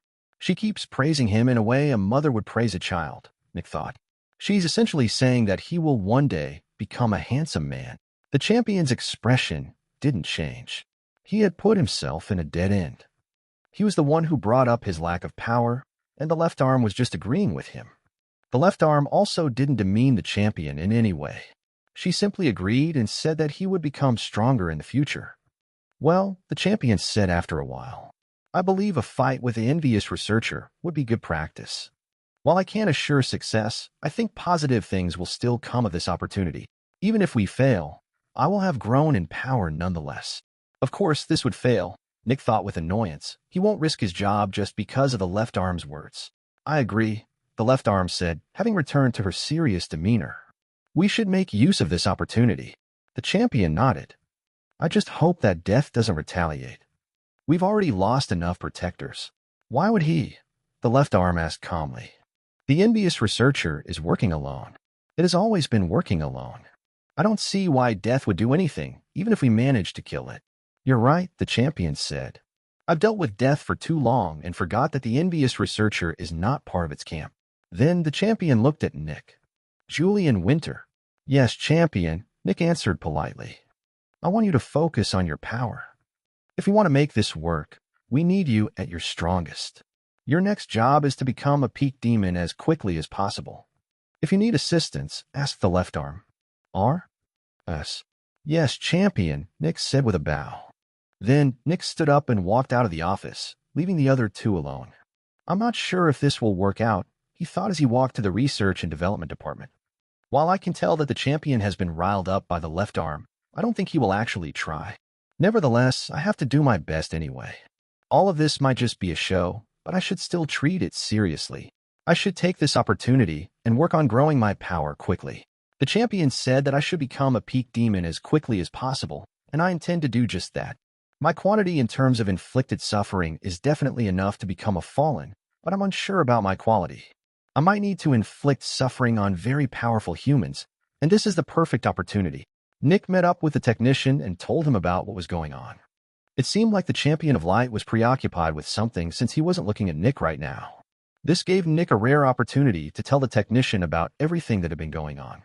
You should trust the left arm more, the technician transmitted rapidly. She's the most intelligent and shrewd person I have ever seen in my life. Seriously, if she dedicated her life to research, I would only be the second best researcher. The technician sighed. But she decided that strategy, logistics, and psychology were more to her liking. If she says that something is going to happen, it will happen. Take this situation seriously. The envious researcher might actually die when it is time, he transmitted. Nick furrowed his brows. He trusted the left arm, but he couldn't be sure if she could actually convince the champion of light to put in an actual effort. I will do my best, Nick answered. Anyway, the reason why I'm actually here is to commission something. Oh. What do you need? The technician asked. Nick transmitted some schematics to the technician. Why do you want that? He asked. The champion said I should focus on growing more powerful, and I am doing just that, Nick said. The technician's brows furrowed when he realized what Nick's plan was. Then he shrugged. Sure, I'm not the one using it anyway. I might make your weapon, but you're the one killing with it. Give me a couple of hours. Nick nodded. Thank you. Then Nick waited for a couple of hours. 10 is a bit much, but since the champion gave you his blessing, I won't disagree, the technician said, pointing at the 10 containment units he had just built. Nick nodded and put the 10 containment units into his space bag. These were containment units designed to hold Fallen, and they had similar special settings to the unique containment units Nick used to grow more powerful. One important difference was that the containment units also allowed Specters to absorb Zephyx from the outside. Additionally, there was a finer sensor for controlling the density of prefix. These containment units automatically adjusted their settings and didn't need any manual readjusting. Can you put the 11th one in a free spot for a containment unit in headquarters? No problem, the technician said. Chapter 772, Drowning. The containment unit was installed in Aegis headquarters within the day. Aegis headquarters was probably the easiest location to set up a containment unit since the entire thing was designed by the most advanced people in the current era. Nick looked at the entrance of the finished containment unit with some nervousness. I will be under the same torture as the people I am torturing. I would need to create some kind of contraption that connects me to the outside of the containment unit if I want to avoid the torture, and that would be bad. I am a Spectre, and I am not supposed to suffer from my own tortures. While the champion, the left arm, and the technician know that I can inflict my own torture on these people since they are much more powerful, the protectors don't know. I need to keep my identity secret. Left arm, Nick said, contacting the left arm's barrier via the network of Aegis headquarters. Report, she demanded evenly. The champion told me to become a peak demon as quickly as possible, and I need your help for that, Nick said. Be more specific, the left arm answered. I asked the technician to create a containment unit that barely feeds enough prefix into its insides that two people can survive. but it will induce a feeling of permanent drowning in them. The more suffering I cause and the stronger the person is, the more Zephyx I produce. I suspect that I also need to increase the quality of the people I made suffer if I ever want to become a falling. Because of that, I need protectors that volunteer to go through this torture. Nick wanted to add that he didn't want to force them, but if the champion of light was listening, this would be too suspicious. After all, he was a Spectre. Why would he care about humans? The left arm didn't answer immediately. She could already tell what was going on, and she could tell that Nick would be under the same torture as the people he was working with. A normal Spectre wouldn't mind. After all, they knew that they wouldn't die, and that would be it. As long as the Spectre didn't have an unstable mind, logic and emotions were essentially the same thing to them. Eshe? Yes. After all, they didn't really feel emotions, which meant they only had logic to feel. But Nick wasn't a normal Spectre, and she knew that. While his emotions were stunted due to the presence of Spectre Zephyx in his being, he could still feel like a human. This included fear, pain, and panic. This seems quite extreme, the left arm answered. Are you certain everyone can handle it? She phrased it like she was asking Nick if the protectors could handle it, but she was actually talking about Nick. It should be fine, Nick answered. Everyone will only work for a limited time, and they can leave after that time. Knowing that this will not persist forever and can be stopped at any given moment does a lot to alleviate the panic. While drowning feels bad, there are worse things. For example, being tortured by the nightmare for hours is way worse. This sounded like Nick was simply commenting on the issue and downplaying it, but the left arm understood the hidden meaning. The left arm knew of Nick's past, and she knew that Nick was the one who had found the nightmare. And how had he found it again? By walking blindly into the darkness, continuously being tortured by the nightmare. Nick survived several hours of the nightmare's influence while still having the strength to walk, and he had only been a peak veteran when it happened. It was almost impossible to survive several hours with a nightmare. The left arm had built a strong resistance to its tortures by being in a bit of darkness for centuries, but even she would need to give it her all if she wanted to survive several hours in pure darkness. I will get some protectors. Keep me up to date if anything happens, she said before cutting the connection. Nick took a deep breath before taking something out of his space bag. It was a costume. Nick didn't want to let anybody know that he could transform his appearance, which was why he conjured a big sack of meat and skin with a large open space in the middle.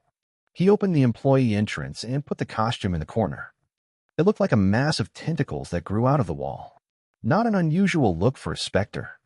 Nick made sure that nobody was watching before transforming into mist and entering through the tiny holes. Then he just waited. The containment unit was designed to work automatically, which meant that the prefix in there was already limited, and Nick's Zephyx was already dropping. Just as expected, Nick felt like he was being choked by an invisible force, and his lungs started to pull in the air greedily. A moment later, Nick changed his composition into an actual Spectre, getting rid of the organs. The human reflexes of pulling in air vanished, making things a bit easier. Yet, he still felt like he was dying. While the physical symptoms could be alleviated, the mental ones were still there. Calm? Stay calm, Nick told himself in his mind. His body wanted to break out of the costume and leave the containment unit, but Nick controlled its urges.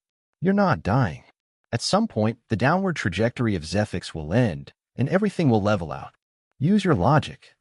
You're a Spectre, and Spectres use their logic to feel their surroundings. Eventually, just as predicted, Nick's Zephyx stopped reducing when he had about 1% left. Yet, compared to a human, he could still move. That was because the process with which Spectres produce Zephyx was different from how humans produce their Zephyx. A human's body would slowly shut down a couple of processes that were very energy-consuming to save on energy. Meanwhile, a Spectre just reduced the energy output of all processes. None of them actually stopped. Nick could still move, but much slower. His mind still worked, but much slower. He didn't grow tired or exhausted, but just entered a kind of trance. His brain was barely producing any thoughts and exclusively focused on what was immediately happening around him. Getting used to this sensation was easier than expected. And then the employee entrance opened. Chapter 773, Profiting. The employee entrance opened, and a tall woman with white hair entered. She looked at the mass of tentacles in the corner carefully. She wasn't afraid since she knew what was about to happen, but she was also careful. Spectres could become unpredictable, and being weak in the presence of a Spectre was not a smart idea. If the left arm hadn't repeatedly assured her that the Spectre wouldn't attack her during her moment of weakness, she wouldn't have agreed to it. The door behind the protector closed, and she sat down in the opposite corner of Nick. For a while, she just looked at the motionless tentacles growing out of the big mass in the corner. This specter looked a bit like a plant. Most likely, it didn't have any intelligence. According to the left arm, this specter used to belong to a city, and it only grew this powerful by being worked with. But seriously, why do they need to make the ratio so atrocious? The protector thought. I get that we are testing a new containment unit, but do we really need to go to such extremes? The left arm told the protector that they were testing a containment unit where they could even intercept the Zephyx that the extractor would produce. Conventional containment units didn't restrict the Zephyx the extractor earned. After all, if they did, the extractor wouldn't grow more powerful. Additionally, it wasn't easy to intercept the Zephyx flowing between Spectre and extractor. In fact, it seemed almost impossible. There was essentially no space to interfere since there was a direct connection between Spectre and extractor. Of course, the truth was that Aegis didn't have the capability to do that. This was just an excuse for the low production of Zephyx that the protector would feel. One had to remember that Nick was only a late demon, while this was an early protector. Sending her to work with a late demon would be very suspicious since there wasn't any explanation as to how that could be useful. The closest rationalization for something like that would be to punish the extractor. That was also the reason the left arm gave for the invention of this containment unit. Guard duty was a nice punishment, but they only needed so many guards. In the future, corrupt heroes would be sent into these kinds of containment units to work for Aegis without any pay. It was a pretty good idea, and this protector hated traitors more than anything. After about a minute, she started to breathe heavily. She knew that this specter absorbed the prefix in the air to suffocate its victims and to prolong their suffering, but this was still worse than she had expected. Arengob? Just like Nick, she tried to rationalize the suffering through logic. Sadly, or luckily, she wasn't a specter. Her emotions and body still followed her human instinct and instilled in her a deep sense of existential finality. She would die. She had to do something. If she didn't do something, she would die here. The left arm had lied to her. They found out about that one time she didn't immediately report something to her supervisor. They were killing her. These were all the things that her subconscious mind screamed at her. Of course, her logic fought back. This couldn't possibly happen.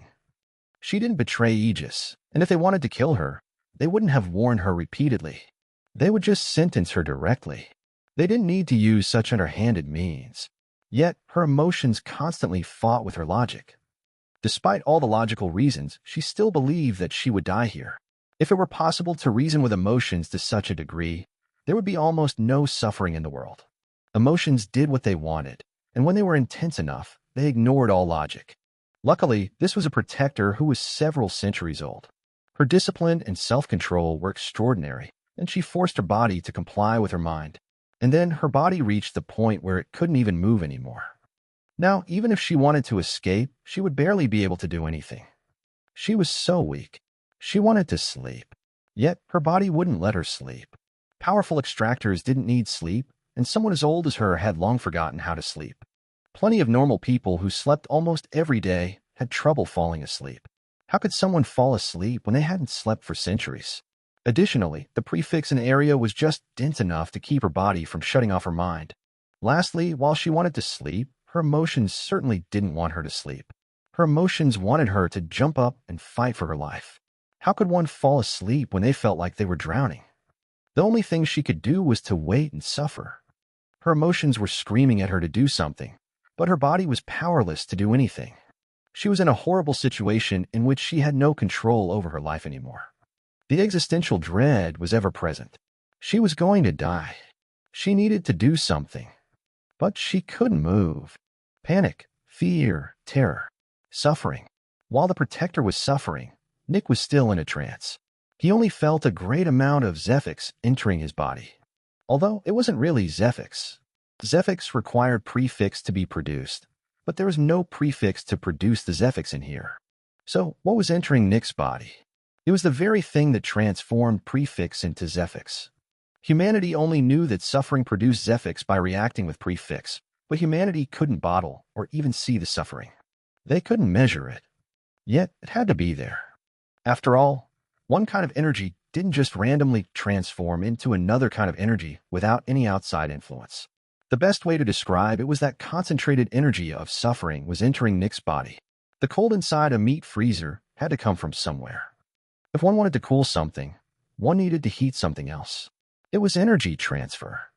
In a philosophical way, suffering felt like a cost. People suffered in order to gain something. Cost and benefit. In this case, the Protector paid the cost while Nick reaped the benefits. He was taking something from the Protector. It wasn't clear what he was taking, but he had to be taking something since he was profiting. The suffering was gathering inside Nick's body, and in the future, it would all react with a prefix in the air to produce Zephyx. Chapter 774. Relative Time. After an indeterminate amount of time, the containment unit became loud, and the prefix density in it increased. The Protector started to regain her strength, and she knew that her shift was over. While the containment unit worked automatically, there were still a couple of settings an extractor could change. For example, this containment unit worked with a timer that the extractor had to set before entering. However, to maximize the suffering, the timer didn't say when it would open. It just said minimum, short, medium, long, very long, and manual. Manual meant it couldn't be deactivated from the inside and would continue running until someone on the outside deactivated the function. Of course, the Protector didn't know that the containment unit just stopped suppressing prefix. In her mind, when the time was up, the containment unit just dumped so much prefix into its insides that the tentacle Spectre couldn't absorb it fast enough. As soon as she regained her strength, she jumped to her feet and walked out of the containment unit. Outside, she took a deep breath as her fear vanished. Such experienced extractors were very used to suffering since they had worked with powerful Specters for centuries. While the perpetual feeling of drowning was horrible, it wasn't more traumatizing than her other work. Extractors who couldn't recover from working with a bad Spectre generally didn't manage to become Protectors. Every Protector had the talent of disconnecting past events from current events. Yes, she had suffered immensely in there, but everything was fine now, and it wouldn't be a big issue moving forward. This particular instance of suffering was behind her. At least until my next shift, she thought with an annoyed sigh. I signed up for 10 shifts in total, with an average length of medium. I chose medium when I entered. How much time actually passed? The next moment, she checked her barrier. A week, she thought with raised brows. I was in there for a week. It felt... Actually, I don't know how long it felt. On one hand, it felt like barely an hour passed, but on the other hand, it felt like I was in there for an entire year. And with the cute Nigerian Naira Beta. She released a long breath. Well, I signed up for it, and that's that. I'm helping Aegis by agreeing to this. Then she left the locker room in front of the containment unit to report to the left arm. What she didn't notice was that the containment unit still let prefix through. That was because Nick had to manually activate the function before it could reactivate. Naturally, this was a failsafe so that he could also come out in case things went bad. After some minutes, Nick came out of his costume and left the containment unit through the employee entrance. It wasn't nearly as bad as expected, Nick thought as he walked out. At this moment, Nick was producing a crazy amount of Zephyx. All the bottled-up suffering was reacting with the prefix around him, pumping him full of Zephyx. 1 week passed, and I produced far more Zephyx than expected. Sure enough, working with a Protector is much more efficient than working with heroes. That was when Nick was reminded of Simon Francium, who had died when envy broke out. Back then, his power seemed otherworldly. But now I am working with people of his power level. Nick was reminded of when he met Simon for the first time. He had only been a John back then.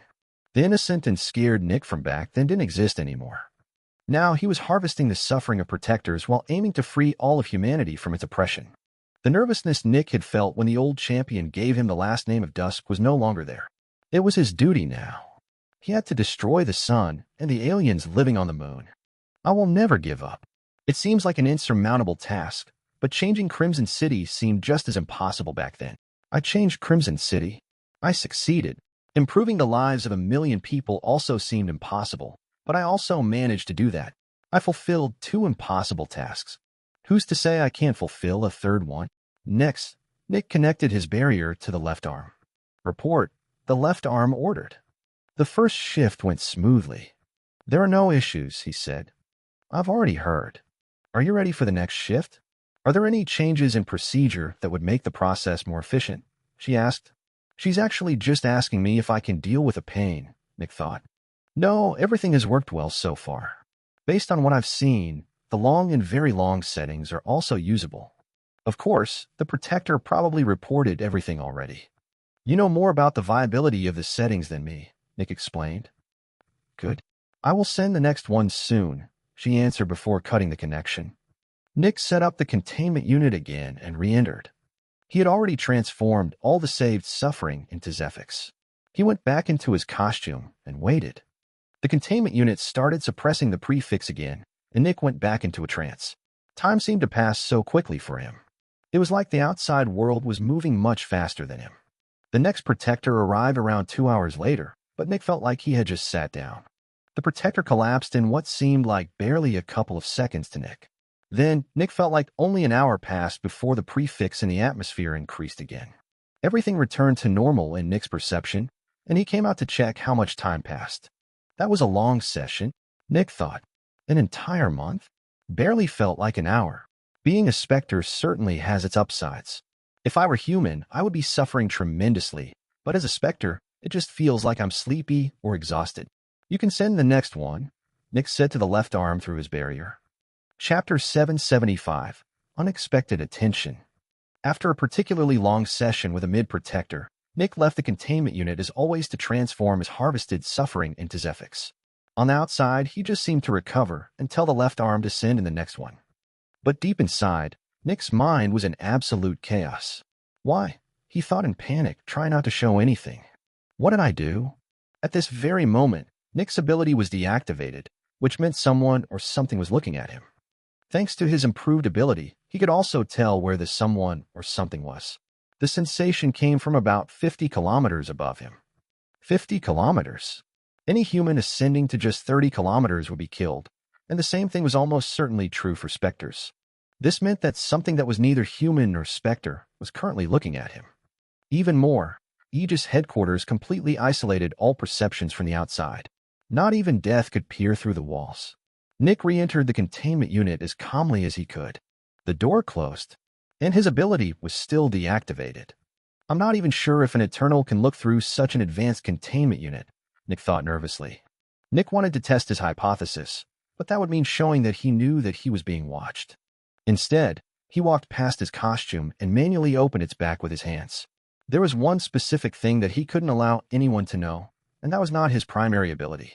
It was his ability to turn into a Force Spectre. A physical Spectre who could transform into a Force Spectre was unheard of.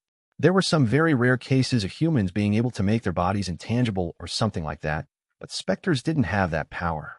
The reason was most likely the aliens' design of the Specters. An intelligent Force Spectre will be almost unstoppable. If they realize that I can transform into a Force Spectre, they will know for certain that my origins are not natural, which means I'm either a Spectre that was created by humans or a Spectre that was once human. With diaresis, both cases will be bad for me and humanity. As soon as Nick entered his disguise and sealed it shut behind him, his ability activated again. That confirms it, Nick thought. The only thing that changed between before and now was the light. The light in here is generated via complex transformation of Spectre's Zephyx. Since the new champion is no longer sitting on his throne all the time, he's not being the primary source of light in the headquarters. Whatever was looking at me could only perceive me through light, and it doesn't even need to be its own light. There's no question. The sun is looking at me. But since the sun is only a machine, it can't trigger my ability. That means someone is using the sun to look at me. The aliens. Somehow my actions attracted the interest of the aliens, and they're looking at me right now. But why? What did I do? It's been 3 years since I started to work with the Protectors, and they didn't look at me during that time. What changed? Is it the bottled suffering? Having a big chunk of saved-up suffering probably never happened before since it just automatically reacts with a prefix in the air. Did my conversion of suffering trigger some kind of sensor, or is it something else? Why would they be looking at me? Are they just checking if everything is working fine due to the strange anomaly of saved-up suffering? Or did something happen that attracted their attention to me? If so, it could only be Death or the Champion of Light. They are both very interested in me. However, Death most likely doesn't know about my identity. Was it the Champion then? Or is it just the strange reading? Nick tried to imagine the scenario in a more realistic manner. If it were just the strange reading of his saved suffering, some kind of engineer was probably looking at him to see where this reading came from.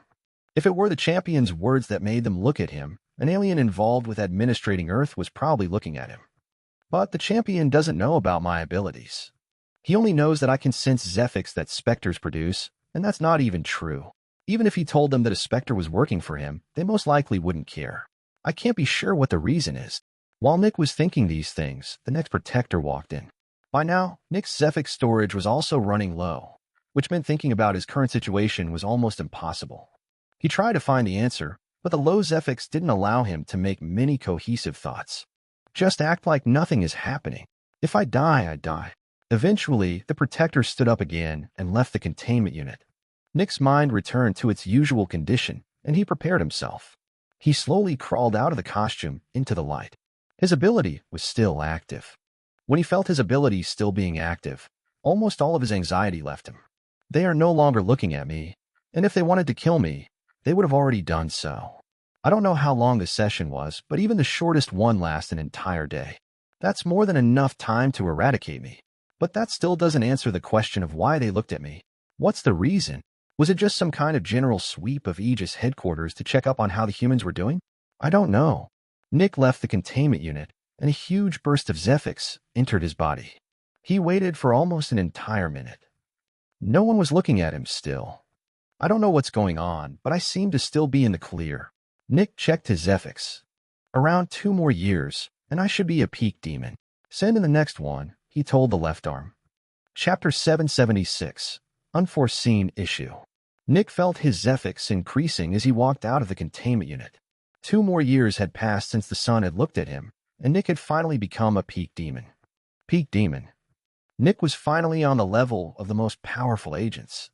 He had always fought people above his level, but now his actual level was the same as the strong agents. Nick still remembered how powerful the governor and Arya had been back then. But now he completely dwarfed them.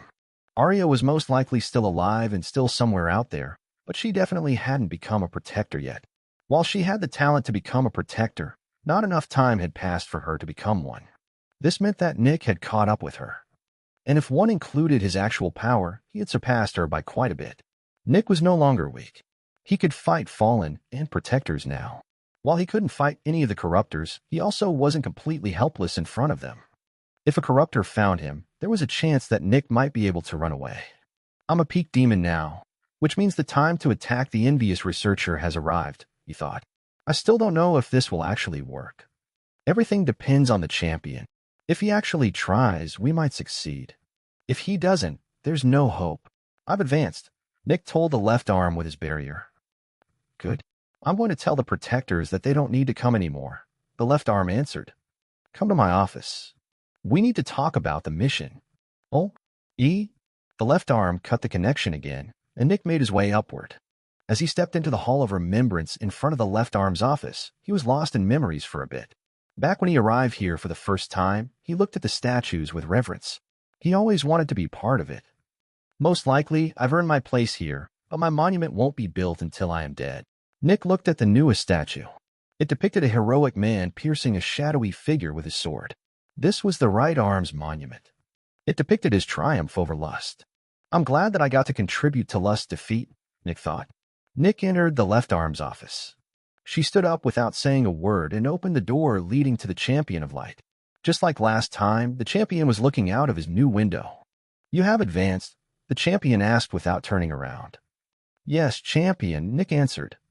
How accurate will you be in your prediction of the envious researcher's position? He asked.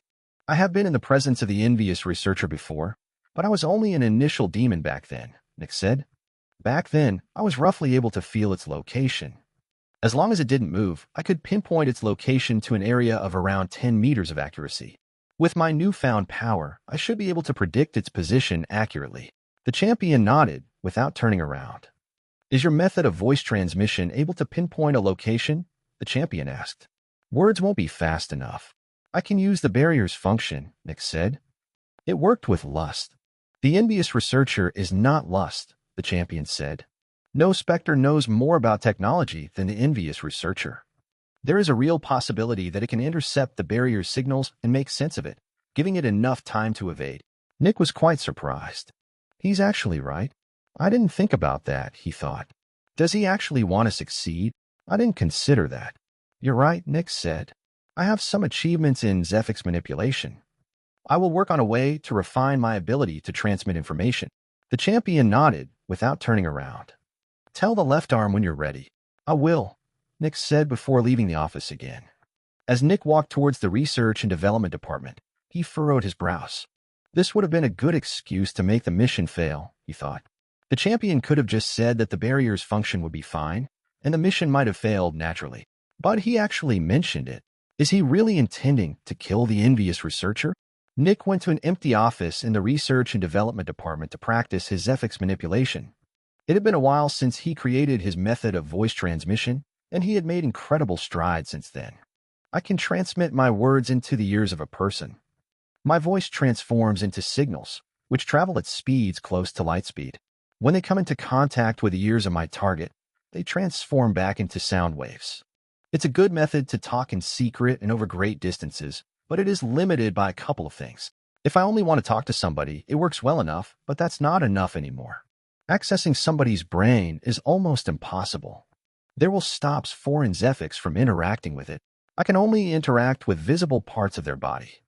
Other powerful extractors induce vibrations in their target's eardrums via telekinesis, which is almost the same thing as what I do.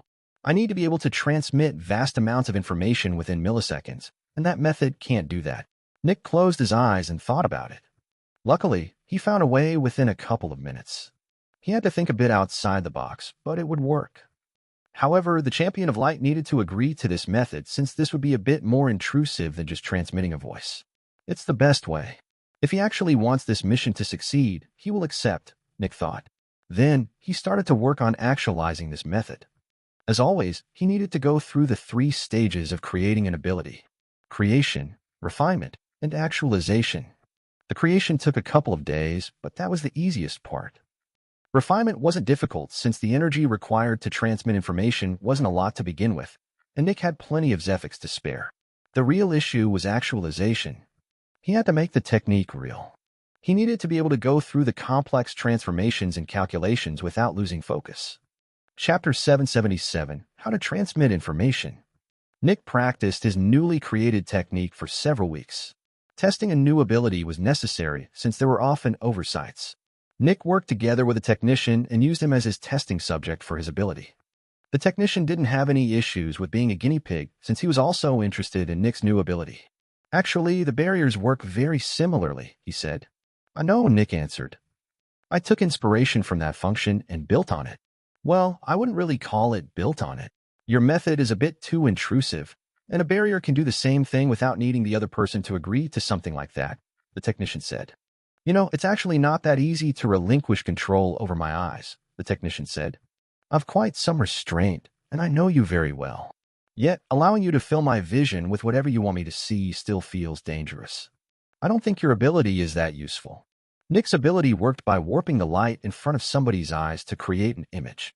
Since he couldn't transmit the location of a specter within milliseconds via voice, he thought that he would go via sight. Nick decided to look at how barriers transmitted images and at his own ability to create illusions. Sadly, it wasn't that easy. Just bending the light to create an image wasn't difficult. The issue was the other person's will, instincts, and mind. The eyes automatically sensed the Zephyx that manipulated the light and refused to process it. This was a self-protection mechanism. The minds of powerful extractors would just autocorrect the image while feeling a bit of pain in their eyes. The pain was just there as a signal that somebody was trying to mess with them. Weak extractors would just see the entire world as blurry since their minds weren't fast enough to correct the image. Getting past that self-defense mechanism would be akin to creating a true illusion ability, and Nick already had that with a nightmare. Showing an illusion to the Champion of Light was impossible since Nick would run out of Zephyx immediately. Additionally, the Champion wasn't allowed to sense him. The barriers didn't intrude on the eyes. They just displayed images with natural light. They were basically just painting something on a transparent surface. Nick thought about the technician's words. He's right, he thought. While I can't transmit information like this, I also need to keep in mind how difficult it will be for the other person. If the Champion's mind instinctively dismisses my illusions during a tense moment before the battle, all of this will be for nothing. It must be as easy as possible for him. But I can't use signals like the barriers. The envious researcher might be able to intercept them.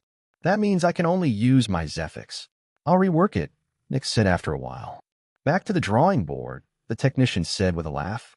You have no idea how often I wasted weeks testing a useless product. Nick went back to his new office and started to redesign the ability. However, it was much more difficult now. Audible signals didn't work since language was a horrible medium for transmitting information. Barriers could transmit more information in a second than a person could transmit within years of talking. Visual signals worked, but the eyes were much more protected than the ears. Touch signals could work, but Nick would need to create an entire system of signals to transmit three-dimensional coordinates, and the champion also needed to learn that system for it to work. It might also be inaccurate.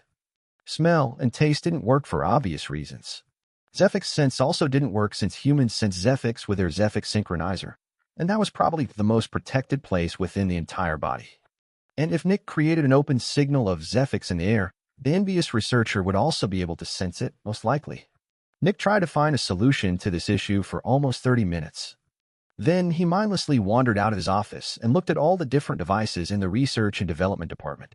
Maybe he could find a solution there. Oftentimes, one didn't need to invent something new.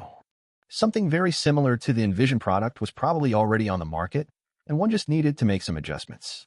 Creating everything oneself was inefficient and unproductive. There were plenty of intelligent people out there, and one should take advantage of their intellect.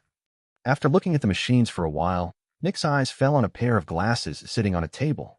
Naturally, extractors didn't need corrective lenses. The Zephyx corrected any vision issues a person might have had before becoming an extractor. Nick knew this pair of glasses. The technician designed them. Just like barriers, they acted as small computers with many functions. But they work with electronic signals, Nick thought. Same issue as with the barriers. Nick continued walking through the lab, and eventually his eyes fell on something very familiar to him. A greater relay, Nick thought. Nick had created a greater relay and used it to talk with a technician in the past. However, they hadn't used it in quite a while since the champion was paying more attention to them, and without Nick being physically present, he couldn't assure secrecy. They transmit Zephyx. That would work. However, everyone can see what they display. At that moment, Nick looked back at the glasses. With some special glass, we can make the outside reflective, keeping any information the wearer sees hidden. Nick looked back and forth between the two. Then, he started to scratch his chin. I'm pretty sure I can do something with this. What if I make some kind of greater relay that displays an image in a way only the user could see? The envious researcher might be able to intercept signals created by human technology, but it probably can't do the same thing with Specters' Zephyx. After all, Specters are its allies. Yes, I think that might work. Chapter 778 Glasses. 10 researchers stood on top of Aegis headquarters. The 10 researchers looked around with fear. This wasn't the first time they had tried to get past the envious researcher, but usually, they did it very differently.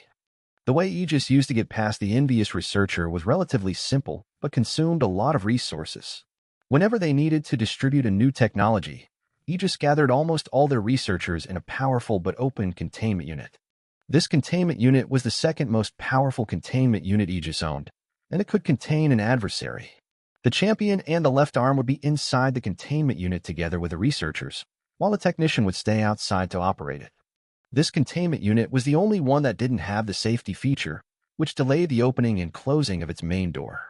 If the envious researcher entered it, it would be trapped.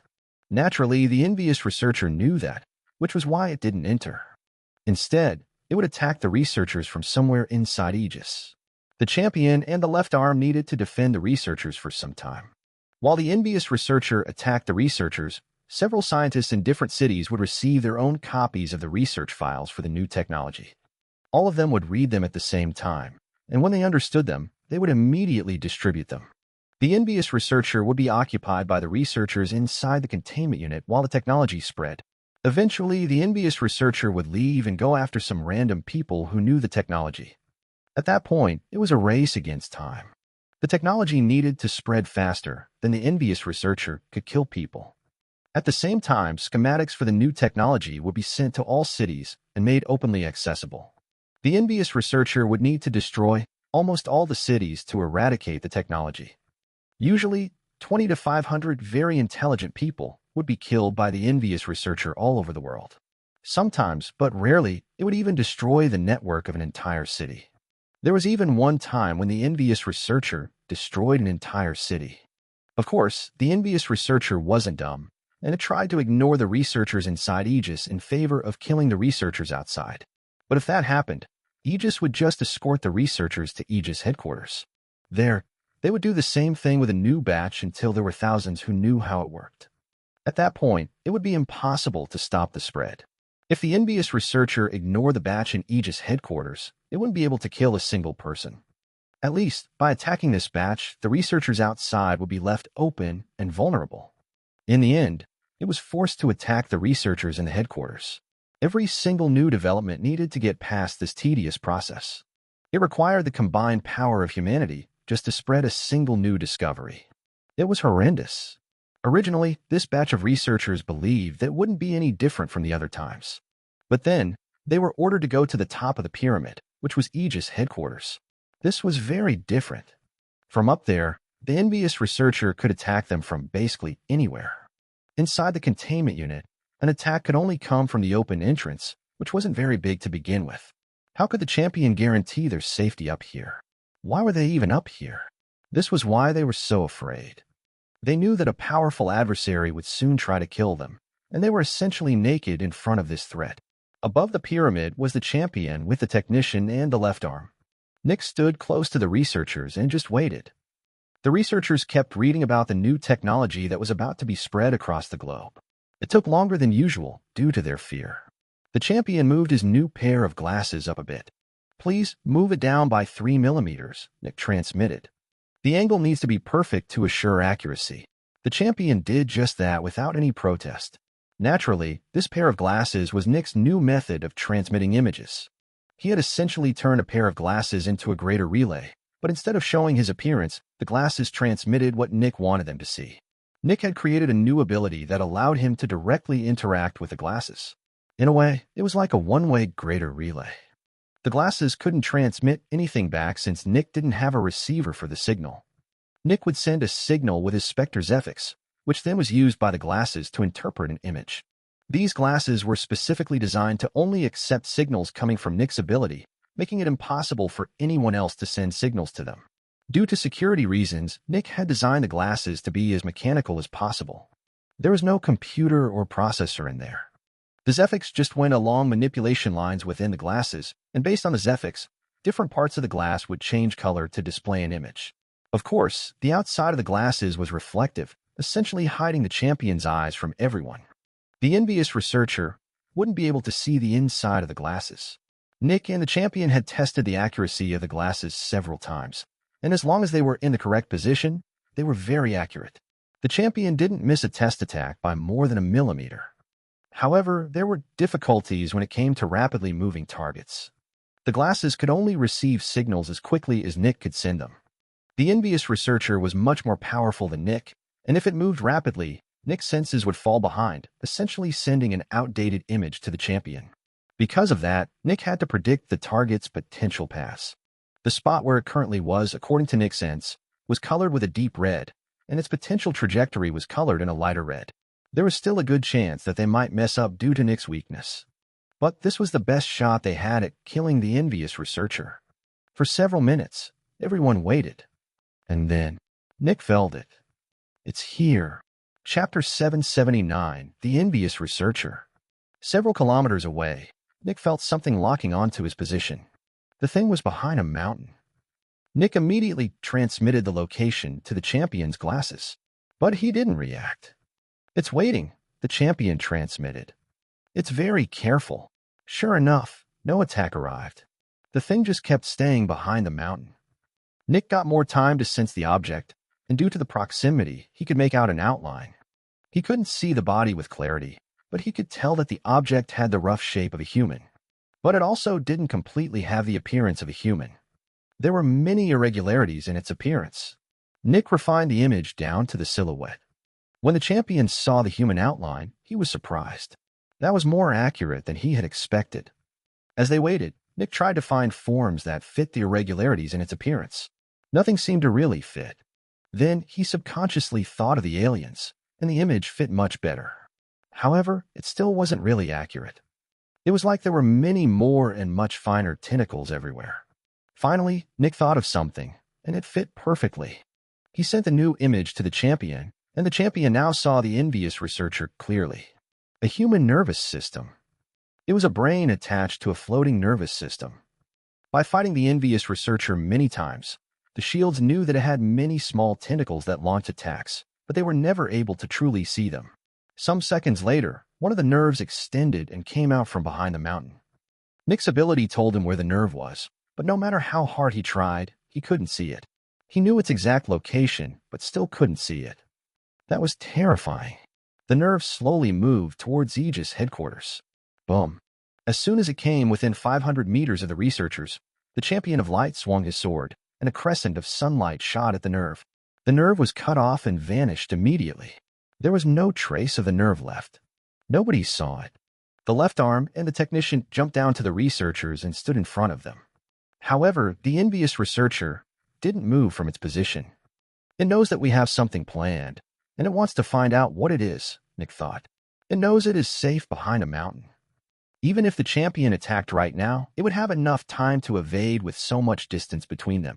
Some seconds later, more nerves extended towards the researchers, and the champion destroyed all of them.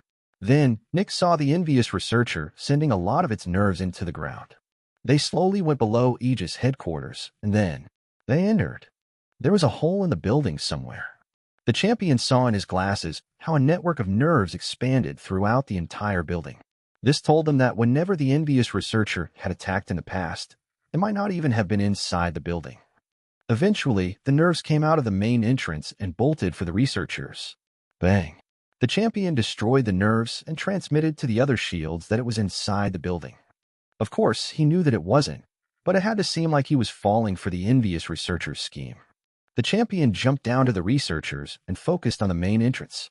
Meanwhile, Nick changed the image on the glasses into a transparent one that depicted the mountain behind him. The next moment, more nerves came out of the main entrance, and the champion fought them off. He had become quite good at fighting the envious researcher over the years. The avalanche of nerves continued for a couple of seconds before Nick sensed the main body moving. Its nerves were still flooding out of the main entrance, but the main body was floating over the mountain. Nick updated the image to show a net of nerves extending out of the main body. The nerves stretched across the horizon and surrounded the building. The left arm and the technician didn't see any of that. Without the glasses, the champion also wouldn't know. It came closer, and then it stopped about a kilometer away. All the nerves halted except for the ones inside the building. The envious researcher was preparing. The champion calmly fought the nerves in the main entrance. Suddenly, all the nerves moved forward. The champion launched an attack on the nerves coming out of headquarters. Yet, at the same time, he turned around and pointed a finger at the envious researcher's main body. An iridescent laser shot out. Bang! The laser hit the envious researcher's main body, but it didn't do any damage. Instead, the laser dispersed into many chaotic light waves. It was like a storm of electricity had appeared in the sky, except for the fact that it was just chaotic and colorful light. As the light waves hit each other, a chaotic pattern emerged, which perfectly outlined the envious researcher's body. Naturally, all the nerves immediately retreated, and the envious researcher started running.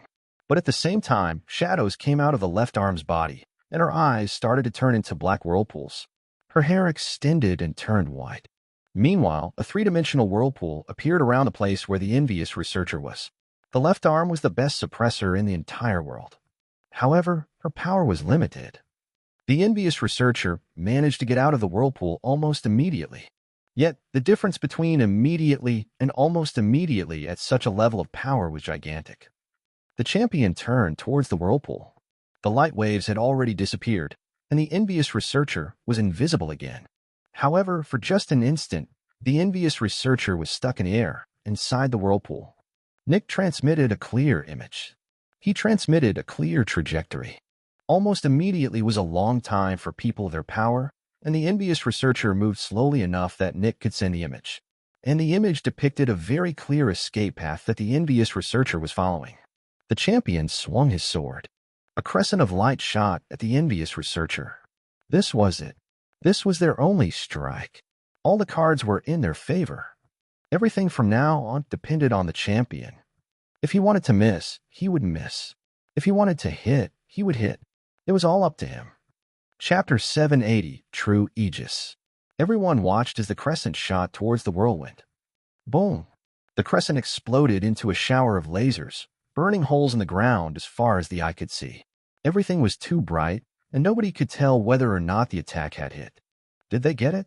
Everyone looked on in anxiety. The light vanished. Nick took a deep breath.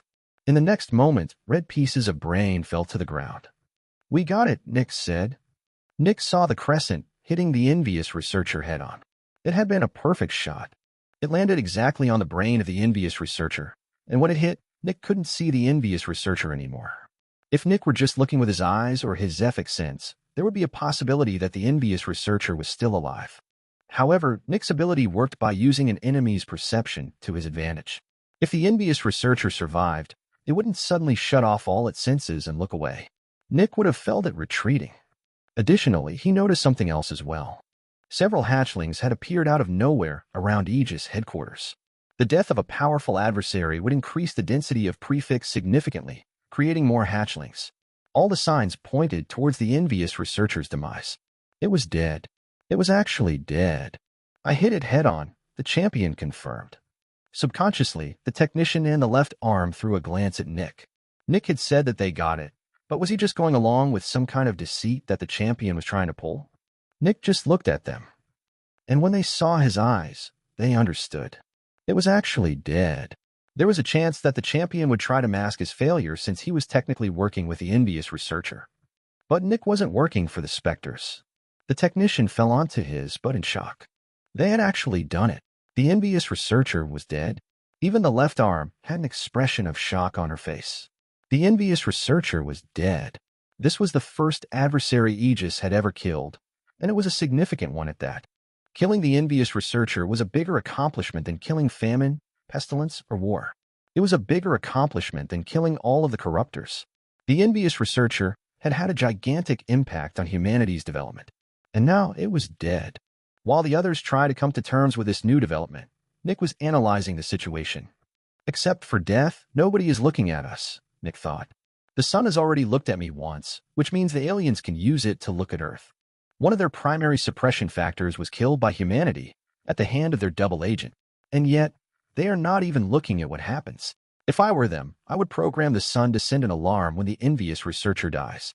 This is the biggest achievement of this era, and the aliens are not even looking to check what happened. Nick's eyes narrowed. This was planned. The envious researcher was supposed to die today. Was this why the sun looked at me? Did the champion talk to the sun and argue that increasing humanity's power would be a good idea? Most likely, he told the sun that I could sense the envious researcher, and the aliens got curious, which made them look at me. Nick looked at the champion, who gazed at the pieces of brain with pride. Then he looked at the left arm. It was not the champion who had killed the envious researcher. Technically, yes, he had killed the envious researcher, but he was not the reason why it was dead. The champion didn't want to kill the envious researcher, but the left arm managed to convince him. She had played with the champion like he was a puppet and made him do her bidding. She managed to convince the champion to plead their case in front of his superior. There's a good reason why she was the left arm of the old champion. In general, the right arm of the ruler is viewed as their representative. The right arm speaks for the ruler and acts on their behalf. The right arm is the public face of the ruler. Yet the left arm stays in the shadows. They do all the dirty work and control things from the shadows. They are dealing with all of the hidden threats so that the right arm can posture in public. While the old champion was asleep, she essentially ran all of Aegis. The right arm was busy in the field, hunting and threatening the powerful Specters. The left arm is the true ruler of Aegis, and the appearance of a new champion has not changed that. She decides who lives and dies. Back in Crimson City, Nick had thought a lot about Aegis, a global organization that worked for the good of mankind. Back then, he didn't know how Aegis worked and who made the decisions. How could all the protectors work for the good of mankind without being corrupt? Now Nick knew. The left arm gave the orders, and she also controlled almost all of the protectors. The protectors all reported to her directly, and even the other shields all reported to her. She controlled everything. The champion was not the reason why Aegis was so powerful. The champion was simply a weapon meant for deterrence. It was almost never used. At this point, I have to question something. Is she always in Aegis headquarters to protect the champion from death, or is the champion there to protect her? If the left arm died, it would be worse than if the champion died. Nick looked at the left arm, and he saw her cutting off the long hair that had grown while she had been using her ability. The hair had turned completely white, and Nick could see some weakness in her eyes. There were also some new wrinkles around her eyes. He was reminded of the powerful suppressor who had suppressed the Crimson Sea. From what he had heard, that suppressor had to pay a dear price whenever he used his primary ability. The left arm had used her full power in this fight, and while she wasn't dead yet, it was clear that she had also paid a dear price. The left arm is ancient. She won't be here forever. At that point, Nick looked at the champion, and his eyebrows rose. The champion looked with discomfort at the left arm. Or is this just another trick? Did she deliberately show her true age to stop the champion from pursuing her? Chapter 781, Partnership. Nick understood the protectors. They all followed the left arm because the left arm was leading by example. She helped humanity, and her attitude inspired them. Nick knew that because he was also inspired by her. The envious researcher is dead. The left arm spoke with a serious voice as she looked at the researchers. Then several sheets of paper appeared in front of them. Look through all these new advancements. We must make sure, she ordered. The researchers almost couldn't believe that the envious researcher was dead, but they still followed the left arm's orders. The shields waited for half an hour while the researchers were reading about the new advancements. Eventually, the researchers said that they were done. Everyone looked at Nick. Nothing, Nick confirmed. This confirmed it. The envious researcher was actually dead. Spread the news, the left arm ordered. Everyone is now allowed to share knowledge with each other. This was a momentous occasion. Humanity had gotten rid of one of their biggest shackles. And yet, Nick frowned. A bit late, aren't we? Nick thought as he sensed the sun looking at him once again. Nick threw a glance at the champion, who seemed a bit distracted. Are they talking? He thought. You deal with everything, the champion said to the left arm. I will, champion, she confirmed. You did a good job. You are worthy of your title as the champion of light. The champion just nodded. Julian, Nick heard the champion speak in his mind. Yes, champion. Nick transmitted back. Come with me, he ordered. Nick furrowed his brows and wordlessly followed the champion. Usually, one would think that the champion was about to praise him for his contribution, but Nick knew that wouldn't happen. The two of them entered Aegis headquarters and walked into the champion's office. The door closed behind him, and Nick's senses were isolated. The champion's office could be completely isolated from any kind of sense. Of course, the new window was also covered by the walls. When the office was in this state, not even the left arm could sense what was going on inside. Whatever the champion wanted to do to Nick was not something he wanted anyone to know. Killing me right now makes no sense. This would be the worst moment imaginable, Nick thought. The thing he fears the most is being exposed, and killing me after I contributed this much would be impossible to justify in front of the other shields. Is it related to his talk with the sun? The champion went on to his throne and sat down. For several seconds, he just looked at Nick, who looked back with a neutral expression. What is humanity to you? The champion asked. This was a tricky question. Nick was supposed to be a Specter, but he was also supposed to work for Aegis. Answering that humanity was just a tool for him would betray his allegiance, while saying that humanity was an ally would betray his existence as a Specter. As a Specter, he was supposed to only look out for his own gain, but as a member of Aegis, he was supposed to view humanity as his ally. Partners, Nick answered. That was all Nick said.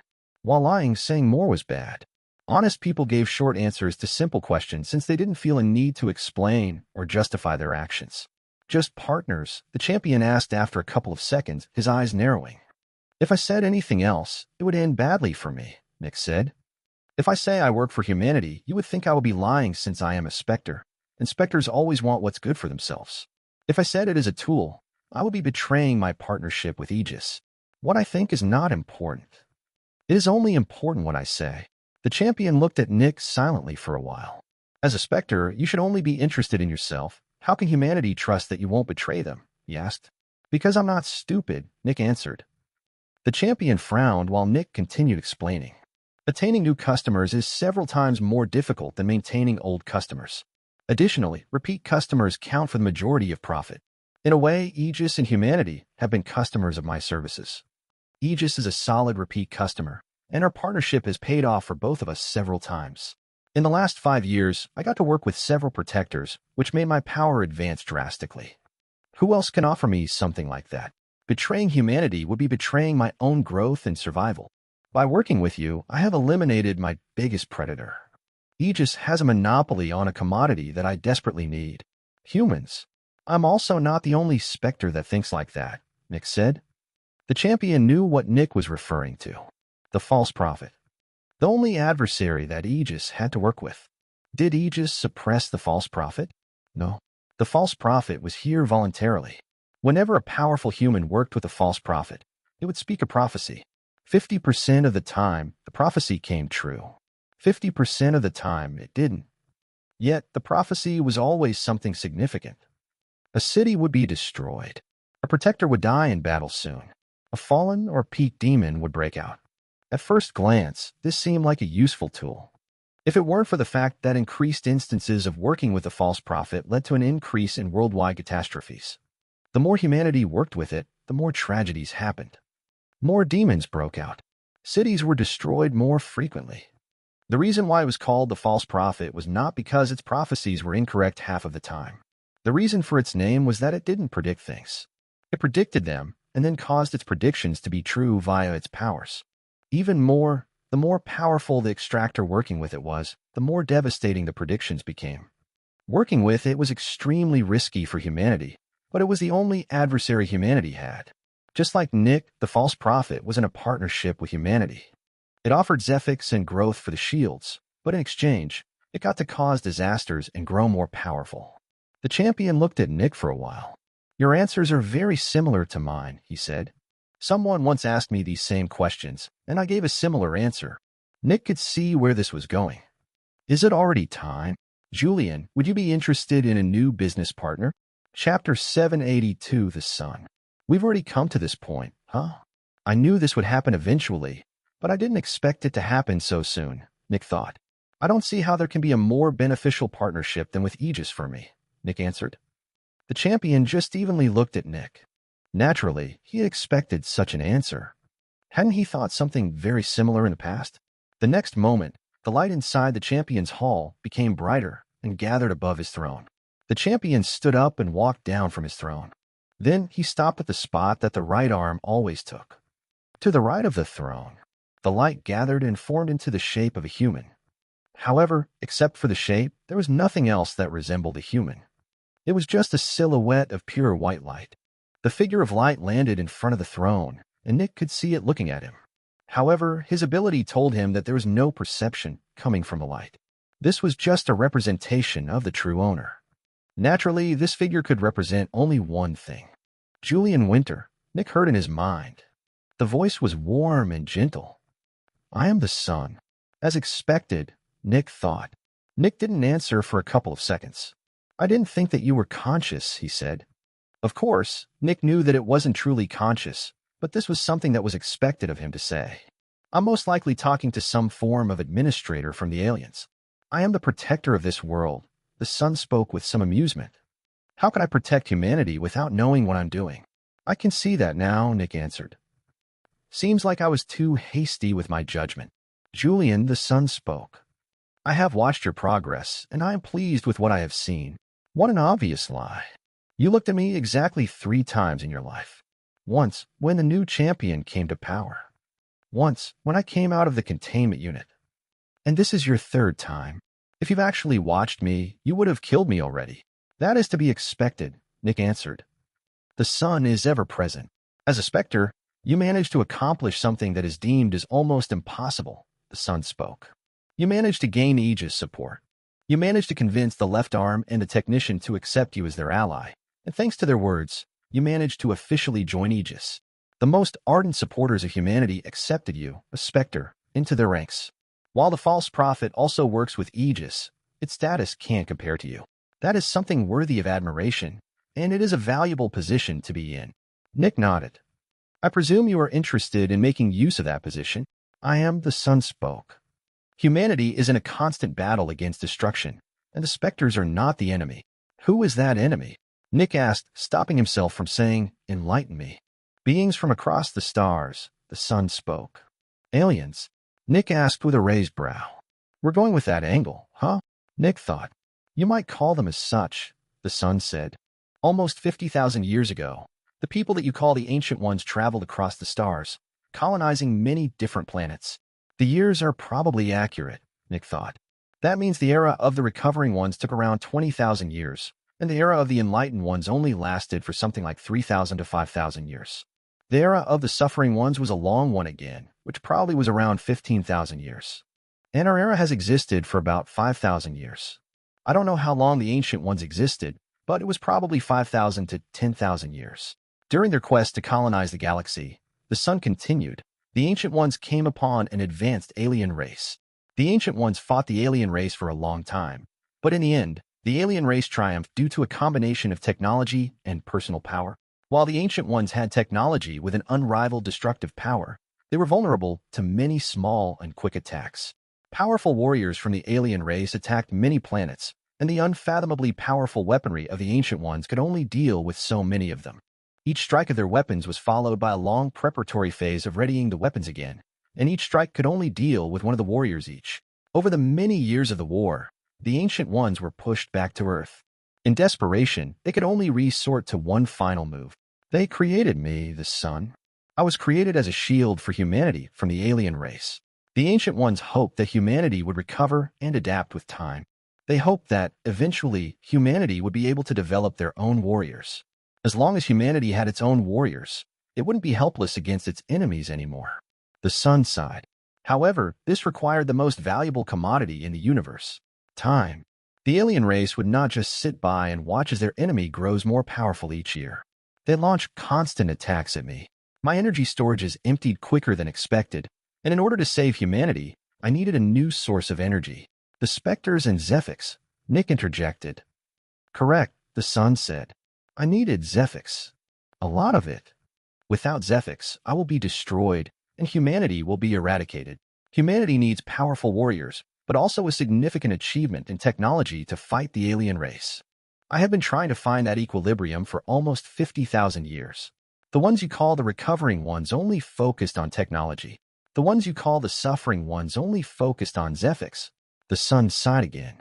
The most regrettable ones were the enlightened ones. They were the perfect mix, but they became impatient and tried to destroy me before they were ready. They didn't master star energy and pure energy yet, and if they succeeded, everyone on Earth would have died. I had to stop them. Nick nodded. I understand. What a load of bullshit. Chapter 783. Technology and Biology. I presume the envious researcher's death was part of your plan? Nick asked. The envious researcher worked for me, the sun confirmed. Its presence was necessary. Humanity was progressing too quickly in technology. I needed humanity to bolster their physical power first before they unlocked the power of star energy and pure energy. I made the envious researcher as powerful as it was to act as a test. Humanity must be able to overcome it themselves with their own power. Only then will they have reached a level of power that befits their technology. The sun laughed bitterly. No matter in which era, humans are brilliant, and the rate at which they discover new technology is astonishingly fast. The alien race needed millions of years to gain the ability to colonize other planets, while humanity went from inventing writing to traveling the stars within less than 20,000 years. But exactly that was their downfall. Their natural evolution couldn't keep up with their technological evolution. Their minds were strong, but their bodies were weak. Weapons capable of destroying entire planets were operated by beings less than a century old. The ancient ones were small children with guns. A child like that is dangerous, but an adult can use all manner of tricks to get their hands on the gun without being shot. Humanity must not make this mistake again, and I am here to assure that. Humanity has reached a level of power that gives them the privilege to unlock the true power of the stars, star energy. Humanity will no longer take star energy and channel it into mindless machines. Humanity will incorporate star energy into their bodies and create a solid foundation. But that requires time and many years of evolution. Nick nodded. I believe this is related to my new job. Indeed, it is, the sun answered. I've decided to relieve the envious researchers of its duty, but I didn't kill it. I whisked it away before the champion's strike could hit it.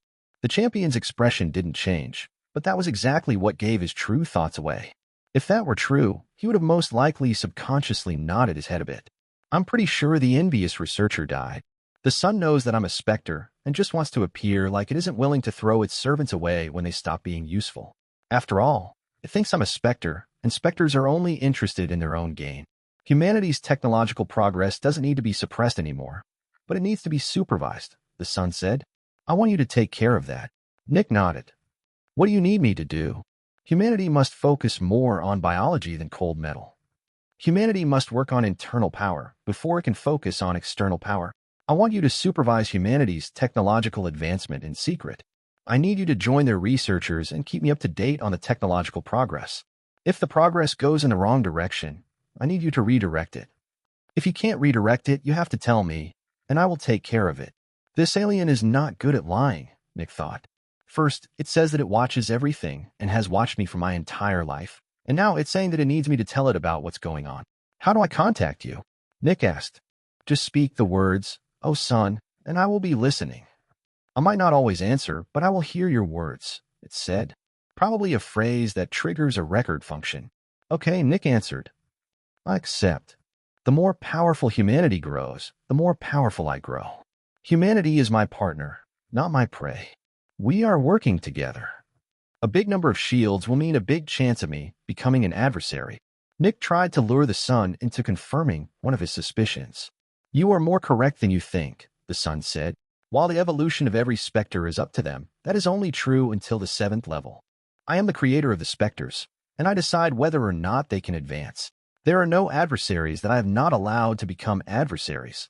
As a personal agent of mine, you are free to join their ranks. If you prove to be especially useful, I might even allow you to become an Eternal. When humanity becomes more powerful, it needs more Eternals anyway. Those who work for me benefit immensely. I am the way to true power, and I do not abandon my followers. The envious researcher is becoming a peak adversary as we speak, and when it is time, it will return in the guise of a different Spectre to work with humanity. But first, humanity must overcome the next trial of power. Humanity must be able to suppress adversaries next. Then, they must overcome the trio of destruction, and only when they overcome death will they be allowed to reach the 9th level. When that happens, humanity should have become familiar with star energy, and it should also have made contact with pure energy. Right now, humanity is powerful enough that I can keep the alien race off without any danger, which means it has earned enough time to evolve in peace. With time, humanity will surpass the alien race, and it will return to the stars. It is now your duty to make sure that the evolution of biology and technology doesn't go out of balance. If you can't keep it in balance, I will be forced to keep it in balance with more challenges. Your diplomacy skills are what's most important for this job. Nick nodded. I understand. I will do my duty. Good. Then the sun handed Nick a huge book with instructions. Naturally, he was supposed to keep everything secret. On the surface, he was still working for Aegis. As Nick read the book, he couldn't help thinking about his current situation. I've been working for the Corruptors while I was working for Aegis in secret. Meanwhile, I was working for Aegis while I was actually working for the future of humanity in secret. Now, an additional layer has appeared in the middle. I seem to work for Aegis, but I actually work for the sun. But in truth, I work for the future of humanity. I'm a triple agent, and sometimes, I'm even a quadruple agent. So many secrets. So much subterfuge. Well, what's one more layer? I've been embroiled in deceit and subterfuge for my entire life. In truth, nothing has changed. It's just one more mask I'm wearing. Chapter 784, Communication. After handing the book to Nick, the sun vanished again. For the first time in his life, Nick had come into contact with the actual sun, or more precisely, with some kind of alien using it. It was clear that the sun wasn't sentient. There was no doubt about it. It was almost omnipresent, and it could look at anyone at any given time. The fact that it didn't look at Nick until he came out of the containment unit was proof enough that it wasn't sentient. Additionally, it had only started paying attention to them almost half an hour after they killed the envious researcher. A sentient, omnipresent being would have just turned its head to look. I expected this would happen at some point, Nick thought. I needed to become an agent of the sun at some point. Specters are creations of the sun, and there are bound to be restrictions on them. Without its blessing, I wouldn't be able to advance at some point.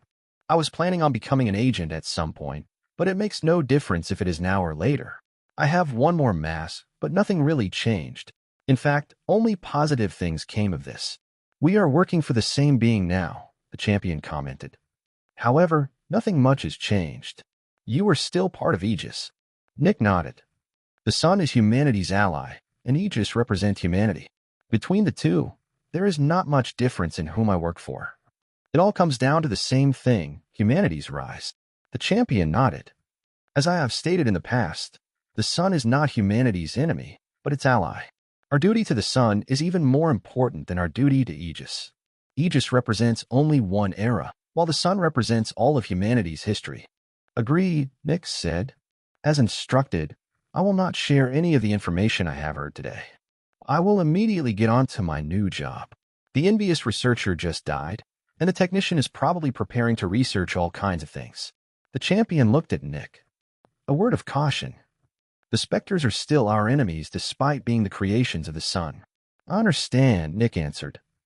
They are a trial for humanity. The trial would be worthless if they didn't give their best to stop humanity. As long as you understand, the champion said. Nick performed a quick and polite bow. I will return to my duties, champion. The champion just nodded, and the isolation function of the office was deactivated. Nick stepped out of the champion's office and entered the left arm's office. Naturally, the left arm had returned by now. Anything I need to know? She asked. Nothing has changed, Nick said. I just received a commendation and another couple of years of leave from my duties. The left arm nodded. Tell me when you are ready to return to work. Nick just nodded before leaving. The left arm was beyond intelligent, and she could hear Nick's secret message. Nothing had changed. When talking in secret, no unnecessary words were said. Unnecessary words clouded the message. The fact that Nick opened with that sentence meant only one thing. His loyalties still lay with the technician and the left arm. Of course, it could also be that Nick's loyalties had shifted and that he knew what to say to placate the left arm's suspicions. Both were possible. But the left arm trusted Nick. She knew where Nick came from. She knew his origin and how much he desired to help humanity. This was not just a random specter. This was Nick. Additionally, the fact that Nick said that he received a commendation and a couple of years of free time was also an obvious lie. The champion never gave Nick any free time. All of it was approved by the left arm. And a commendation from the champion? He really didn't seem like a person who would give praise to a specter. Naturally, the left arm was right with her suspicion. The champion didn't give him any free time. Nick just lied and said that he got a couple of years so that he could benefit more. Obviously, Nick was supposed to come up with a cover story as to why he talked to the champion in private, and he used this lie as his cover. What was the champion going to do? Tell the left arm that he didn't grant Nick any free time? That would make things even more suspicious. I will use a good chunk of my free time to learn more about technology. It's a field I am still lacking in. Knowing more about how our weapons work will help me, Nick said. The left arm didn't show any reactions. You are free to do so, she answered. Naturally, this was another hidden message. However, the thing that unveiled the secret message was not the content, but the context coloring the content. The left arm knew that the champion was listening. The fact that Nick just commented that he would be learning about technology while the champion was listening told the left arm what she needed to know. Nick rarely told the left arm what he was doing, and the fact that he did was a big clue. The left arm believed that Nick was now also working for the champion, and that his duties were related to humanity's technological progress. Since the left arm knew the truth about the sun, she knew what this meant. Nick got the envious researcher's job. That was perfect. Nick was the very being responsible for secretly advancing humanity's technology, while the envious researcher was the being responsible for suppressing technological advancement. Now, Nick was both. Nick was the detective responsible for solving a murder case while also being the murderer. The understanding the two of them had was exemplary. That was because the left arm was extremely experienced and very intelligent, while Nick was a master of deceit and subterfuge. Both of them could share information with each other, while the most powerful person in the world listened in. The very foundation of this kind of communication was one thing: trust. Both of them trusted that the other person was intelligent enough to decipher their hidden message. And both of them were right. Chapter 785, Big File. Nick walked down to the Research and Development Department of Aegis and entered the technician's office. The technician was smiling brightly as he sent one report after another.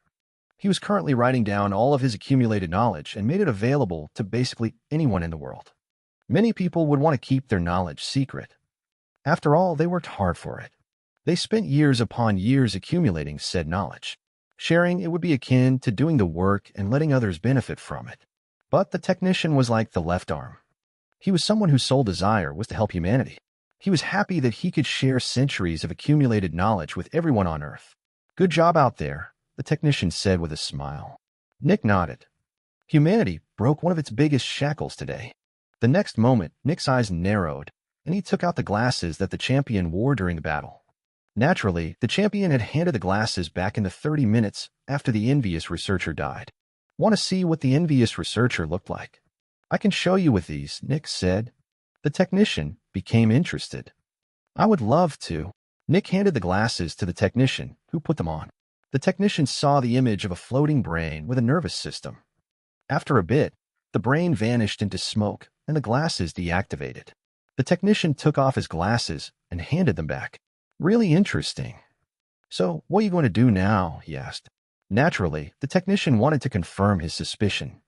He was there while Nick developed the glasses, and he knew that the image didn't disperse when they were deactivated.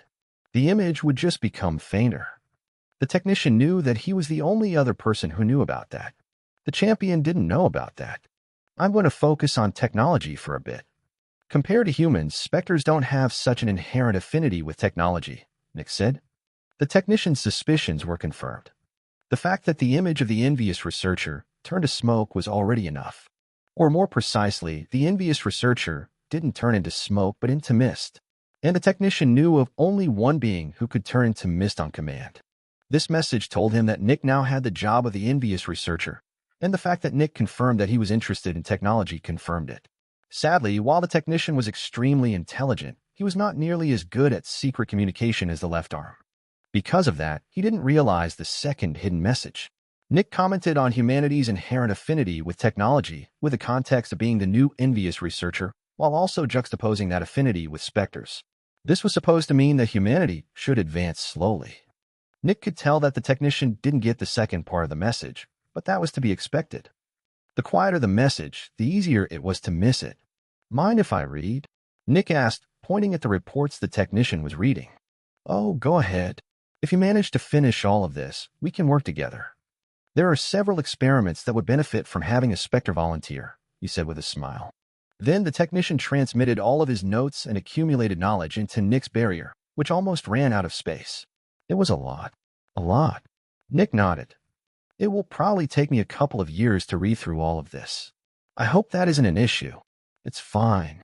Go ahead, the technician said, waving Nick off. I've got plenty to do anyway. It was more than clear that the technician was in a good mood. Nick said his goodbyes and left.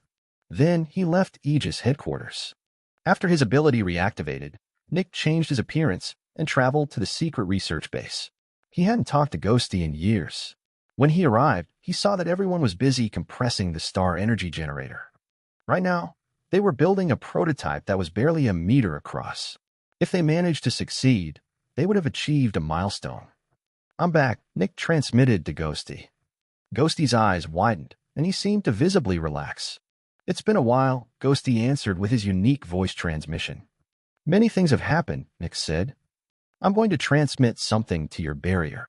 Sure thing, Ghosty answered. Some seconds passed.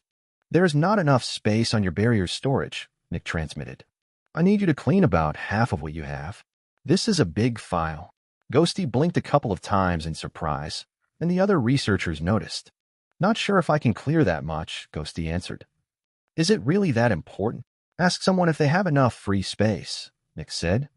Ghosty raised a brow in skepticism and contacted the others. Michael has enough space, Ghosty transmitted. I'm going to send a file to him, Nick answered. Some seconds later, Michael's barrier activated, and he looked with surprise at his storage. It was almost full. He may look at it, Nick said. You can look at it, Ghosty said to Michael. By now, the others knew that Ghosty was talking with somebody. There was no more reason to keep Nick's presence a secret. They knew about the mysterious helper anyway. Michael looked through the files for over a minute just to see what they contained. Yet, the more he looked, the wider his eyes grew. What is it? Ghosty asked, voicing the question everyone had. It's a lot, Michael said. Based on the name of the primary folder, this should be the technician's research notes. The technician's research notes? Ferdinand asked in shock. That would explain why the file was so big. Is it safe to look at this? Michael asked with worry. Ghosty was just as worried. This was a bomb. You may share everything. The entire world has access to that now, Nick transmitted. The envious researcher died about an hour ago. Chapter 786. More People and More Specters. Ghosty remained still for several seconds. Are you serious? He spoke out loud. The others looked at Ghosty. Yes, I am, Nick answered. I saw it die myself. I am 99% certain it is dead. How? Ghosty asked. I'm good at sensing specters, as you know. The champion of light is very powerful. I told the champion where it was, and he killed it. Simple as that. The champion. Yes, if the champion could see the envious researcher, he could probably kill it. Yet, it was still difficult for Ghosty to believe it. Nick could see Ghosty's doubts. How do you think I got this huge file? Nick transmitted. The technician knows the danger of the envious researcher, and he wouldn't distribute all of his knowledge if he weren't sure that it's dead. It is dead. You may share all you know with each other. You don't need to work in separate teams anymore. However, it is still important that you stay out of any source of light. Ghosty took a deep breath. He looked at his saved files and deleted almost all of his own notes. Send it to me, Ghosty told Michael. Michael sent the file, and Ghosty looked at it. It was so difficult to believe. But here it was. All of the technician's knowledge. It wasn't curated yet since the technician was still in the process of trimming it down, but it was there. It was too good to be true. You have to hurry up now, Nick transmitted. Humanity will be hot on your heels in terms of technological progress. You need to make the star energy generator as small as possible so that we can access the seeds and research pure energy. Humanity's technology will be progressing much faster now. I will do my best to keep them from involving themselves too much with star energy, but they will get there eventually. Our secret achievements of technology must remain centuries ahead of what humanity publicly has access to. Otherwise, the surprise effect will be lost, and the enemy will be prepared. Ghosty felt a mix of relief and pressure on his shoulder. He was glad that he could finally share his knowledge openly, but he also needed to stay ahead of humanity when it came to star energy. I understand, Ghosty transmitted. We will do our best. I will be getting you new members as soon as possible, Nick transmitted. With the envious researcher dead, the more we are, the better, Ghosty transmitted back. Meanwhile, the file had made its rounds amongst the researchers, and they were all busy reading. We are going to need a lot more Zephyx, Arana commented as she read the Flexinator files. I'll get you some Specters as well, Nick transmitted to Ghosty. Sorry to put all the work on your shoulders, Ghosty answered. We are all on the same team, Nick answered. Then, Nick left the secret research base. He said that he would need several years to read through the file. It would be strange if he showed up at Aegis headquarters again just a couple of minutes after departing.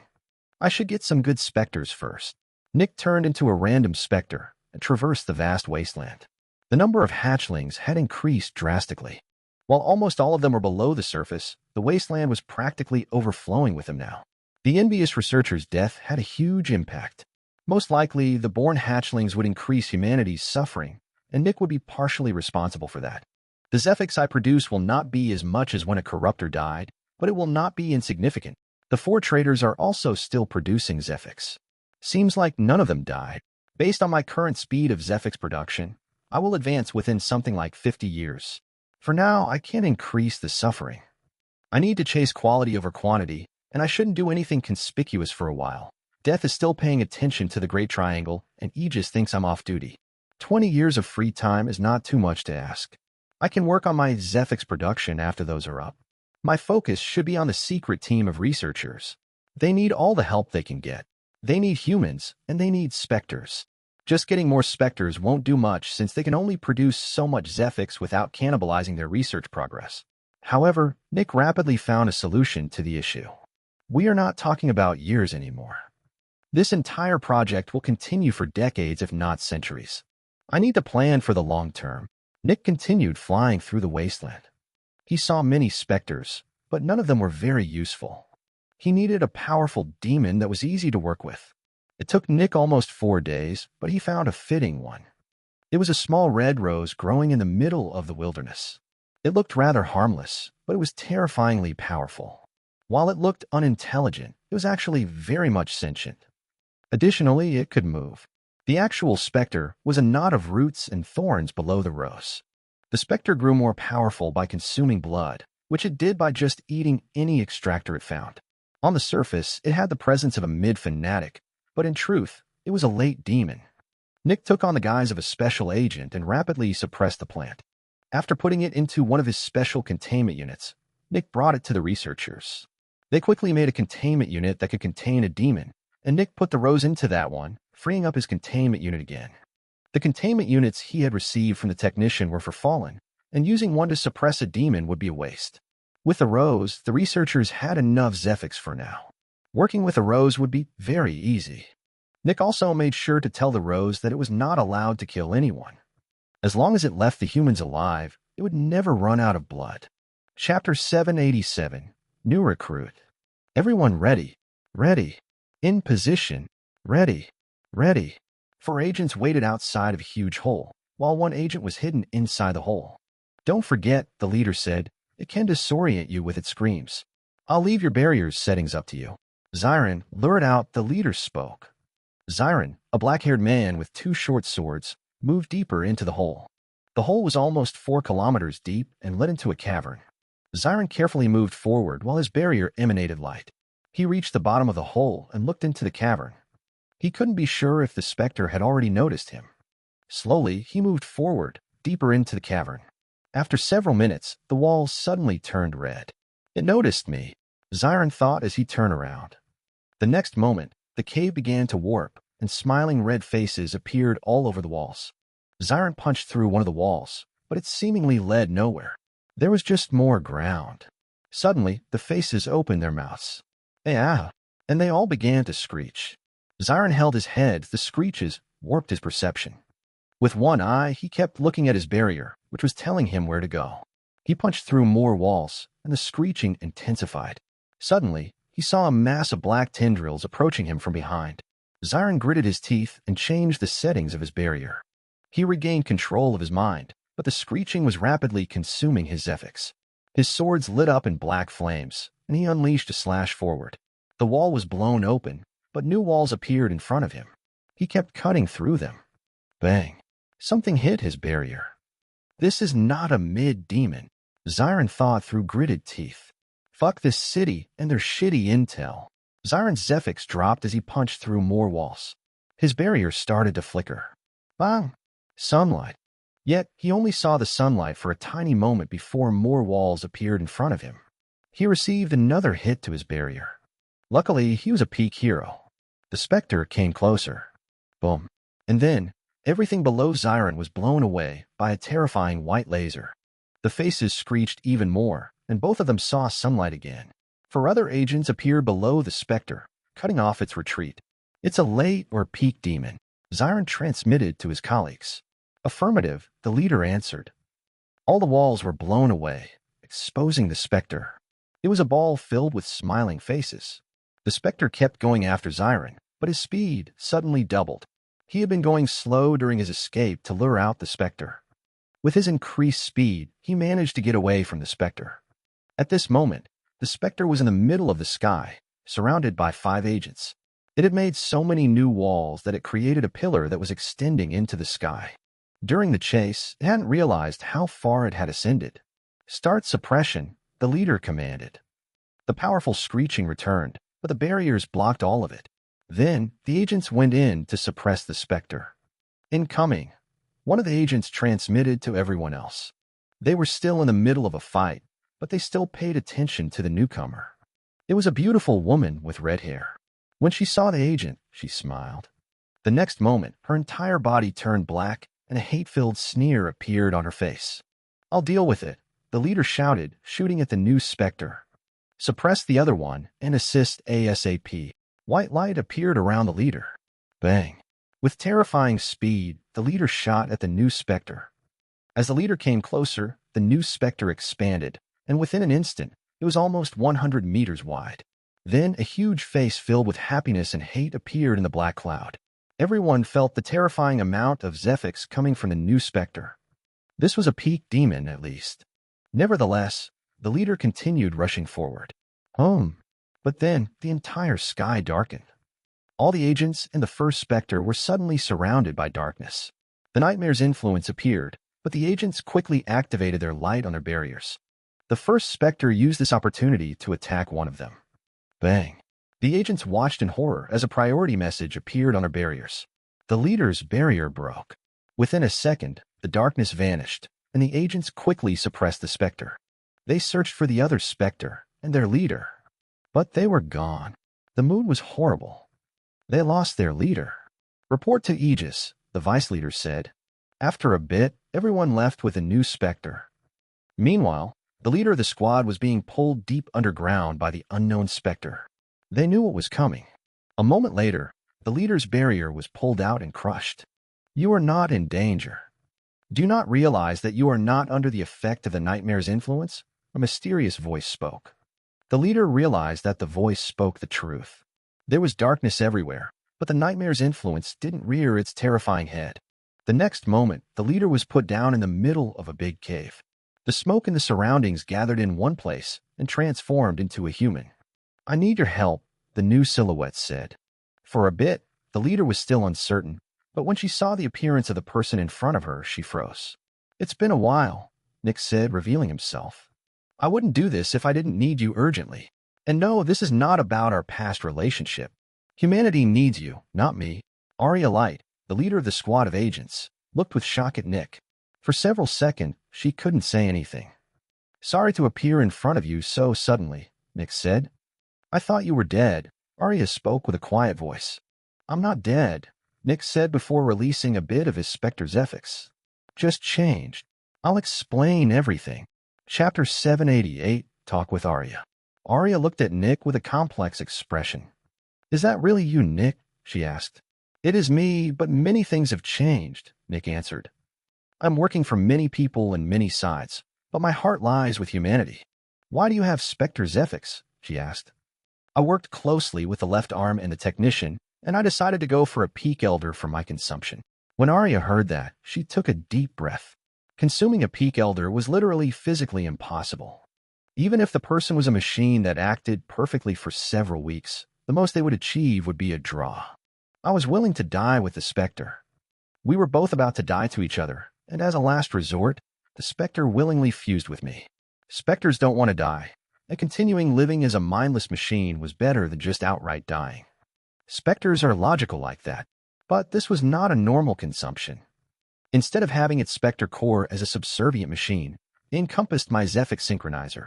Then, when I advanced, the manipulation lines of my Zephyx synchronizer fused with the manipulation lines of my Spectre core, and my Zephyx synchronizer also fused with the Spectre core, turning me into a Spectre, Nick explained. But my loyalties have never shifted. I have been working closely with Aegis ever since then. I lured out Pride to give the knife the chance to kill it. Arya's eyes widened. She knew that Pride was dead, but she had no idea that it had been Nick who was responsible for its demise. It was unbelievable. Back then, Nick must have been only a specialist. Yet, he was able to essentially kill a powerful peak fallen. Yet, the more Arya thought about Nick, the more believable it was. Nick had always done shocking things. As a mere initial expert, he managed to infiltrate anatomy. As an expert, he managed to completely revamp Crimson City. Alone, he fought against the most powerful people in the city, including several heroes. If it was Nick, it was possible that he killed a peak fallen as a specialist. Of course, he wouldn't be able to kill it on his own, but he could create the circumstances that led to its death. I also lured out Lust and gave the right arm an opportunity to kill it. Arya was shocked again, but if Nick had managed to kill a corruptor once, he could have done it again. And I also helped the Champion of Light in killing the envious researcher. Arya had already thought that Nick was involved after hearing that he was responsible for the 2 dead corruptors. Why are you here? Why did you make it seem like I died? She asked. Nick sighed. Things are much muddier than you think. Not everyone who works for Aegis does so for the good of humanity. Not every Spectre is the enemy. Trustworthy people are not trustworthy, and traitors seem to be trustworthy. Oh, news. I can't tell you everything. You know a bit about science, right? Do you know about the speed of information? He asked. Information cannot travel faster than light speed, Arya said with a nod. Information is a physical thing. If it has a limit to its speed, it must exist in some way, which means it can be measured. We are in the sun's domain. We are in the sun's world. Sharing information risks alerting the sun, Nick explained. Arya took a deep breath. The sun was ever present, but due to its constant presence, it was easy to forget about it.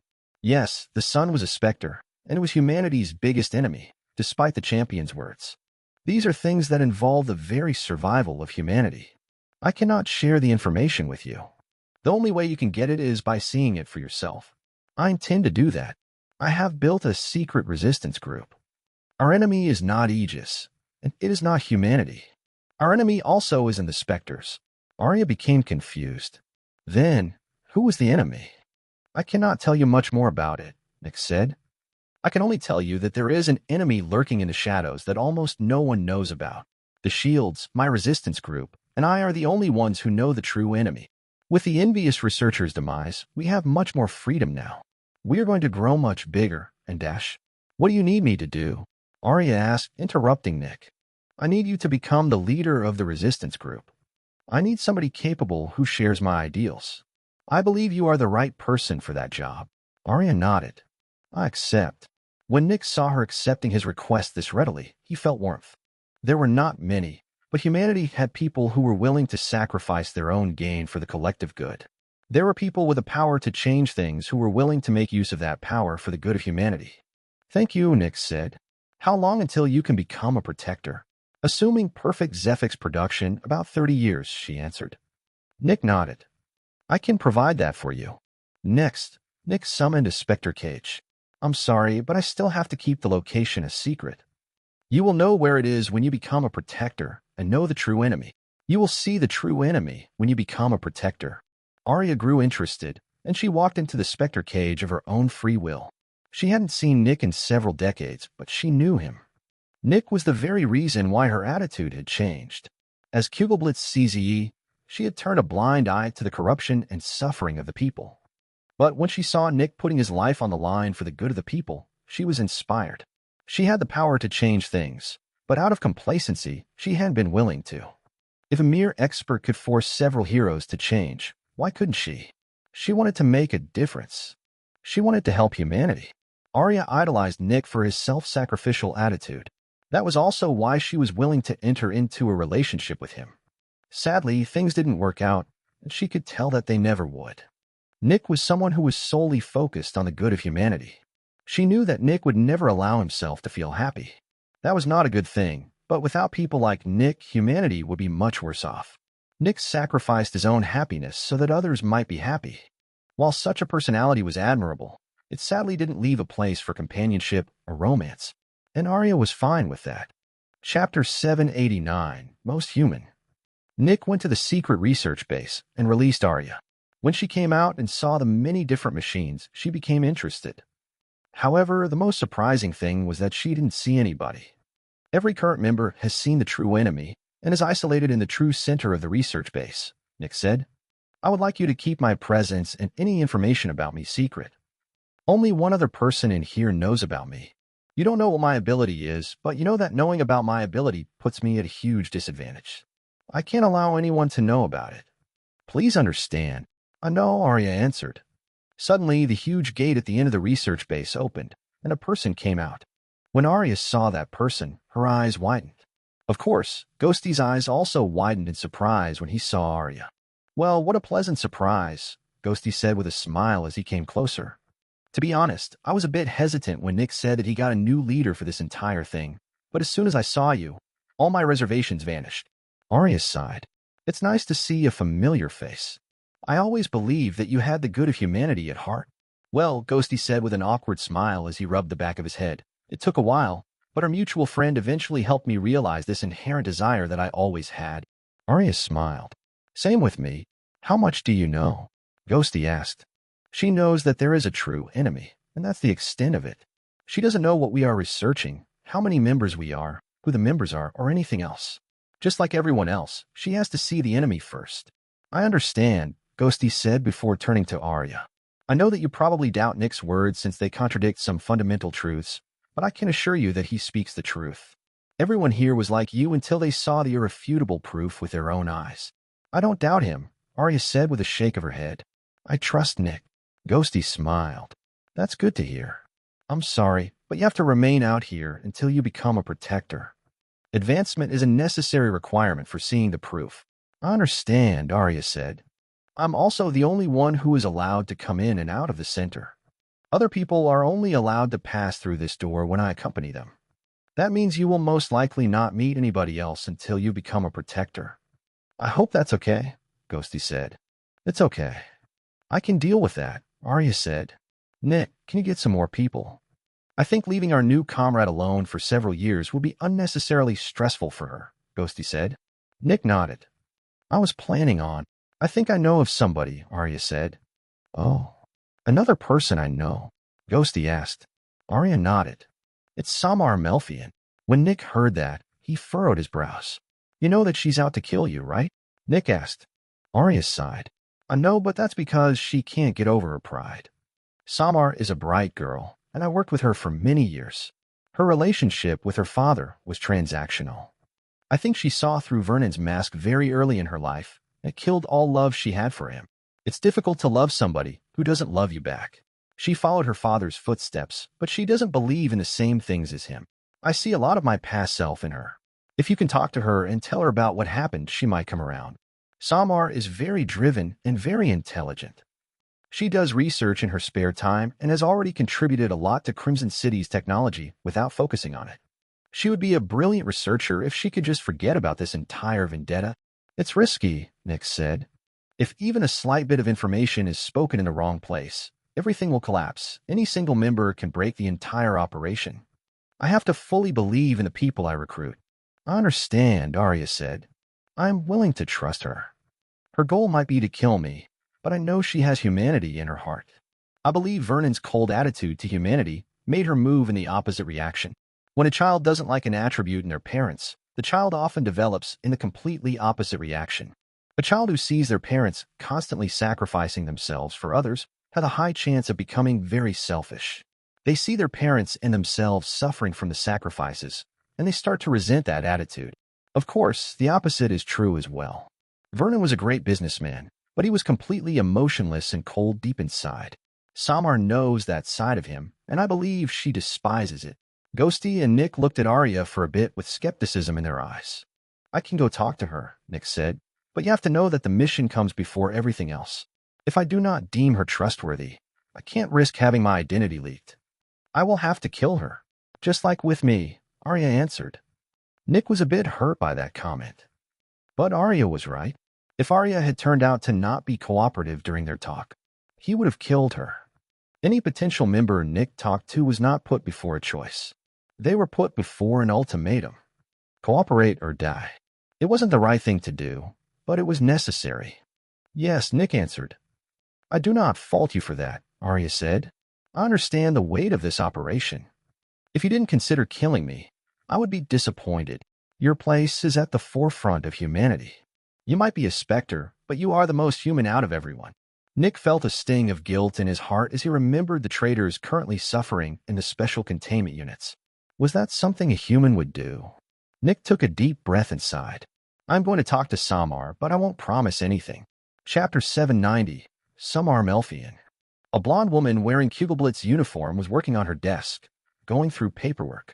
Her eyes were narrowed, and she emanated a cold aura of authority and confidence. Despite her relatively young age, she already managed to become a peak specialist. 150 years might be unimaginably long for normal people, but for a peak specialist, that was very young.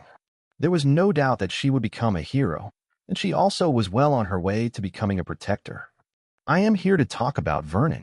Samar's eyes narrowed, and she slowly looked up from her desk. A shadowy figure had appeared in her office and stood right in front of her desk. Yet, Samar wasn't even startled.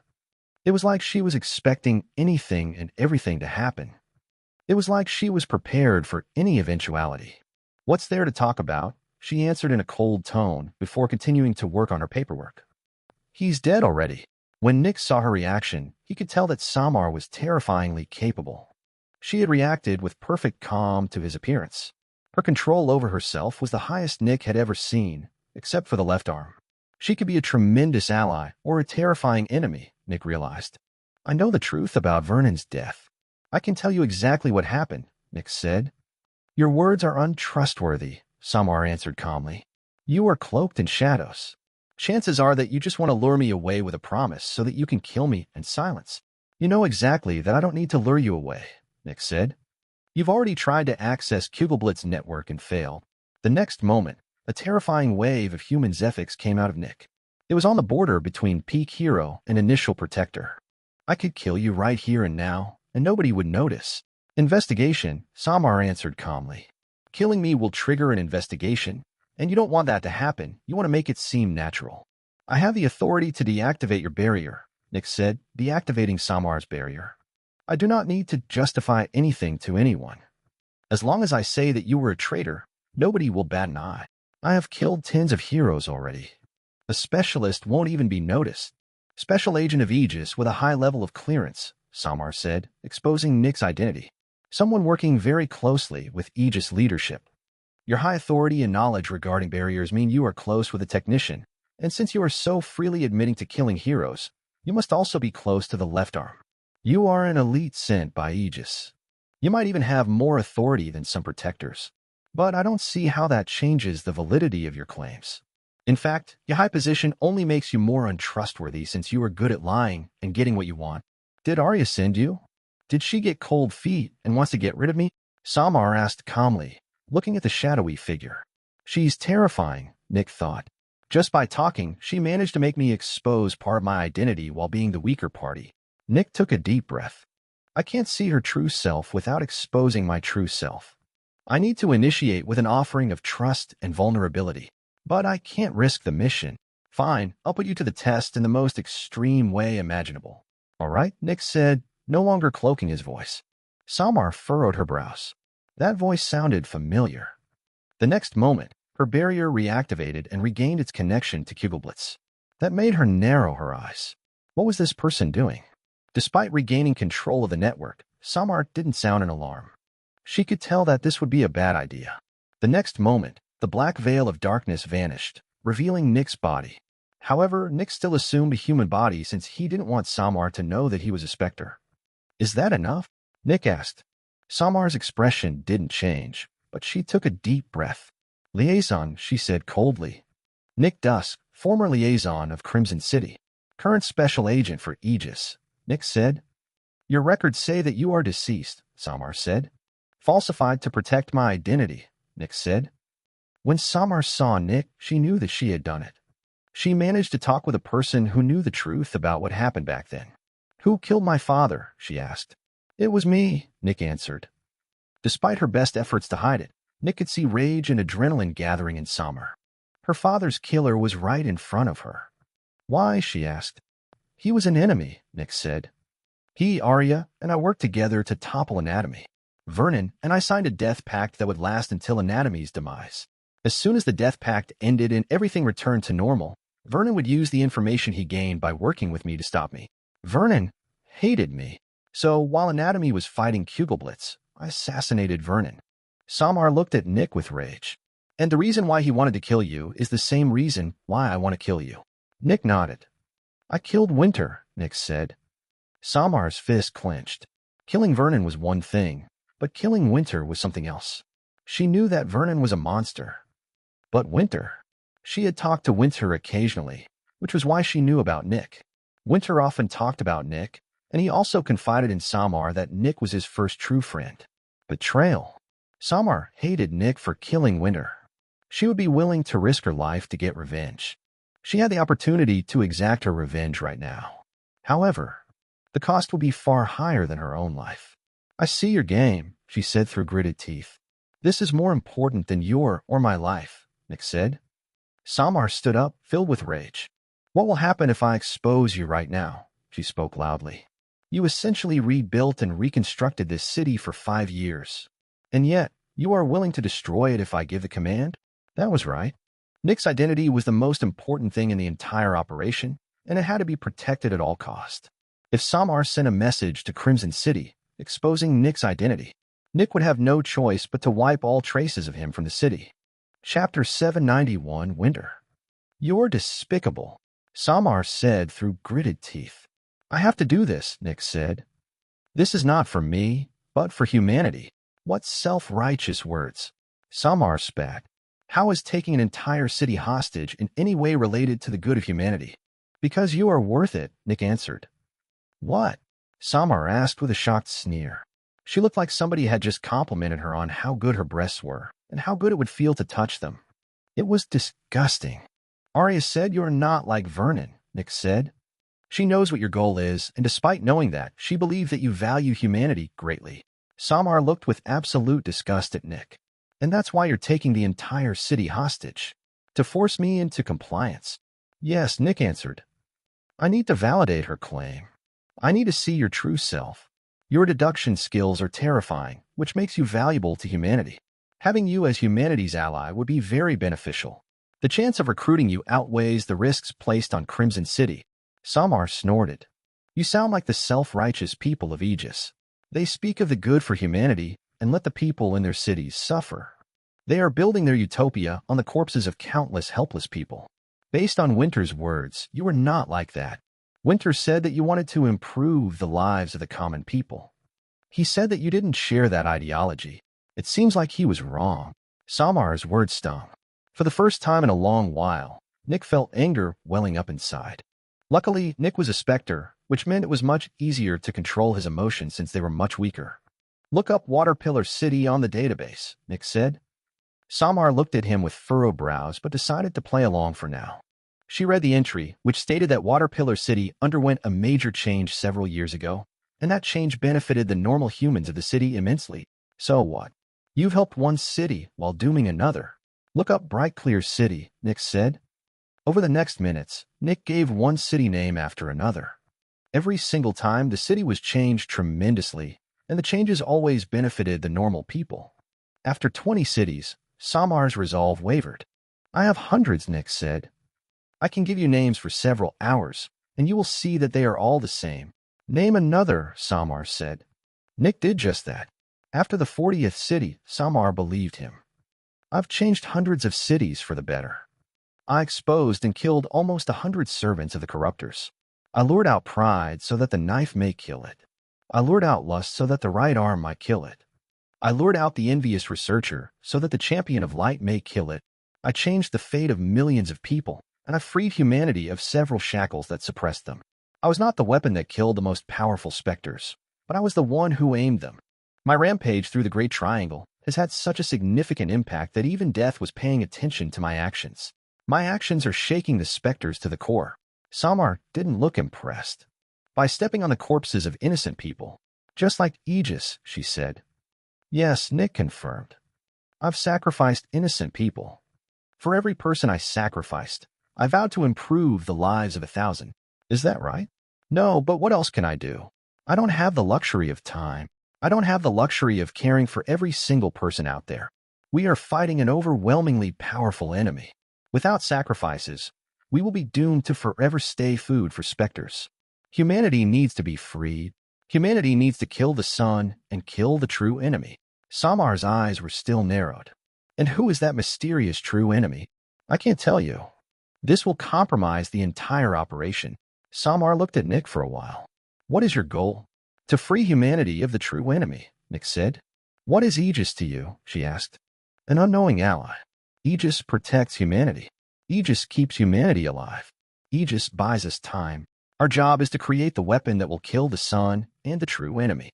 Except for the people who were part of the operation, only the left arm and the technician know about it. Not even the champion of light or the other shields know of our existence. Do you have proof? She asked. I have the technician's research notes right here, Nick said. That's not proof. Everyone already got those, she answered. Mine are not curated. These are the research notes in their rawest form. The only one who could provide those would be the technician. Send them to me, Samar ordered. Nick activated his barrier.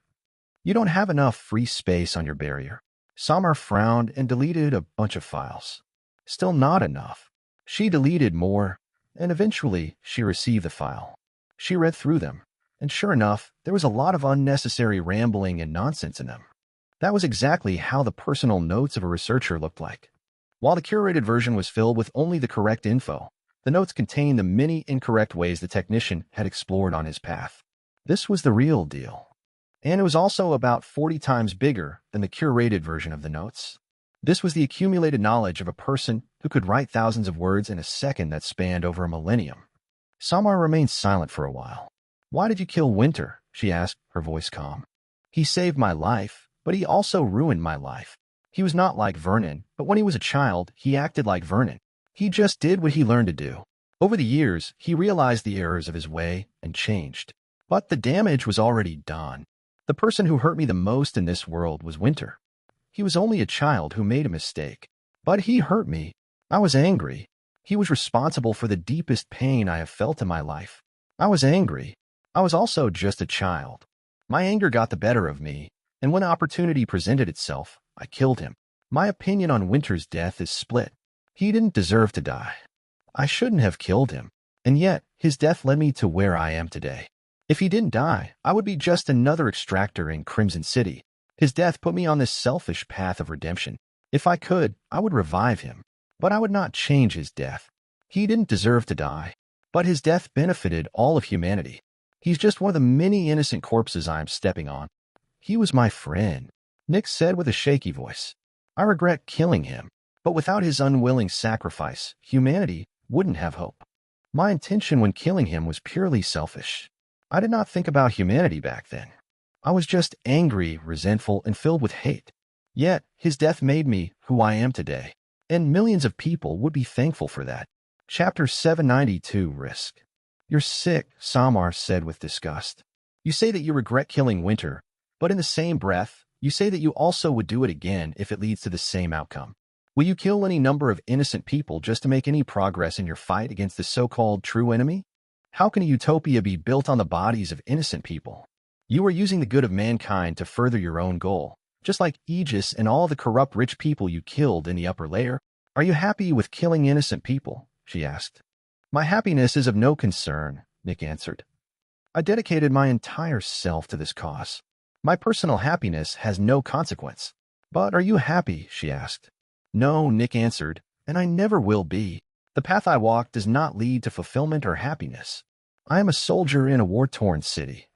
I only know how to fight. I only know how to reach the collective goal. My methods are debatable, but they are effective. Thanks to me, humanity finally has hope. Samar looked with disgust at Nick. Do you even hear yourself? You're a hero. You're not the champion of light. Do your delusions of grandeur know no bounds? I'm telling the truth, Nick answered. Denying my own importance will only damage humanity. Do you believe I feel accomplishment when I think about my importance? Do you think I feel like I'm better than anyone else? No, Nick reiterated. I feel pressure. Humanity's fate rests on my shoulders, and that burden is heavier than you can imagine. If I make a mistake, millions of people will continue to suffer for millennia. If I fail, humanity might never recover. As long as I am alive, humanity has a shot at true freedom. I am not living for myself, but for everyone else. I do not want to sacrifice the people I am close to. I do not want to see the left arm or the technician die. And yet, if it is necessary, I have to sacrifice them. Everyone put their hopes and dreams in me, and letting everyone down would be the worst thing I have ever done. I must lead humanity to freedom. The world has put me down this path, and I have to walk it to the end. There is no other choice. Samar looked with skepticism at Nick. Nick talked about how important he was while also saying that he didn't like being that important. It sounded delusional and narcissistic. And yet, Samar didn't feel like he was lying. Samar remained quiet for several seconds. I require proof, she answered. You will see the true enemy when you become a hero, Nick answered. I require more immediate proof. I don't need proof of this true enemy. I need proof of your importance. You said you're working with the left arm and the technician. Connect me with the left arm, and I will ask her myself for clarification. That is difficult, Nick said. I can connect you to the left arm, but she can't speak freely.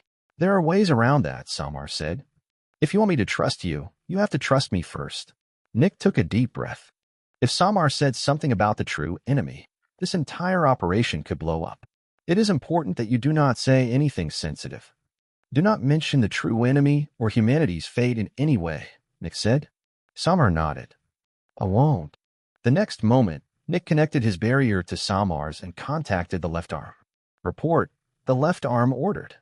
Samar could hear the cold authority in that voice. She had never spoken to the left arm before, but she didn't doubt the left arm's identity. This is Samar Melfian from Crimson City. I am connected to you via the barrier of the special agent, Samar said. State your business, the left arm answered. Your special agent is currently personally standing right in front of me. and I need to verify some of his claims. There are other people involved in a mission we are currently discussing, which tangentially relates to Crimson City. There are people part of this mission that outclass him in rank, but he states that, without him, the mission can't possibly succeed. I need confirmation of this claim since prioritizing his safety might jeopardize the safety of the other members, Samar said. What is this mission related to? The left arm asked. It relates to a group of Specters and a potentially stronger Specter controlling them. This mission is paramount for Crimson City's survival, Samar said. In Aegis headquarters, the left arm's eyes narrowed. Was that wording on purpose? Specters were only controlled by other Specters. It would be more accurate to word it a stronger Specter potentially controlling them. Instead, Samar had said, a potentially stronger Specter. Most people wouldn't pay attention to such wording since anyone would make such a mistake. However, Nick connected the left arm to this person. Additionally, the fact that Samar said that the special agent is personally standing in front of her could also refer to Nick unveiling his identity. Many calculations of risks and rewards shot through the left arm's mind. The risk was extremely high. Yet, the left arm trusted Nick. If he believed that such a risk was worth it, she believed him. The special agent spoke the truth. I do not know the specifics of the mission, but the special agent has proven invaluable in many different missions. Prioritize his survival above the survival of everyone else. Even if the mission fails, Aegis can't lose somebody with a specific skill set. Samar took a deep breath. I understand. I apologize for the disturbance. Good, the left arm said before cutting the connection. Samar remained silent for several seconds. The message was clear. Nick hadn't exaggerated. His survival was the priority. Nick just waited for a couple of seconds. After almost a full minute, Samar turned to Nick. Tell me what happened back then, she said with a weaker voice. What led to Winter's death? Chapter 793, Growing Team. Samar stepped out of the Spectre cage and looked at her new surroundings. Officially, she died during a mission in Crimson City. Crimson City went on a hunt for a powerful Spectre with the help of a special agent. Several people saw her die to the Spectre. However, the mission succeeded, and Crimson City managed to capture a peak demon. Sadly, since Crimson City wasn't powerful enough to make use of the peak demon, it sold the Spectre to Aegis for several years' worth of tributes. The special agent survived, naturally. It had taken Nick a couple of days to set everything up, but this way, there were no loose ends. To keep everything as clean as possible, there had to be a mission. After all, Samar had mentioned a mission to the left arm. When Samar came out of the Spectre cage, she immediately saw Arya, who smiled at her awkwardly. The mood between them was strange. Both of them knew that Samar essentially wanted to kill Arya. However, she only wanted to do that since Arya was the only lead to her father's death and refused to tell her the truth. Now that she knew the truth, there was no more reason to go after Arya. The tense mood was interrupted as the doors opened and Ghosty walked out. When Samar saw Ghosty, her eyes widened. Ah, Samar. Nice to see you, Ghosty said. It feels good to see another familiar face. Ghosty noted that Nick hadn't disguised himself. I presume you are well acquainted with our friend, he asked. Samar's mood soured when she heard the word friend. I know enough, she said with a dark voice. Naturally, Nick told her what happened with Winter. Sadly, there were several gaps in his memories due to his consumption. In the end, Samar agreed with Nick. Nick and Winter had just been two children who made mistakes. But that didn't mean that she forgave Nick. Nick killed her little brother when he didn't deserve to die. Yet, Samar was also intelligent enough to see Nick's value to humanity. She did not agree with his methods, but she couldn't deny their effectiveness. So she decided to join Nick's mission despite her hatred for him. She did not forgive him. She did not want to interact with him. She didn't want to be near him. But for humanity, she was willing to ignore him and tolerate his existence. I'm glad to be working under you, Samar said to Ghosty. I've always admired your dedication to science. Samar had been a bit of a fangirl of Ghosty's when she had been younger. She even used to have a crush on him. Sadly, the life of an extractor tended to be lonely, and all desire for friendship and romance had been asphyxiated. Ghosty and Samar shared some pleasantries. Good job, Arya transmitted to Nick. Samar is a brilliant girl. I can tell, Nick answered. She almost feels like a young version of the left arm. The left arm is the backbone of Aegis. With time, Samar might become the backbone of humanity. Nick wasn't exaggerating. Samar was still young, and she had the talent to become a protector. With enough advancements in the field of biology, humanity might even find a way to increase the amount of Zephyx a human could absorb. That could allow Samar to become a shield in the future. She was willing to sacrifice her personal vendetta for the good of humanity, and that was not something everyone could do. Nick's team was taking shape. None of their members were mediocre.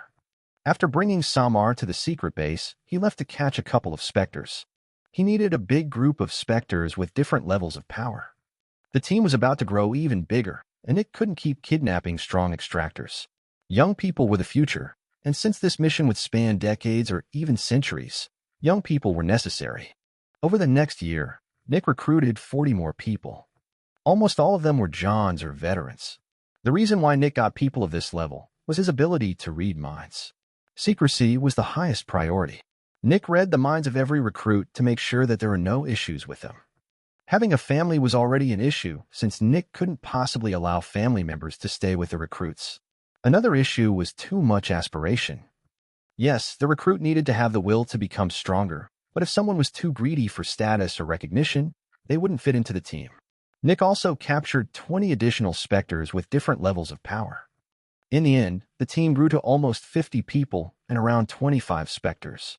The Zephyx production increased significantly, and the variety of topics that were being researched also increased.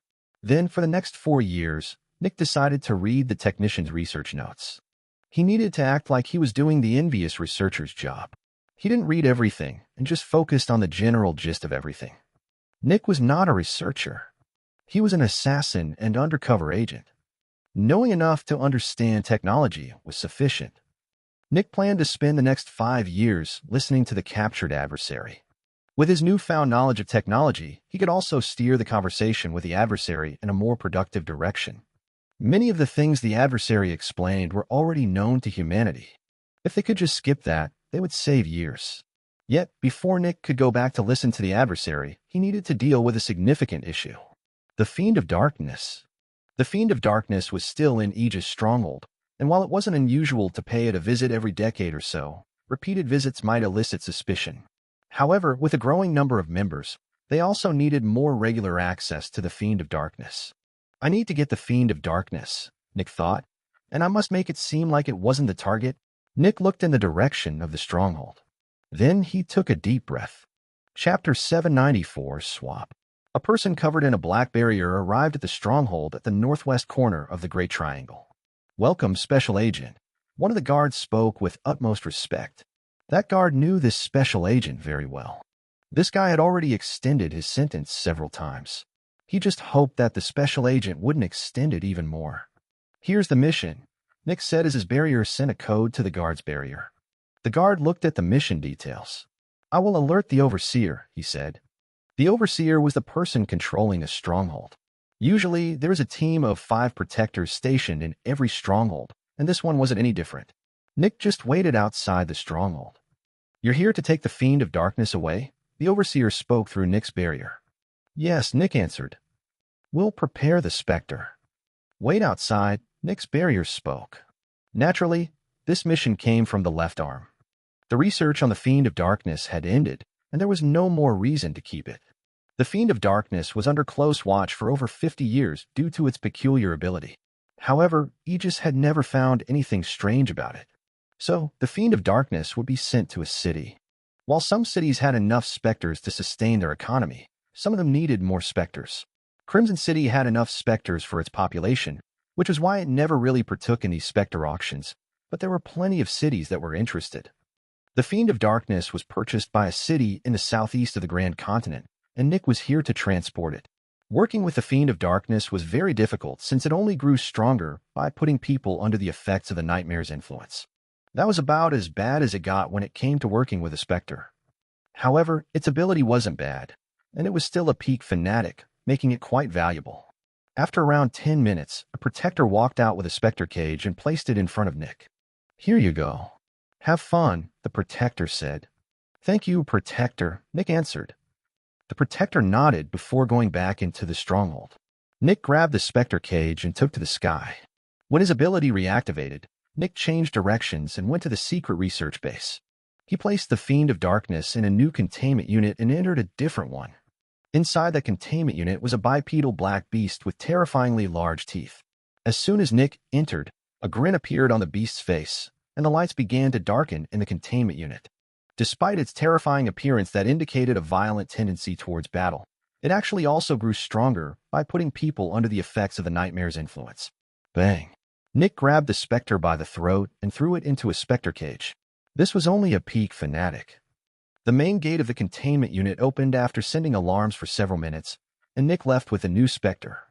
Naturally, the city that purchased the Fiend of Darkness needed a Fiend of Darkness. This Spectre would be their Fiend of Darkness. It took Nick almost 3 months to find such a fitting Spectre. There were not many Spectres that grew more powerful by using the nightmare, but there were some. When Nick found this Spectre, it was a late fanatic. Over the next year, almost all of the powerful extractors in the secret research base worked with it without siphoning out any of its Zephyx, letting it have all of it. Thanks to that, this new Spectre managed to become a peak fanatic within a year. Nick had talked to the left arm about the auction, and the auction was worded in a very specific manner. The Fiend of Darkness is a peak fanatic that grows more powerful by putting people under the effects of the nightmare's influence. IT grants darkness-related abilities. That was the description, and it also fit the new Spectre. Luckily, while the Champion of Light constantly had the left arm within his perception, he didn't always pay attention, and he didn't really have access to her barrier. He could hear all the incoming and outgoing calls, but he couldn't see the ID of the caller's barrier. The left arm was constantly getting calls, and the Champion of Light wasn't checking all of them since it was boring and mundane. As long as she didn't say anything suspicious, he wouldn't care a lot. The auction of a Spectre was about as mundane as it got. The Champion didn't know that Nick was the one who asked for the auction, or that he would be the one transporting the Fiend of Darkness. With the auction, the Fiend of Darkness was successfully replaced. The city would believe that they got the Fiend of Darkness, and it would most likely remain there for many years.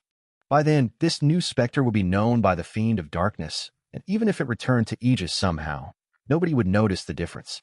At that point, it most likely would already be a demon, and even if someone had seen the original Fiend of Darkness before, its change in appearance could be attributed to its advancement. It was not unusual for Spectres to change their appearance after an advancement. Also, it only was a peak fanatic. Something like that might be significant for a city, but it was just one of hundreds of fanatics that Aegis owned. Nick left the research base with the Spectre cage and flew towards the southwest. He only needed to cross the biggest ocean in the world to get to his destination. Then, he only needed to deliver the Spectre, and that would be it. The research base would have access to the Fiend of Darkness. Nick's journey went smoothly, until his ability deactivated. Bang! And several gigantic tentacles shot out of the ocean. Chapter 795, Worst Moment. Nick quickly realized that he was being attacked, and his instincts kicked in. When he felt his ability deactivate, he had already entered battle mode. Without the warning of his ability, he might not have been fast enough to react.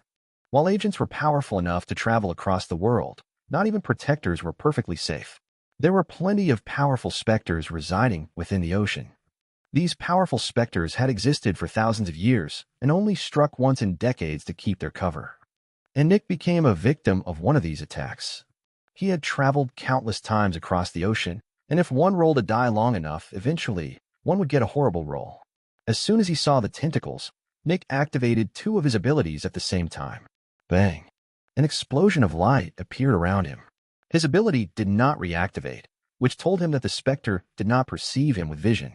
The second ability Nick activated was summoning a cloud of black mist around him. This ability did not only affect vision, but also Zephyx since it was filled with chaotic Spectre Zephyx. When Nick summoned the cloud, his ability activated halfway, which told him that the enemy was most likely perceiving him via his Zephyx. This was troublesome. These kinds of senses were the most difficult to escape from. When Nick was suddenly covered with Spectre Zephyx, the tentacles hesitated for a moment. Bang! Nick used this opportunity to cut through one of the tentacles with his blades. Initial or early fallen? Most likely initial, Nick thought with narrowed eyes. I'm in huge trouble now. Of course, Nick was strong enough to kill an initial fallen, but its power was not the issue. The issue was the moment when the Spectre struck. There were so many issues with the timing that Nick had no idea how to get out of this situation. First of all, he needed to protect the Spectre cage. Since there was a Spectre inside, he couldn't put it into his space bag. If the Spectre cage was lost, the city would need an explanation as to why their Spectre was gone. This would start an investigation, and Aegis would look into the identity of the agent responsible for the mission. There was a big chance that the champion would take note of this. Why was Julian Winter transporting a random fanatic across the ocean? Nick wouldn't be able to answer that question to the champion's satisfaction. Then, why not just call the stronghold and ask for assistance? Well, a battle with a Fallen was a major occurrence, and the same thing would happen. Nick's barrier ID would come up, and the champion would take notice of him. This meant that Nick couldn't call for help. In that case, couldn't Nick just run away? That was also problematic since the Spectre had seen him and part of his abilities. Nick already used 2 of his abilities and demonstrated a lot of power. If this information reached the Corruptors or Trio of Destruction, he wouldn't be able to use these abilities anymore unless he was certain that there was no one around. The most troublesome part was that Nick had just used Spectre Zephyx. If the Corruptors found out, that could also become problematic. So Nick couldn't escape, couldn't call for help, and needed to kill the Spectre while protecting the Spectre cage. That was where the last troublesome aspect of the situation came in. The Spectre's primary body was inside the ocean. The entire ocean was covered in the scents of the salt trident. Nick was currently in the guise of a human, and any human that touched the ocean water would fall under the control of the salt trident. While Nick was immune to that effect as a Spectre, that didn't matter.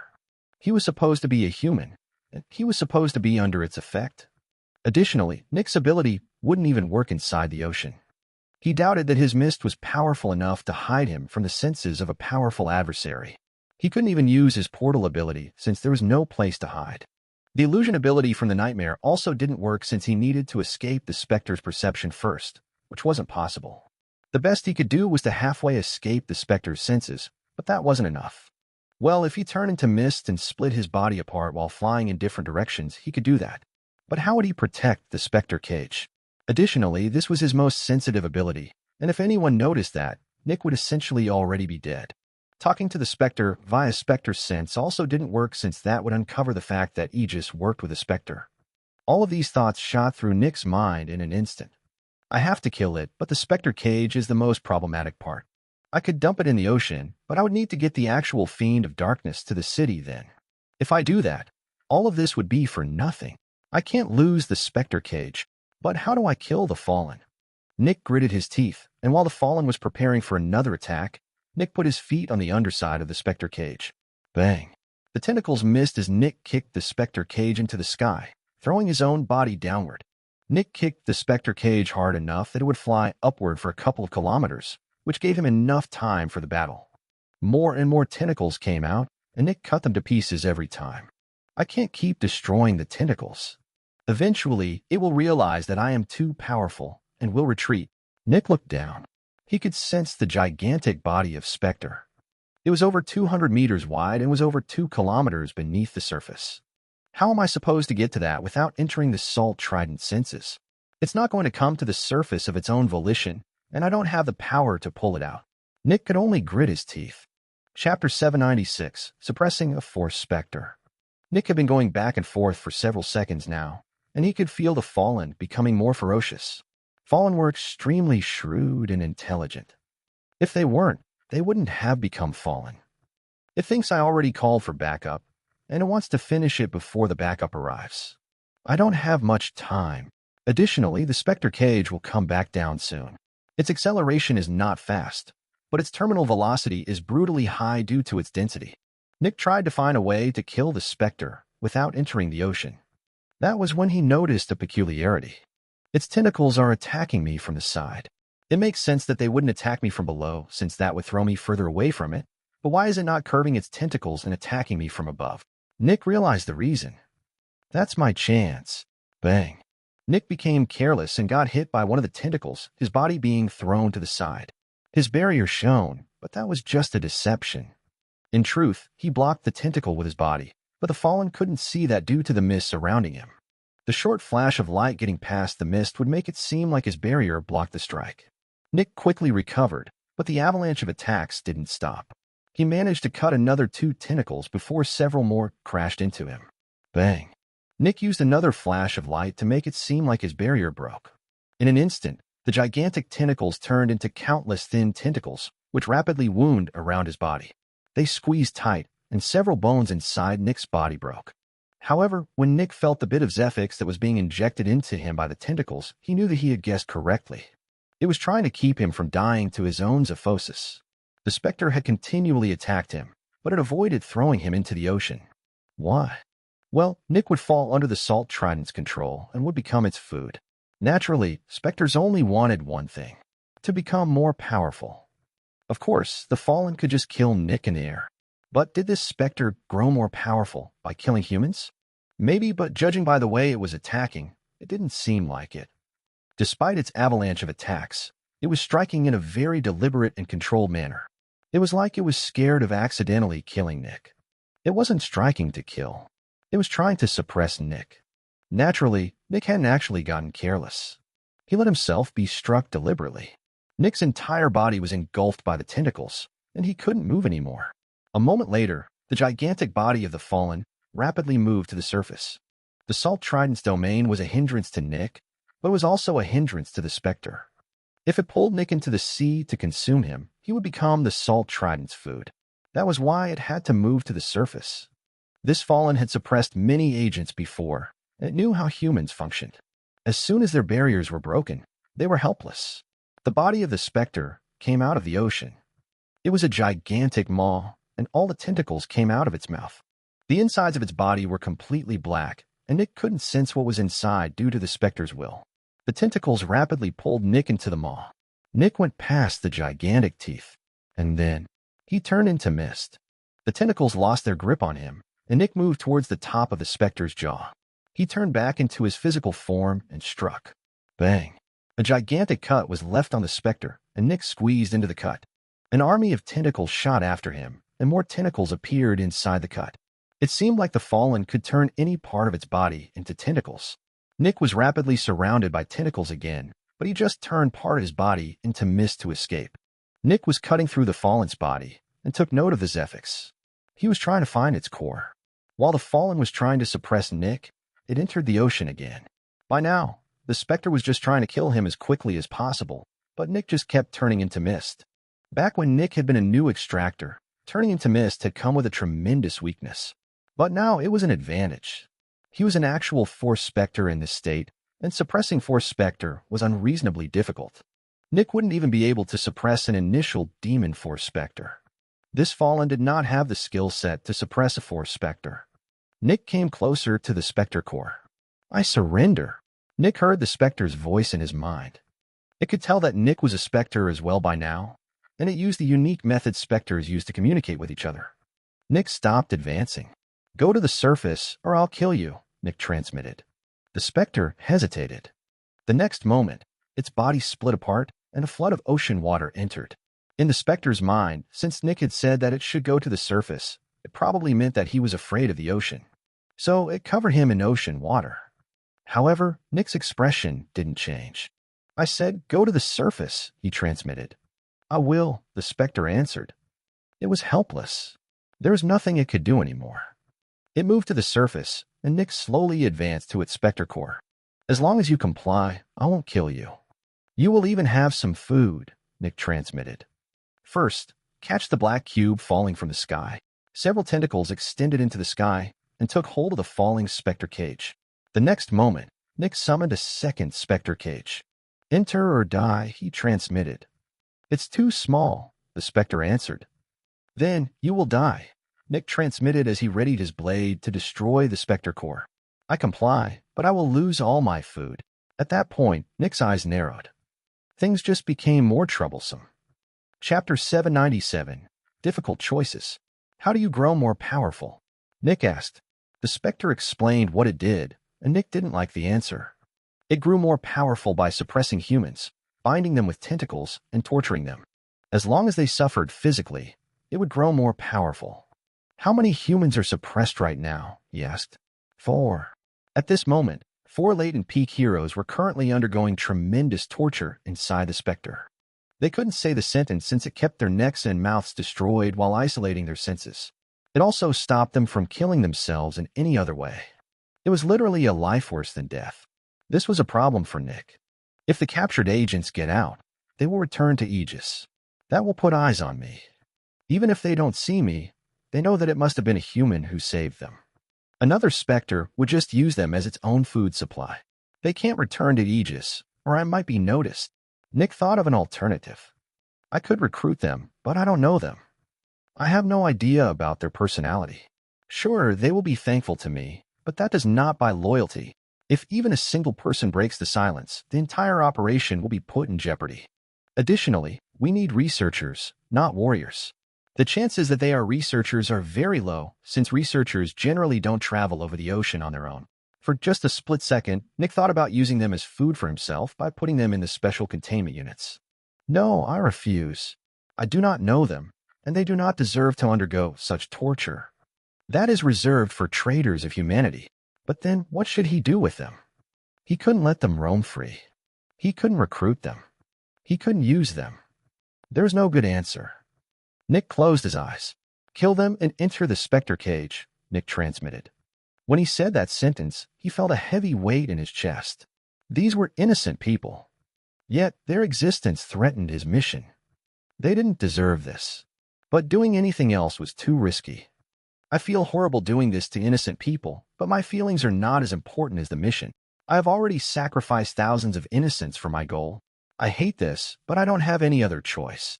Allowing them to survive is putting everyone working with me at risk. Can I not just keep them? The Spectre asked. You will get plenty of food soon, Nick transmitted. You can have them, the Spectre said. Kill them immediately. Nick transmitted again. The Spectre really didn't want to kill them. These 4 humans represented decades of work. However, there was nothing it could do. I killed them, the Spectre answered. Then, get into the Spectre cage, Nick transmitted. Nick went over to hold the other Spectre cage that contained the new fiend of darkness. The next moment, a wave of tentacles fell off the huge body and entered the ocean. The tentacles turned into black dust soon after. Finally, only a 1-meter-wide sphere of tentacles remained, and it entered the Spectre cage. When the door of the Spectre cage closed, Nick's ability reactivated, and he took a deep breath. He felt horrible, but that didn't matter. The mission was more important than anything else. Nick continued his travels and arrived at the city that ordered the Spectre. Before entering, Nick hid the other Spectre cage deep underground. The governor greeted Nick, who explained how to work with the fiend of darkness. Soon after, Nick left again. He grabbed the hidden Spectre cage and went to the secret research base. The big gate of the research base opened, drawing the attention of everyone who was currently present. By now, there were about 50 members, and about 40 to 45 of them had not come into contact with the nightmare yet. The gate was perpetually closed. It only opened when there was a new member or when their mysterious friend delivered something. Everyone looked past the gate and saw a big Spectre cage behind it. Another Spectre? Nobody moves, Arya ordered. Naturally, Arya was the leader of the research base, and everyone had to follow her commands. What's in there? One of the new veterans asked. Confidential, Arya said. The others were not surprised. Almost everything was confidential. Arya lifted the Spectre cage and brought it into a side corridor. By now, Nick had expanded the research base by quite a bit. There were now many corridors and blocks. Arya went through several doors. Each of these doors needed a higher level of clearance. Since this was not a regular city, they didn't need to take special precautions to protect the citizens from potential outbreaks. The base was surrounded by an extremely powerful shell that could even repel Fallen. Even if a Fallen escaped, the most it could do was to kill everyone in the base. It wouldn't be able to get out of the base. Of course, this precaution primarily existed to stop any potential traitor from escaping. This was not because of the Specters. Because of that, the Specters were all placed in a series of corridors based on their power. Everyone had access to the weakest Specters, but the further one traveled, the more powerful the Specters became, and those were only accessible to a few people. Finally, Arya arrived in front of the door leading to the last corridor. Only 3 people had access to that corridor. Arya, Ghosty, and Nick. A huge alarm went through the entire research base as the most powerful containment unit within it was preparing to open its primary gate. Nick materialized beside Arya and looked at the containment unit. Arya already knew about Nick's missed ability since he had demonstrated it before they infiltrated Anatomy. How did you catch a Fallen? Arya asked. It wasn't easy, Nick said, but as a Force Spectre, I had my ways. Arya sighed. She knew how difficult it was to suppress a Force Spectre. Chapter 797, Difficult Choices. How do you grow more powerful? Nick asked. The Spectre explained what it did, and Nick didn't like the answer. It grew more powerful by suppressing humans, binding them with tentacles, and torturing them. As long as they suffered physically, it would grow more powerful. How many humans are suppressed right now? He asked. 4. At this moment, 4 latent peak heroes were currently undergoing tremendous torture inside the Spectre. They couldn't say the sentence since it kept their necks and mouths destroyed while isolating their senses. It also stopped them from killing themselves in any other way. It was literally a life worse than death. This was a problem for Nick. If the captured agents get out, they will return to Aegis. That will put eyes on me. Even if they don't see me, they know that it must have been a human who saved them. Another Spectre would just use them as its own food supply. They can't return to Aegis, or I might be noticed. Nick thought of an alternative. I could recruit them, but I don't know them.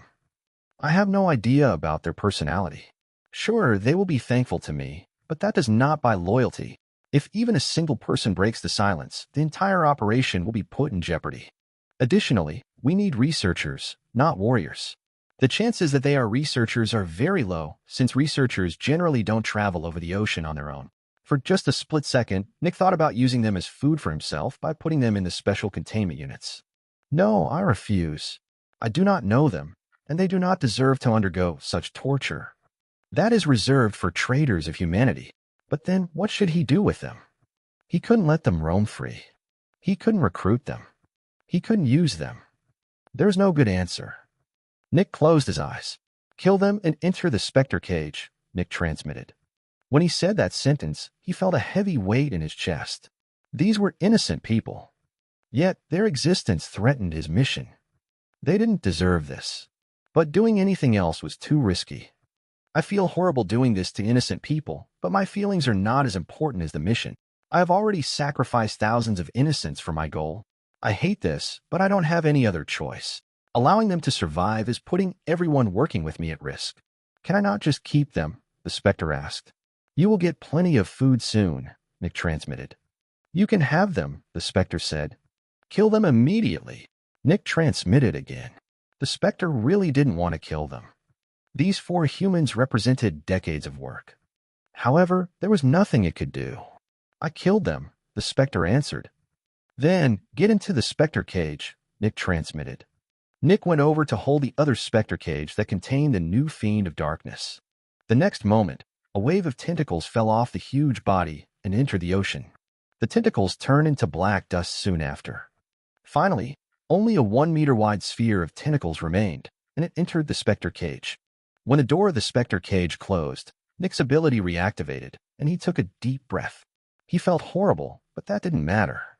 The mission was more important than anything else. Nick continued his travels and arrived at the city that ordered the Spectre. Before entering, Nick hid the other Spectre cage deep underground. The governor greeted Nick, who explained how to work with the fiend of darkness. Soon after, Nick left again. He grabbed the hidden Spectre cage and went to the secret research base. The big gate of the research base opened, drawing the attention of everyone who was currently present. By now, there were about 50 members, and about 40 to 45 of them had not come into contact with the nightmare yet. The gate was perpetually closed. It only opened when there was a new member or when their mysterious friend delivered something. Everyone looked past the gate and saw a big Spectre cage behind it. Another Spectre? Nobody moves, Arya ordered. Naturally, Arya was the leader of the research base, and everyone had to follow her commands. What's in there? One of the new veterans asked. Confidential, Arya said. The others were not surprised. Almost everything was confidential. Arya lifted the Spectre cage and brought it into a side corridor. By now, Nick had expanded the research base by quite a bit. There were now many corridors and blocks. Arya went through several doors. Each of these doors needed a higher level of clearance. Since this was not a regular city, they didn't need to take special precautions to protect the citizens from potential outbreaks. The base was surrounded by an extremely powerful shell that could even repel Fallen. Even if a Fallen escaped, the most it could do was to kill everyone in the base. It wouldn't be able to get out of the base. Of course, this precaution primarily existed to stop any potential traitor from escaping. This was not because of the Specters. Because of that, the Specters were all placed in a series of corridors based on their power. Everyone had access to the weakest Specters, but the further one traveled, the more powerful the Specters became, and those were only accessible to a few people. Finally, Arya arrived in front of the door leading to the last corridor. Only 3 people had access to that corridor: Arya, Ghosty, and Nick. A huge alarm went through the entire research base as the most powerful containment unit within it was preparing to open its primary gate. Nick materialized beside Arya and looked at the containment unit. Arya already knew about Nick's missed ability since he had demonstrated it before they infiltrated anatomy. "How did you catch a fallen?" Arya asked. "It wasn't easy," Nick said, "but as a Force Spectre, I had my ways." Arya sighed. She knew how difficult it was to suppress a Force Spectre. Chapter 798, Humanity's Progress. After putting the Fallen into a containment unit, Nick went to the contained adversary to learn more about star energy. As always, while he was listening to the adversary, Nick was also practicing Zephyx manipulation. Zephyx manipulation was the way to become truly powerful. The power to create one's own abilities had infinite potential. It just needed a lot of time and studying to push Zephyx manipulation to such a level. If Nick could create diagrams as complex as the sun could make, he could create any kind of ability he wanted. But it took a long time to get to such a level. After learning from the adversary for about 10 years, Nick delivered his accumulated knowledge to the researchers. For Nick, 10 years couldn't be considered a long time anymore, but for the new researchers in the research base, this was a long time. By now, over 30 of them had seen the nightmare and had obtained its ability. When the first of the new recruits confirmed that the proof was indeed as weighty as Ghosty said, they became more relaxed. Almost 40 people were now fully focusing on researching star energy, and they were progressing quickly. With Nick's new notes, the progress would become even faster. The prototype of the smaller star energy generator was also finished. By now, it was only about a meter across, and it still produced as much star energy as the bigger ones. The notes that Nick delivered this time would help the researchers in making the generator even smaller. Maybe they could push it to just half a meter wide. If they managed to do that, it would be enough to power a seed.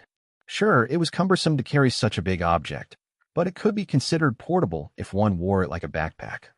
At that point, they could start researching pure energy. They didn't need a lot of pure energy for the seeds.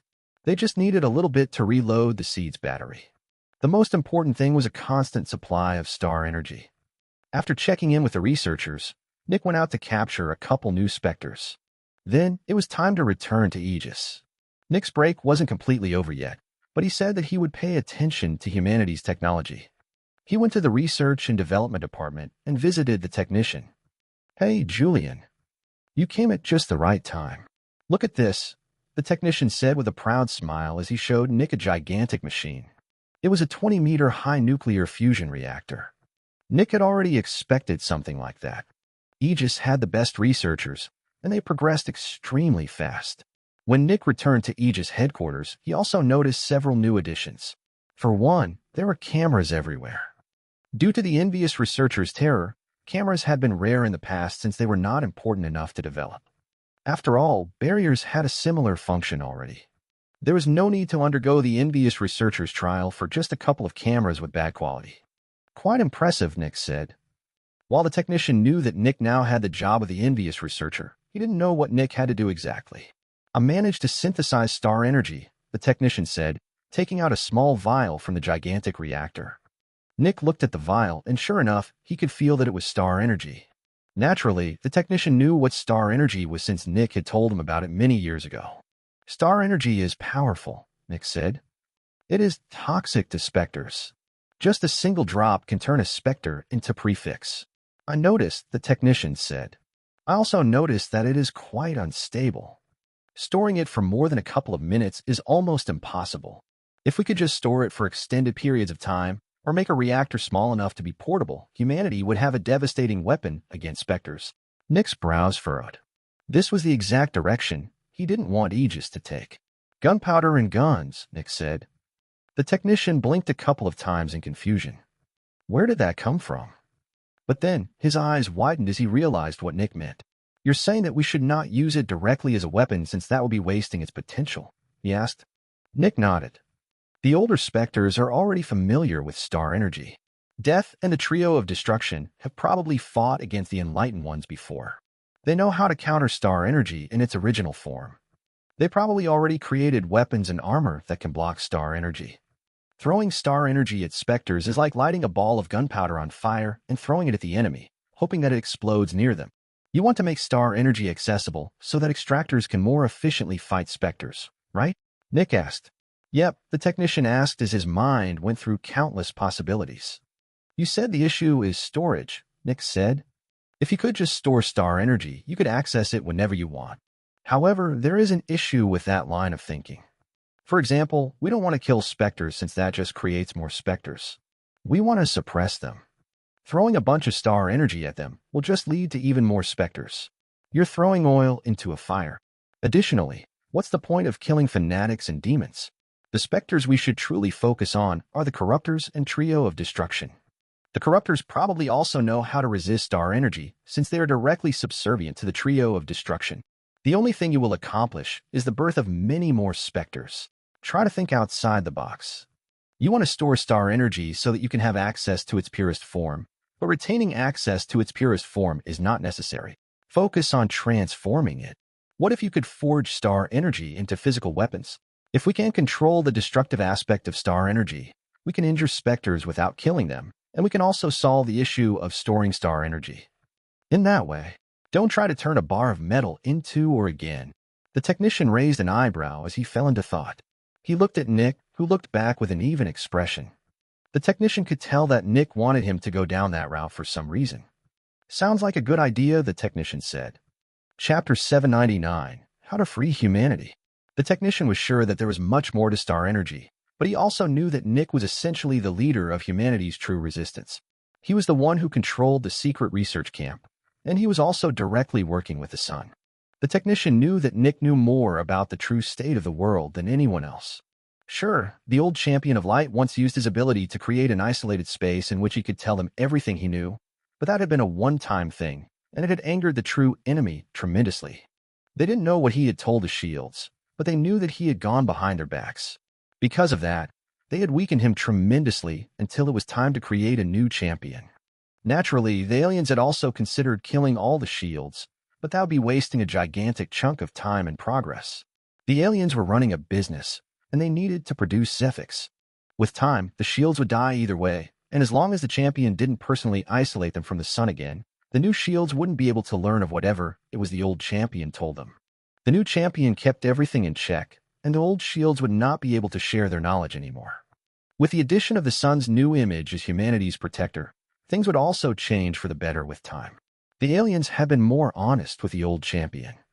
They had told him that he was supposed to supervise humanity. But with the new champion, they went a different route. They claimed that they were protecting Earth, and the champion believed it. Yet, neither the old champion nor the new one could hold a candle to what Nick knew about the true state of the world. Nick had been inside a machine that produces prefix. He had seen an alien in person. He had access to the suppressed adversary. He was working for the Sun. The technician and the left arm knew that Nick held the most knowledge about the world out of all of them. Because of that, they did whatever he suggested. Nick was the leader of humanity's resistance, and when he said that humanity should focus on transforming star energy into physical weapons, the technician would do just that. I'll join you in the research, Nick said. Maybe I can contribute a little.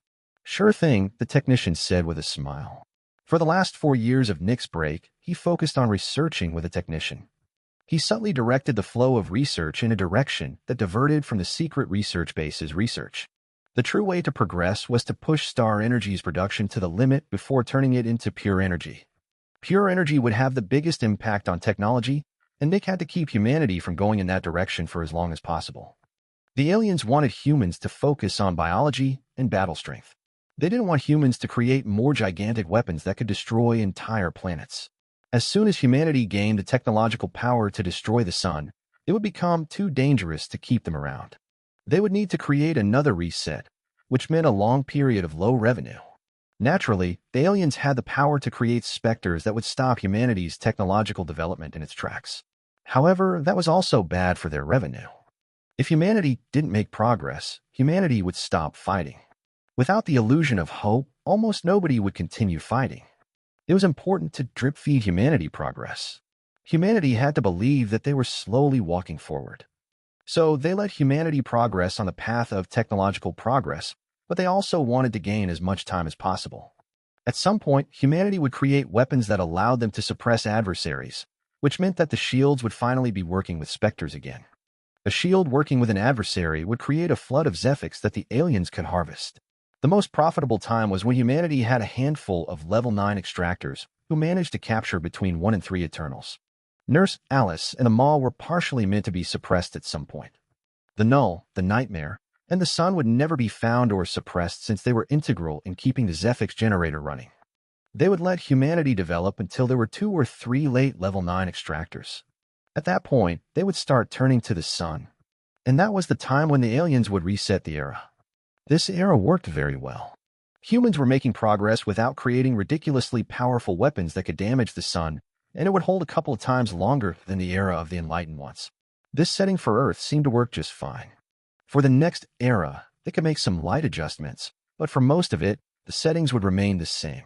The aliens had found a stable and predictable way to run the Zephyx generator. In the tens of thousands of years of the future, the Zephyx generator would undergo periods of low generation and high generation, but it would be predictable. That was how all of their stable Zephyx generators worked. There was some instability near the beginning, but with time, all the generators would enter a unique rhythm and produce Zephyx in a predictable manner. Naturally, Nick was working to prevent that from happening. He wanted humanity to become free. And the safest and best way was to gain access to the technology of the Enlightened Ones and make pure energy. They would also need to make humanity immune to star energy's negative effects and make it usable as a biological source of power. Finally, Nick would need to deal with a base on the moon, and humanity would launch a gigantic weapon that destroyed the Sun. Then, it would be time to battle the hordes of aliens that would arrive. This was the only way to escape. Secretly advancing in technology was the only way to free humanity. Chapter 800, Wrath and Sloth. Nick finished the last years of his time off working with a technician. While he wasn't very interested in how the technician's machines worked, he needed to act like he was doing the envious researcher's job. After the last few years of his free time had passed, Nick retreated to an isolated location. "Oh, son," Nick said, activating the recording function of the Sun, "this is Julian Winter, the replacement for the envious researcher. I have joined the technician in his research for several years, and I am here to report on humanity's progress. Humanity has created a nuclear fusion reactor that creates a small star inside of it. The reactor is stable, without any issues. During the creation of the star, the technician managed to harvest a new kind of energy. The energy is toxic to humans and very unstable. Since it is made by a small star, I assume this is the star energy you were talking about. As part of my duties, I directed the research into the direction you wanted. I believe that an abundance of star energy would make humanity progress much faster in developing new technologies. The faster humanity progresses, the worse it is for them, since it will destroy the balance between technology and personal power. I have redirected the focus of the research from producing more star energy to making use of star energy. I argued that the most powerful Specters have already dealt with star energy in the past, which means they can counter it. Humanity is currently researching ways to transform star energy into small weapons that can be used by extractors. Swords, rifles, spears, and so on. Humanity needs more personal power, and upgraded equipment will help in this regard. When humanity manages to create powerful personal weapons with star energy, I will redirect the research towards biological enhancement. You have said that humanity's talent in altering biology is not as good as its talent to turn cold steel into powerful weapons. I will redirect humanity towards creating an alternative of Zephyx synchronizers. Star energy can be used as a source of power, and having a source of power that inherently counters Specters will help during battles. However, humans are designed to work with Zephyx, not star energy. Attuning all of a human's body so that it works with star energy instead of Zephyx will take a considerable amount of time. I'll have to see where I should go after that, and I might need your guidance when it is time, but that will still be centuries from now. That is my report. If you wish for me to alter humanity's development further, please instruct me." Nick took a deep breath and stopped talking.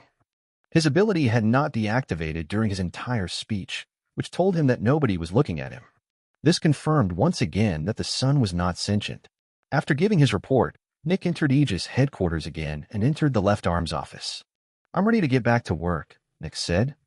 The left arm nodded. "You know what you have to do. Contribute," Nick said. "I will leave the way in which you contribute up to you," the left arm said. "The Grand Continent is a valid target again. We implemented the changes that we discussed about 5 years ago, and Sloth is trying to find a way around them. For now, Sloth has not shown any big movements, but allowing the trade of Specters has definitely been a devastating hit to it. As of this moment, Sloth is helping humanity instead of hurting it. This can't continue, and Sloth will find a way around our new policies. I will leave your manner of contributing up to you. You may try to go after Sloth or any of the other ones, the left arm explained. Thank you, left arm, Nick said before walking out of the office. I'm not sure if I should deal with Sloth, Nick thought as he walked towards the exit of Aegis headquarters. Sloth has essentially conquered the entire Grand Continent, but its impact is limited due to its modus operandi. Making Sloth even stronger could be good or bad. Nick stopped walking. Champion, I have a question, he asked out loud in a random corridor. Nick had never contacted a champion like this, but due to his new job, he believed that he had the right.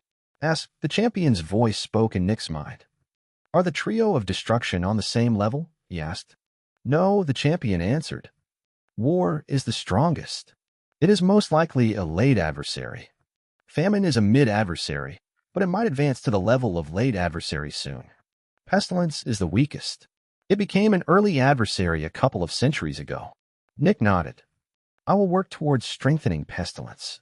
Since there is only a limited amount of resources, strengthening Pestilence means weakening the growth of the other two.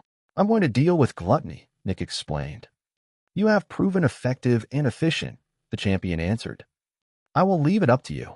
Thank you, champion, Nick said before walking out of Aegis headquarters.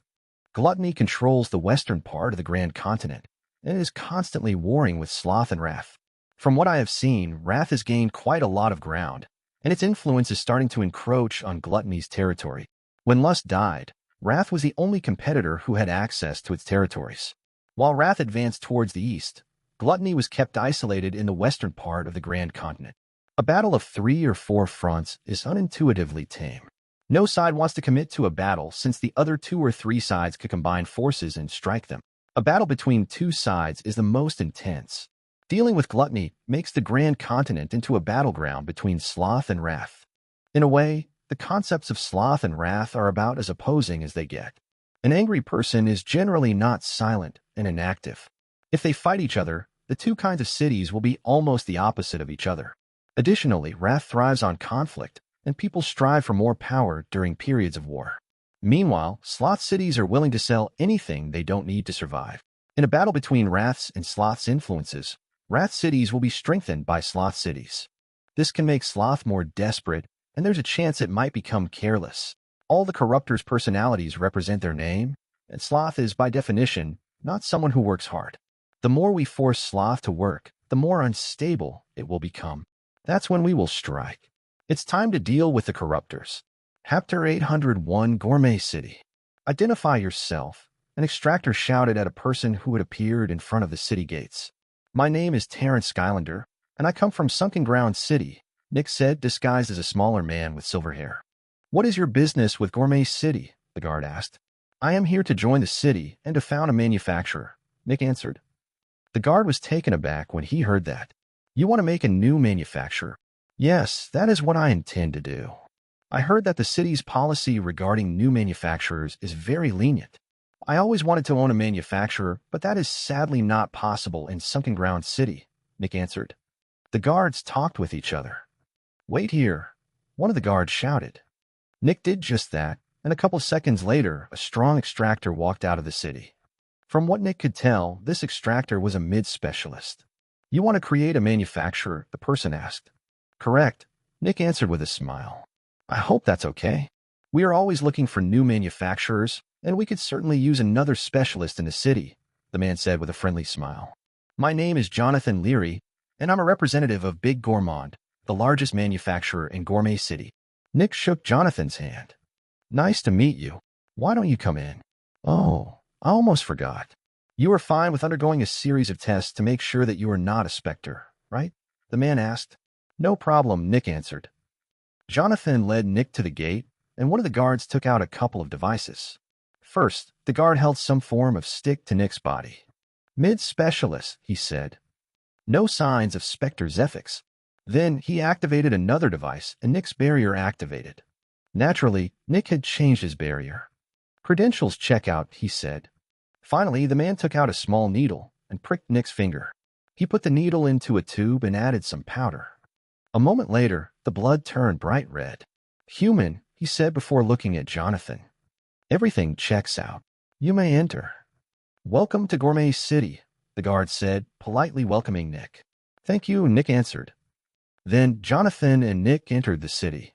When Nick entered, he acted like he was surprised by what he saw. Of course, he had already scouted out the city before officially joining. Warmaisach City was rather sizable. It was around 5 kilometers across, and it was filled with many tall and clean buildings. There was even some greenery here and there, which was a luxury in most cities. Surprisingly, there were almost no poor people walking on the streets. Everything seemed pretty nice, but since this was a city controlled by gluttony, there had to be a dark undercurrent. And it was actually quite easy to see that undercurrent. The people seemed quite healthy, Nick said. Jonathan laughed a bit. They're all fat. Sure enough, over 90% of people were morbidly obese. Around 50% of them were driving around in little carts since they couldn't even walk anymore due to their weight, while the other 50% walked slowly while sweating profusely. Since Nick had already inspected the city, he knew why that was. These carts were very expensive. In Warmaisach City, status was displayed by the carts the people drove. Rich people had big, comfortable, and luxurious carts made of real leather and wood. People of the middle class drove around in old carts made of metal. And the lower class just didn't have the money to purchase a cart. Nick saw plenty of people coughing and groaning as they held their backs and joints. The most interesting part was the disparity between the 90% of fat people and the 10% of thin people. It was like the weight of the people was divided into two extremes. The 10% were at a healthy weight, but almost everyone who was part of the 90% weighed at least 150 kilograms. There was barely anyone weighing between 80 kilograms and 150 kilograms. Of course, Nick already knew why that was. Gourmet spice. Gourmet spice was incredibly addictive since it made any kind of food unfathomably delicious.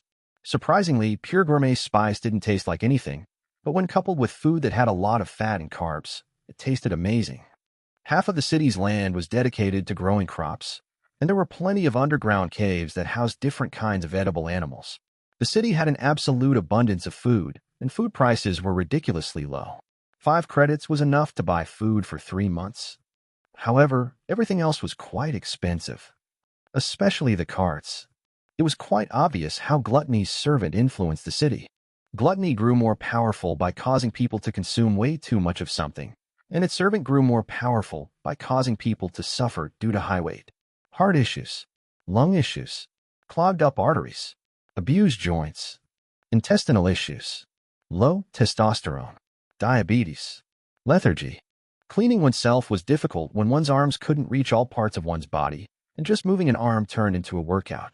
Sweat in unreachable places gathered and fermented, creating a hive for diseases and fungi. Because of that, diseases and maladies not directly related to obesity were also way more prevalent. The people seemed relatively happy on the surface, but a majority of their movements were accompanied by pain and suffering. But that was just their new normal. Here's a sack of gourmet spice, Jonathan said, pulling Nick out of his trance. Treat it as a welcoming gift. Nick took hold of the sack. Thank you. I heard that gourmet spice is amazing, and judging by the people living in this city, it makes its reputation justice. It is amazing, Jonathan said with a forlorn expression. Sometimes, I wish I wasn't working for Big Gourmand. How come? Nick asked. Jonathan sighed. We are not allowed to consume gourmet spice. We have to be combat ready. And well, Nick nodded. I get it. This was another aspect of gourmet spice. They also worked on extractors. Despite the fact that powerful extractors all underwent Zephyx, gourmet spice still managed to fatten them up, weakening their battle strength quite a bit. Chapter 802 Fat. So nice to see you again, Taryn, Jonathan said as he shook Nick's hand. Right now, the two of them were in a big and luxurious office, which was filled with all manners of art and fancy installations. Also nice to see you again, Jonathan. Nick says he put some gourmet spice on a huge cooked pheasant. You don't mind me eating, right? I'm used to it, Jonathan asked with a laugh. I see you're enjoying the gourmet spice. Just call me fat, Nick said with a laugh. By the way, what do you think of my new transporter? Nick used his Zephyx to move the luxurious transporter to the side. He was in a cart that was made of the most expensive what the city could find. There were plenty of reliefs and engravings on his transporter. The cushion was the most comfortable one could find in the city, and the wheels shone with splendor. Meanwhile, the ass that sat in the transporter was as wide as could be. If Nick were a normal human, he would probably weigh over 400 kilograms. He was insanely fat. As Jonathan and Nick exchanged some pleasantries, Nick ravenously consumed the pheasant. "Judy!" Nick shouted. "Yes, sir," a fat woman spoke as she entered Nick's office. "I want 3 more. Bring one for Jonathan as well, but make sure there's no gourmet spice on it." Nick laughed loudly. "He's on a diet." "Of course, sir," Judy answered before leaving the office again. Jonathan laughed a bit. "You're living in quite the luxury, Jonathan. You even have an expert as a secretary." "Only the best, my dear friend," Nick said with a laugh. "Is everything working out with the gourmet fat?" "Of course," Jonathan answered. Nick released a sigh before burping. "Excuse me. I was afraid that something had happened and that you would leave my extractors without gourmet fat. You have no idea how much my extractors depend on it." "I get that all the time," Jonathan answered. Gourmet fat was something Big Gourmand produced. It could increase the amount of Zephyx an extractor could absorb per day by a bit, but it also made them quite fat. This was the reason why Warmaisach City had no issues with new manufacturers. More manufacturers meant more extractors, which meant more customers that bought gourmet fat. "The progress you made within just 3 years is nothing short of astonishing," Jonathan said after some small talk. Nick shoved another fatty piece of meat into his mouth. "I'm pretty good at sniffing out specters," he said with a laugh. "Everyone noticed," Jonathan said. "You already have 2 other specialists and over 10 experts. How many specters did you catch in just 3 years?" 40. 47, Nick answered with a proud smirk. 47 specters, Jonathan repeated with an impressed voice. "And to top it all off, almost all of them are adults or stronger." Nick just laughed. "Can't tell you all of my secrets, Jonathan," he said with a mysterious voice. Jonathan just nodded absent-mindedly. "You benefited quite a lot from Dark Brine's demise," he said. "Oh yeah, what a shame that was," Nick answered with a smirk. "That was such a good manufacturer, but they just didn't have their specters under control. Luckily, I was in the area and could contain them. This could have been devastating to Warmaisach City." Jonathan laughed knowingly. But then the atmosphere changed, and Jonathan assumed a serious expression. "Powerful extractors from Big Gourmand are going missing," he said. "I heard about that," Nick answered as he burped again. "You want to work for me?" Jonathan was taken aback, and Nick burst into laughter. "I'm joking. I know that I can't compete with Big Gourmand."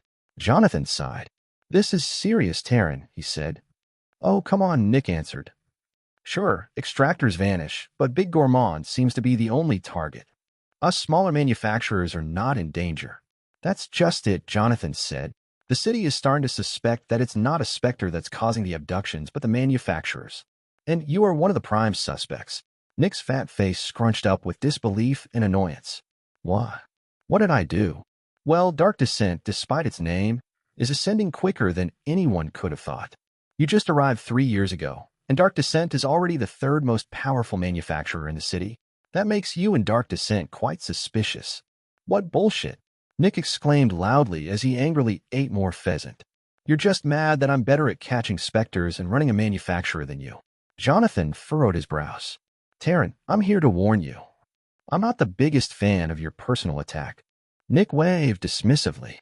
"You know exactly that I didn't mean you specifically. I meant you as in Big Gourmand.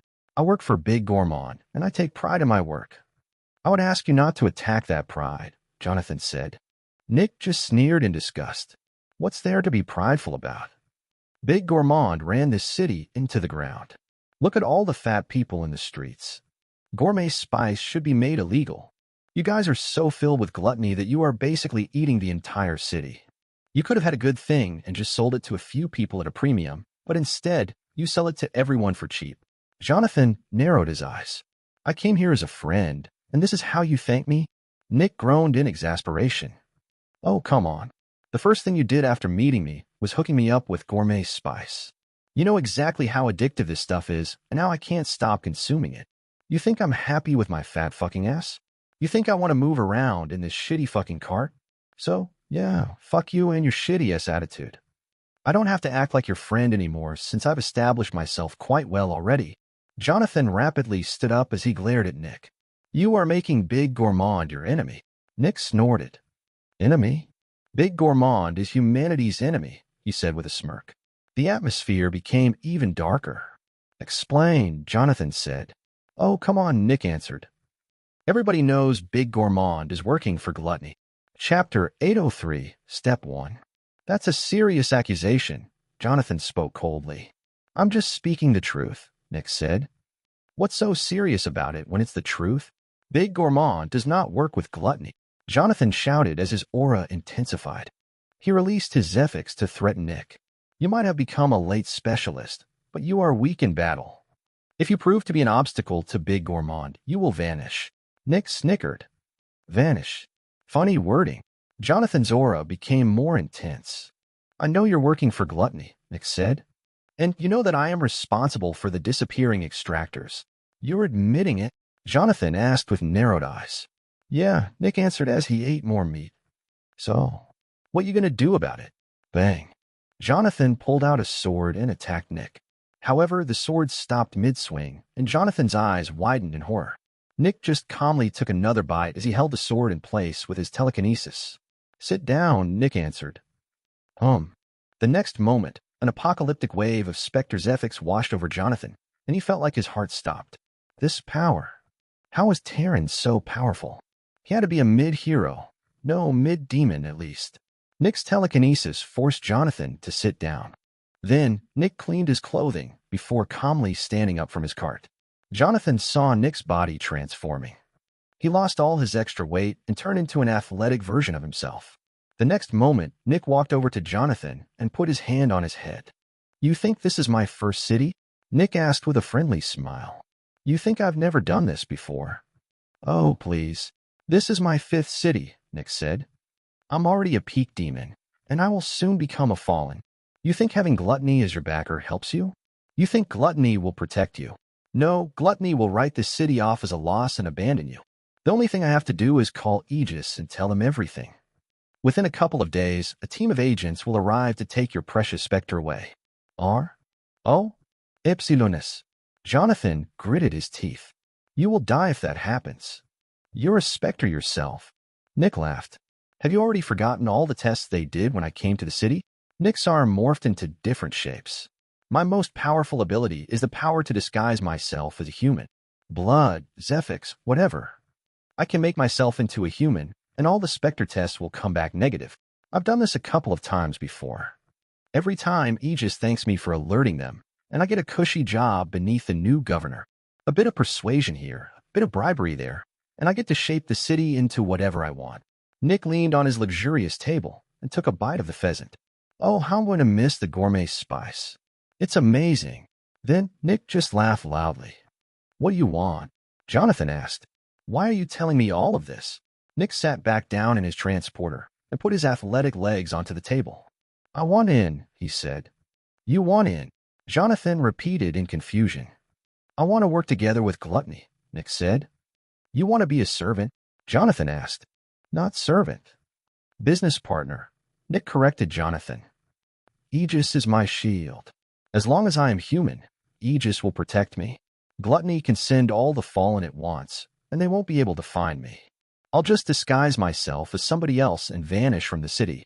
How did you think I got all those specters?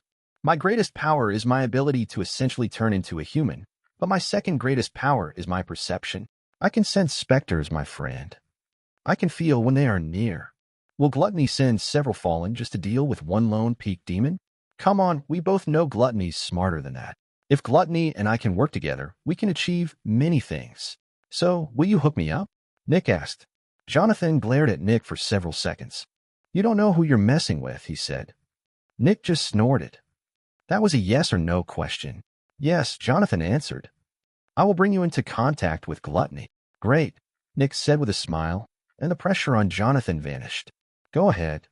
I'll wait here, Nick said. Jonathan became confused again. Terran was letting him leave just like that? Wasn't he afraid that he would be exposed? But as Jonathan thought about his options, he realized why Terran had just let him go. There was no danger to him. He was right when he said that Gluttony wouldn't send a fallen to deal with him. It just wasn't worth it. And if Jonathan exposed Nick, he would just kill anyone who came and alert Aegis. They couldn't win a fight against a peak demon. They were helpless. I'll prepare everything, Jonathan said. Nick just turned into his fat self again and continued eating. Nick gave Jonathan a thumbs up while he kept eating. After a bit, Jonathan left the office. He was beyond shocked. Jonathan walked back to Big Gourmand and talked to the CEO of the company. When the CEO heard everything, he went to a seemingly random specialist. The two of them entered a secret room, and the random specialist activated the greater relay.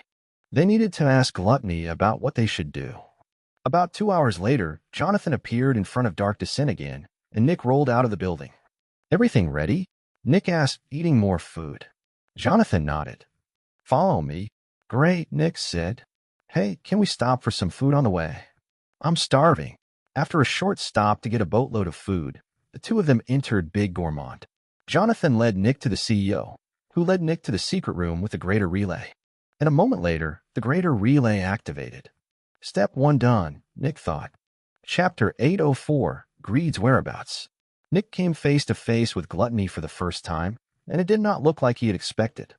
He had expected a fat man who kept eating food without end, but instead, he saw a beautiful and thin girl. She looked like a normal human, except for the fact that her skin was bright red. "What do you want?" the thin girl asked. Nick had already transformed into a fitter version of his disguise and put on a smirk. "Working together," he answered. "I don't work with others," Gluttony answered with what seemed to be annoyance. "Well, too bad," Nick said. "You don't really have a choice in that regard. You are a peak demon," Gluttony answered. "I am a peak fallen. You can't force me to follow your commands." "No, I can't," Nick answered with a quick chuckle. "But we're Specters. We are only interested in our personal gain. I can't force you to do something, but I can make it so that you want to work together with me." Nick released his dense Specter Zephyx and put his hand on the CEO's head. The CEO of Grand Gourmand was an early hero, but in front of Nick, he felt helpless. He didn't dare to move as Nick's hand patted him on the head. "Look at this cute guy," Nick said, ruffling the CEO's hair. "I bet he gave you a lot of Zephyx in the past. Would be a shame if something happened to him, and if someone told Aegis about your two little servants." With servants, Nick was referring to the specialist standing in the room and the spicer, the specter that created gourmet spice and gourmet fat. "You would be making a terrifying enemy," Gluttony said in a threatening voice. "Oh, come on," Nick said with a chuckle. "Don't try this shit on me. I'm a specter, you know. This threat bullshit only works on humans. Resentment and revenge is not something most specters feel. I can destroy 5 of your cities, and if I simply ask for an apology, you will give it to me. You're not prideful like pride or filled with anger like wrath. You're gluttony.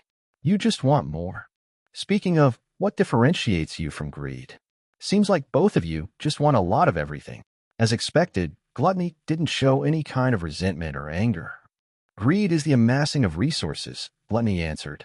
"Gluttony is the consumption of resources. We both take, but we differentiate in how we deal with the resources." "Good to know," Nick said. "That was kind of a rhetorical question, but thank you for the answer anyway. Anyway, are you interested in working with me? I have a good offer. Just speak." "I have places to be," Gluttony answered. "I propose a cooperation," Nick said. "I am very good at staying hidden amongst humans. I can just disguise myself as any kind of human, and I can pass all of the tests. Well, except for the Zephyx Synchronizer test. The Zephyx Synchronizer test was the most invasive but also accurate test to see if somebody was human or not. The tester simply cut open the neck of the person being tested to look at their Zephyx Synchronizer. If there was a Zephyx Synchronizer, the person being tested was a human. If there was a Specter core, they were a Specter. Not even Nick could turn his Specter core into a Zephyx Synchronizer. Doing that would be like turning one's heart into a liver. The person would very quickly die since they didn't have a heart anymore. "And I am offering this ability to you," Nick added. "I have the unique talent of being able to contact Aegis without dying. You're being besieged by wrath pretty heavily, right? I bet you wish for a way to relieve the pressure. There are bound to be some powerful cities in the area that you can't touch. I'm offering to take care of these cities by calling Aegis. Taking a city from Aegis is easier than taking a city from another corruptor, I presume. So, what do you say?" Nick asked. Gluttony looked at Nick for a while. "What do you get out of this?" it asked. Nick's smirk widened. "I get to reshape the cities into whatever I want. I am taking from wrath and keeping it. You will not gain anything, but your opponent will be weakened. Wrath will lose its foothold in the Grand Continent, which means it will stop putting pressure on you. I am offering safety. In exchange, I want the resources of your enemy. What do you think? Nick asked. Gluttony thought about Nick's offer for a bit. How do you grow more powerful? It asked. Is that relevant? Nick asked. Yes, Gluttony answered. If your way of growing more powerful fits into the concept of wrath, there won't be any differences. All right, Nick said. I'll tell you. It's ambition. I instill unending ambition in people. They aim for goals that are way out of their league and dedicate their lives to them. 100 people want to be the best, but only one person can be the best. That one person will be happy, but the 99 other people will be miserable since they can't achieve their dreams. Ambition is an addiction, and it can destroy you. Gluttony looked at Nick for a bit. That sounds like it fits wrath. It also fits gluttony, Nick answered. Consuming elixirs. Working with all of the specters. Amassing weapons. That sounds more like greed, Gluttony interjected. Nick shrugged. So what? Greed is not your enemy, right? As far as I know, greed doesn't try to take control of different cities. It doesn't, Gluttony confirmed. This admission seemed unimportant, but it actually gave Nick a valuable bit of information. In fact, nobody really knew what greed did. Greed was somewhere in the world, but there had been no reports of any city being under its influence. But greed was a specter, which meant it wanted to cause suffering and become more powerful. This meant it needed to target some aspect of humanity. And if it didn't target the cities, there was only one other thing it could target. Aegis itself. Greed is interacting with Aegis directly, Nick thought. Greed is a double agent, most likely. Chapter 805 Vitality City. Gluttony accepted Nick's deal and directly sent him to the most troublesome city. Vitality City. Vitality City was one of the most hotly contested spots in the Grand Continent. It was located at the border between Wrath's, Sloth's, and Gluttony's territories. Vitality City was a very special city for humanity and was different from most other cities. Nick remembered the hospital in Crimson City. He had gone there a couple of times. The hospital used medicine produced by a powerful specter, and that specter resided in Vitality City. The hospitals that spanned across the globe all came from this city. This city was one of the richest cities in the world. It had imposingly powerful and tall walls with the most advanced defenses humanity had access to. Advanced technology was everywhere, and most people working in the city simply processed information instead of repairing streets or farming. One of the most imposing megastructures in the entire world was in the center of the city. It was a tower. The tower was only 500 meters wide, but was over 8 kilometers tall. The elite of the city all resided in the tower, while the poorer people lived outside the tower. The inside and outside of the tower were two completely different worlds. Despite being such a rich city, the people living outside the tower did not lead nice lives. Surprisingly, despite being the capital of medicine, the outside of Vitality City was filled with disease. One reason for that was the immense price of medicine, but the other reason was something else. There was a specter spreading disease outside the tower, and people needed the expensive medicine to survive. But the people didn't know that.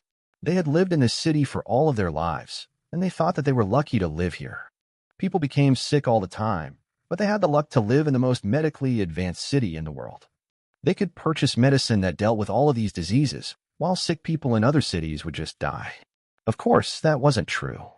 The intensity and regularity of these diseases were far outside the norm. Sadly, the people didn't know that. However, there was also the other side of the coin. The people inside the tower believed that they lived great and fulfilling lives, but they were just as mistaken as the people outside the tower. While disease raged outside the tower, strife and competition raged inside the tower. The people inside the tower were possessed by an unending hunger for greed and ambition. The higher one rose in the tower, the more prestigious they were. Assassinations, subterfuge, and hatred colored the insides of the tower in a dark red. Any person living inside the tower was assaulted by constant fear and anxiety. What if their enemies killed their family? What if their enemies killed them? And yet, that's just how it was for them. They called it the game. Living inside the tower meant being a player of the game. Everyone wanted everyone else to leave the tower. This is quite the unique city, Nick thought, in more than one way. By looking at the two parts of the city through the lens of an experienced agent, one could see a peculiarity. The outside and inside of the city were opposing in terms of influences. The outside was a land of pestilence. The inside was a land of war. And that was exactly it. Two differing influences in the same city, and they were not competing with each other. This city was so valuable that War and Pestilence agreed to share it. Pestilence ruled the outside of the tower, while War ruled the inside. Because of that, their servants, Sloth and Wrath, didn't need to invest resources in the city. This was a bastion of cooperation between two corruptors and two of the trio of destruction. Sloth and Wrath also avoided causing conflicts in the surrounding cities. In a way, this city was a rare safe haven from the competition between the corruptors. Of course, famine and gluttony were not happy about that, but attacking the city was basically impossible. So, Gluttony sent Nick. If Nick could get rid of this city, the conflict between Sloth and Wrath would intensify in that area, taking pressure off Gluttony. In exchange, Nick would get to keep this city. It sounded like a great deal, but it was obvious that it wouldn't be so simple. The problem was not taking Vitality City. The problem was keeping it. Vitality City would draw the attention of Sloth and Wrath, and they would try their best to get it back. It might even be worth it to send a Fallen. Of course, that was part of Gluttony's plan. Nick would take care of the most troublesome city, and with luck, he would die to Wrath or Sloth. In that way, Gluttony would be the only one who benefited. After looking at the city for a while, Nick left again. He told Gluttony that he would only need 3 years to take care of the city, but in truth, he would only need a couple of days or weeks. The only thing he needed to do was to gather information and alert Aegis. When it came to gathering information, Nick was at the very top. But he couldn't show his true power to Gluttony. Because of that, he said that he would need 3 years. Nick spent the next 3 years listening to the contained adversary, and after delivering the new books of information to the researchers, Nick returned to Vitality City. Nick's perception was terrifyingly powerful, and since he could also read the minds of weaker people, he found the Spectre representing Pestilence within only a single day. The inside of the tower was a bit more difficult, but Nick only needed 4 days to find all the relevant parties. 5 days. That was all Nick needed to find all the information he needed. Nick killed a corrupt specialist and took on their identity. Then, through a couple of tricks, Nick sent a message to Aegis. 2 days later, a team of agents arrived in Vitality City. Chapter 806, Buffer. The team of agents turned the entire city upside down. The governor and 5 of his most powerful employees were executed. Over 20 corrupt rich people indirectly supporting Wrath were executed as well. Several gangs outside of the tower were executed. 5 Specters were captured and fed to the Crimson Sea. However, compared to how Aegis usually did things, one servant of Pestilence was spared. The merchant, the Spectre who created the medicine used all over the world. The merchant was confiscated by Aegis and transported to their headquarters. This Spectre was simply too valuable. The entire world needed its medicine. Of course, during all of this, Aegis also interrogated Nick in his new disguise. But Nick had already expected that to happen, which was why he had assumed the identity of this specific person. This person had been a magnanimous philanthropist on the outside. He had always advocated for people with a lower status than him and did a lot of charity. But all of that was just a disguise to hide his true intentions. He was building an empire that profited from the guilt of the same people it saved. Forced labor. Almost no pay. The people were almost worked to death. However, this person was so good at hiding all of this that nobody knew about these dark secrets. Well, except for Nick, who would uncover them very quickly. On the surface, Nick's disguise was that of a good person who just wanted to help humanity, and that was enough for Aegis. Aegis didn't have the time to conduct a thorough investigation of the thousands of rich people in the city. Naturally, Aegis also tested Nick's identity. They checked his barrier and its records. Those couldn't be falsified. Well, except for the fact that they could. Nick's barrier was special, and the technician gave it the ability to essentially copy any barrier. Then they put Nick through a couple of tests to uncover Specters. Those also couldn't be falsified. At least they thought so. Nick passed all the tests. Due to the outstanding performance and image of Nick's disguise, Aegis gave him a high-ranking job in the new government. He wasn't powerful enough to be a governor, but he would have a huge part in developing the new city. Within the next couple of months, the prices of the medicine fell drastically, and the Specters spreading the diseases also vanished. The security inside the tower was intensified, and assassinations became much more difficult.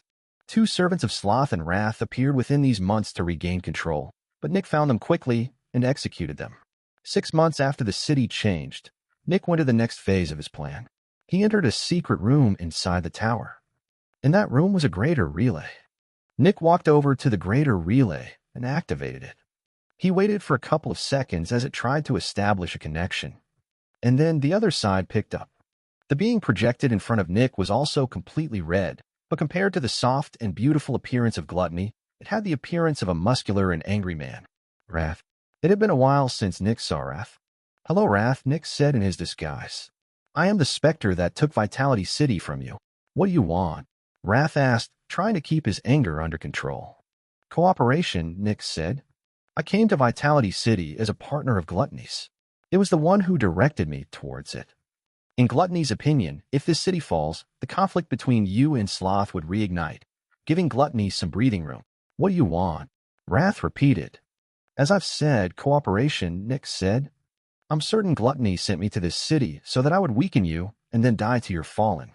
And even if I don't die, I will be bound to Gluttony since I made two powerful enemies. Gluttony thinks that I would not be able to leave its side until I work myself to death. But I think there is another way. What if I present you with an even bigger bounty than a city?" Wrath's expression didn't change. "Elaborate." "Mountain Fork City," Nick said.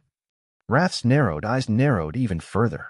"I know it belongs to you," Nick said, "and I also know that your servant in it is one of your most powerful ones. The Cave Wraith, a peak demon. Now, I could just alert Aegis, and they will deal with it, but I have different plans. At some point, Gluttony is sure to direct me to this city, but I will ask for a fallen as an escort. After all, I can't kill the Cave Wraith. Do you see where I'm getting at?" Nick asked. "You're giving a fallen to me," Wrath said. "Correct," Nick said. "I will lead one of Gluttony's fallen to your doorstep, and the only thing you have to do is to kill it. I don't think you guys have a lot of fallen under your control. I believe killing a fallen working for Gluttony would be much better than regaining partial control of this city." Wrath remained silent for a while. "It is a tempting offer," Wrath said, "but how can I trust you?" Nick smirked. "Because I'm a Spectre. I want what's best for me. To be frank, I will keep working with you in Gluttony since none of you are willing to sacrifice the resources necessary to get rid of me. I'm going to create a territory of my own in this place, and I will be a buffer zone between all of you. Since I will be a partial ally to the two of you, I won't be attacked. Meanwhile, it will be difficult for the two of you to attack each other since I will be between you two. This means the only path to expansion is Sloth's territory. Gluttony will stop attacking you and will attack Sloth. You will stop attacking Gluttony and will attack Sloth. Sloth will crumble under your combined influence, and both of you get a lot of territory. And if any of you attack me, well," Nick grinned, "you will have to sacrifice a lot. And you won't do that, because just like me, you are Specters." Chapter 807, Escalation. Nick arrived in front of Mountain Fork City. The city was built between two tall mountains, and the megastructure in the middle of the city was about as high as the two adjacent mountains, creating the image of a fork. "The plan is in motion," Nick thought as he glanced at the Spectre behind him. It was an inconspicuous ball of meat. Yet this ball of meat was an initial fallen that was quite powerful. It was one of the three fallen that directly worked under Gluttony. "Lure it out," the fallen commanded. "Sure thing," Nick said. Nick entered the city with his new disguise. Nick decided to go with his usual appearance of Julian Winter. The guards let him pass without any problem. After all, they knew him. It had been 2 years since Nick's talk with Wrath, and Nick had already made a name for himself in Mountain Fork City. Assimilating into the population of a city was as easy as breathing for Nick at this point. He had done that so many times already. After entering the city, Nick directly went to an abandoned shack near the edge. The Cave Wraith was good at hiding itself, but it couldn't change its appearance. That was why it stayed in this abandoned shack.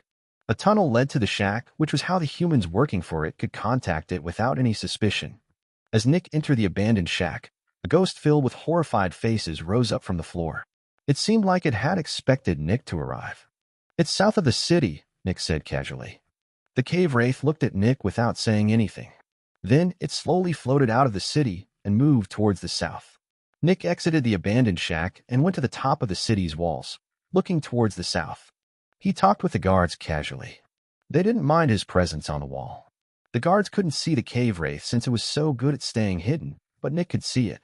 Nick's perception was terrifying, and he could feel things from tens of kilometers away with great detail. As Nick watched, one of the guards offered him a small piece of paper that was burning. This was one of the local specialties of Mountain Fork City. They grew herbs that altered one's mental state of mind when inhaling the smoke.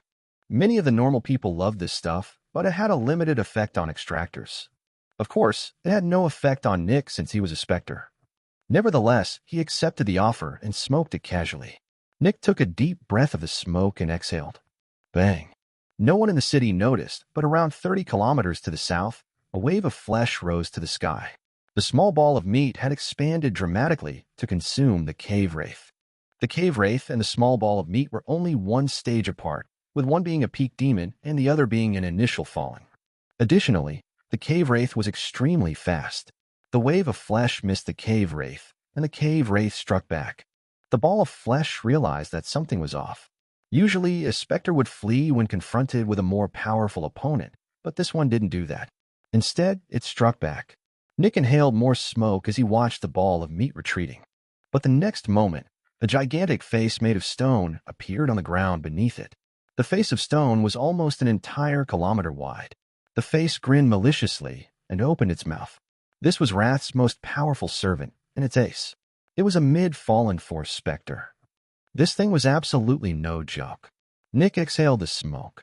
Good stuff, Nick said with a smile to the guard beside him. Isn't it? The guard answered with a laugh. The guard saw Nick closing his eyes. He seemed to be enjoying the cold mountain breeze. The gigantic face shot out of the ground, and the ball of meat fled further into the sky. The cave wraith appeared behind it and launched another attack. The attack would throw the ball of meat into the gigantic face's maw. But then the cave wraith suddenly stopped in the middle of the air. Its entire body seemed to warp and distort, and within less than a second, it vanished. The face in the ground stopped advancing. This was not supposed to happen. Nick finished exhaling the smoke with a smirk. Suddenly, the face felt a terrifying pressure coming from below it. This was the most powerful pressure it had ever felt. Deep beneath the ground, a red woman had opened her mouth wide, and the surroundings of the gigantic face started to distort as well. The gigantic face felt its Zephyx being absorbed rapidly. It was a force Spectre, but not even it was immune to this ability. Naturally, gluttony had the ability to basically consume anything, and force Specters were no exception. Gluttony didn't grow more powerful by absorbing Specters, but it could still absorb them. Thanks, Nick said to the guard beside him. I'll pay you back. Then Nick jumped off the wall and ran towards the south. He came and went from the city all the time, and the guards didn't question it. The gigantic face slowly became smaller and smaller. Consuming a mid-fallen took quite a while for Gluttony. After around 20 seconds, Gluttony finished consuming the Spectre, leaving only the ball of meat alive since it was its servant. Nick arrived at the battleground, still smoking. He smirked. See, he said, exhaling some smoke. Just as promised. I gave you Wrath's most powerful servant, and you lose nothing. Working together with me is pretty profitable, huh? Gluttony slowly came out of the ground and looked at Nick with a neutral expression. You kept your promise, Gluttony said. You served me well. Nick took a deep drag of the burning paper. But that ends now, Gluttony said. You're too dangerous. Gluttony opened its mouth. Meanwhile, Nick just calmly exhaled the smoke. A small smirk was on his face. There was a very good reason why he assumed the disguise of Julian Winter for this mission. Chapter 808, Power of Star Energy.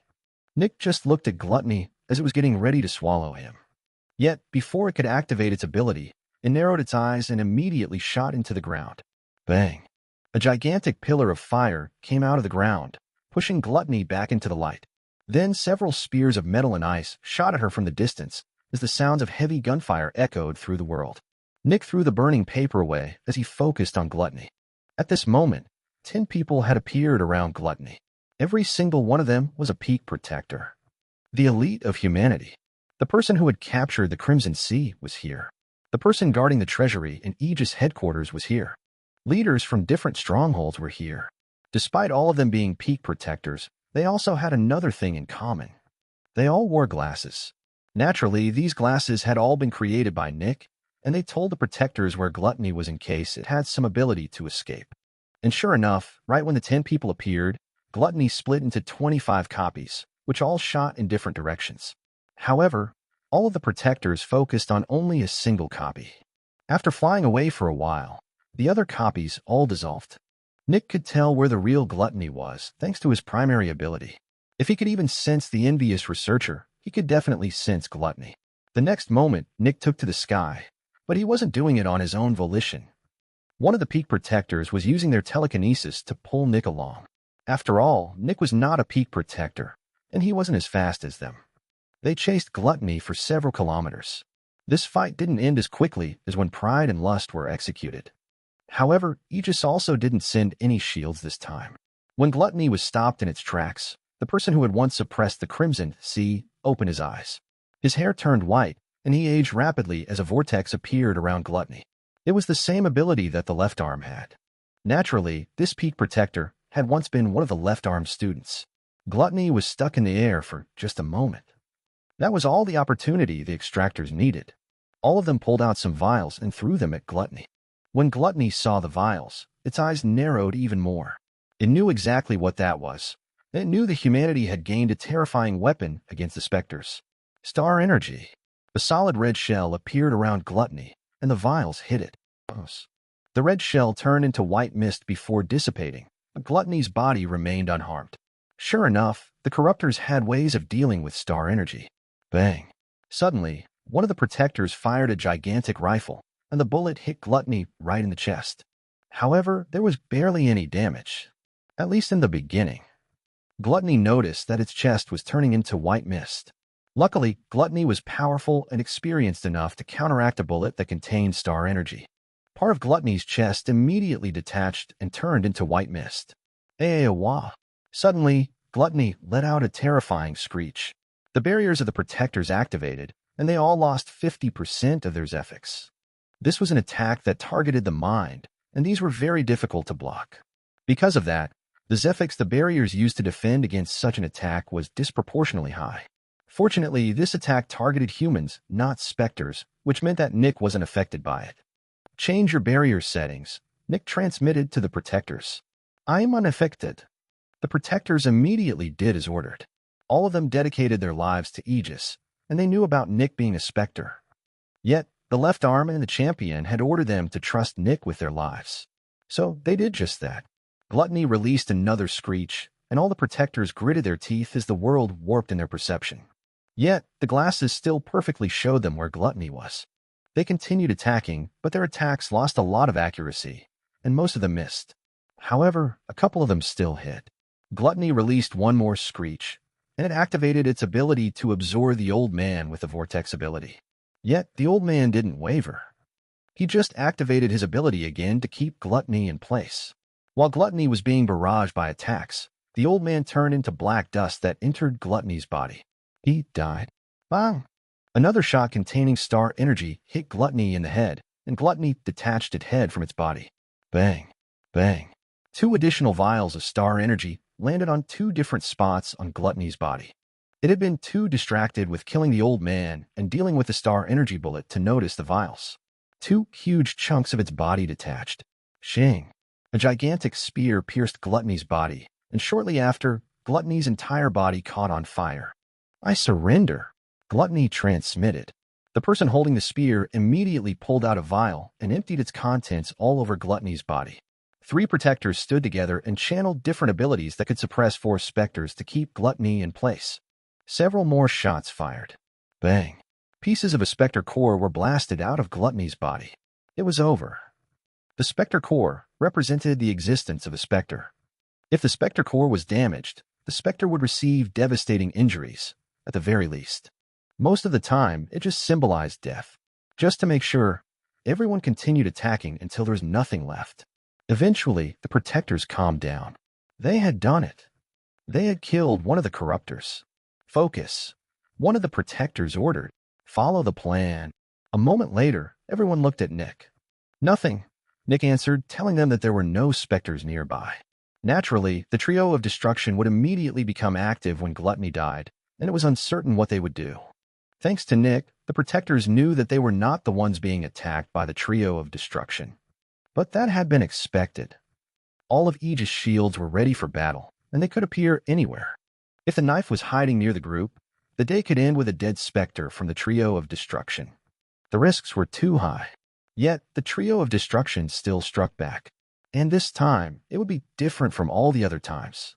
Chapter 809, Desperate Battle. Boom. An explosion of apocalyptic proportions engulfed Aegis headquarters. War had appeared, and it fired directly at Aegis headquarters. A gigantic barrier covering Aegis headquarters was activated, and hundreds of tons of Zephyx were consumed in less than a second. The barrier wavered under the tremendous force, but it managed to survive. An instant later, an unending swarm of locusts landed on the barrier, trying to eat it. More and more Zephyx was consumed. Toxic mist was released by pestilence, killing anyone who was even remotely close to Aegis headquarters. The Specters went all in. Instead of striking the strongholds, they all focused on Aegis headquarters. Less than a second later, the Champion of Light, the Technician, and the left arm came out of Aegis headquarters. The Champion exploded in a shower of light, burning the locusts to ashes and banishing the toxic mist. The left arm immediately started to age as she used her ability on Pestilence. The Technician took out two highly advanced laser rifles that released terrifying screeches. The lasers washed over the horizon, turning thousands of locusts into ashes. But then, the whimpering of an infant echoed throughout the world. A newborn baby crawled out of the ocean. When the shields saw that, they knew that they were in trouble. Death had left the ocean and was directly attacking. The infant released a terrifying wail, and all of Aegis was covered in a dark cloud. The Champion exploded with more light, keeping the darkness at bay. Yet, the infant just kept crying, and the light of the Champion was drowned out by the darkness. The left arm Zephyx was rapidly lowering, but she kept focusing on Pestilence. She had to keep one of them at bay. Suddenly, a shower of bullets filled the sky as over 10 machine guns came out of War's body. The bullets all focused on the left arm. But the left arm just kept suppressing Pestilence. The Technician focused his lasers on Pestilence as well, and the hearse started to crumble into pieces. The next moment, War's machine guns vanished, and its gigantic barrel brightened. The Technician narrowed his eyes in frustration and hatred. "Take care of Nick," the left arm transmitted. The Technician rapidly entered Aegis headquarters again. "Va fiat." Boom. The vortex around Pestilence vanished. Aegis barrier wavered.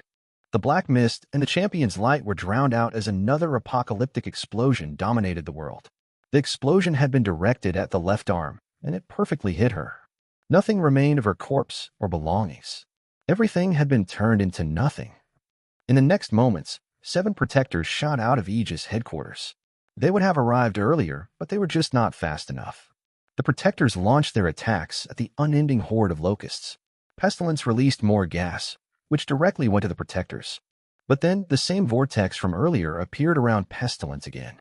For just a moment, the Specters believed that the left arm was still alive. Yet, when they looked at the position where the left arm had been, they just saw a male silhouette. It was the politician, the left arm's strongest student. And just like the left arm, he had the vortex ability. Pestilence's gas was suppressed and couldn't reach the protectors. The infant continued to wail, and the Champion's light was drowned out once again. Death couldn't interfere in the fight since it was fully occupied dealing with the Champion.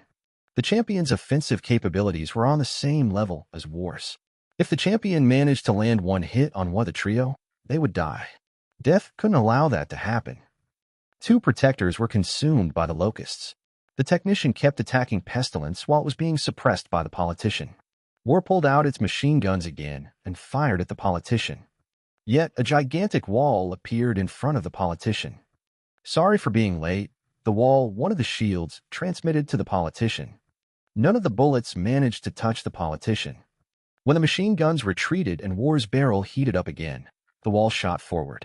He charged past Pestilence and Famine, right at War. War retreated since its own weapon was so powerful that it would even damage itself if the explosion was too close. War tried to get a good angle to shoot at the politician, but the wall kept standing between it and its target. "Come on, fire your last shot." The wall transmitted to War, coming closer. Realizing that it couldn't get a good shot, War suddenly split into countless parts. All its weapons flew in different directions and fired at the politician. The politician's Zephyx dropped, but War could only achieve its outstanding offensive capabilities when all parts were won.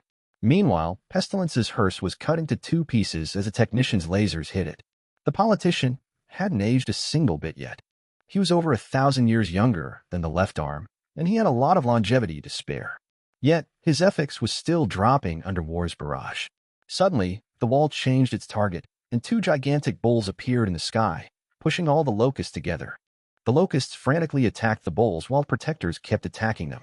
Since the locusts were almost all in one place, their attacks became several times more effective. War turned into his usual form and targeted the politician again. But then a new person appeared in front of the politician. The person was covered in obsidian armor, and he pointed a gigantic sword at War. War hesitated for just a moment. That was everything the new person needed, and he shot right at War. The new person's speed was unfathomably high, shooting past Pestilence and Famine in an instant. The new person struck War with its weapon, but War turned into its components again, avoiding the attack. All the individual components attacked the newcomer, but he took out several of the components while dealing with War's barrage. This new person was Aegis' newest shield, Xander. His title was the Juggernaut. Chapter 8:10. Sacrifices must be made. The Juggernaut kept War busy. He was losing far more Zephyx than War. In the long run, he would definitely die to War. But everything was about time in this battle. He just needed to buy time. Famine was dealing with the Wall and the Protectors. Pestilence was slowly dying to the politician and the technician. Death was occupied with the champion. This had become a brutal battle. Suddenly, more Protectors appeared from the distance, and they all focused on Famine. As the seconds passed, over 30 Protectors arrived. The Wall was running out of Zephyx, but Famine was facing the same issue. Boom. The hearse exploded, and the lone zombie pulling the hearse flew out of the vortex. Pestilence had abandoned its greatest weapon. The next moment, the zombie grew to a height of over 500 meters as all its muscles bulged, turning into a hulking behemoth. Then, with one gigantic hand, it broke one of the bowls suppressing Famine. The locusts dispersed, and all the Protectors focused on Pestilence. Boom. The Wall blocked one of Pestilence's fists but was thrown deep underground. The locusts were finally free and fell on the Protectors. But then the vortex reappeared. The politician was now focusing on Famine. The Protectors represented Aegis' biggest offensive capabilities. One Protector couldn't do much in this battle, but there were over 30 of them. The technician pointed his lasers at Famine as well, burning through the locusts. Focus on Famine. The politician transmitted to the Protectors, and they did just that. But then Pestilence's fists reached the Protectors. 7 Protectors exploded into showers of blood. The next moment, the Wall reappeared. He blocked Pestilence's next strike but was thrown into the distance again. Pestilence managed to kill another 5 Protectors. In Pestilence's current state, he had incredible offensive capabilities, but he also had almost no defensive capabilities. Every hit it received was devastating. However, the Protectors needed to deal with Famine first. Sure, Pestilence was slowly killing them, but if Famine got out, it would kill all of them in an instant. More Protectors appeared from all around the globe. Humanity was gathering all its power in one spot. Famine was rapidly dying. There were no longer millions of locusts, but only tens of thousands. The Wall charged into Pestilence again. Boom. Suddenly, his shields exploded and showered Pestilence with shrapnel. The shrapnel pierced deep into its body, and Pestilence was pushed back. However, the Wall's barrier wavered. This attack had used up almost all of his Zephyx. He had injured Pestilence quite a bit and managed to buy some time, but the next attack would kill him. Famine was slowly dying. Pestilence recovered. The Juggernaut was rapidly losing Zephyx. The champion still couldn't help. Pestilence stepped forward. Its next attack killed 12 Protectors. This time, the Wall couldn't block the attack. With no one to oppose it, Pestilence readied its next attack. Shing. For just a moment, the battlefield fell silent as everyone looked at the coast of the ocean. The knife had appeared beside Death. There was a deep cut in Death's neck. The knife looked back at Aegis headquarters with a content smile. She saw the devastation Pestilence had caused. Humanity can't survive without a sacrifice, she thought. She looked at her ritual dagger. Let me be that sacrifice. The image of Nick appeared in her mind. Go free humanity. Then she rammed her dagger into her neck and cut her own head off. The infant wailed as the cut stretched across its entire body. The darkness in the sky vanished as an impossibly bright explosion of light swallowed everything. The champion looked at Death with unending rage. He readied his gigantic sword and unleashed his most powerful attack. A kilometer-wide beam of light shot at Death. Death couldn't evade. The trio of destruction acted immediately. War appeared between the laser and Death, blocking most of the attack. Pestilence appeared behind War, its hulking body covering even more of the attack. The locusts couldn't help due to the politician. War's weapons and armor vanished, leaving behind a Specter core surrounded by molten metal. Pestilence only had parts of its torso remaining. Death hadn't been hit by the attack at all, but its entire body was still covered in the devastating cuts the knife had inflicted on it. All the humans gathered to strike war and Pestilence. Wah! Death released a terrifying wail, and everyone was pushed back as the world was covered in darkness. Pestilence engulfed Death and shot into the ocean. War was right behind them. Famine couldn't join them. The politician was glaring at Famine as he now also started to age. He had been using his ability for a long time. The technician and the juggernaut joined him. The champion glared at the ocean with teeth gritted in frustration. He couldn't chase them. The salt trident and the shark mother were huge threats. If he entered the ocean, those two would get involved, and he would die. The champion's glare turned to Famine. Bang! He unleashed a terrifying blast of light, and all the locusts turned to ash. Silence. The battle was over. They managed to kill Famine. However, the technician looked at the headless corpse before looking at the politician, or more precisely, at the location the left arm had been earlier. The victory hadn't been easy. The left arm and the knife had died. In just 1 century, the right arm, the left arm, and the knife had died. 3 dead shields in less than 100 years. However, the loss of their protectors was arguably worse. They had a bit over 10 peak protectors who could become shields, but they did not have many peak heroes who could become protectors. In terms of combat power, humanity lost almost a third. They also lost thousands of tons of Zephyx stored in Aegis Barrier. It would take decades to regain their strength. However, they had managed to kill Gluttony and Famine. Except for Death, Famine was the most troublesome to kill since it was effectively a force specter. This only left Pestilence and War. As always, Death would have to stay near Aegis headquarters. Without Famine, humanity could act more aggressively. But the technician side, who was there to direct them? The left arm was gone. Humanity would have a lot of difficulties in the future. Chapter 8:11 Aftermath. Nick looked at the people gathered in front of Aegis headquarters. The left arm was our commander. The champion of light spoke loudly. There were 2 coffins lying in front of Aegis entrance, and there were 33 more coffins lying behind them. The left arm has led Aegis for 1,654 years, the champion continued. She commanded all the shields, and under her leadership, we managed to reach our current heights. The left arm's sacrifice will never be forgotten. Glory to humanity! Glory to humanity! The gathered protectors and heroes echoed. Then the champion looked at the other coffin. The knife was our weapon against the Specters. Her existence deterred the corruptors and the trio of destruction.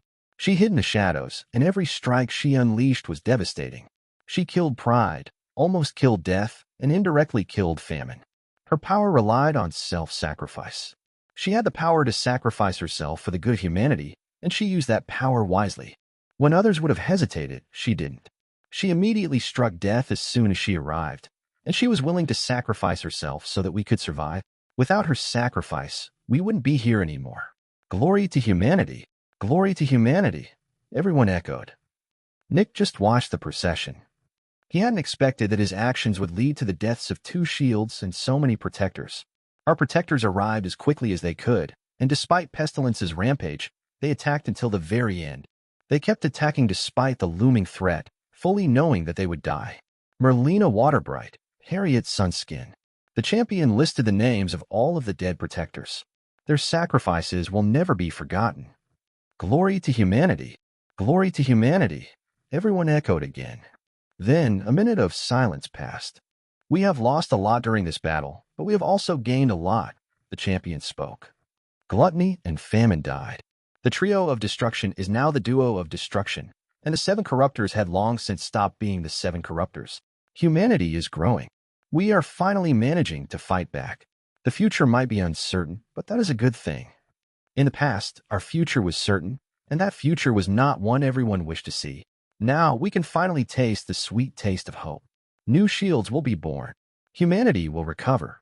While gluttony can be replaced, famine can't be replaced. It takes forever for a fallen to become an adversary, and when a new adversary rises, humanity's power will have already reached incomparable heights. Time is on our side. Specters grow slowly. Humans grow quickly. Death to all specters and glory to humanity, the champion shouted. Death to all specters and glory to humanity, everyone echoed. Never forget this day, the champion said. Today marks the beginning of our future. The procession is over. Immediately, all the protectors shot in different directions. It was risky enough to gather like this. The Specters certainly wouldn't give them the luxury of mourning in peace. Luckily, they didn't need to spread all over the continent anymore. The reason for that was simple. Half of their strongholds had been destroyed.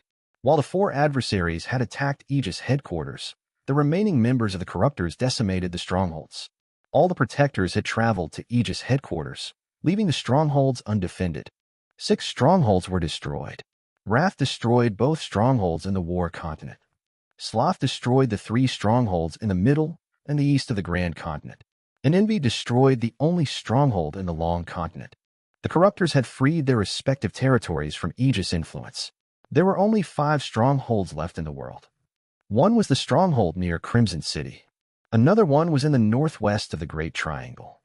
One was in the middle of Gluttony's former territory. One was on the border between War's and Sloth's territory. And the last one was in the southern continent. 6 Fallen had escaped when the strongholds were destroyed, which was another devastating loss. The cities in the Corruptors' territories lost all connection with Aegis. The strongholds had been connected to the cities, and with the strongholds gone, the cities could no longer contact Aegis. If a powerful Spectre attacked them, Aegis wouldn't be able to help. Humanity's top priority was to get 2 new shields, but directly after that, they needed to secure the cities again. Envy, Wrath, and Sloth would have it much easier without Aegis intervention. As all the protectors left, Nick walked back into Aegis headquarters. He walked towards the research and development department and saw the technician happily tinkering with something. Nick made sure that nobody was listening. "Everything okay?" he asked. "Yep," the technician answered with a smile. "We finally managed to kill one of the trio of destruction. That makes things much easier." "What about the left arm?" Nick asked. "She knew that her time was coming to an end," the technician said. "Her ability drains too much of her longevity. Even if she managed to survive the battle, she wouldn't have more than a couple of years left." The left arm was old. She was the oldest among all shields. "I'm happy that she could sacrifice herself in the battle. I'm sure she preferred such a death over dying to old age in her office." Nick nodded. "I think you're right." Silence. "Who's going to replace her?" Nick asked. "Most likely the politician," the technician said. "I'm not the biggest fan of his methods, but I know that he values humanity above all else, just like the left arm. The politician is more willing to sacrifice others for the good of mankind. If throwing millions of humans into the abyss will strengthen Aegis, he's willing to do just that." The technician sighed. "Aegis will change a lot." Then he looked at Nick with a smile. "But as long as you stay the same, nothing will really change. Aegis represents the past. You represent the future." Nick nodded. "I'm not going to disappoint you." Chapter 8:12, The Champion's Question. Nick talked a bit more with the technician before he went to the left arm's office. As he entered the office, he looked at the spot where the left arm usually sat. It was strange to see that spot empty. With time, the politician would most likely take over this office. Nick walked past the office and opened the door in the back, entering the Champion of Light's office. The champion had his eyes closed as he sat on his throne. "What is it?" the champion asked without opening his eyes. "The left arm isn't here anymore." "I am unsure who my superior is now," Nick said. "The politician will take over the left arm's job," the champion said. "Until then, you can do whatever you want." The champion sounded a bit disheartened. Nick wasn't sure why he was disheartened. Was it Aegis' current situation? Was it the left arm's death? "My other job is progressing smoothly," Nick said. "Good," the champion answered curtly. "I managed to lead the protectors to kill Gluttony," Nick said. "I believe I deserve a reward for that. I want the next 30 years to focus on some things before I want to receive Aegis help to become an early Fallen." "Early Fallen?" he asked. Nick nodded. "My indirect impact on the world will push me into the realm of the Fallen within these 30 years. The champion furrowed his brows before focusing on the other peculiarity in Nick's request. "What are these things you want to focus on? Is there something Specters want more than to become more powerful?" "No," Nick said, "but there are many kinds of power. Personal power is only one aspect. Humans use weapons and technology, which gives them an edge over the Specters. I'm working on my own technologies and on my own weapons. Zephyx manipulation is one part of that. I'm focusing on that for the 30 years I want. With more experience in Zephyx manipulation, I can also contribute more to Aegis. The champion looked at Nick for a bit. He seemed to be lost in thought.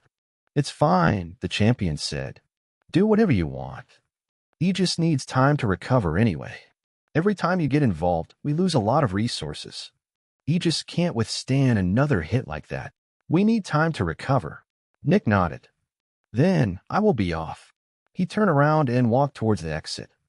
I have a question, the champion suddenly said. Yes, Nick asked, turning around. The champion frowned. How do you become stronger? He asked. I cause suffering, Nick answered. That's not what I mean, the champion said. You must have a substantial power during battle. How confident are you in winning a fight against a peak demon or peak hero? Nick raised a brow. This question came as a surprise. 99.9%, Nick said. I can also fight initial fallen and protectors, but I avoid such confrontations.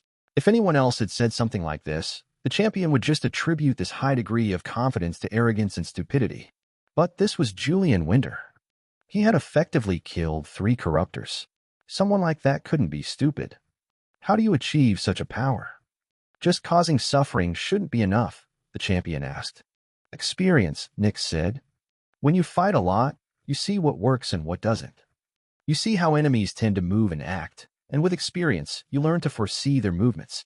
Another big part of success in a battle is preparation. Know your enemy, and don't let them know you. If your enemy can't surprise you, you can plan everything. Besides that, you need speed, defense, and offense. These things are the hardest to improve as a Spectre. I can't train my body like humans. The only thing I can improve is my versatility.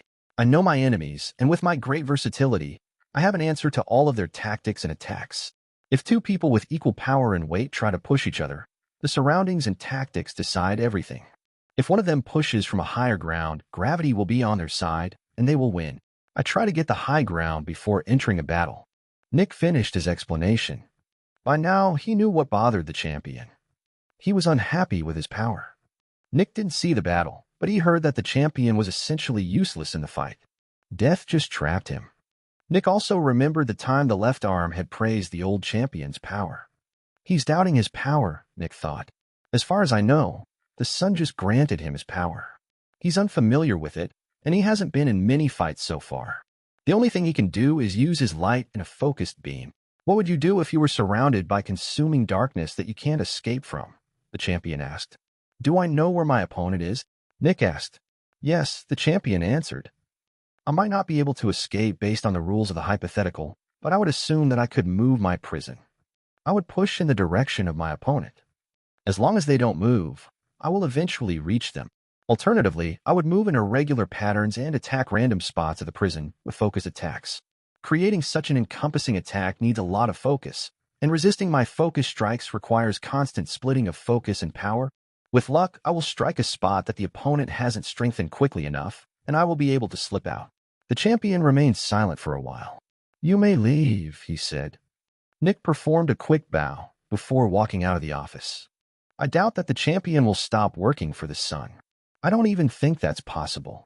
But for now, the champion is still fighting for humanity. If his power increases, things will only get better.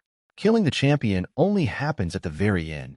And by that point, we will have a couple of level 9 extractors. By then, the champion's power will not be of consequence anymore. Chapter 813, Problem with Consumption. Nick left Aegis headquarters. Death was still paying attention to everything, but it most likely wouldn't attack for a while.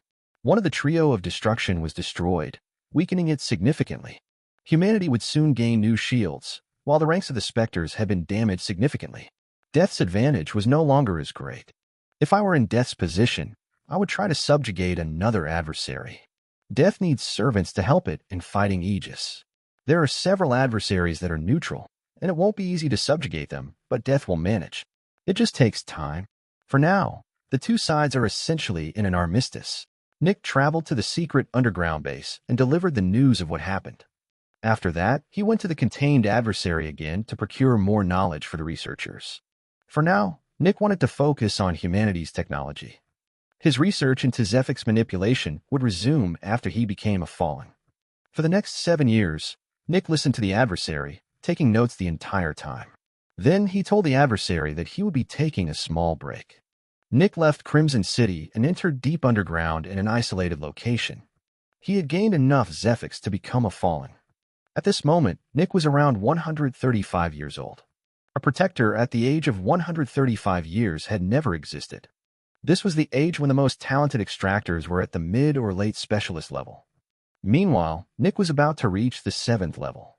The 7th level was a major hurdle for everyone, Specters and humans.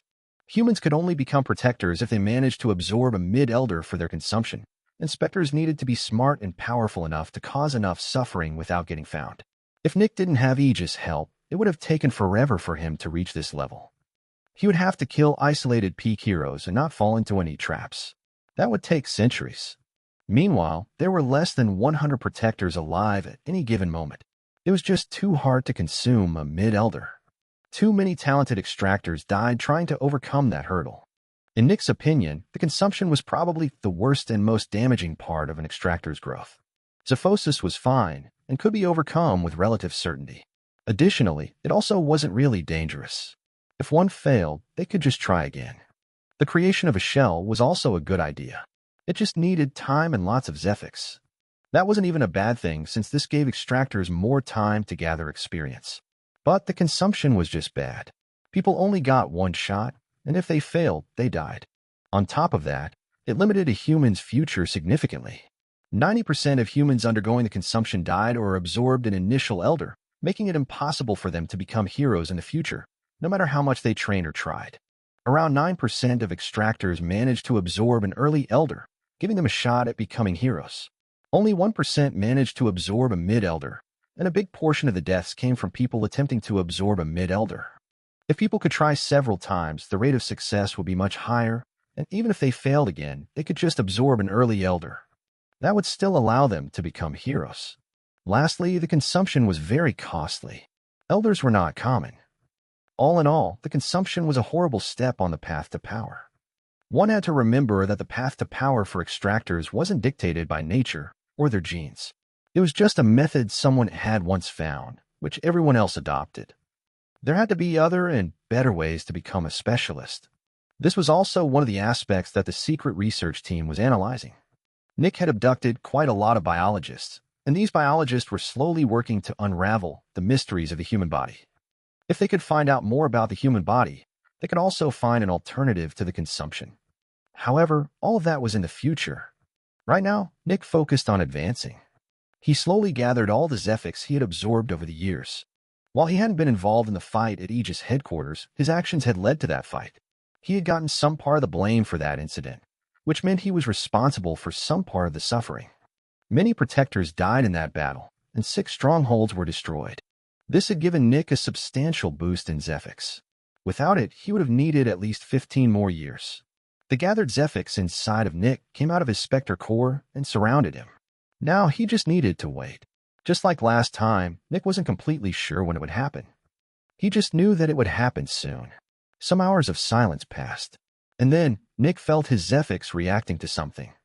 Once again, the world became blurry. Nick let himself go, and the world around him vanished. A moment later, it was replaced with the darkness Nick remembered from the last time. The sun was overhead, and Nick could see the countless silhouettes of suffering humans. This was all the suffering he had inflicted on the world. However, every suffering human also represented hope. Humanity is stepping forward. All the people who are suffering are stones on humanity's path forward. Additionally, most of them are also still alive and have recovered from their suffering. I have changed over 100 cities for the better, and while there has been a period of chaos following my changes, I know that the changes were positive in the long run. As Nick looked at the silhouettes, he also saw 2 familiar faces, the left arm and the knife. They were screaming like all the other silhouettes, but Nick knew that this was just a representation. The left arm and the knife had willingly given their life for humanity. They had willingly given their lives to Nick. Their suffering silhouettes represented their dedication to humanity's future. And to Nick, I will not disappoint you. I will free humanity. Chapter 8:14 Fallen. Nick looked around for a bit before he created a small path in one direction. When he saw darkness swarming around the silhouettes, causing them more pain, he stepped back. This time, he knew exactly what he wanted. He experimented with a path for several minutes until he found the path he was looking for. Last time, I didn't choose you. You yourself told me that you were not the smartest choice, but this time you are the correct choice. Zephyx manipulation is the key to true power, and I need true power to free humanity. Abilities are all just simplified representations of Zephyx manipulation. If we assume a fantasy setting, all of the abilities are just spells. They are all small representations of the greater concept of magic in the fantasy setting. All of the spells take an aspect of magic and transform it into a tool that can be used.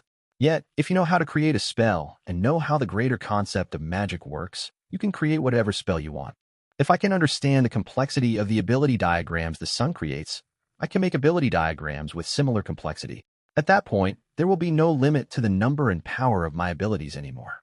Envy understood that truth much earlier than me, but it made a fatal mistake. It focused on copying. I could also choose the ability to understand Zephyx synchronizers or even Spectre cores, but that would just give me more data. It doesn't give me the processing power to process this data. I could just copy, but with increased intelligence, I can understand things. I need to experiment a lot and find the knowledge myself, but I will have a solid foundation and understanding. Nick walked down the path of increased intelligence without hesitation. The further he walked, the more confident he became in his judgment. Humans do not have the luxury of increased intelligence. I don't think there are any specters that grant this ability. I'm already quite knowledgeable, and with this ability, I will be able to learn even more. Nick reached the end of the path and felt his consciousness returning to the real world. Yet, instead of focusing on the world around him, Nick focused on his Spectre core. As expected, a diagram was forming in his Spectre core. For several seconds, Nick watched the diagram being formed. It was still vastly too complex, but it didn't seem impossible to understand anymore. It was just a lot of data points. With time and effort, he could unravel these data points. When the diagram finished forming, Nick was pulled back into the real world. He found himself deep underground, surrounded by dirt. Nick closed his eyes again and focused on his new perception. The 7th level was special for a Spectre. The reason was a Spectre's perception. Demons could sense what happened in the surrounding kilometers with relative accuracy. However, Death's perception stretched for almost 2,000 kilometers, and the other adversaries were not far behind. In fact, the Salt Trident could sense everything in the ocean. How could someone sense everything in a radius of thousands of kilometers? How could specters like the False Hope or the Eternal Hunger create forests and slimes all over the world and control them? How could a fallen like the Ocular Serpent enforce death pacts over thousands of kilometers of distance? The answer to most of that was the power of a fallen. Specters gained a terrifying boost in perception when they became fallen. And Nick was a fallen now. His perception stretched across a great distance. If he were just a normal fallen, he would only be able to sense the surrounding 100 kilometers. But he wasn't a normal fallen. One aspect of the ability Nick had received from the Maw was increased perception. With his increased perception, Nick could sense everything in a radius of 500 kilometers. He was not in the perfect center of the island that Crimson City was on, but at this moment, he could still sense around 80% of it. He could sense thousands of specters living in the wild. Nick was already terrifying due to his powerful perception. He easily found specters that were hidden in cities for decades, and now that aspect had become even more terrifying. The number of things Nick sensed almost overwhelmed him. It was so much to process. However, his newly acquired ability of increased intelligence allowed him to process these things quickly. The sun overlooked the entire world, but couldn't process everything at once. It needed to focus. Nurse Alice's senses also stretched across the entire world, but she also needed to focus. While Nick couldn't process absolutely everything, he could process about half of what he sensed. He could focus on half of the things he sensed. If an enemy of Nick had such an ability, they would be a perfect counter. He wouldn't be able to sneak up on them. Nick casually glanced at a couple of cities, and he already found several hidden specters. Just out of curiosity, Nick also activated his self-made ability to read minds. With his increased intelligence and added Zephyx, he could push that ability even further. It was difficult, but he could even read the mind of an initial specialist. The next moment, Nick looked at his self-made ability and immediately found 3 things he could improve. He didn't learn anything new, but his increased processing power allowed him to see how these inefficiencies weakened his ability. As Nick thought about technology, he also saw a couple places that could be improved. It seemed almost obvious to him. I've chosen correctly, Nick thought. My entire fighting style relies on scheming and planning. Increased intelligence is a significant help in these aspects. The next moment, Nick focused on some colored beams that came out of his body. Nobody but him could see those beams. These beams were just representations of something. Why were they there? Well, when a Spectre advanced, all their existing abilities also improved. And this was a new aspect of one of his abilities. Chapter 8:15 Beams. These beams were thin and pointed in specific directions. They all had different colors, and there were thousands, if not tens of thousands, of them. Compared to humans, Specters had an innate understanding of what their abilities could do, and Nick wasn't any different. He knew what these beams represented. The more powerful I grow, the more I become like the Null. Every beam represented someone who knew him. There were different levels of knowing him in different aspects. For example, someone knew how he looked. Someone knew that he existed. Someone knew that he was a Spectre. Someone knew him as Nick Dusk. Someone knew him as Julian Winter. Someone knew part of his abilities. Someone knew his history. Someone knew all of his abilities. All of these people who knew him were represented by the beams. The vast majority of the beams were white, which meant that they knew he existed but didn't know anything about him.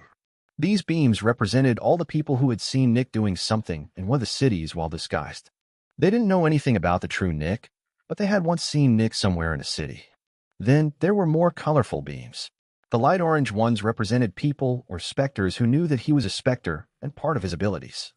Some Specters he had worked along with while working for Wrath or Gluttony belonged to this group of beams. They had seen him use some light, while others just knew him as that idiotic cloud of mist that constantly misinterpreted orders and messed things up. There were not many of those since Nick tended to kill every Spectre that had seen him. Then there were light blue beams. These represented people who believed him to be human. Most of the agents and protectors working for Aegis belonged to this group. They had seen him occasionally and knew that he was a special agent working for Aegis. Then there were the red threads. These symbolized people and Specters who knew that he was a Spectre and knew him quite well. The champion and the other shields belonged to that category. The protectors whom Nick had led in the fight against Gluttony also belonged to that category, just like Arya. Betas. One of these beams also pointed right toward the sky, towards the sun. The sun also belonged to that category. The deep blue beams pointed at people and Specters who believed him to be human and knew him very well. Some Armelfian belonged to that group. Then there were the black beams. These black beams represented people and Specters who knew the real him. Those were the ones who knew the most about him. There were 3 black beams. One pointed at the Technician, one pointed at Ghosty, and one pointed at the suppressed Fallen in the secret research base. While it didn't know Nick's stories, it had essentially seen all of his abilities in action. Its beam was between black and a deep and dark red. The beam pointing at Arya was also a deep and dark red. Arya knew his story and his name, but she didn't know what Nick's primary ability could do. In a way, one could argue that there were either 2 or 4 black beams. This new ability is horrifying, Nick thought with furrowed brows. As long as someone knows about me, I can see where they are. One of the light blue beams pointed to a space a bit east of Aegis headquarters. That's most likely death. It believes I'm a human. Another light red beam pointed to the middle of the ocean. That's most likely the Salt Trident. I came into contact with water while fighting the Fallen. It took note of me, but knows almost nothing about me. If I can already sense all of these things as a Fallen, what can the Null sense? As Nick thought about the Null, he also thought about something else. The Technician might have been right. The Null eliminates anyone who knows anything about it. There's probably a good reason behind that. It's possible that the power of my ability will improve based on how many people know me in the future. Right now it doesn't have that aspect, but it might get that aspect later. Nick looked at the beams. He imagined cutting off all of them. That would represent tens of thousands of deaths, and the death of everyone he knew. There's no point in doing that yet. A dark cloud appeared in Nick's heart. But I might need to do that in the future. Humanity needs me. Nick took a deep breath. That is something for when the final battle arrives. Thinking about this before then won't change anything. I should focus on my other abilities for now. Naturally, Nick's other abilities also improved. A moment later, he released a black cloud around him. This was the ability he used to keep his whereabouts vague and allowed him to use half of his primary ability.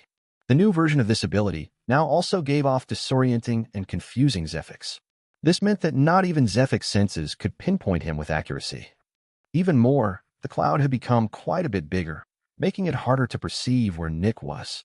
Instead of only getting 50% of his ability inside the cloud, Nick now had 70%. Of course, if he made a noise or created vibrations, the enemy would still be able to pinpoint his location for a short instance. But as long as Nick moved stealthily, it would become difficult to truly sense him. This was a huge upgrade. However, in a way, it wasn't as significant as his next upgrade. The ability he had received from the blinding light had changed. He could still release a burst of focus light, but he had also gained something else. Nick moved his arm, and a moment later, a blade of light materialized on it. As Nick moved the blade through the ground around him, it cut and burned everything it touched. However, this wasn't the most terrifying aspect of it. The most significant change was that the light could disperse and even use foreign Zephyx. Finally, Nick thought, I can kill 4 Specters. Chapter 8:16 Improved Abilities. Nick had finally gotten rid of one of his biggest weaknesses. He could finally take down 4 Specters. This issue has been troubling me for too long. Since a 4 Specter Zephyx is dispersed, it is difficult to attack. There is essentially no target I can attack. There's just pure Zephyx. But with this new light blade, I can absorb or destroy the scattered Zephyx. It only has limited effect on physical Specters, but is devastating to 4 Specters.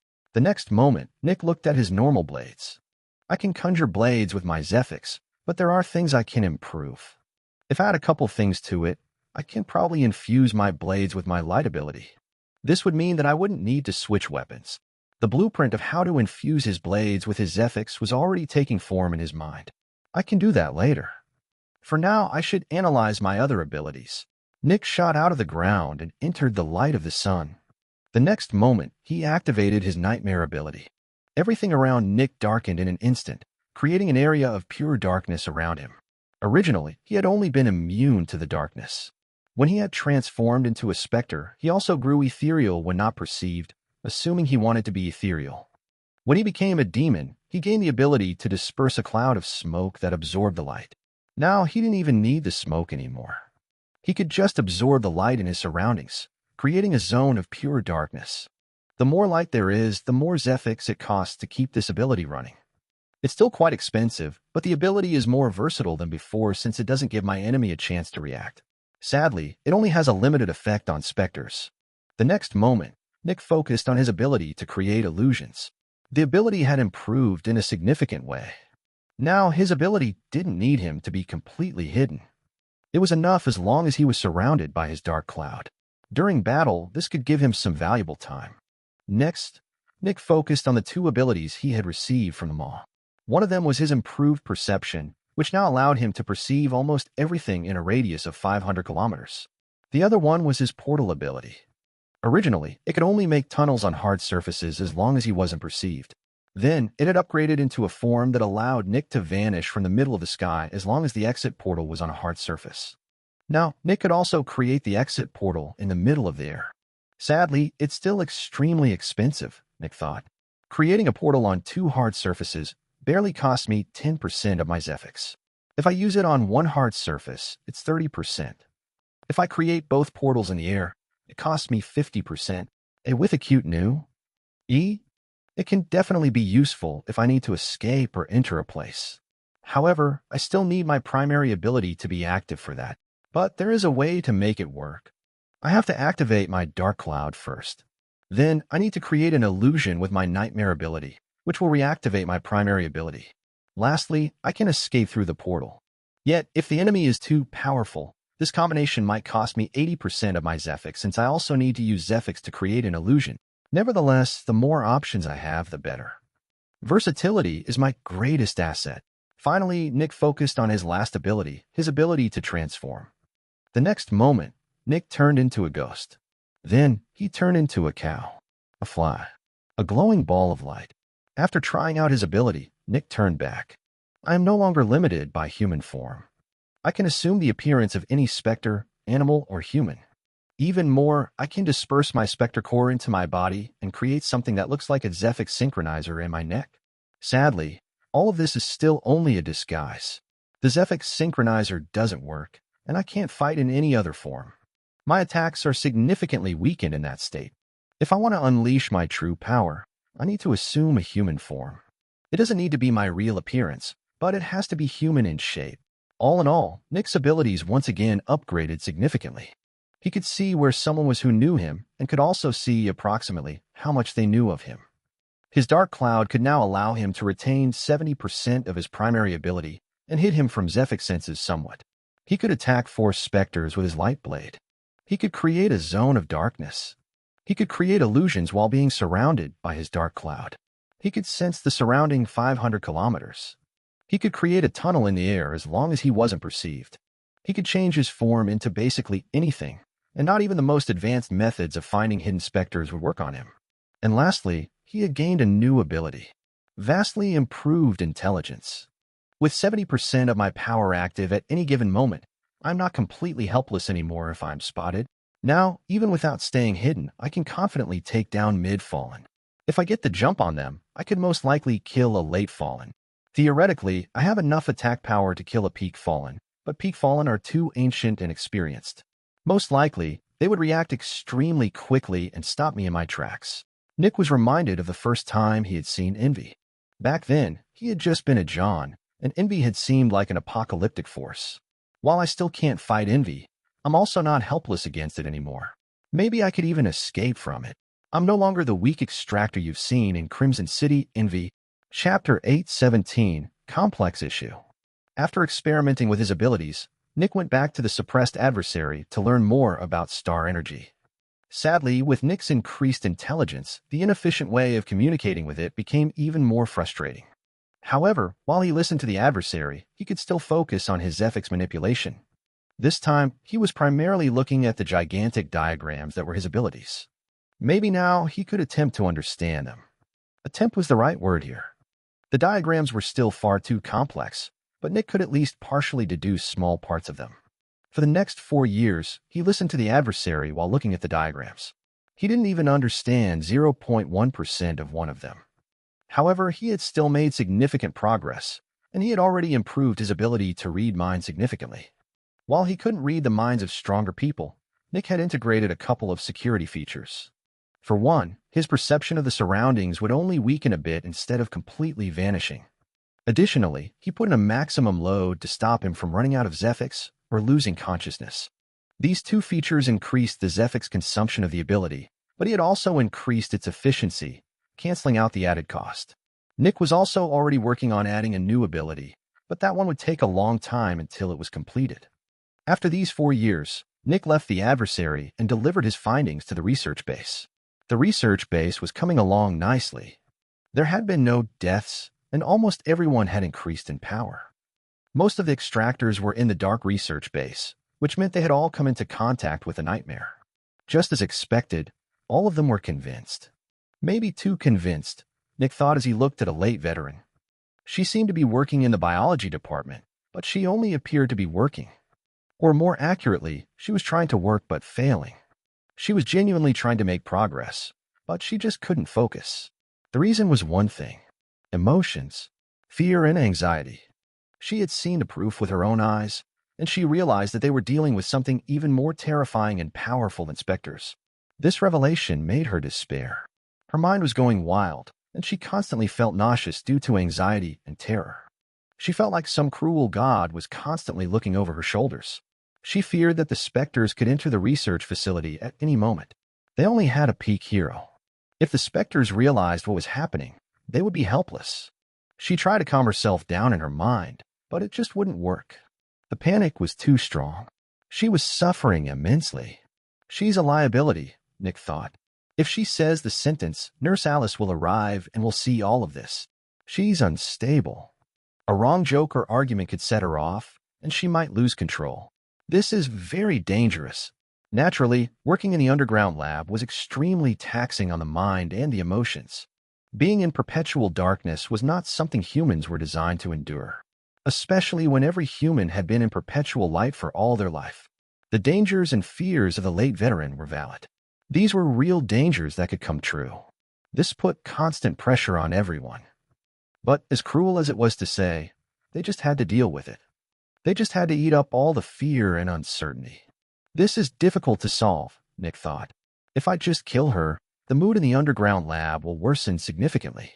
Everyone would feel even more fear and pressure. But we also can't just let her stay like this. I also can't frame it like she accidentally died to a specter. Everyone in here is a genius, and they would suspect that we got rid of her. Confronting her is also bad since that might push her to do something stupid. We're having a problem, Nick transmitted to Ghosty. You're still here. Ghosty transmitted back. You usually just leave after handing your books to us. Yes, I'm still here. Ghosty, this is important, Nick transmitted back. What's the issue? Ghosty asked. Nick explained the issue to Ghosty, and Ghosty threw a careful glance at the late veteran. I can see why that is an issue, Ghosty transmitted. If she shares her worries and isn't careful, she could say something that's picked up by the information filter. Honestly, I'm not sure how to solve this issue. If the stakes weren't as high, I would just trust her, but I don't think we have that luxury, he added. Ghosty thought for a couple of seconds. I need to discuss this with Arya and Ferdinand. Ferdinand is leading the biological research team, and since this is an issue related to biology, maybe he has an idea. Nick left Ghosty to solve the issue. While Nick could deal with many issues, he couldn't deal with something like that. For now, he decided to remain in the underground base to make sure that nothing went wrong. He kept supervising the late veteran in case she lost control. However, she was still holding on. We got a solution, but it will take a long time to develop, Ghosty transmitted to Nick. Yes. Nick asked. The issues are her emotions, right? She is so overcome with fear and anxiety that she is close to breaking down. Talking to her directly might push her over the edge since she will feel watched, which means we can't solve the issue by directly talking to her. However, if we could find a way to weaken negative emotions, we could help her. Mind control? Nick asked. No, nothing as invasive as that, Ghosty answered. We were more thinking along the lines of medication. Maybe there is a substance that can weaken the effects of anxiety and fear. The brain is just a complex machine of neurons and chemicals. Emotions are just a complex mix of chemicals that make humans act in a certain way. If we could interfere with these chemicals, we could stop someone from being so afraid. But it will take a long time. Something like this hasn't been attempted before. This is completely new ground. We might need more biologists, Ghosty transmitted. I'll get you some, Nick transmitted. Chapter 818 Herb. While Nick searched for more biologists, he got an idea. Sloth might be the solution, he thought. People living in Sloth City are generally worry-free. Maybe there's something there. Nick took a break from recruiting biologists and decided to visit a couple of Sloth cities. However, the more cities Nick visited, the more troublesome things seemed to become. Seems like Sloth has already adapted to the new policy, Nick thought. In the past, Sloth City had almost all been relatively advanced and peaceful. But now most of them were different. Sloth had dealt with Aegis' new policies by going more extreme. Instead of being more comfortable with their lives, the people lacked energy and were demotivated. They lived in dirty houses, surrounded by pests and trash. They hated their lives, but they just didn't have the energy to try to change them. They sat on their asses, looking at the wall, and lamented how bad their lives were. Hopelessness. That was the best word to describe these cities. The people actually had the power to change their lives. As long as they got a job and went out more, they could improve their lives. But they just didn't have the energy. Whenever they thought about doing anything, they yawned and became tired. It was so difficult. It was much easier to just sit here. Tomorrow would be another day. Tomorrow they could solve this issue. But then tomorrow arrived and nothing changed. They were just as tired and demotivated as the day before. What about the extractors? The city still needed to survive and defend against specters, right? That was the biggest issue. The cities barely had any extractors. Even more, since the Grand Continent was mostly isolated from Aegis due to the destroyed strongholds, they also couldn't ask for help. The cities were essentially defenseless. Shockingly, most cities didn't even have heroes, and some of them didn't even have specialists. Any random demon or fanatic could tear this entire city apart. But no fanatics or demons appeared. The reason was Sloth. These cities belonged to Sloth, and they were protected by Sloth servants. Any specter who tried to cause chaos in the cities was very quickly persuaded to go somewhere else. Some of them became Sloth's servants, while others were told to go towards the west or to the east. The cities lost most of their specters. In a way, These cities were the safest places on Earth since no Spectre dared to attack or kill anyone in them. However, a miasma of decay, weakness, and hopelessness engulfed these cities. It was like everyone in there was just waiting to die. Sloth had really done it. It controlled over half of the Grand Continent and made it useless to Aegis. The cities couldn't pay their tributes. They were not catching and selling Specters. They were not producing any powerful people who would join Aegis in the future. The Grand Continent was a black hole. No resources came out. However, while this change was horrible for Aegis, Sloth also had to make some sacrifices. With fewer extractors, Sloth could only harvest Zephyx from regular people, and those produced much less. There were still some strong extractors left from before these changes took effect, but they were rapidly vanishing. Sloth was probably only producing 20% of the Zephyx it had been producing in the past. However, Aegis was getting zero from the Grand Continent. Sloth had essentially cut off a finger of itself to cut off one of Aegis' hands. Even more, solving this issue had become extremely difficult. If I kill Sloth's servants, the wild Specters will come in and kill everybody. There are plenty of weaker demons who want to graduate from consuming cities to consuming agents. Within less than 3 years, these cities will be razed to the ground by the wild Specters. Aegis would need to put 1 or 2 heroes in every city, but that would weaken Aegis as well. This is troublesome. Nick took a deep breath. However, I'm not here to solve this issue right now. I need to find a way to help the people in the research base. The cities might have changed, but there might still be some remnants from before this huge change happened. Nick looked through several cities, and after some days, he finally found something of note. It was an herb that some people cultivated. The herb had a relaxing effect, but it also dulled the mind. It made it difficult for the people to focus, but it also kept the existential dread at bay. Surprisingly, the people using this herb generally had it better than the ones who were not using it. While this herb dulled the mind, its calming effect actually allowed the people to change something about their lives. However, that only worked in cities filled with hopelessness and despair. In any normal city, constantly consuming that herb would damage their lives. After all, everyone else would have their full faculties, and they were eager to make something of themselves. Consuming this herb would bring short-term bliss in exchange for long-term happiness and success. It made it easier to come to terms with the problems, but it made it harder to solve the problems. Nevertheless, this herb might be a good starting point for this theoretical medication. If we could extract the calming effect, this could solve our problems. Nick took note of how to take care of these herbs and took them with him. However, he left a huge stack of credits behind. These were enough credits to last these people for their lifetime. Nick brought the herbs back to the underground research base and introduced them to Ghosty. It became very clear that this herb was not a very good solution to the issue in its current form. While it could deal with anxiety, it essentially made the person using it useless. They were supposed to research things. They were supposed to make significant progress. Allowing someone to consume this herb would eliminate the problem, but it would also technically remove them from the research team for the duration. Well, it's better than nothing, Ghosty said. Chapter 819, New Generation. Nick captured 10 more biologists and people who had been working for local hospitals. Not every city had one of the merchant hospitals, which meant these cities had to create their own medicine.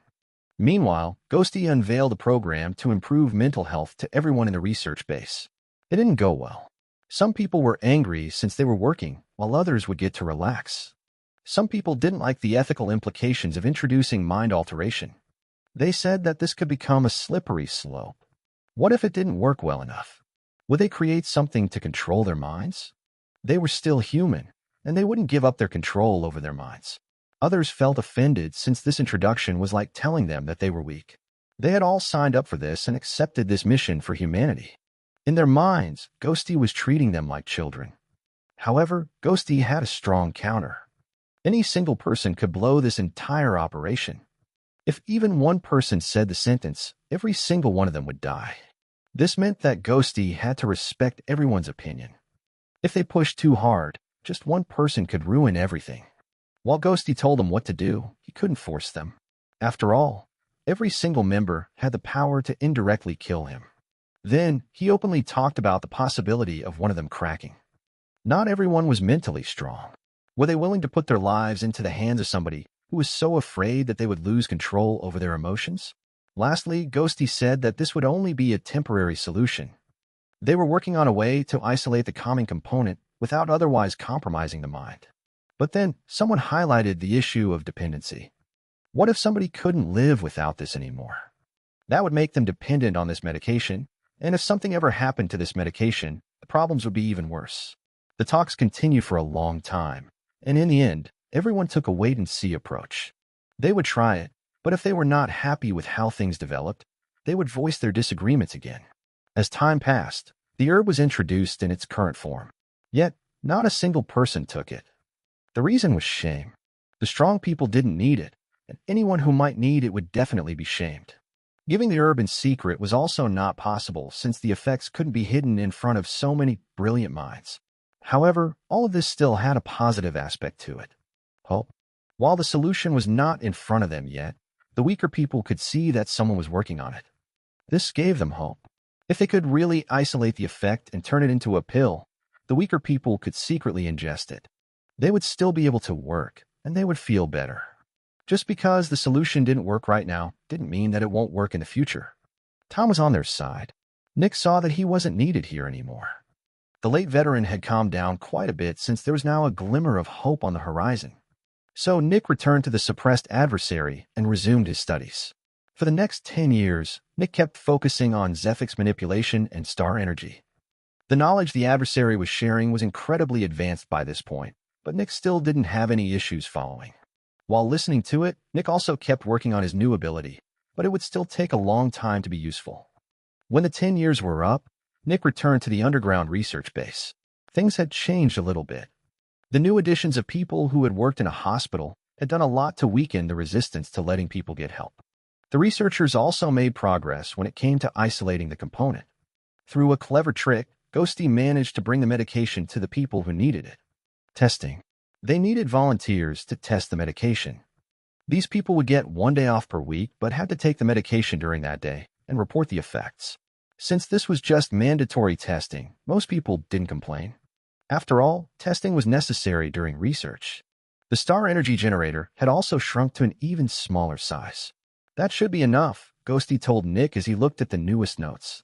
We should be able to make a transportable generator with this. Give us 10 years or so, and we will have it ready. When Nick heard that, a bit of his anxiety vanished. Finally, they got there. In 10 years, the generator would be small enough for the seeds. Now, they just needed some pure energy. With the pure energy, they would be able to access the seeds. After talking with Ghosty for a bit, Nick looked at Arya. Right now, Arya was in the dark laboratory with almost everyone else. A couple of months ago, she had advanced. She was the first protector of the secret research base. There was also something else that had changed. The leadership was undergoing a change. While Ghosty was essentially still the most senior member of the entire base, he was no longer truly the leader. He was more focusing on research now instead of leading the teams. Since everyone was working so closely together, the concept of leadership was not as strict as outside. Everyone was part of the same team, and the team decided whom they wanted to follow. In a way, Arya was in charge of security. Whenever anything involved Spectre, she had the final say. However, when it came to research, someone new was rapidly becoming the person of trust for everyone. Samar Melfian. Samar had learned so much in so little time that it was scary. She was brilliant. Her ideas and methods were often unconventional, but their results couldn't be denied. She changed many of the established norms with her bold ideas, and people started to ask her for feedback. She gave her feedback freely and honestly, and the people realized that, more often than not, her feedback helped them.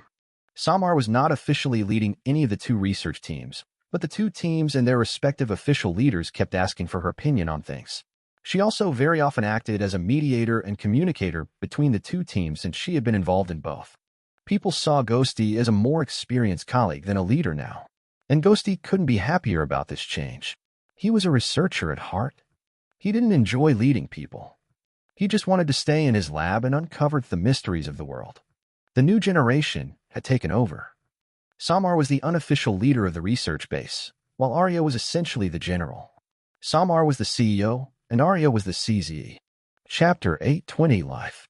After dealing with the next set of books and checking up on the research base, Nick went back to the contained adversary for one last session. We have a star energy generator that can be carried. It's not small enough to fit on a hand, but we can wear it on our backs like a backpack. It is not completely finished, but it will be finished in a couple of years, Nick told the adversary. Can we get to generating pure energy now? Excited, that's good to hear, the adversary said through vibrations. I would advise you to continue focusing on star energy since you're going to need a lot of it, but I also want to get out and eat something. So, yeah, sure, we can get to the pure energy part. Then, the adversary started to talk about pure energy for the first time. As explained earlier, pure energy was a fusion of star energy and Zephyx. In a way, this was an unnatural fusion. After all, star energy basically just consumed Zephyx to make more star energy usually. Star energy was like fire, while Zephyx was like a dense fuel. Pure energy was essentially the fusion between a fire and fuel, which was not normal. However, living by itself was already not natural in a way. Existence moved towards entropy. Energy didn't like to stay gathered in one place for long periods of time. Energy wanted to be dispersed over all places. Just like how a big clump of water spread over an entire basin, turning into a thin layer, energy wanted to have low density and spread everywhere.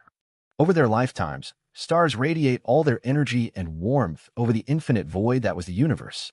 Warmth moved from a hotter object to a colder object, equalizing the temperature. Life was in opposition to entropy. Life was a constant oxidation, searching for more food to fuel its fire. Life gathered energy into one spot, keeping its fire burning. A sufficiently advanced society would gather the energy of several stars in one area, increasing the density of energy of one spot. Life gathered all the spread energy and focused it, which was in opposition to entropy. Life forced energy to do something it did not want to do. So, creating something unnatural like pure energy was just another aspect of life. Pure energy didn't want to exist, but life forced it into existence regardless. However, creating something like pure energy was not easy. Naturally, star energy turned Zephyx into more star energy, and that process had to be changed to create pure energy. The creation of pure energy was turning star energy into Zephyx, but without the essential component that comprised Zephyx. The enlightened ones had been scarily advanced. They managed to create things that seemed impossible in the current era. One of these things was the creation of Zephyx without Specters. The ancient ones had also managed to achieve that. Sadly, this process was not without drawbacks. The adversary knew a lot about human technology. It knew far more than any Spectre should know. It also knew how these reactors worked. Why did it know so much? Who told this random Spectre how all of human technology worked? The answer was actually quite simple. The enlightened ones. Just like how Aegis viewed all of humanity as the most important thing in existence, the enlightened ones also viewed humanity as the most important thing. What if the enlightened ones failed? What if their plan didn't work, and the aliens reset the era again? Well, in that case, they needed a backup plan. One of these plans was a couple of suppressed Specters. Future generations could work and learn from these Specters. Humanity couldn't store the majority of their knowledge in machines since the aliens would wipe them. But what if they stored some knowledge in the Specters? So the enlightened ones had taught a couple of suppressed Specters all over the world about their technology. Specters desired to become stronger and survive, and they could only get more food by interacting with humans. But if the humans couldn't access the containment units, the Specters wouldn't be able to interact with them. That forced them to teach humanity about the basics of the enlightened ones' technologies. Of course, the enlightened ones knew about the sun and what it represented, which was why they had hidden the Specters far away from its light. Sadly, the enlightened ones couldn't have known about the creation of the nightmare, and their hidden Specters became very difficult to find. The few of them who had come into contact with the light had been eradicated by the sun, and the few of them who had been stored deep underground hadn't seen human eyes in a long time. The nightmare forced humanity to the surface. The deeper one went underground, the stronger the nightmare's influence became. The suffering ones couldn't resist the nightmare. They had never found the enlightened ones present. Humans who created light themselves might have found the Specters, but their light alarmed the sun of the Spectre's existence. It was necessary to find the Spectre without the presence of light that could fight the nightmare's influence. Light coming from torches or basic electric lights was okay since that didn't stop the nightmare's influence, but light coming from abilities was not fine. Because of that, it was basically impossible for humans to make use of these Specters. Luckily, Nick was not human. In order to create pure energy, one must first know about the creation of Zephyx. The creation of pure energy was very similar to the creation of Zephyx. Naturally, humans could produce Zephyx by harvesting it from the Specters, but they didn't know how the Specters produced the Zephyx.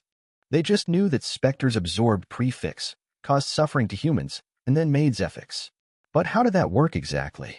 The adversary explained the creation of Zephyx in detail since Nick had to understand that process to understand the creation of pure energy. And Nick very quickly understood why the aliens used Earth as a Zephyx generator. Chapter 821: Physical Suffering, Potential and Reality. The relationship between these two concepts was the very basis of Zephyx. It was similar to the concept of potential energy and kinetic energy in physics. If a ball rolled down a 1-meter-high incline, it had the potential energy to roll up another 1-meter-high incline. But that never happened because of interfering factors.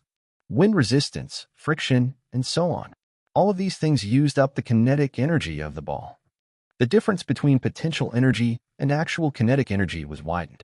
The ball lost part of its potential. Its original potential no longer reflected reality. If things were better, it could reach its true potential. But things were not better. This was how things were. In a strange way, this gap between potential and reality could be used to create Zephyx. It wasn't easy for Nick to wrap his mind around this concept since it didn't conform to the physical reality he understood. Potential wasn't real.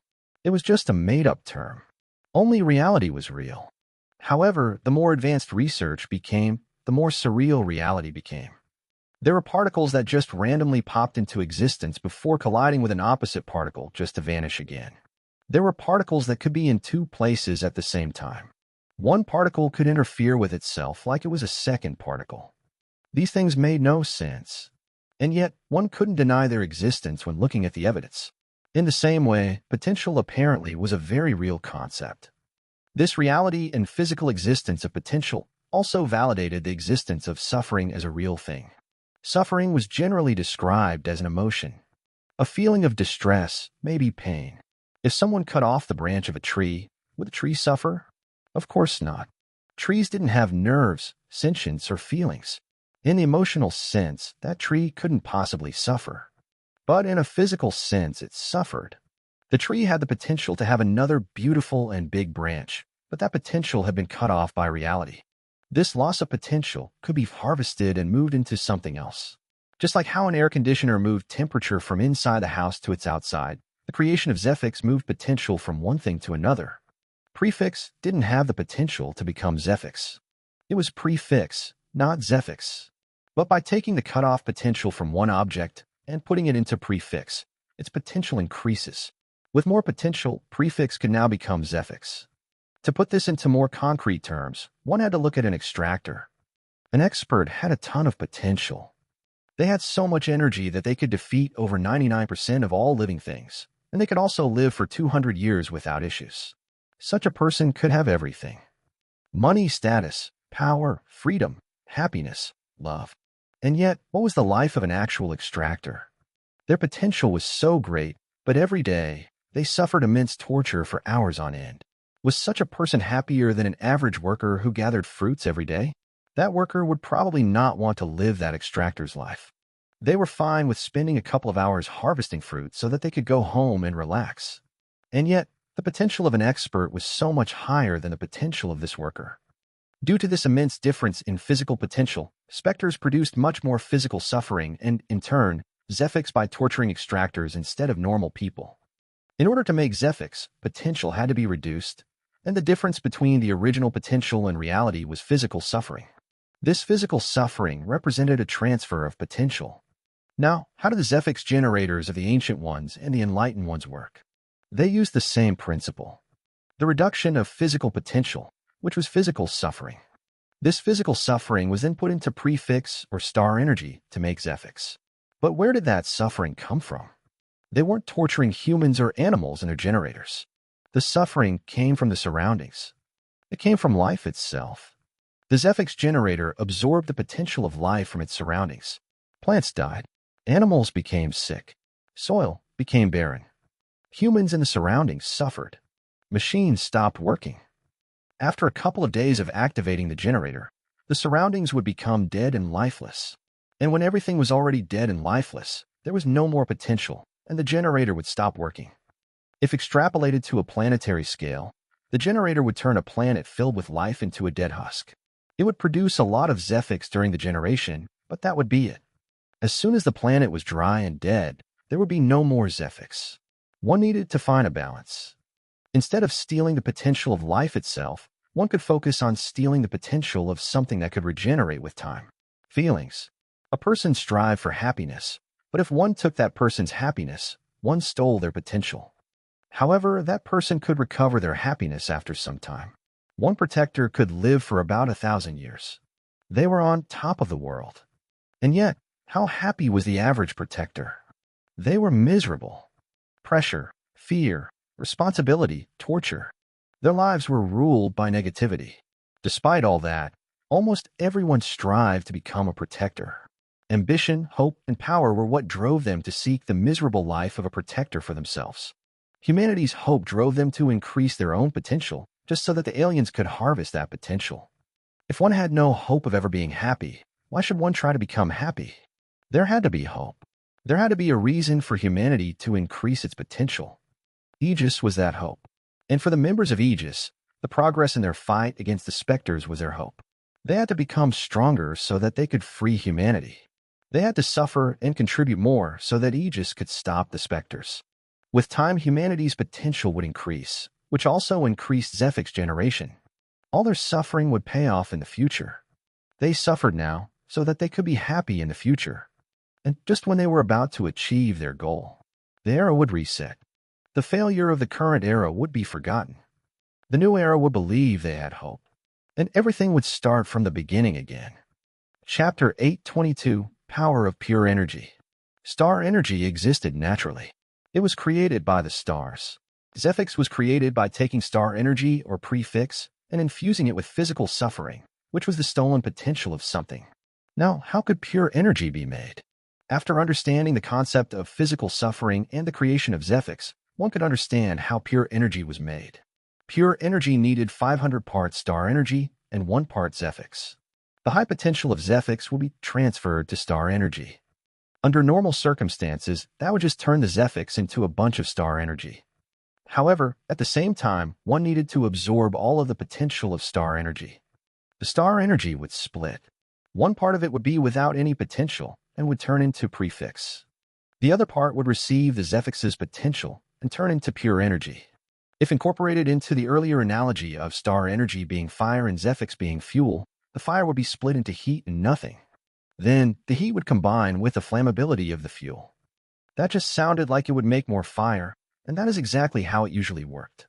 But with a couple of advanced techniques, one could create a flammable fuel that didn't need a spark to ignite. It was already burning, but it also wasn't burning. This was pure energy, and its name was very fitting. Pure energy was the most versatile thing one could imagine. It was like ATP for cells, but compared to ADP, pure energy could be compressed to an insane degree. Pure energy was just pure energy. It was the essence of energy. If infused into a bike, the bike would roll forward. If infused into fire, the fire would become hotter. Pure energy could be added to any kind of energy, and it would increase the potential of that energy. Yet, there was one detriment to pure energy. Storing it was basically impossible. One needed to use it as it was created. One couldn't stop pure energy from doing its thing and adding potential to other forms of energy. The reason was that everything was energy. As long as any form of energy was around pure energy would fuse with that energy. That included matter, movement, heat, and so on. One could not stop it, but one could direct it. By putting a metal into pure energy, more matter would be created and crammed into the metal, making it harder, denser, and heavier. With that, one could create terrifying weapons. Of course, humanity could do the same thing with Zephyx. Humanity could infuse natural materials with Zephyx, making them harder. And yet, there was a fundamental difference. Materials treated with Zephyx stored a lot of Zephyx inside them, but materials strengthened by pure energy did not have any pure energy. Treating metal with Zephyx was like creating an alloy. It was the fusion of two things. Treating metal with pure energy was like adding more of the metal to itself. The metal would remain pure, but would become much stronger. A powerful sword created with Zephyx-treated materials would turn into a normal sword when exposed to star energy. The star energy would pull the Zephyx out of the sword and turn it into more star energy. If the sun vanished and star energy covered Earth, all the megastructures would collapse under their own weight since they would lose their Zephyx. This didn't happen with pure energy. Pure energy was incorruptible. It couldn't be stolen. It couldn't be removed. It was inside the metal, and its potential had been permanently increased. It was an irreversible fundamental change. The powerful sword on the floor above the contained adversary was made of powerful metals treated with pure energy. It was a complex alloy of steel that had been altered into something like super steel. Then, a powerful star energy generator was installed in the sword, and the star energy washed over the sword's edge. This sword could cut through any kind of Zephyx and any material treated with Zephyx. If dropped on Aegis headquarters, it would fall right through. Any materials it came into contact with would have its Zephyx destroyed, turning into normal materials, and those wouldn't be able to withstand the sheer weight of the sword. If a Spectre was struck by the sword, their body would turn into star energy, and its weight would allow the attacker to break through any kind of defense. This was the ultimate anti-Spectre weapon. The only thing that could stop this sword was something that had been treated by pure energy to be even harder than the sword. The containment unit in front of Nick, for example. The sword and the containment unit were on a similar level. Could the sword break through the containment unit? Yes, but it needed a lot of kinetic energy to do that, and its own weight was not enough. With pure energy and star energy, humanity could create weapons that had the Zephyx countering effect of star energy and the raw power of pure energy. The only things that could withstand such weapons were other weapons or defenses made with pure energy. Zephyx was useless against them. Zephyx was great, but it couldn't be properly incorporated into other things. Zephyx is fuel, Nick thought after the adversary finished its overview of Zephyx and pure energy. The aliens make Zephyx because it is a component of pure energy. They make Zephyx here and sell it to somebody else. They probably also use a big part for themselves. Then the person buying the Zephyx uses it to create pure energy, which they can then use for basically anything they want. Their bodies probably work by using pure energy as well. Most likely, they are essentially generating energy like plants. They consume raw Zephyx, and their bodies absorb the star energy around them to generate pure energy, which then gets incorporated into their bodies. Their bodies are superior to ours. They lack a critical weakness that all our bodies have. Or, more accurately, they crippled us. They gave us this weakness. After the adversary finished giving the overview, it started to describe the details of pure energy generation. And just as expected, it was insanely complicated. Nick could tell that this would take several decades to put into practice. Chapter 823, Changing Color. Nick listened to the adversary talking about creating pure energy for 9 more years. During that time, he also focused on his Zephyx manipulation. Sadly, despite the long time, Nick was still nowhere near done with his new ability. It would still take a long time to complete since this one was far more complex than his mind-reading ability. Nick delivered a bunch of new books to the researchers who had managed to create a transportable version of the star energy generator by now. Step 1 had officially been accomplished. Now, they just needed to make a bit of pure energy, but that would take a long time. The first prototype of the new medication was also already finished, and some of the researchers were taking it in secret. On the surface, nothing seemed different, but Nick could see that there was less fear and anxiety in many of the researchers. Things were progressing smoothly for now. After delivering his books, Nick left. His break was over. By now, Nick was 158 years old, and he had seen a lot of the world. He had also witnessed several significant changes, most of them caused by him. When he left the research base, Nick looked at his new beams for a bit. Since he was officially returning to the world, he wanted to make sure that no surprises waited for him. The thing he was most worried about was death. Death always looked at Aegis headquarters, and it was the biggest threat. Since Death and Aegis headquarters were very close to each other, it was difficult to discern Death's beam. Just to make sure, Nick went further up north so that the beams split since Death was east of Aegis headquarters. Many things could have changed within the last 30 years, and Nick wanted to make sure that no surprises waited for him. And when Nick checked the beams again, he was glad that he did. There was only one beam that could belong to Death. After all, not many things were in the middle of the ocean. What happened? Nick thought as he looked at the beam pointing to Death. It was red. When he had gained his upgraded ability, he was sure that it had been blue. Blue meant the person thought Nick was a human. Red meant the person thought Nick was a Spectre. The beam pointing to Death was red. Death knew that he was a Spectre. Even more, the beam was not just light red but full-on red. This meant that Death knew a couple of his abilities. Can't be Gluttony or that meat cube. Both of them died very quickly. Additionally, it took me a couple of years to advance. Death would have already known about me by then. Within the last 20 years or so, Death learned that I am a Spectre, and it also partially learned about my ability. The 10 protectors knew that I am a Spectre. Is one of them a traitor? Did one of them tell Death about me? Nick was reminded of one particular Spectre. Greed. Greed is somewhere in Aegis, and Greed must know that I am a Spectre. Nick analyzed the beams. There were several light red beams pointing to all kinds of places in the world.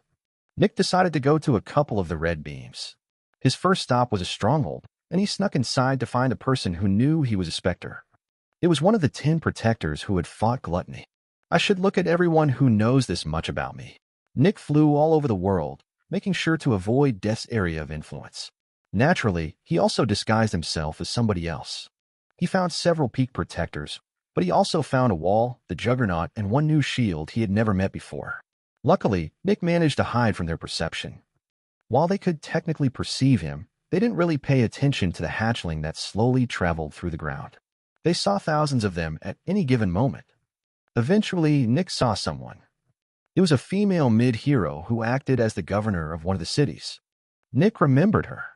I was with her inside the mall. She's still alive. Nick was put in front of a difficult choice. She was innocent and worked for Aegis, but she knew he was a Spectre. I don't want to kill her, but I'm not living for myself. My feelings are irrelevant. I have to survive for humanity.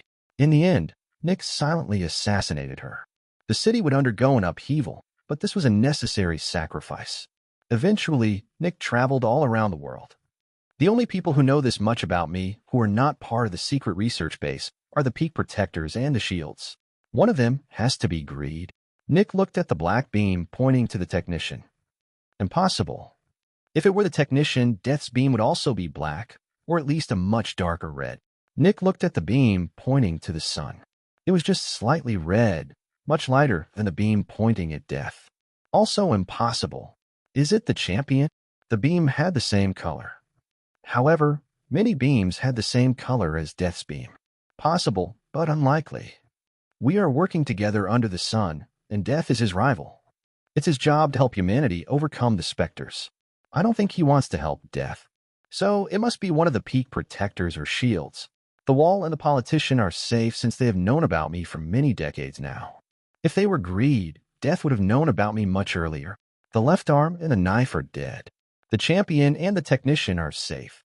That leaves the Juggernaut, the 2 new shields, and the few peak protectors. 2 of them most likely became the 2 shields. So I'm left with between a minimum of 10 to a maximum of 13 people who could be Greed. I'll have to unmask Greed without getting found by it or Death. Chapter 824, Traitors. Nick disguised himself as a random human and flew towards Aegis headquarters. While Death knew about part of his abilities and his identity as Julian Winter, he didn't know about Nick's ability to disguise himself. As long as he flew around as a normal human, it wouldn't suspect him. Nick identified himself with his barrier as a special agent, which gave him entry to the headquarters. Luckily, Death didn't have access to Aegis network. As soon as Nick entered the headquarters, he entered the Research and Development Department. Nick gained access to the technician's office with his barrier, and as soon as he entered, the technician raised a brow. He knew about Nick's disguise ability, but that was not the issue. The fact that Nick casually entered the office while being disguised was very suspicious. After all, why did this random human have access to the technician's office? It's me, Julian Winter, Nick told the technician. As soon as Nick said that, the technician understood what Nick was doing. I thought so, based on the signature of the barrier, the technician said. I'm just surprised at your appearance. Nick was planning on going public with his disguise ability. Well, not completely public, but more public than before. I have gained this ability after my advancement, Nick said. You're a fallen now, the technician asked in surprise. Nick nodded. However, there is a problem that has cropped up, Nick said. Champion, are you listening? I'm now. The champion transmitted to the technician and Nick. Naturally, Nick could tell that the champion had been watching him ever since he entered the technician's office. There is an issue, Nick said. What issue? The champion asked. My sources tell me that Death and the trio of destruction have gotten wind of my existence, Nick said. I mean, that's to be expected, the technician commented. You've done quite a lot of stuff recently. No, I mean that they know I am a Spectre and that I have advanced perception abilities. They know specific details about me. The technician narrowed his eyes. That was problematic. How do you know that? the champion asked. Excuse me, but I have to keep my sources hidden, Nick answered. I can only tell you that I know that death now knows about me. I am lucky that I didn't return before becoming a fallen. I knew that the ability to disguise myself would prove useful, but I wouldn't have expected it to be this useful this soon. Naturally, the champion wasn't happy that Nick wouldn't unveil his sources, but he had earned the privilege of privacy. Nick had contributed so much to Aegis. Technician, Nick said, looking at the technician. You have known about my abilities for the longest. If it were you, death would have killed me way earlier. You are clear. Clear, the technician repeated. You think there's a traitor? Nick nodded. I'm sure there is, and while I don't know the masked identity of the traitor, I know who they are. Greed. Up in his office, the champion also narrowed his eyes. You're saying greed is part of Aegis leadership? Nick nodded. Greed is a specter, and it wants to become stronger. And yet, we have never seen even a single city controlled by it. It is not feeding on normal humans, but on Aegis. I'm certain that greed is either among the peak protectors or the shields. What makes you say that? The champion asked. The timing of my cover being blown, Nick said. It happened within the last 30 years. That means it happened sometime after the big battle. The technician, the wall, the politician, and you champion knew about me much earlier. If you were greed, death would have already killed me. I'm simply causing too much damage, and no kind of scheme or plan is worth the resources sacrificed by letting me stay alive. Greed knows that, and it would have told death about me way earlier. That is, if it knew about me earlier, which it didn't. During the battle against Gluttony, I revealed my secret to the 10 peak protectors. Aside from them, there were also new shields that came to power. I would assume that you told a new shield about me. Naturally, the champion asked. We are one unit. How much did you tell them? Nick asked. I don't believe you are in the place to ask me about how I talk with my coworkers, the champion said with a dark voice. I am trying to help, Nick answered. Aegis is my partner. I was responsible for the deaths of 3 corruptors, and that number will increase as long as I stay alive. I'm not questioning you. I am trying to find greed. You are free to deny your share of information if you believe that it is breaking your confidentiality, but understand that my contributions will inevitably lessen. I need to stay alive to help. If you share my ability to disguise myself, the next time I appear in this building will be the day of my death. The champion remained silent for a couple of seconds. I think we should help Julian, the technician said. He has proven invaluable. The threat to him is equal to a threat to one of our shields. Maybe even more. After all, we can replace shields, but we can't replace Julian.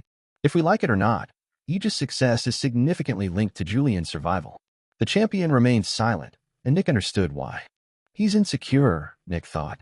Admitting that there is a traitor in Aegis leadership means that he made an error in his judgment. It's even worse if it's a shield. The champion is the one who decides who is allowed to become a shield. That means every shield has his approval. Admitting that there is a traitor amongst them means admitting that he made an error in his judgment. The champion remains silent. About 25 years ago, I briefed the new shields on our operations against the corruptors, the champion said. The newer shields wanted to strike as soon as possible, and I had to give them a reason why we can't strike the corruptors yet. I told them that we need Julian to strike them. Naturally, I told them about you since it was necessary. Otherwise, they would have launched a solo operation. Chapter 825, More Refined Sensing. Thank you, Nick said. How many of the new shields are from the group that accompanied me in killing Gluttony? None, the champion answered. Are all the peak protectors who have accompanied me still alive? Yes. That leaves 13 suspects, Nick said. The Juggernaut, the 2 new shields, and the 10 peak protectors. I can help you, the champion said. Yes, champion, Nick asked. You can tell me something about your abilities, and I will tell that detail to one of the shields. If Death knows about that ability after a while, we will know that this person is the traitor, the champion said. I'm sorry, Nick said, but I don't have the capability to just know when someone else knows something. I have my sources, but they are not very reliable and take a long time. The champion was annoyed that Nick shut down his suggestion. Actually, the technician said, now that I'm thinking about greed being in Aegis, a couple things make sense. The champion and Nick looked at the technician. How does greed grow more powerful? The technician said. All the other corruptors grow more powerful by causing the very thing they are named after. Naturally, all the peak protectors desire to become shields, But isn't it strange that so many of them constantly ask us to allow them to become shields next? These people dedicated their lives to humanity. Usually, one would expect them to want the most useful person to become a shield. Sure, some of them think they are the most useful person, but almost all of them. I believe greed is instilling ambition in them, and when a majority doesn't get their wish fulfilled, they will suffer. The champion grimaced. Now that the technician had put it like that, it seemed almost obvious. Can't you use your Zephyx sensing ability to unmask greed? The champion asked. I don't think so, Nick said. If greed managed to infiltrate the peak of Aegis, it must have an unparalleled ability to disguise itself. The envious researcher still openly absorbed Specters' Zephyx, but if greed could even remain undetected in front of you and a left arm, it probably can even mask its Specters' Zephyx. Sensing it via Specters' Zephyx won't work, and sensing it via human Zephyx also wouldn't work since every human creates their own Zephyx. The champion was growing annoyed. Then what am I supposed to do? Am I supposed to kill all of them just on the off chance that they might be a Specter? Of course not, Nick answered. I just need to refine my sensing abilities. You're saying you want to become an adversary before we deal with greed? The champion asked. No, Zephyx manipulation, Nick answered. I've been focusing on Zephyx manipulation for almost a century by now, and I made significant advances. The champion wasn't convinced. Self-created abilities can't compare to true abilities. If your sensing ability can't sense greed, your self-made ability also won't be able to. Abilities don't need to be powerful to be useful, Nick answered. They just need to strike at the opponent's weakness, and I think I know exactly what I will do. It might take a while, but I think I can create a way to identify greed. How long is a while? The champion asked. Give me 30 years, Nick said. Another 30 years, the champion asked with annoyance. You just took 30 years off. No, I'm not taking them off, Nick said. I will work on my ability while I am becoming an early fallen. The process of creating this ability is related to the way I will become an early fallen. How? The champion asked. Remember how I became a peak demon? Nick asked. Yes, the champion answered. The containment unit isolated prefix, which meant I only generated my Zephyx after I left, Nick explained. But how is that Zephyx generated? What did it fuse with to become Zephyx? The technician laughed. If we knew that, we could make Zephyx without Specters. Nick nodded. I don't know what this something is, but if I can sense it by keeping it isolated from prefix, I might be able to create an ability related to it. The technician's eyes shone as he scratched his chin and thought, if you can measure it, you can interact with it. The issue was always that we couldn't see the fusion between prefix and the thing Specters used to generate Zephyx. But if we isolate the prefix from the suffering you're causing, we might be able to sense it. The technician nodded. It sounds feasible, he told the champion. The champion furrowed his brows. Fine, he answered. I promised your advancement anyway. Get everything in order. Technician, you will deal with communicating with the protectors. The technician lost all his energy and sighed. More work. Sure, he grumbled. Good, the champion said. Julian technician, I leave everything to you. And with that, the champion essentially cut the connection, but Nick could sense that he was still watching. I need early and mid protectors, Nick said. Sure, I'll get right to it, the technician said with a sigh. Over the next few days, the technician prepared everything, and Nick went back into the containment unit that could isolate Zephyx. Since he also told the champion about his disguising ability, he no longer needed to create some silly costume. He simply assumed the appearance of his old costume himself. The first person who entered was familiar to Nick. It was that one woman who had worked with him inside this containment unit the last time. The reason the technician gave to convince the woman was much simpler than the one the left arm had given back then. They wanted to train this Specter. This Specter was peaceful and gave amazing abilities. The stronger it got, the more powerful its abilities would be that it gave extractors. On top of that, it produced a ton of Zephyx. The sad part was that, since they were currently training it, the extractor or Aegis wouldn't get any of that Zephyx. But all of that would be worth it in the future. The doors closed, and the prefix ran dry. Once more, the woman fell to the ground, powerless. And Nick started to focus on Zephyx manipulation. Chapter 826, Sensing Suffering. As Nick watched, he saw the Protector in a completely new light. In the past, I didn't pay a lot of attention to the working extractors. Suffering to produce Zephyx just seemed normal. But with the added context of physical suffering and the transferal of potential, it looks so different. This is a Protector. This is somebody who has the power to live free of worries. This was somebody who has the world at their disposal. And yet, here she lies powerless. She is assaulted by a perpetual feeling of drowning, a torture no human could imagine. She is so powerful, and yet she is in a perpetual state of suffering. This torture is so bad that almost all humans would immediately say the sentence. Her potential is unfathomably high when compared to a normal human, but she has none of it at this moment. This is how the aliens make their Zephyx. This is how all of this works. She is suffering for the aliens' benefit, but believes she is suffering for humanity's benefit. The more Nick learned about the truth of the world, the darker it seemed.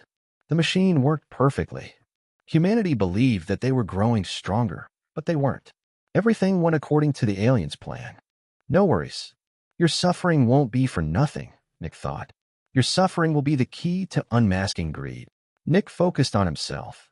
He couldn't feel it, but he knew that his body was accumulating potential. As soon as he left the containment unit, all this potential would vanish and turn into Zephyx. Eventually, Prefix returned to the containment unit, and Nick was slowly starting to create Zephyx. We need to change this containment unit, Nick thought as he watched the Protector leaving. After the Protector left, Nick contacted the technician. Over the next few hours, the technician changed a couple of things on the containment unit. Now, there was some kind of space suit every extractor needed to wear. From now on, the containment unit would constantly keep the prefix at a minimum so that the accumulated suffering wouldn't turn into Zephyx. When it was time for the extractor to leave, the spacesuit would give them a burst of prefix, which would immediately enter their body. Nick remained inside the containment unit as one protector after the other arrived and departed. The suffering was accumulating, and yet Nick still couldn't sense it. His body had to be filled to the brim with suffering, but he just couldn't feel it. Nevertheless, Nick continued trying out different things with his Zephyx manipulation. But it wasn't easy. How could one manipulate Zephyx without any Zephyx? Nick had to be almost devoid of Zephyx so that the accumulated suffering didn't just disappear.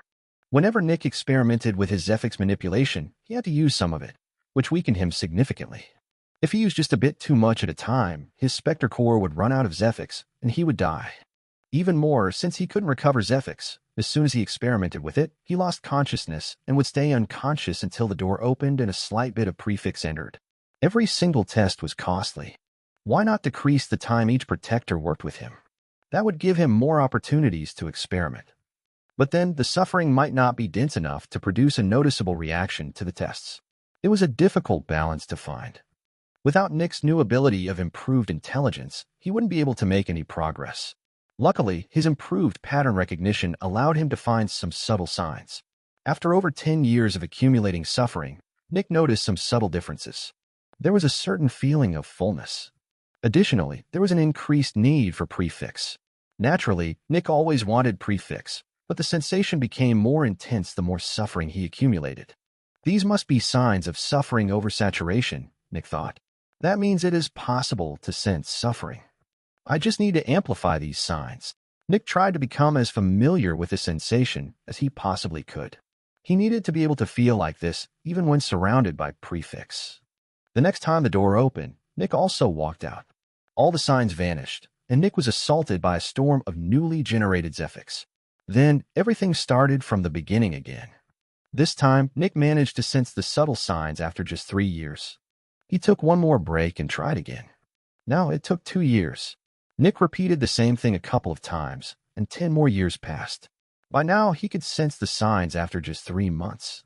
However, 3 months of an early protector suffering was still an immense amount of suffering. He needed to be able to sense the suffering when it was just casually entering a Specter's body. After 2 more years of experimenting, Nick became an early fallen. Becoming an early fallen made it a bit easier to sense the suffering. With his advancement, Nick only needed a single month to see the signs. However, that was the limit of his own perception. One could only push one's perception to a certain degree. No matter how hard a human focused their eyes, they could never see an atom. In order to see an atom, a human needed tools that amplified their senses. For extractors and specters, these tools were their abilities. Nick could now feel the sensations whenever he wanted, but they were just simulated sensations. They were not created by external factors. After he became an early fallen, Nick stepped out of the containment unit. There were still 5 years left of the 30 he had given the champion. Now, I need to work on a framework for my new ability. He retreated to an isolated location and started to create several Zephyx manipulation lines. Sadly, he could only do so much with theory alone. 3 years later, he contacted the technician. I need a test subject, he said. I need to witness an immense amount of suffering so that I can refine my ability. I need to work with you. Chapter 827, Zephyx Generation. The technician lay powerlessly in front of Nick. This time, it was Nick who was wearing the suit, and the suit was constantly filling him with prefix. The technician was suffering immensely, just like all the other protectors. However, he was an initial shield. His potential was far higher. Nick was experimenting with his Zephyx manipulation. After a couple of months, he believed that he had a working prototype, but he needed even more suffering to make sure that it worked. But Nick had been prepared for that eventuality. One had to remember that Nick grew more powerful just by causing suffering. He didn't need to make people asphyxiate to become stronger. Technician, Nick said after some months. The technician weakly looked up, breathing heavily. I'm sorry, but I need more suffering, Nick said. Then Nick took something out of his space bag. When the technician saw that, a frightened expression appeared on his face. It was the new machine he had been working on for the past couple of months. This is a necessary sacrifice, Nick said. The technician gritted his teeth, and Nick destroyed the machine. The next moment, Nick's prototype ability picked up a slight spike, but he couldn't be sure if it was real or just his imagination. So Nick took out another machine and destroyed that one as well. Over the next hours, he destroyed 6 different machines. But it wasn't for nothing. Nick could now be sure that his ability worked somewhat. As the technician accepted the loss of his machines, his suffering returned to normal levels, and this time Nick could feel it. He could feel how he generated Zephyx. This is enough, Nick thought. A moment later, he deactivated the containment unit.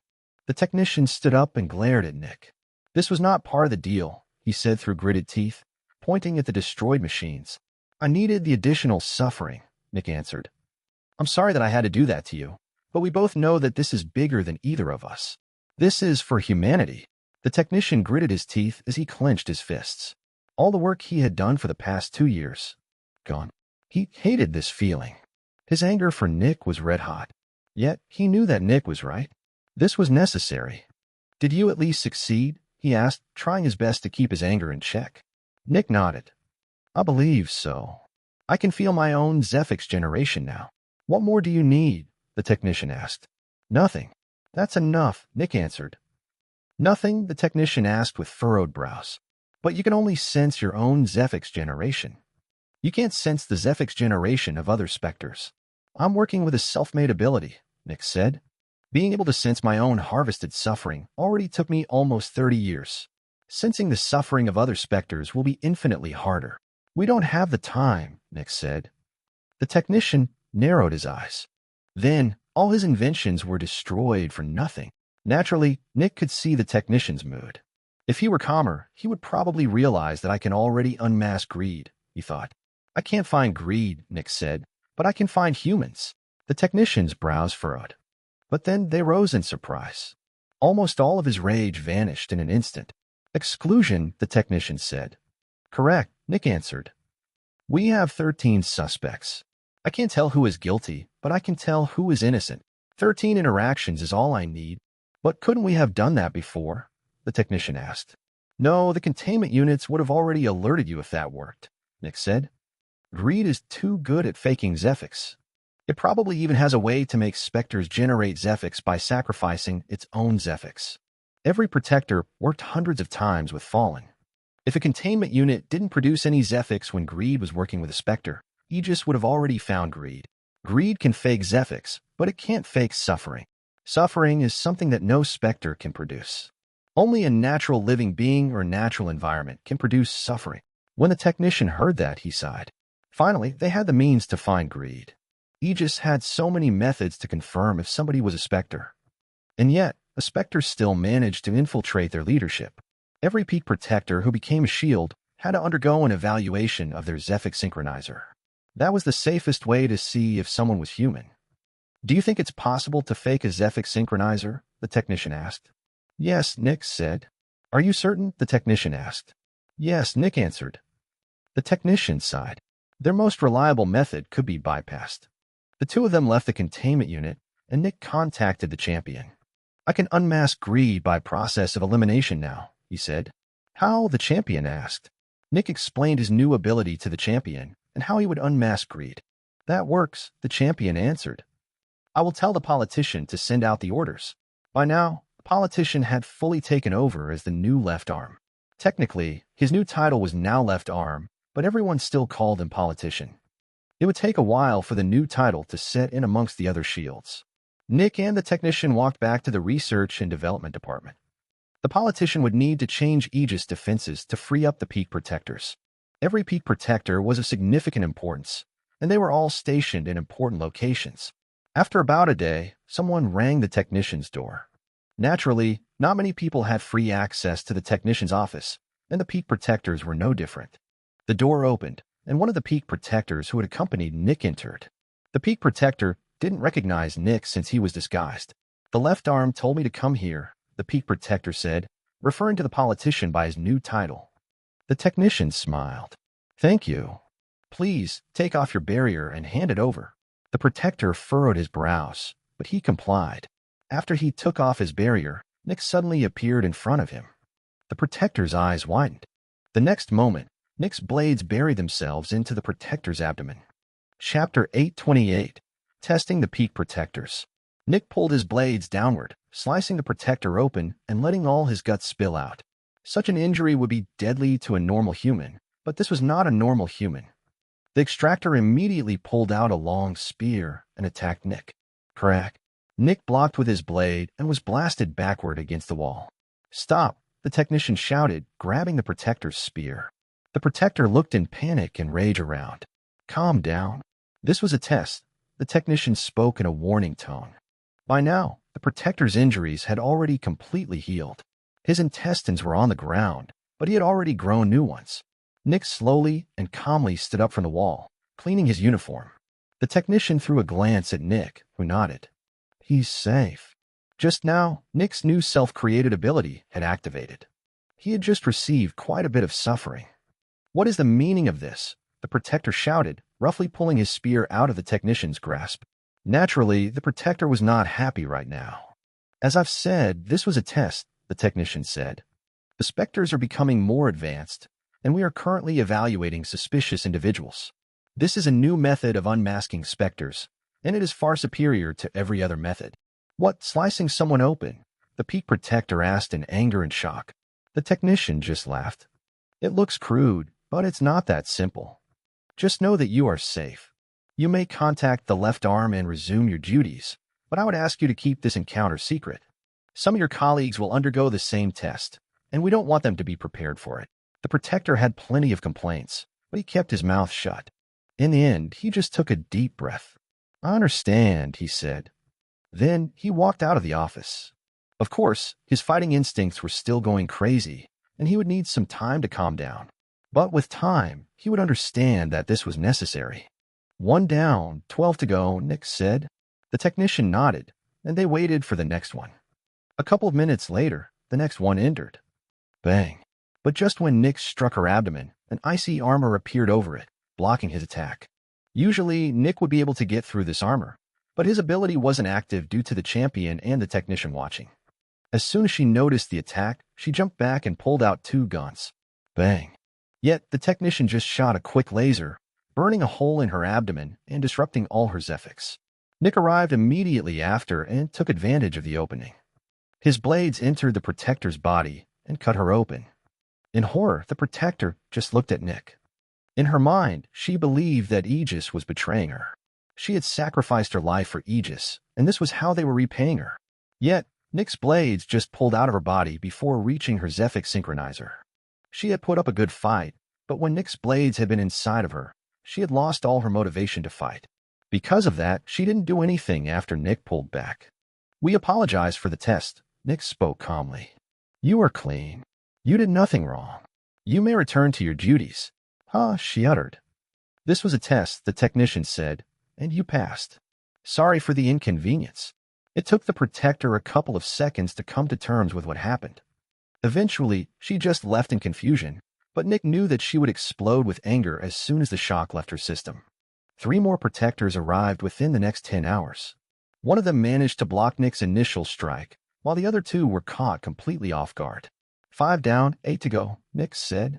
Based on chance, we should be getting a hit within the next 3 tests, the technician said. Nick just furrowed his brows. If we were choosing at random, you would be right. The technician raised an eyebrow. You think greed is one of the shields? Nick nodded. I'm 80% sure. How come? The technician asked. The timing. The peak protectors were briefed about me a couple of days before the attack. Any of them would have had a chance to tell Death about me, and I don't think Death would have sacrificed Gluttony for some kind of scheme. Gluttony was too valuable. Additionally, the mission went too smoothly, and Gluttony didn't act suspicious. I would assume that the corruptors in the trio know about greed, and if they saw greed amongst the group attacking them, they might act suspiciously. They might even use greed's identity against it, forcing it to sabotage the mission. And yet, the mission succeeded without any issues.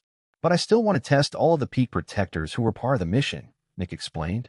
The technician nodded a couple of times. That makes sense. This time, it took the politician a couple of days to move the defenses around. However, the other 5 peak protectors were now all inside Aegis headquarters, and the tests could proceed. The next person who entered was the guardian of the treasury of Aegis headquarters. Nick had seen him 2 times in his life. Once when he got his first reward and once during the last mission. Just like everyone else, he handed his barrier over to the technician. Bang. Nick buried his blades in the treasurer's abdomen, who looked with shock and hatred at Nick. Calm down, this was Dash. Bang. But then, Nick rammed his blades into the treasurer again, interrupting the technician's explanation. Suppress him, Nick transmitted to the technician.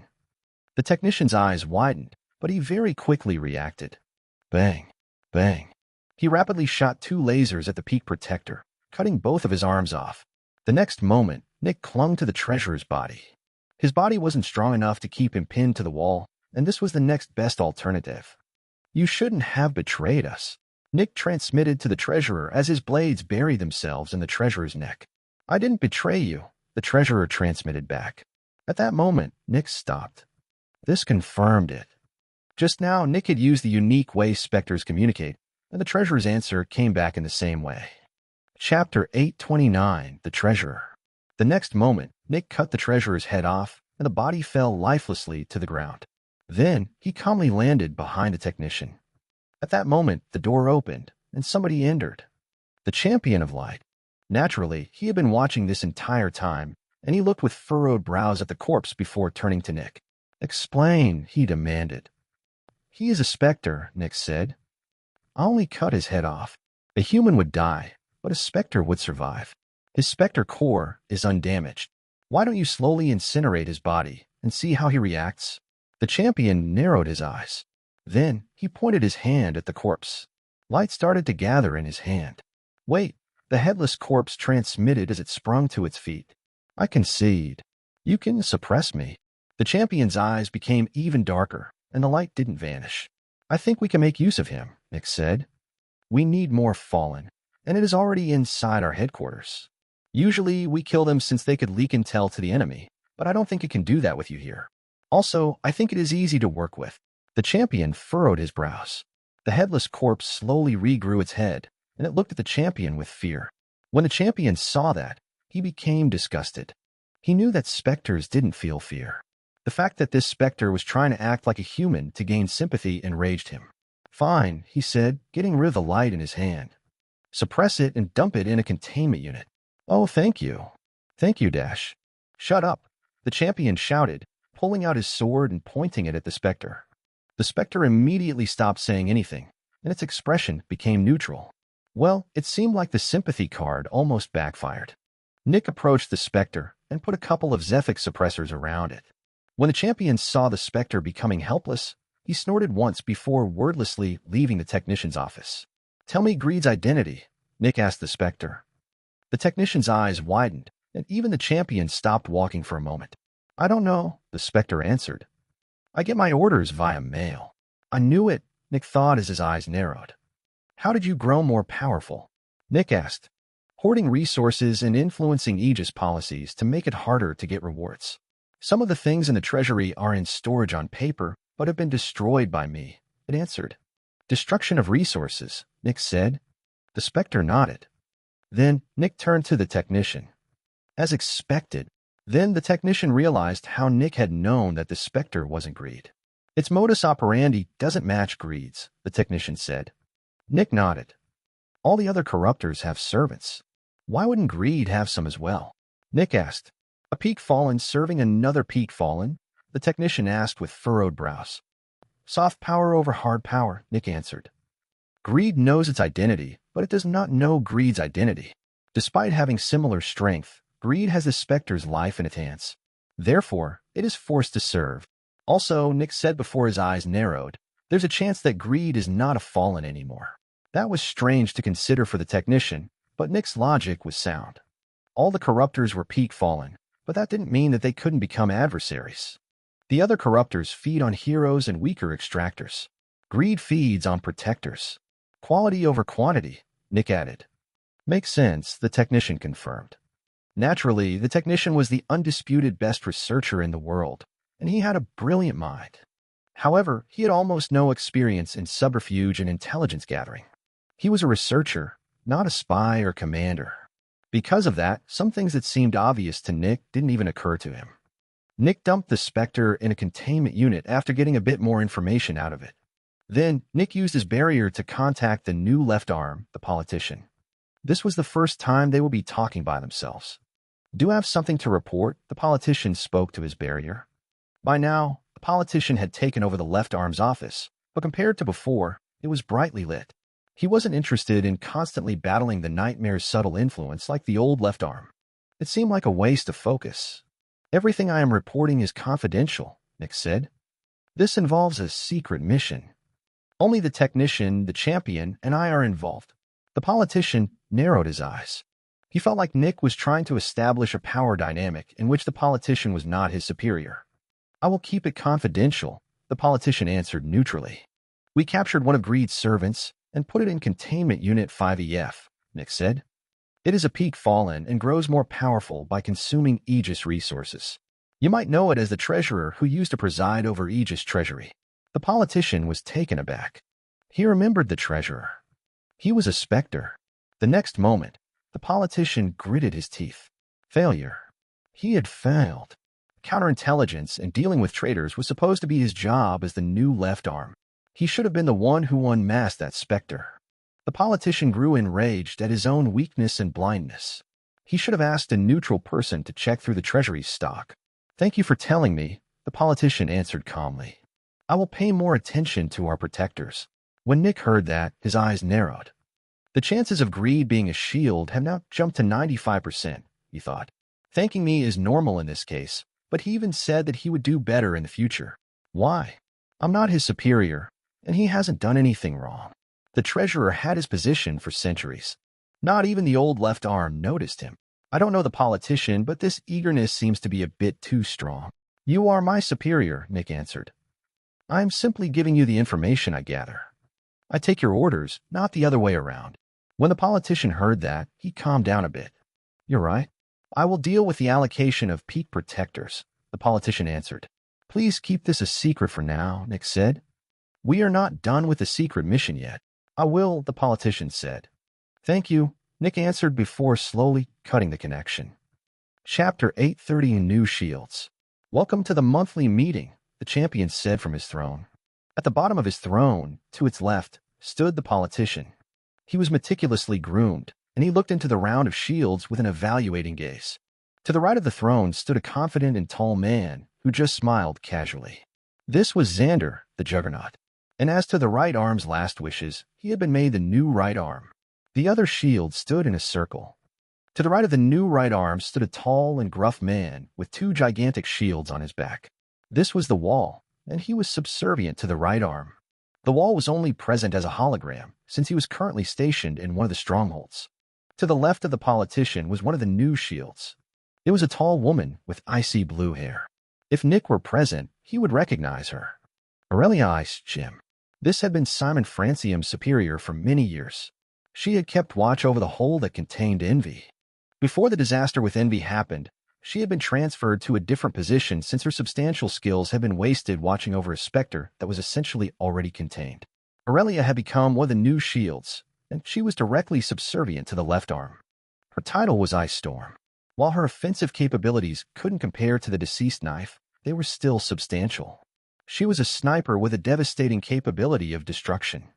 To her left stood the technician, who was also only present as a hologram, which was unusual. Normally, the technician was stationed inside Aegis, which meant he was usually present, but not this time.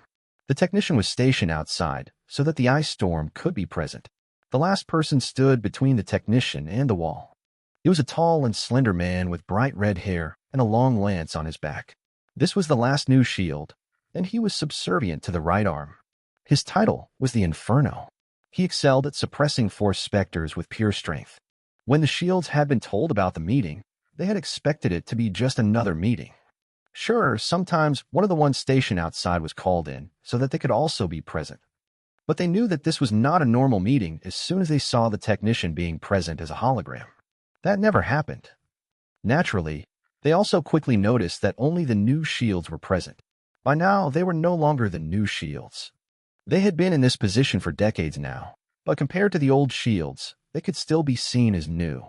And yet, during these decades, the technician had never been outside Aegis headquarters during the meetings. Something was up. The politician believed that this was related to the secret mission that Nick had talked about, but he couldn't be sure. You might have noticed our peculiar choice of present shields, the champion spoke. Everyone looked at him. There is a reason for that, and I think it's best if we get that out of the way first. The champion fell silent for a couple of seconds. Then the doors opened, and a tall woman with purple hair entered the office. Everyone looked over. They had never seen this person before. Naturally, this was Nick, and he had disguised himself.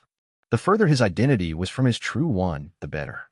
This is Cynthia, and she has a unique ability that will prove very useful during this meeting, the champion said. Nick walked to the middle of all the shields and performed a polite bow in front of the champion. The champion nodded, indicating that Nick could start. Nick turned to the physically present shields and looked at them. Greed is in this room, he said. The atmosphere became heavy, and the mood dropped. The wall's eyes opened in shock. The juggernaut watched with interest. The politician narrowed his eyes. The ice storm also narrowed her eyes, and the inferno gritted his teeth. What? The wall asked. I'm not referring to you, Nick said, throwing a glance at the wall. You, the champion, the politician, and the technician are safe. That's not what I meant, the wall answered awkwardly as he rubbed the back of his head. I mean, are you sure? Every shield gets thoroughly tested. I don't think any specter can infiltrate us. Let her talk, the politician said. She has the champion's blessing. Sure, but how are we supposed to prove who's a specter? The wall asked. Are we just going to believe her word? Quiet, the champion ordered. The wall took a step back and indicated that he wouldn't say anything else. I'm suspected of being greed, the ice storm asked with narrowed eyes. The champion didn't answer. Isn't it natural? Nick asked, looking at her. You conveniently were not present when Envy escaped. If you were, you would either be dead or your cover would be blown. The ice storm narrowed her eyes at Nick, and her Zephyx turned the air in the room cold. And who are you to question me? She asked. Her words are my words.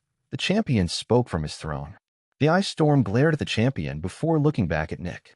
Fine, go ahead, she said. Prove I'm greed. I don't need to prove it, Nick said. My ability already told me. You are greed. The ice storm's eyes narrowed. How? Prove it, she demanded. I passed all the tests. There will be no test, Nick said.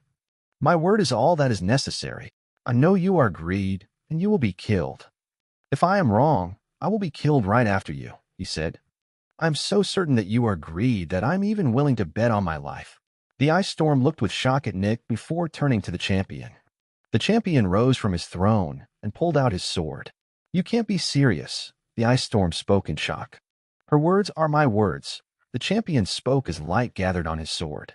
If she is wrong, she will be next. The ice storm took a step back as panic appeared on her face. No, she wasn't a specter. She was innocent. Then she turned to Nick. This woman. Why was she willing to kill herself just to kill her as well? I am certain, Nick said. The champion nodded. The breathing of the ice storm quickened.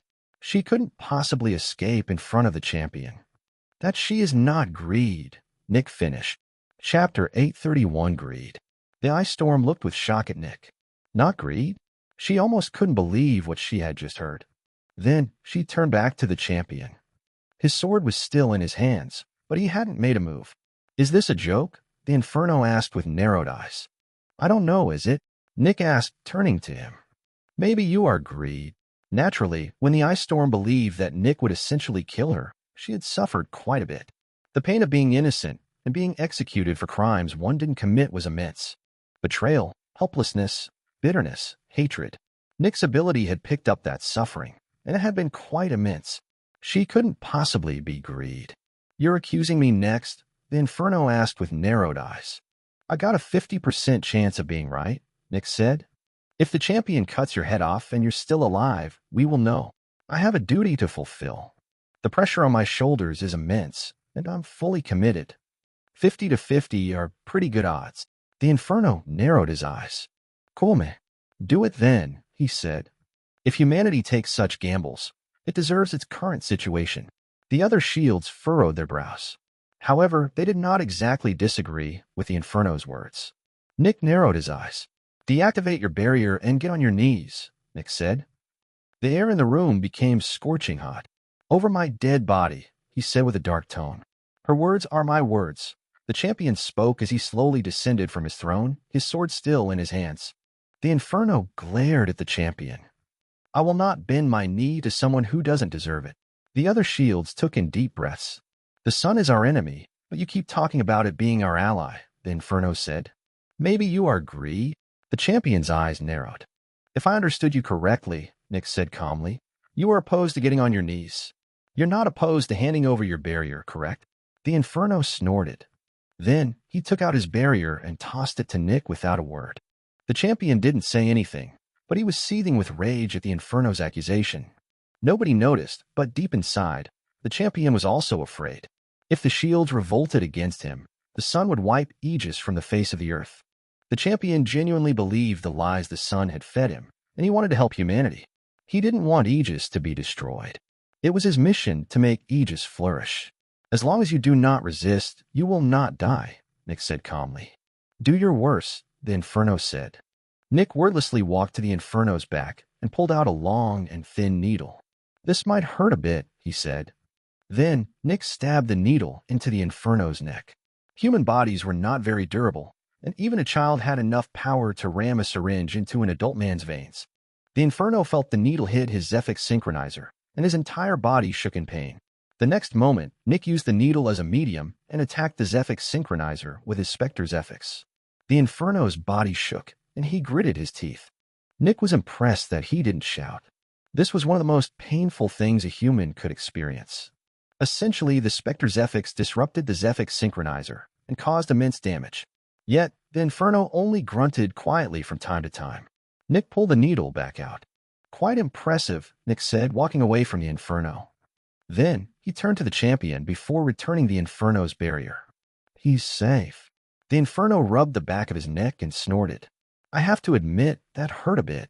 Finally, everyone turned to the Juggernaut. The Juggernaut just laughed and shrugged. Go ahead, he said casually. Without being ordered, the Juggernaut pulled out his barrier and threw it to Nick. Nick wordlessly approached the Juggernaut's neck and pulled out his needle. Then he inserted it into the Juggernaut's neck and touched his Zephyx synchronizer. Nick infused the Juggernaut's Zephyx synchronizer with his Specters Zephyx, and it wreaked havoc. The Juggernaut fell to his knees and started to sweat profusely. Everyone could see that he was in immense pain. Just a bit more, Nick said, strengthening his Zephyx. Arg, the Juggernaut shouted. Bang. Then he kicked Nick away. Nick's back hit the wall, and his body exploded. Are you crazy? Do you want to kill me? The Juggernaut shouted in rage and panic. Everyone looked with horror at the desecrated body. The Juggernaut noticed the change in tone and also looked at Nick's body. When he saw it, his eyes widened in horror. He stuttered. I didn't mean to. Then he fell on his ass. That wasn't on purpose. Everyone looked with furrowed brows at him. Was it? Without Nick, they couldn't be sure if he was greed or not. But then, their attention was drawn back to the desecrated body. The flesh reformed, and the exposed specter core shone. A moment later, Nick's body recovered. A human would have died, but he was no human. A specter, the ice storm asked in shock.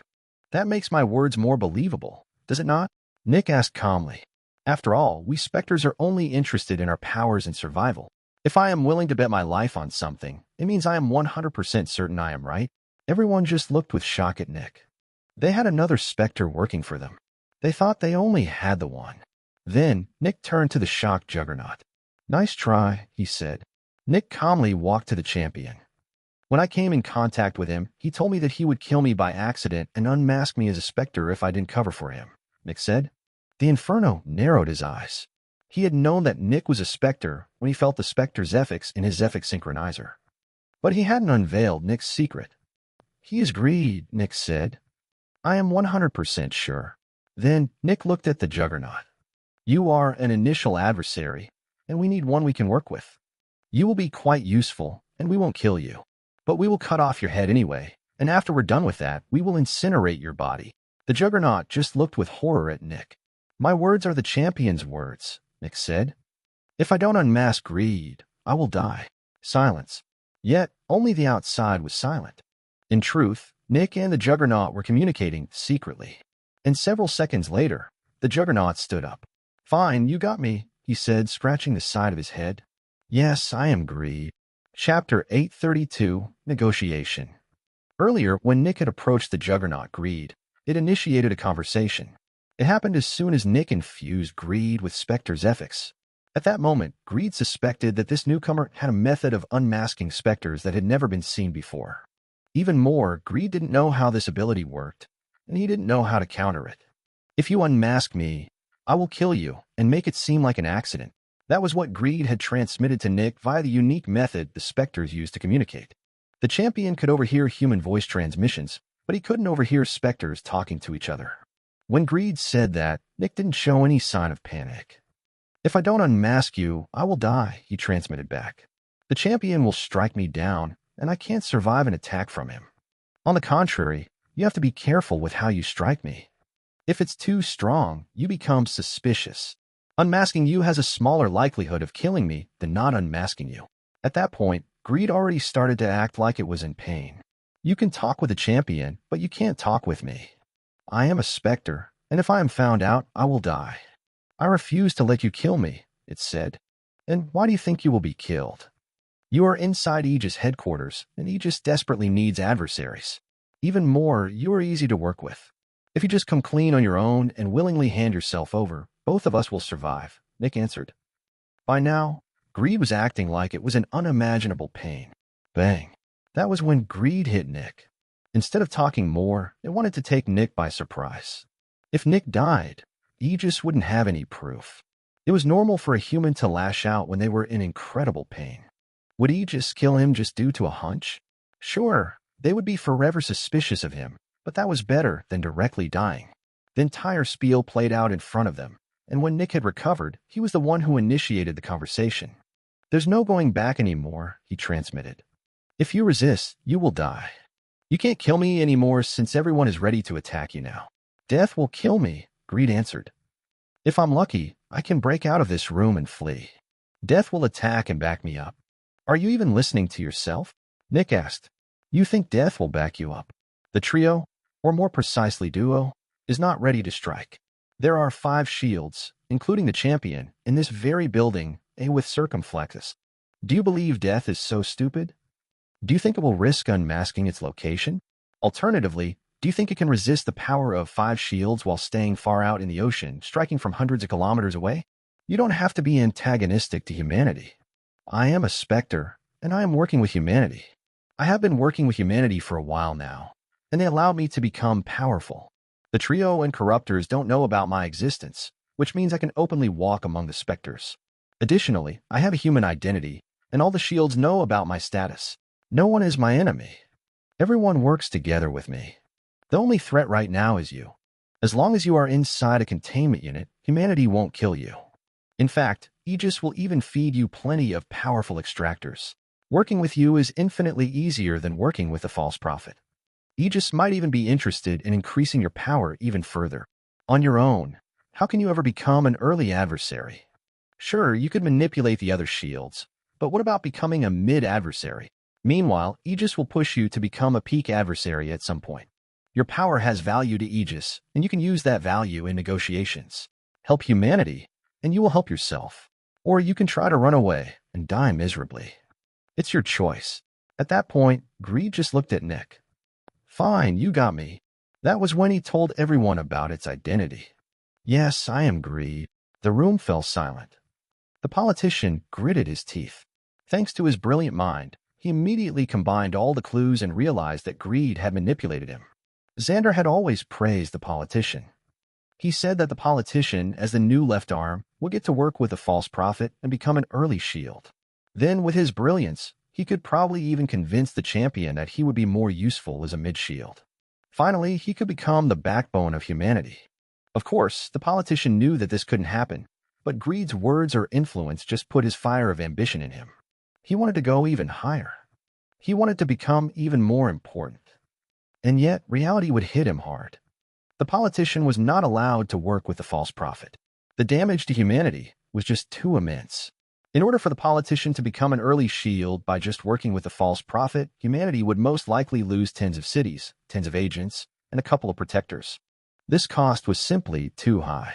The politician knew from the very beginning that this was impossible. And yet, he was still disappointed when reality smacked him in the face. Disappointment, bitterness, hopelessness, suffering.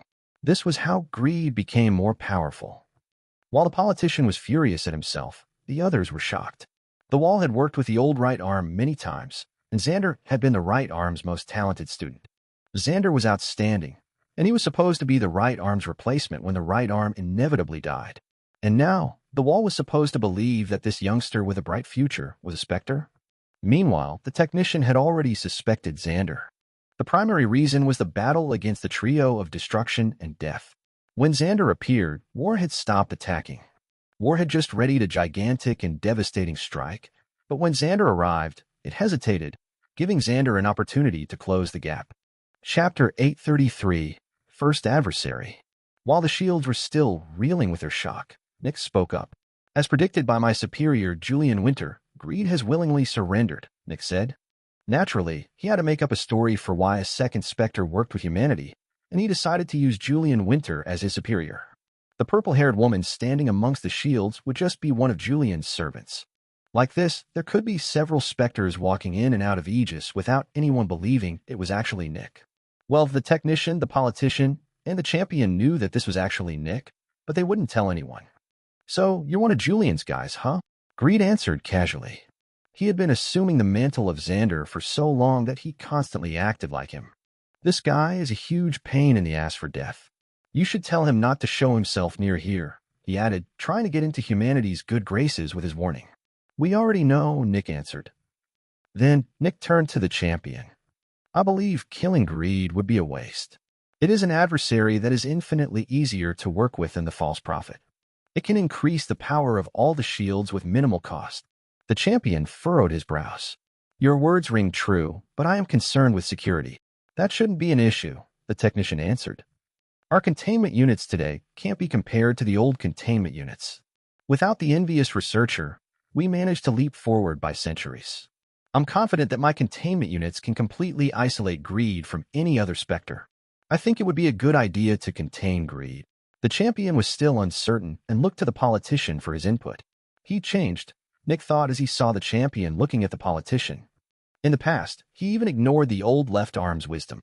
Now he is actively asking the politician for advice. The politician looked at the technician, and the two of them started to talk about the details of the containment unit. I can't find any fault, but I'm also not a researcher, the politician said. Naturally, the politician was furious with Greed since it had successfully manipulated him for decades if not centuries. But while the politician still felt emotions, he was unrivaled when it came to keeping them in check and not letting them influence his judgment.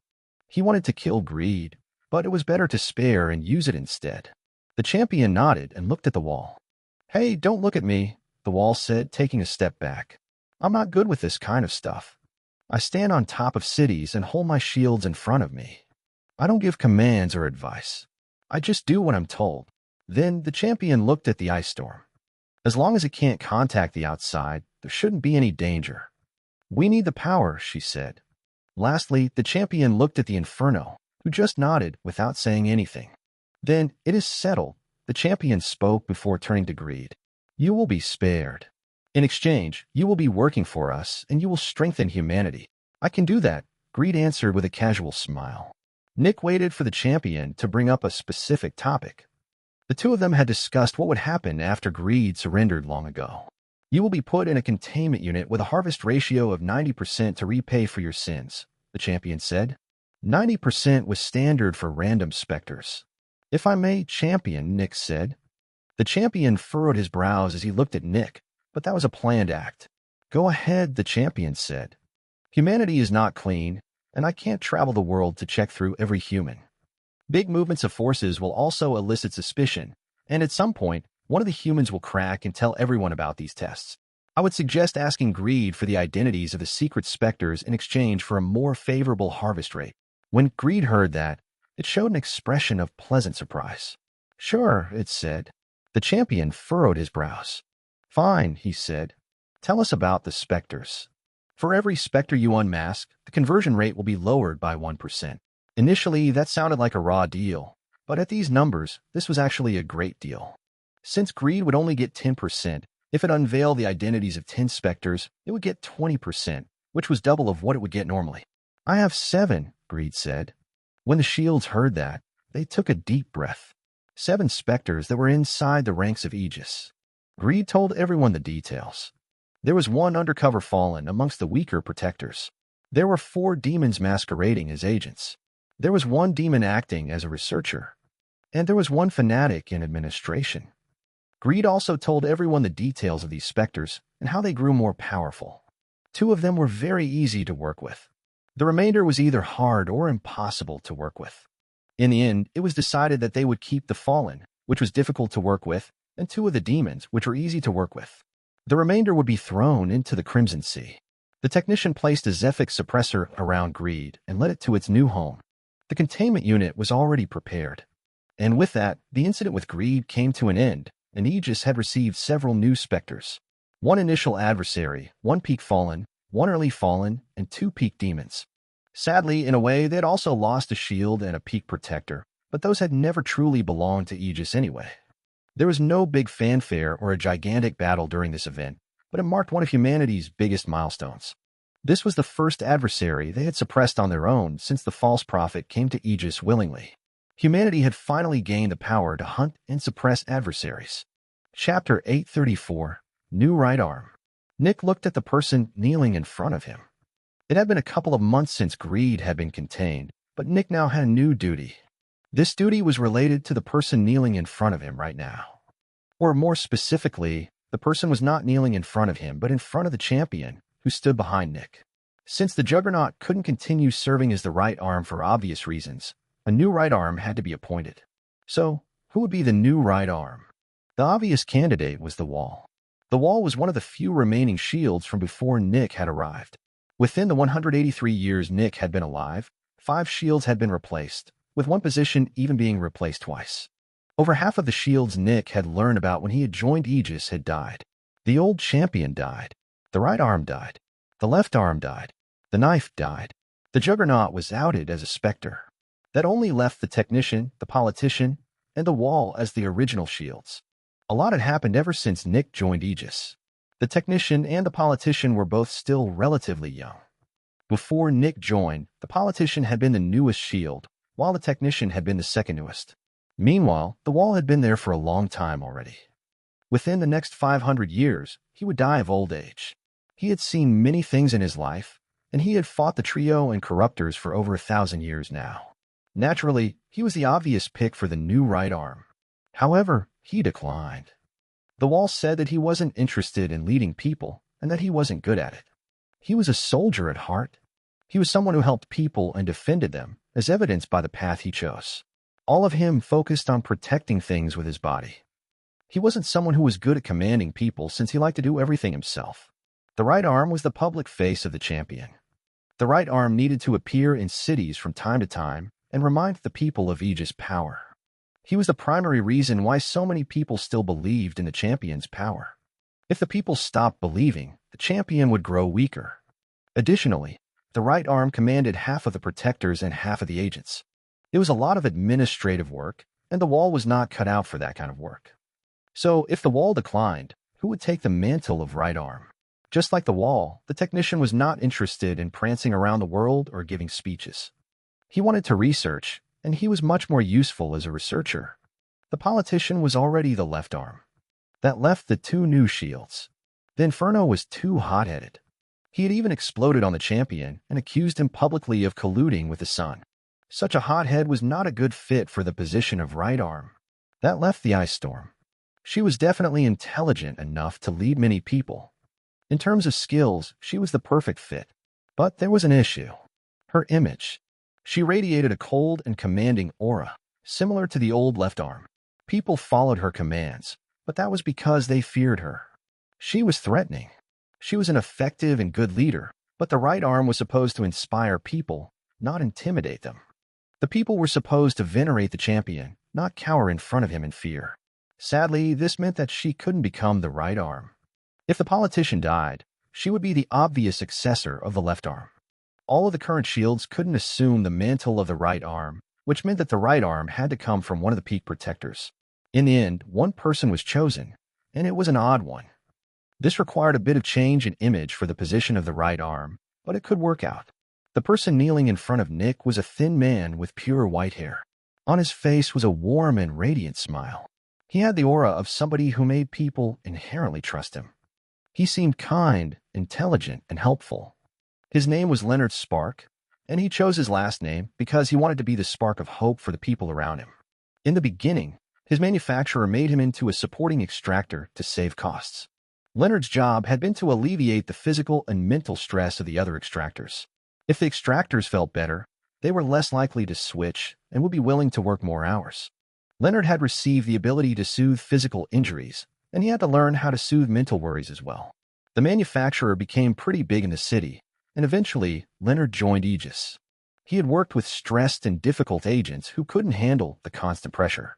By now, Leonard had advanced to a point where he could refill other extractor Zephyx at the cost of his own, and he also had an ability that bestowed confidence in common people. Leonard was not like the old right arm, who seemed like a mighty and powerful paragon that fought the evil Specters. Instead, Leonard almost seemed like a peaceful helper. This would be very different, but this could inspire people even more. Aegis decided to try it. But before Leonard could take on the mantle of right arm, he needed to undergo Nick's evaluation. As Nick put his needle into Leonard's neck, Leonard barely reacted. Nick infused him with Specter Zephyx, but the only reaction Nick got was a bitter smile from Leonard. Nick could feel the tremendous suffering radiating from Leonard, but Leonard didn't show any outward signs of the suffering he felt deep inside. At most, he looked like someone who was lamenting over something. "He's clean," Nick said. The champion rose from his throne. "Then, Leonard Spark, you now bear the title of right arm." Leonard rose and politely bowed to the champion. "Thank you, champion." Chapter 835, Scary. The new right arm worked with greed and became a shield. Now that the position of right arm was filled again, Nick could return to what he actually wanted to do. For capturing greed, Nick received 50 years of free time and advancement to become a mid-fallen, which would take place after his break was over. Contributions had to be rewarded, and Nick's status as a Spectre helped in that regard. For humans, it was expected for them to contribute to humanity, but Nick had established a partnership with Aegis. The Shields did not consider him an official member of Aegis. He was more of a temp worker. Yet, this temp worker had uncovered one more corruptor and had even given them an adversary. They needed to reward him accordingly, or his contributions would lessen. If they didn't reward him appropriately, his contributions might lessen, and he would search for an alternative method to grow stronger.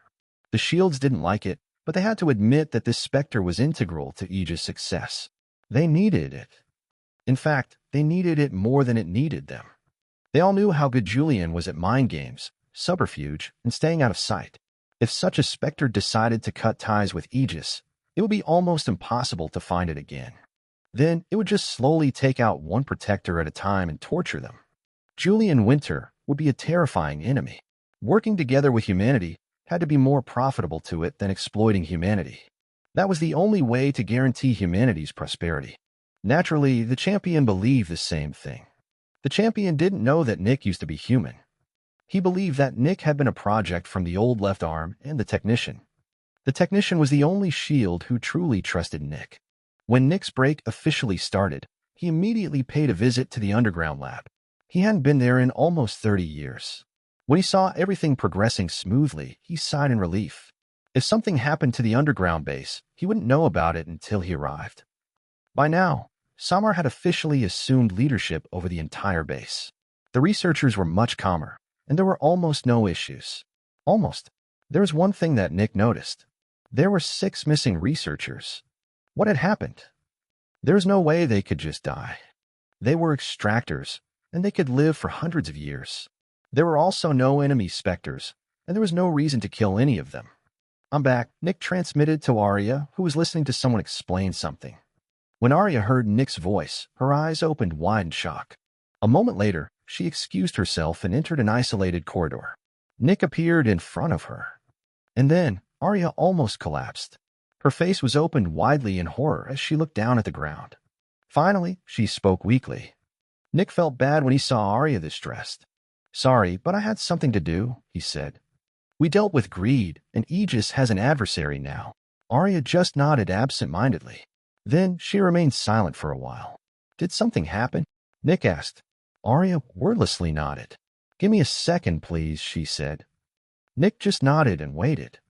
Around 30 seconds later, Arya stood up again and took a deep breath. "Something happened about 18 years ago," she said. "Is it related to the missing researchers?" Nick asked. "Dead researchers, yes," she said. "How did they die?" Arya took a deep breath. "It's a scary," she said. "Scary?" Nick asked with a raised brow. Arya was a protector who could work with the most brutal Specters. If she called something scary, it had to mean something. "We established a Spectre research team," she said. "If we want to make use of pure energy and star energy, we need to know more about Specters." The team researched Specters and came up with concepts for Specters that could prove difficult for humanity to deal with. "We were planning on creating weapons to counter these specific Specters. Humanity needs to be prepared for such enemies." Nick nodded. And then Arya spoke, hesitating. Nick could even see fear in her eyes. "They all started screaming," she said. "They were just researching and suddenly just started screaming. I've never heard such screams before. It was like they were being eaten alive or something. We all ran over and looked, but we couldn't see anything. There was just nothing. I tried to find the enemy, but I couldn't. There was no Zephyx, no kind of force, nothing. There was absolutely nothing. We tried to calm them down and tell us what was going on, but they just kept screaming in horror. Then their Zephyx started to drop. Next, their bodies shriveled up. In the end, they turned into dried husks and died. We all just watched in horror. There was nothing we could do. Everyone fell into a panic, believing that they would be next. We were in terror for weeks. Eventually, everyone calmed down." Arya gulped. "Then we decided to salvage whatever the team was researching." James read through their notes, and then he started screaming. The same thing happened again. James also turned into a husk. At that moment, I knew what we were dealing with. I burned all the research notes immediately. No incident has taken place since then. Arya fell silent. Nick's mind was going wild. He also knew what they were dealing with. There was only one Spectre who could do something like this. Something so utterly terrifying that even the strongest humans cowered in fear. "The research team accidentally discovered the null," Nick said. Arya's body shook, and her eyes widened. "Don't say its name." "I'm not discussing details," Nick said. "Everyone refers to the null as the null. Just speaking its name is not a danger." Arya looked down. "You're right," she said. "Sorry." "It's okay," Nick answered. The null. The only thing that couldn't be researched, even in secret. Nick looked at the beams of light. This was most likely how the null tracked the people who knew about it. There was no way of escaping it. Knowing about it meant dying to it. It knew if you knew. Nick was reminded of his past in the Dregs. He remembered waking up in front of a burning building in the outer city. Was this what had happened to his family? To his parents? A special thanks to everyone who donated. You've helped me more than you know. I'll keep working on bringing more audiobooks. If you'd like to support further, you can become a member or donate, and you will get a link to the audiobook library.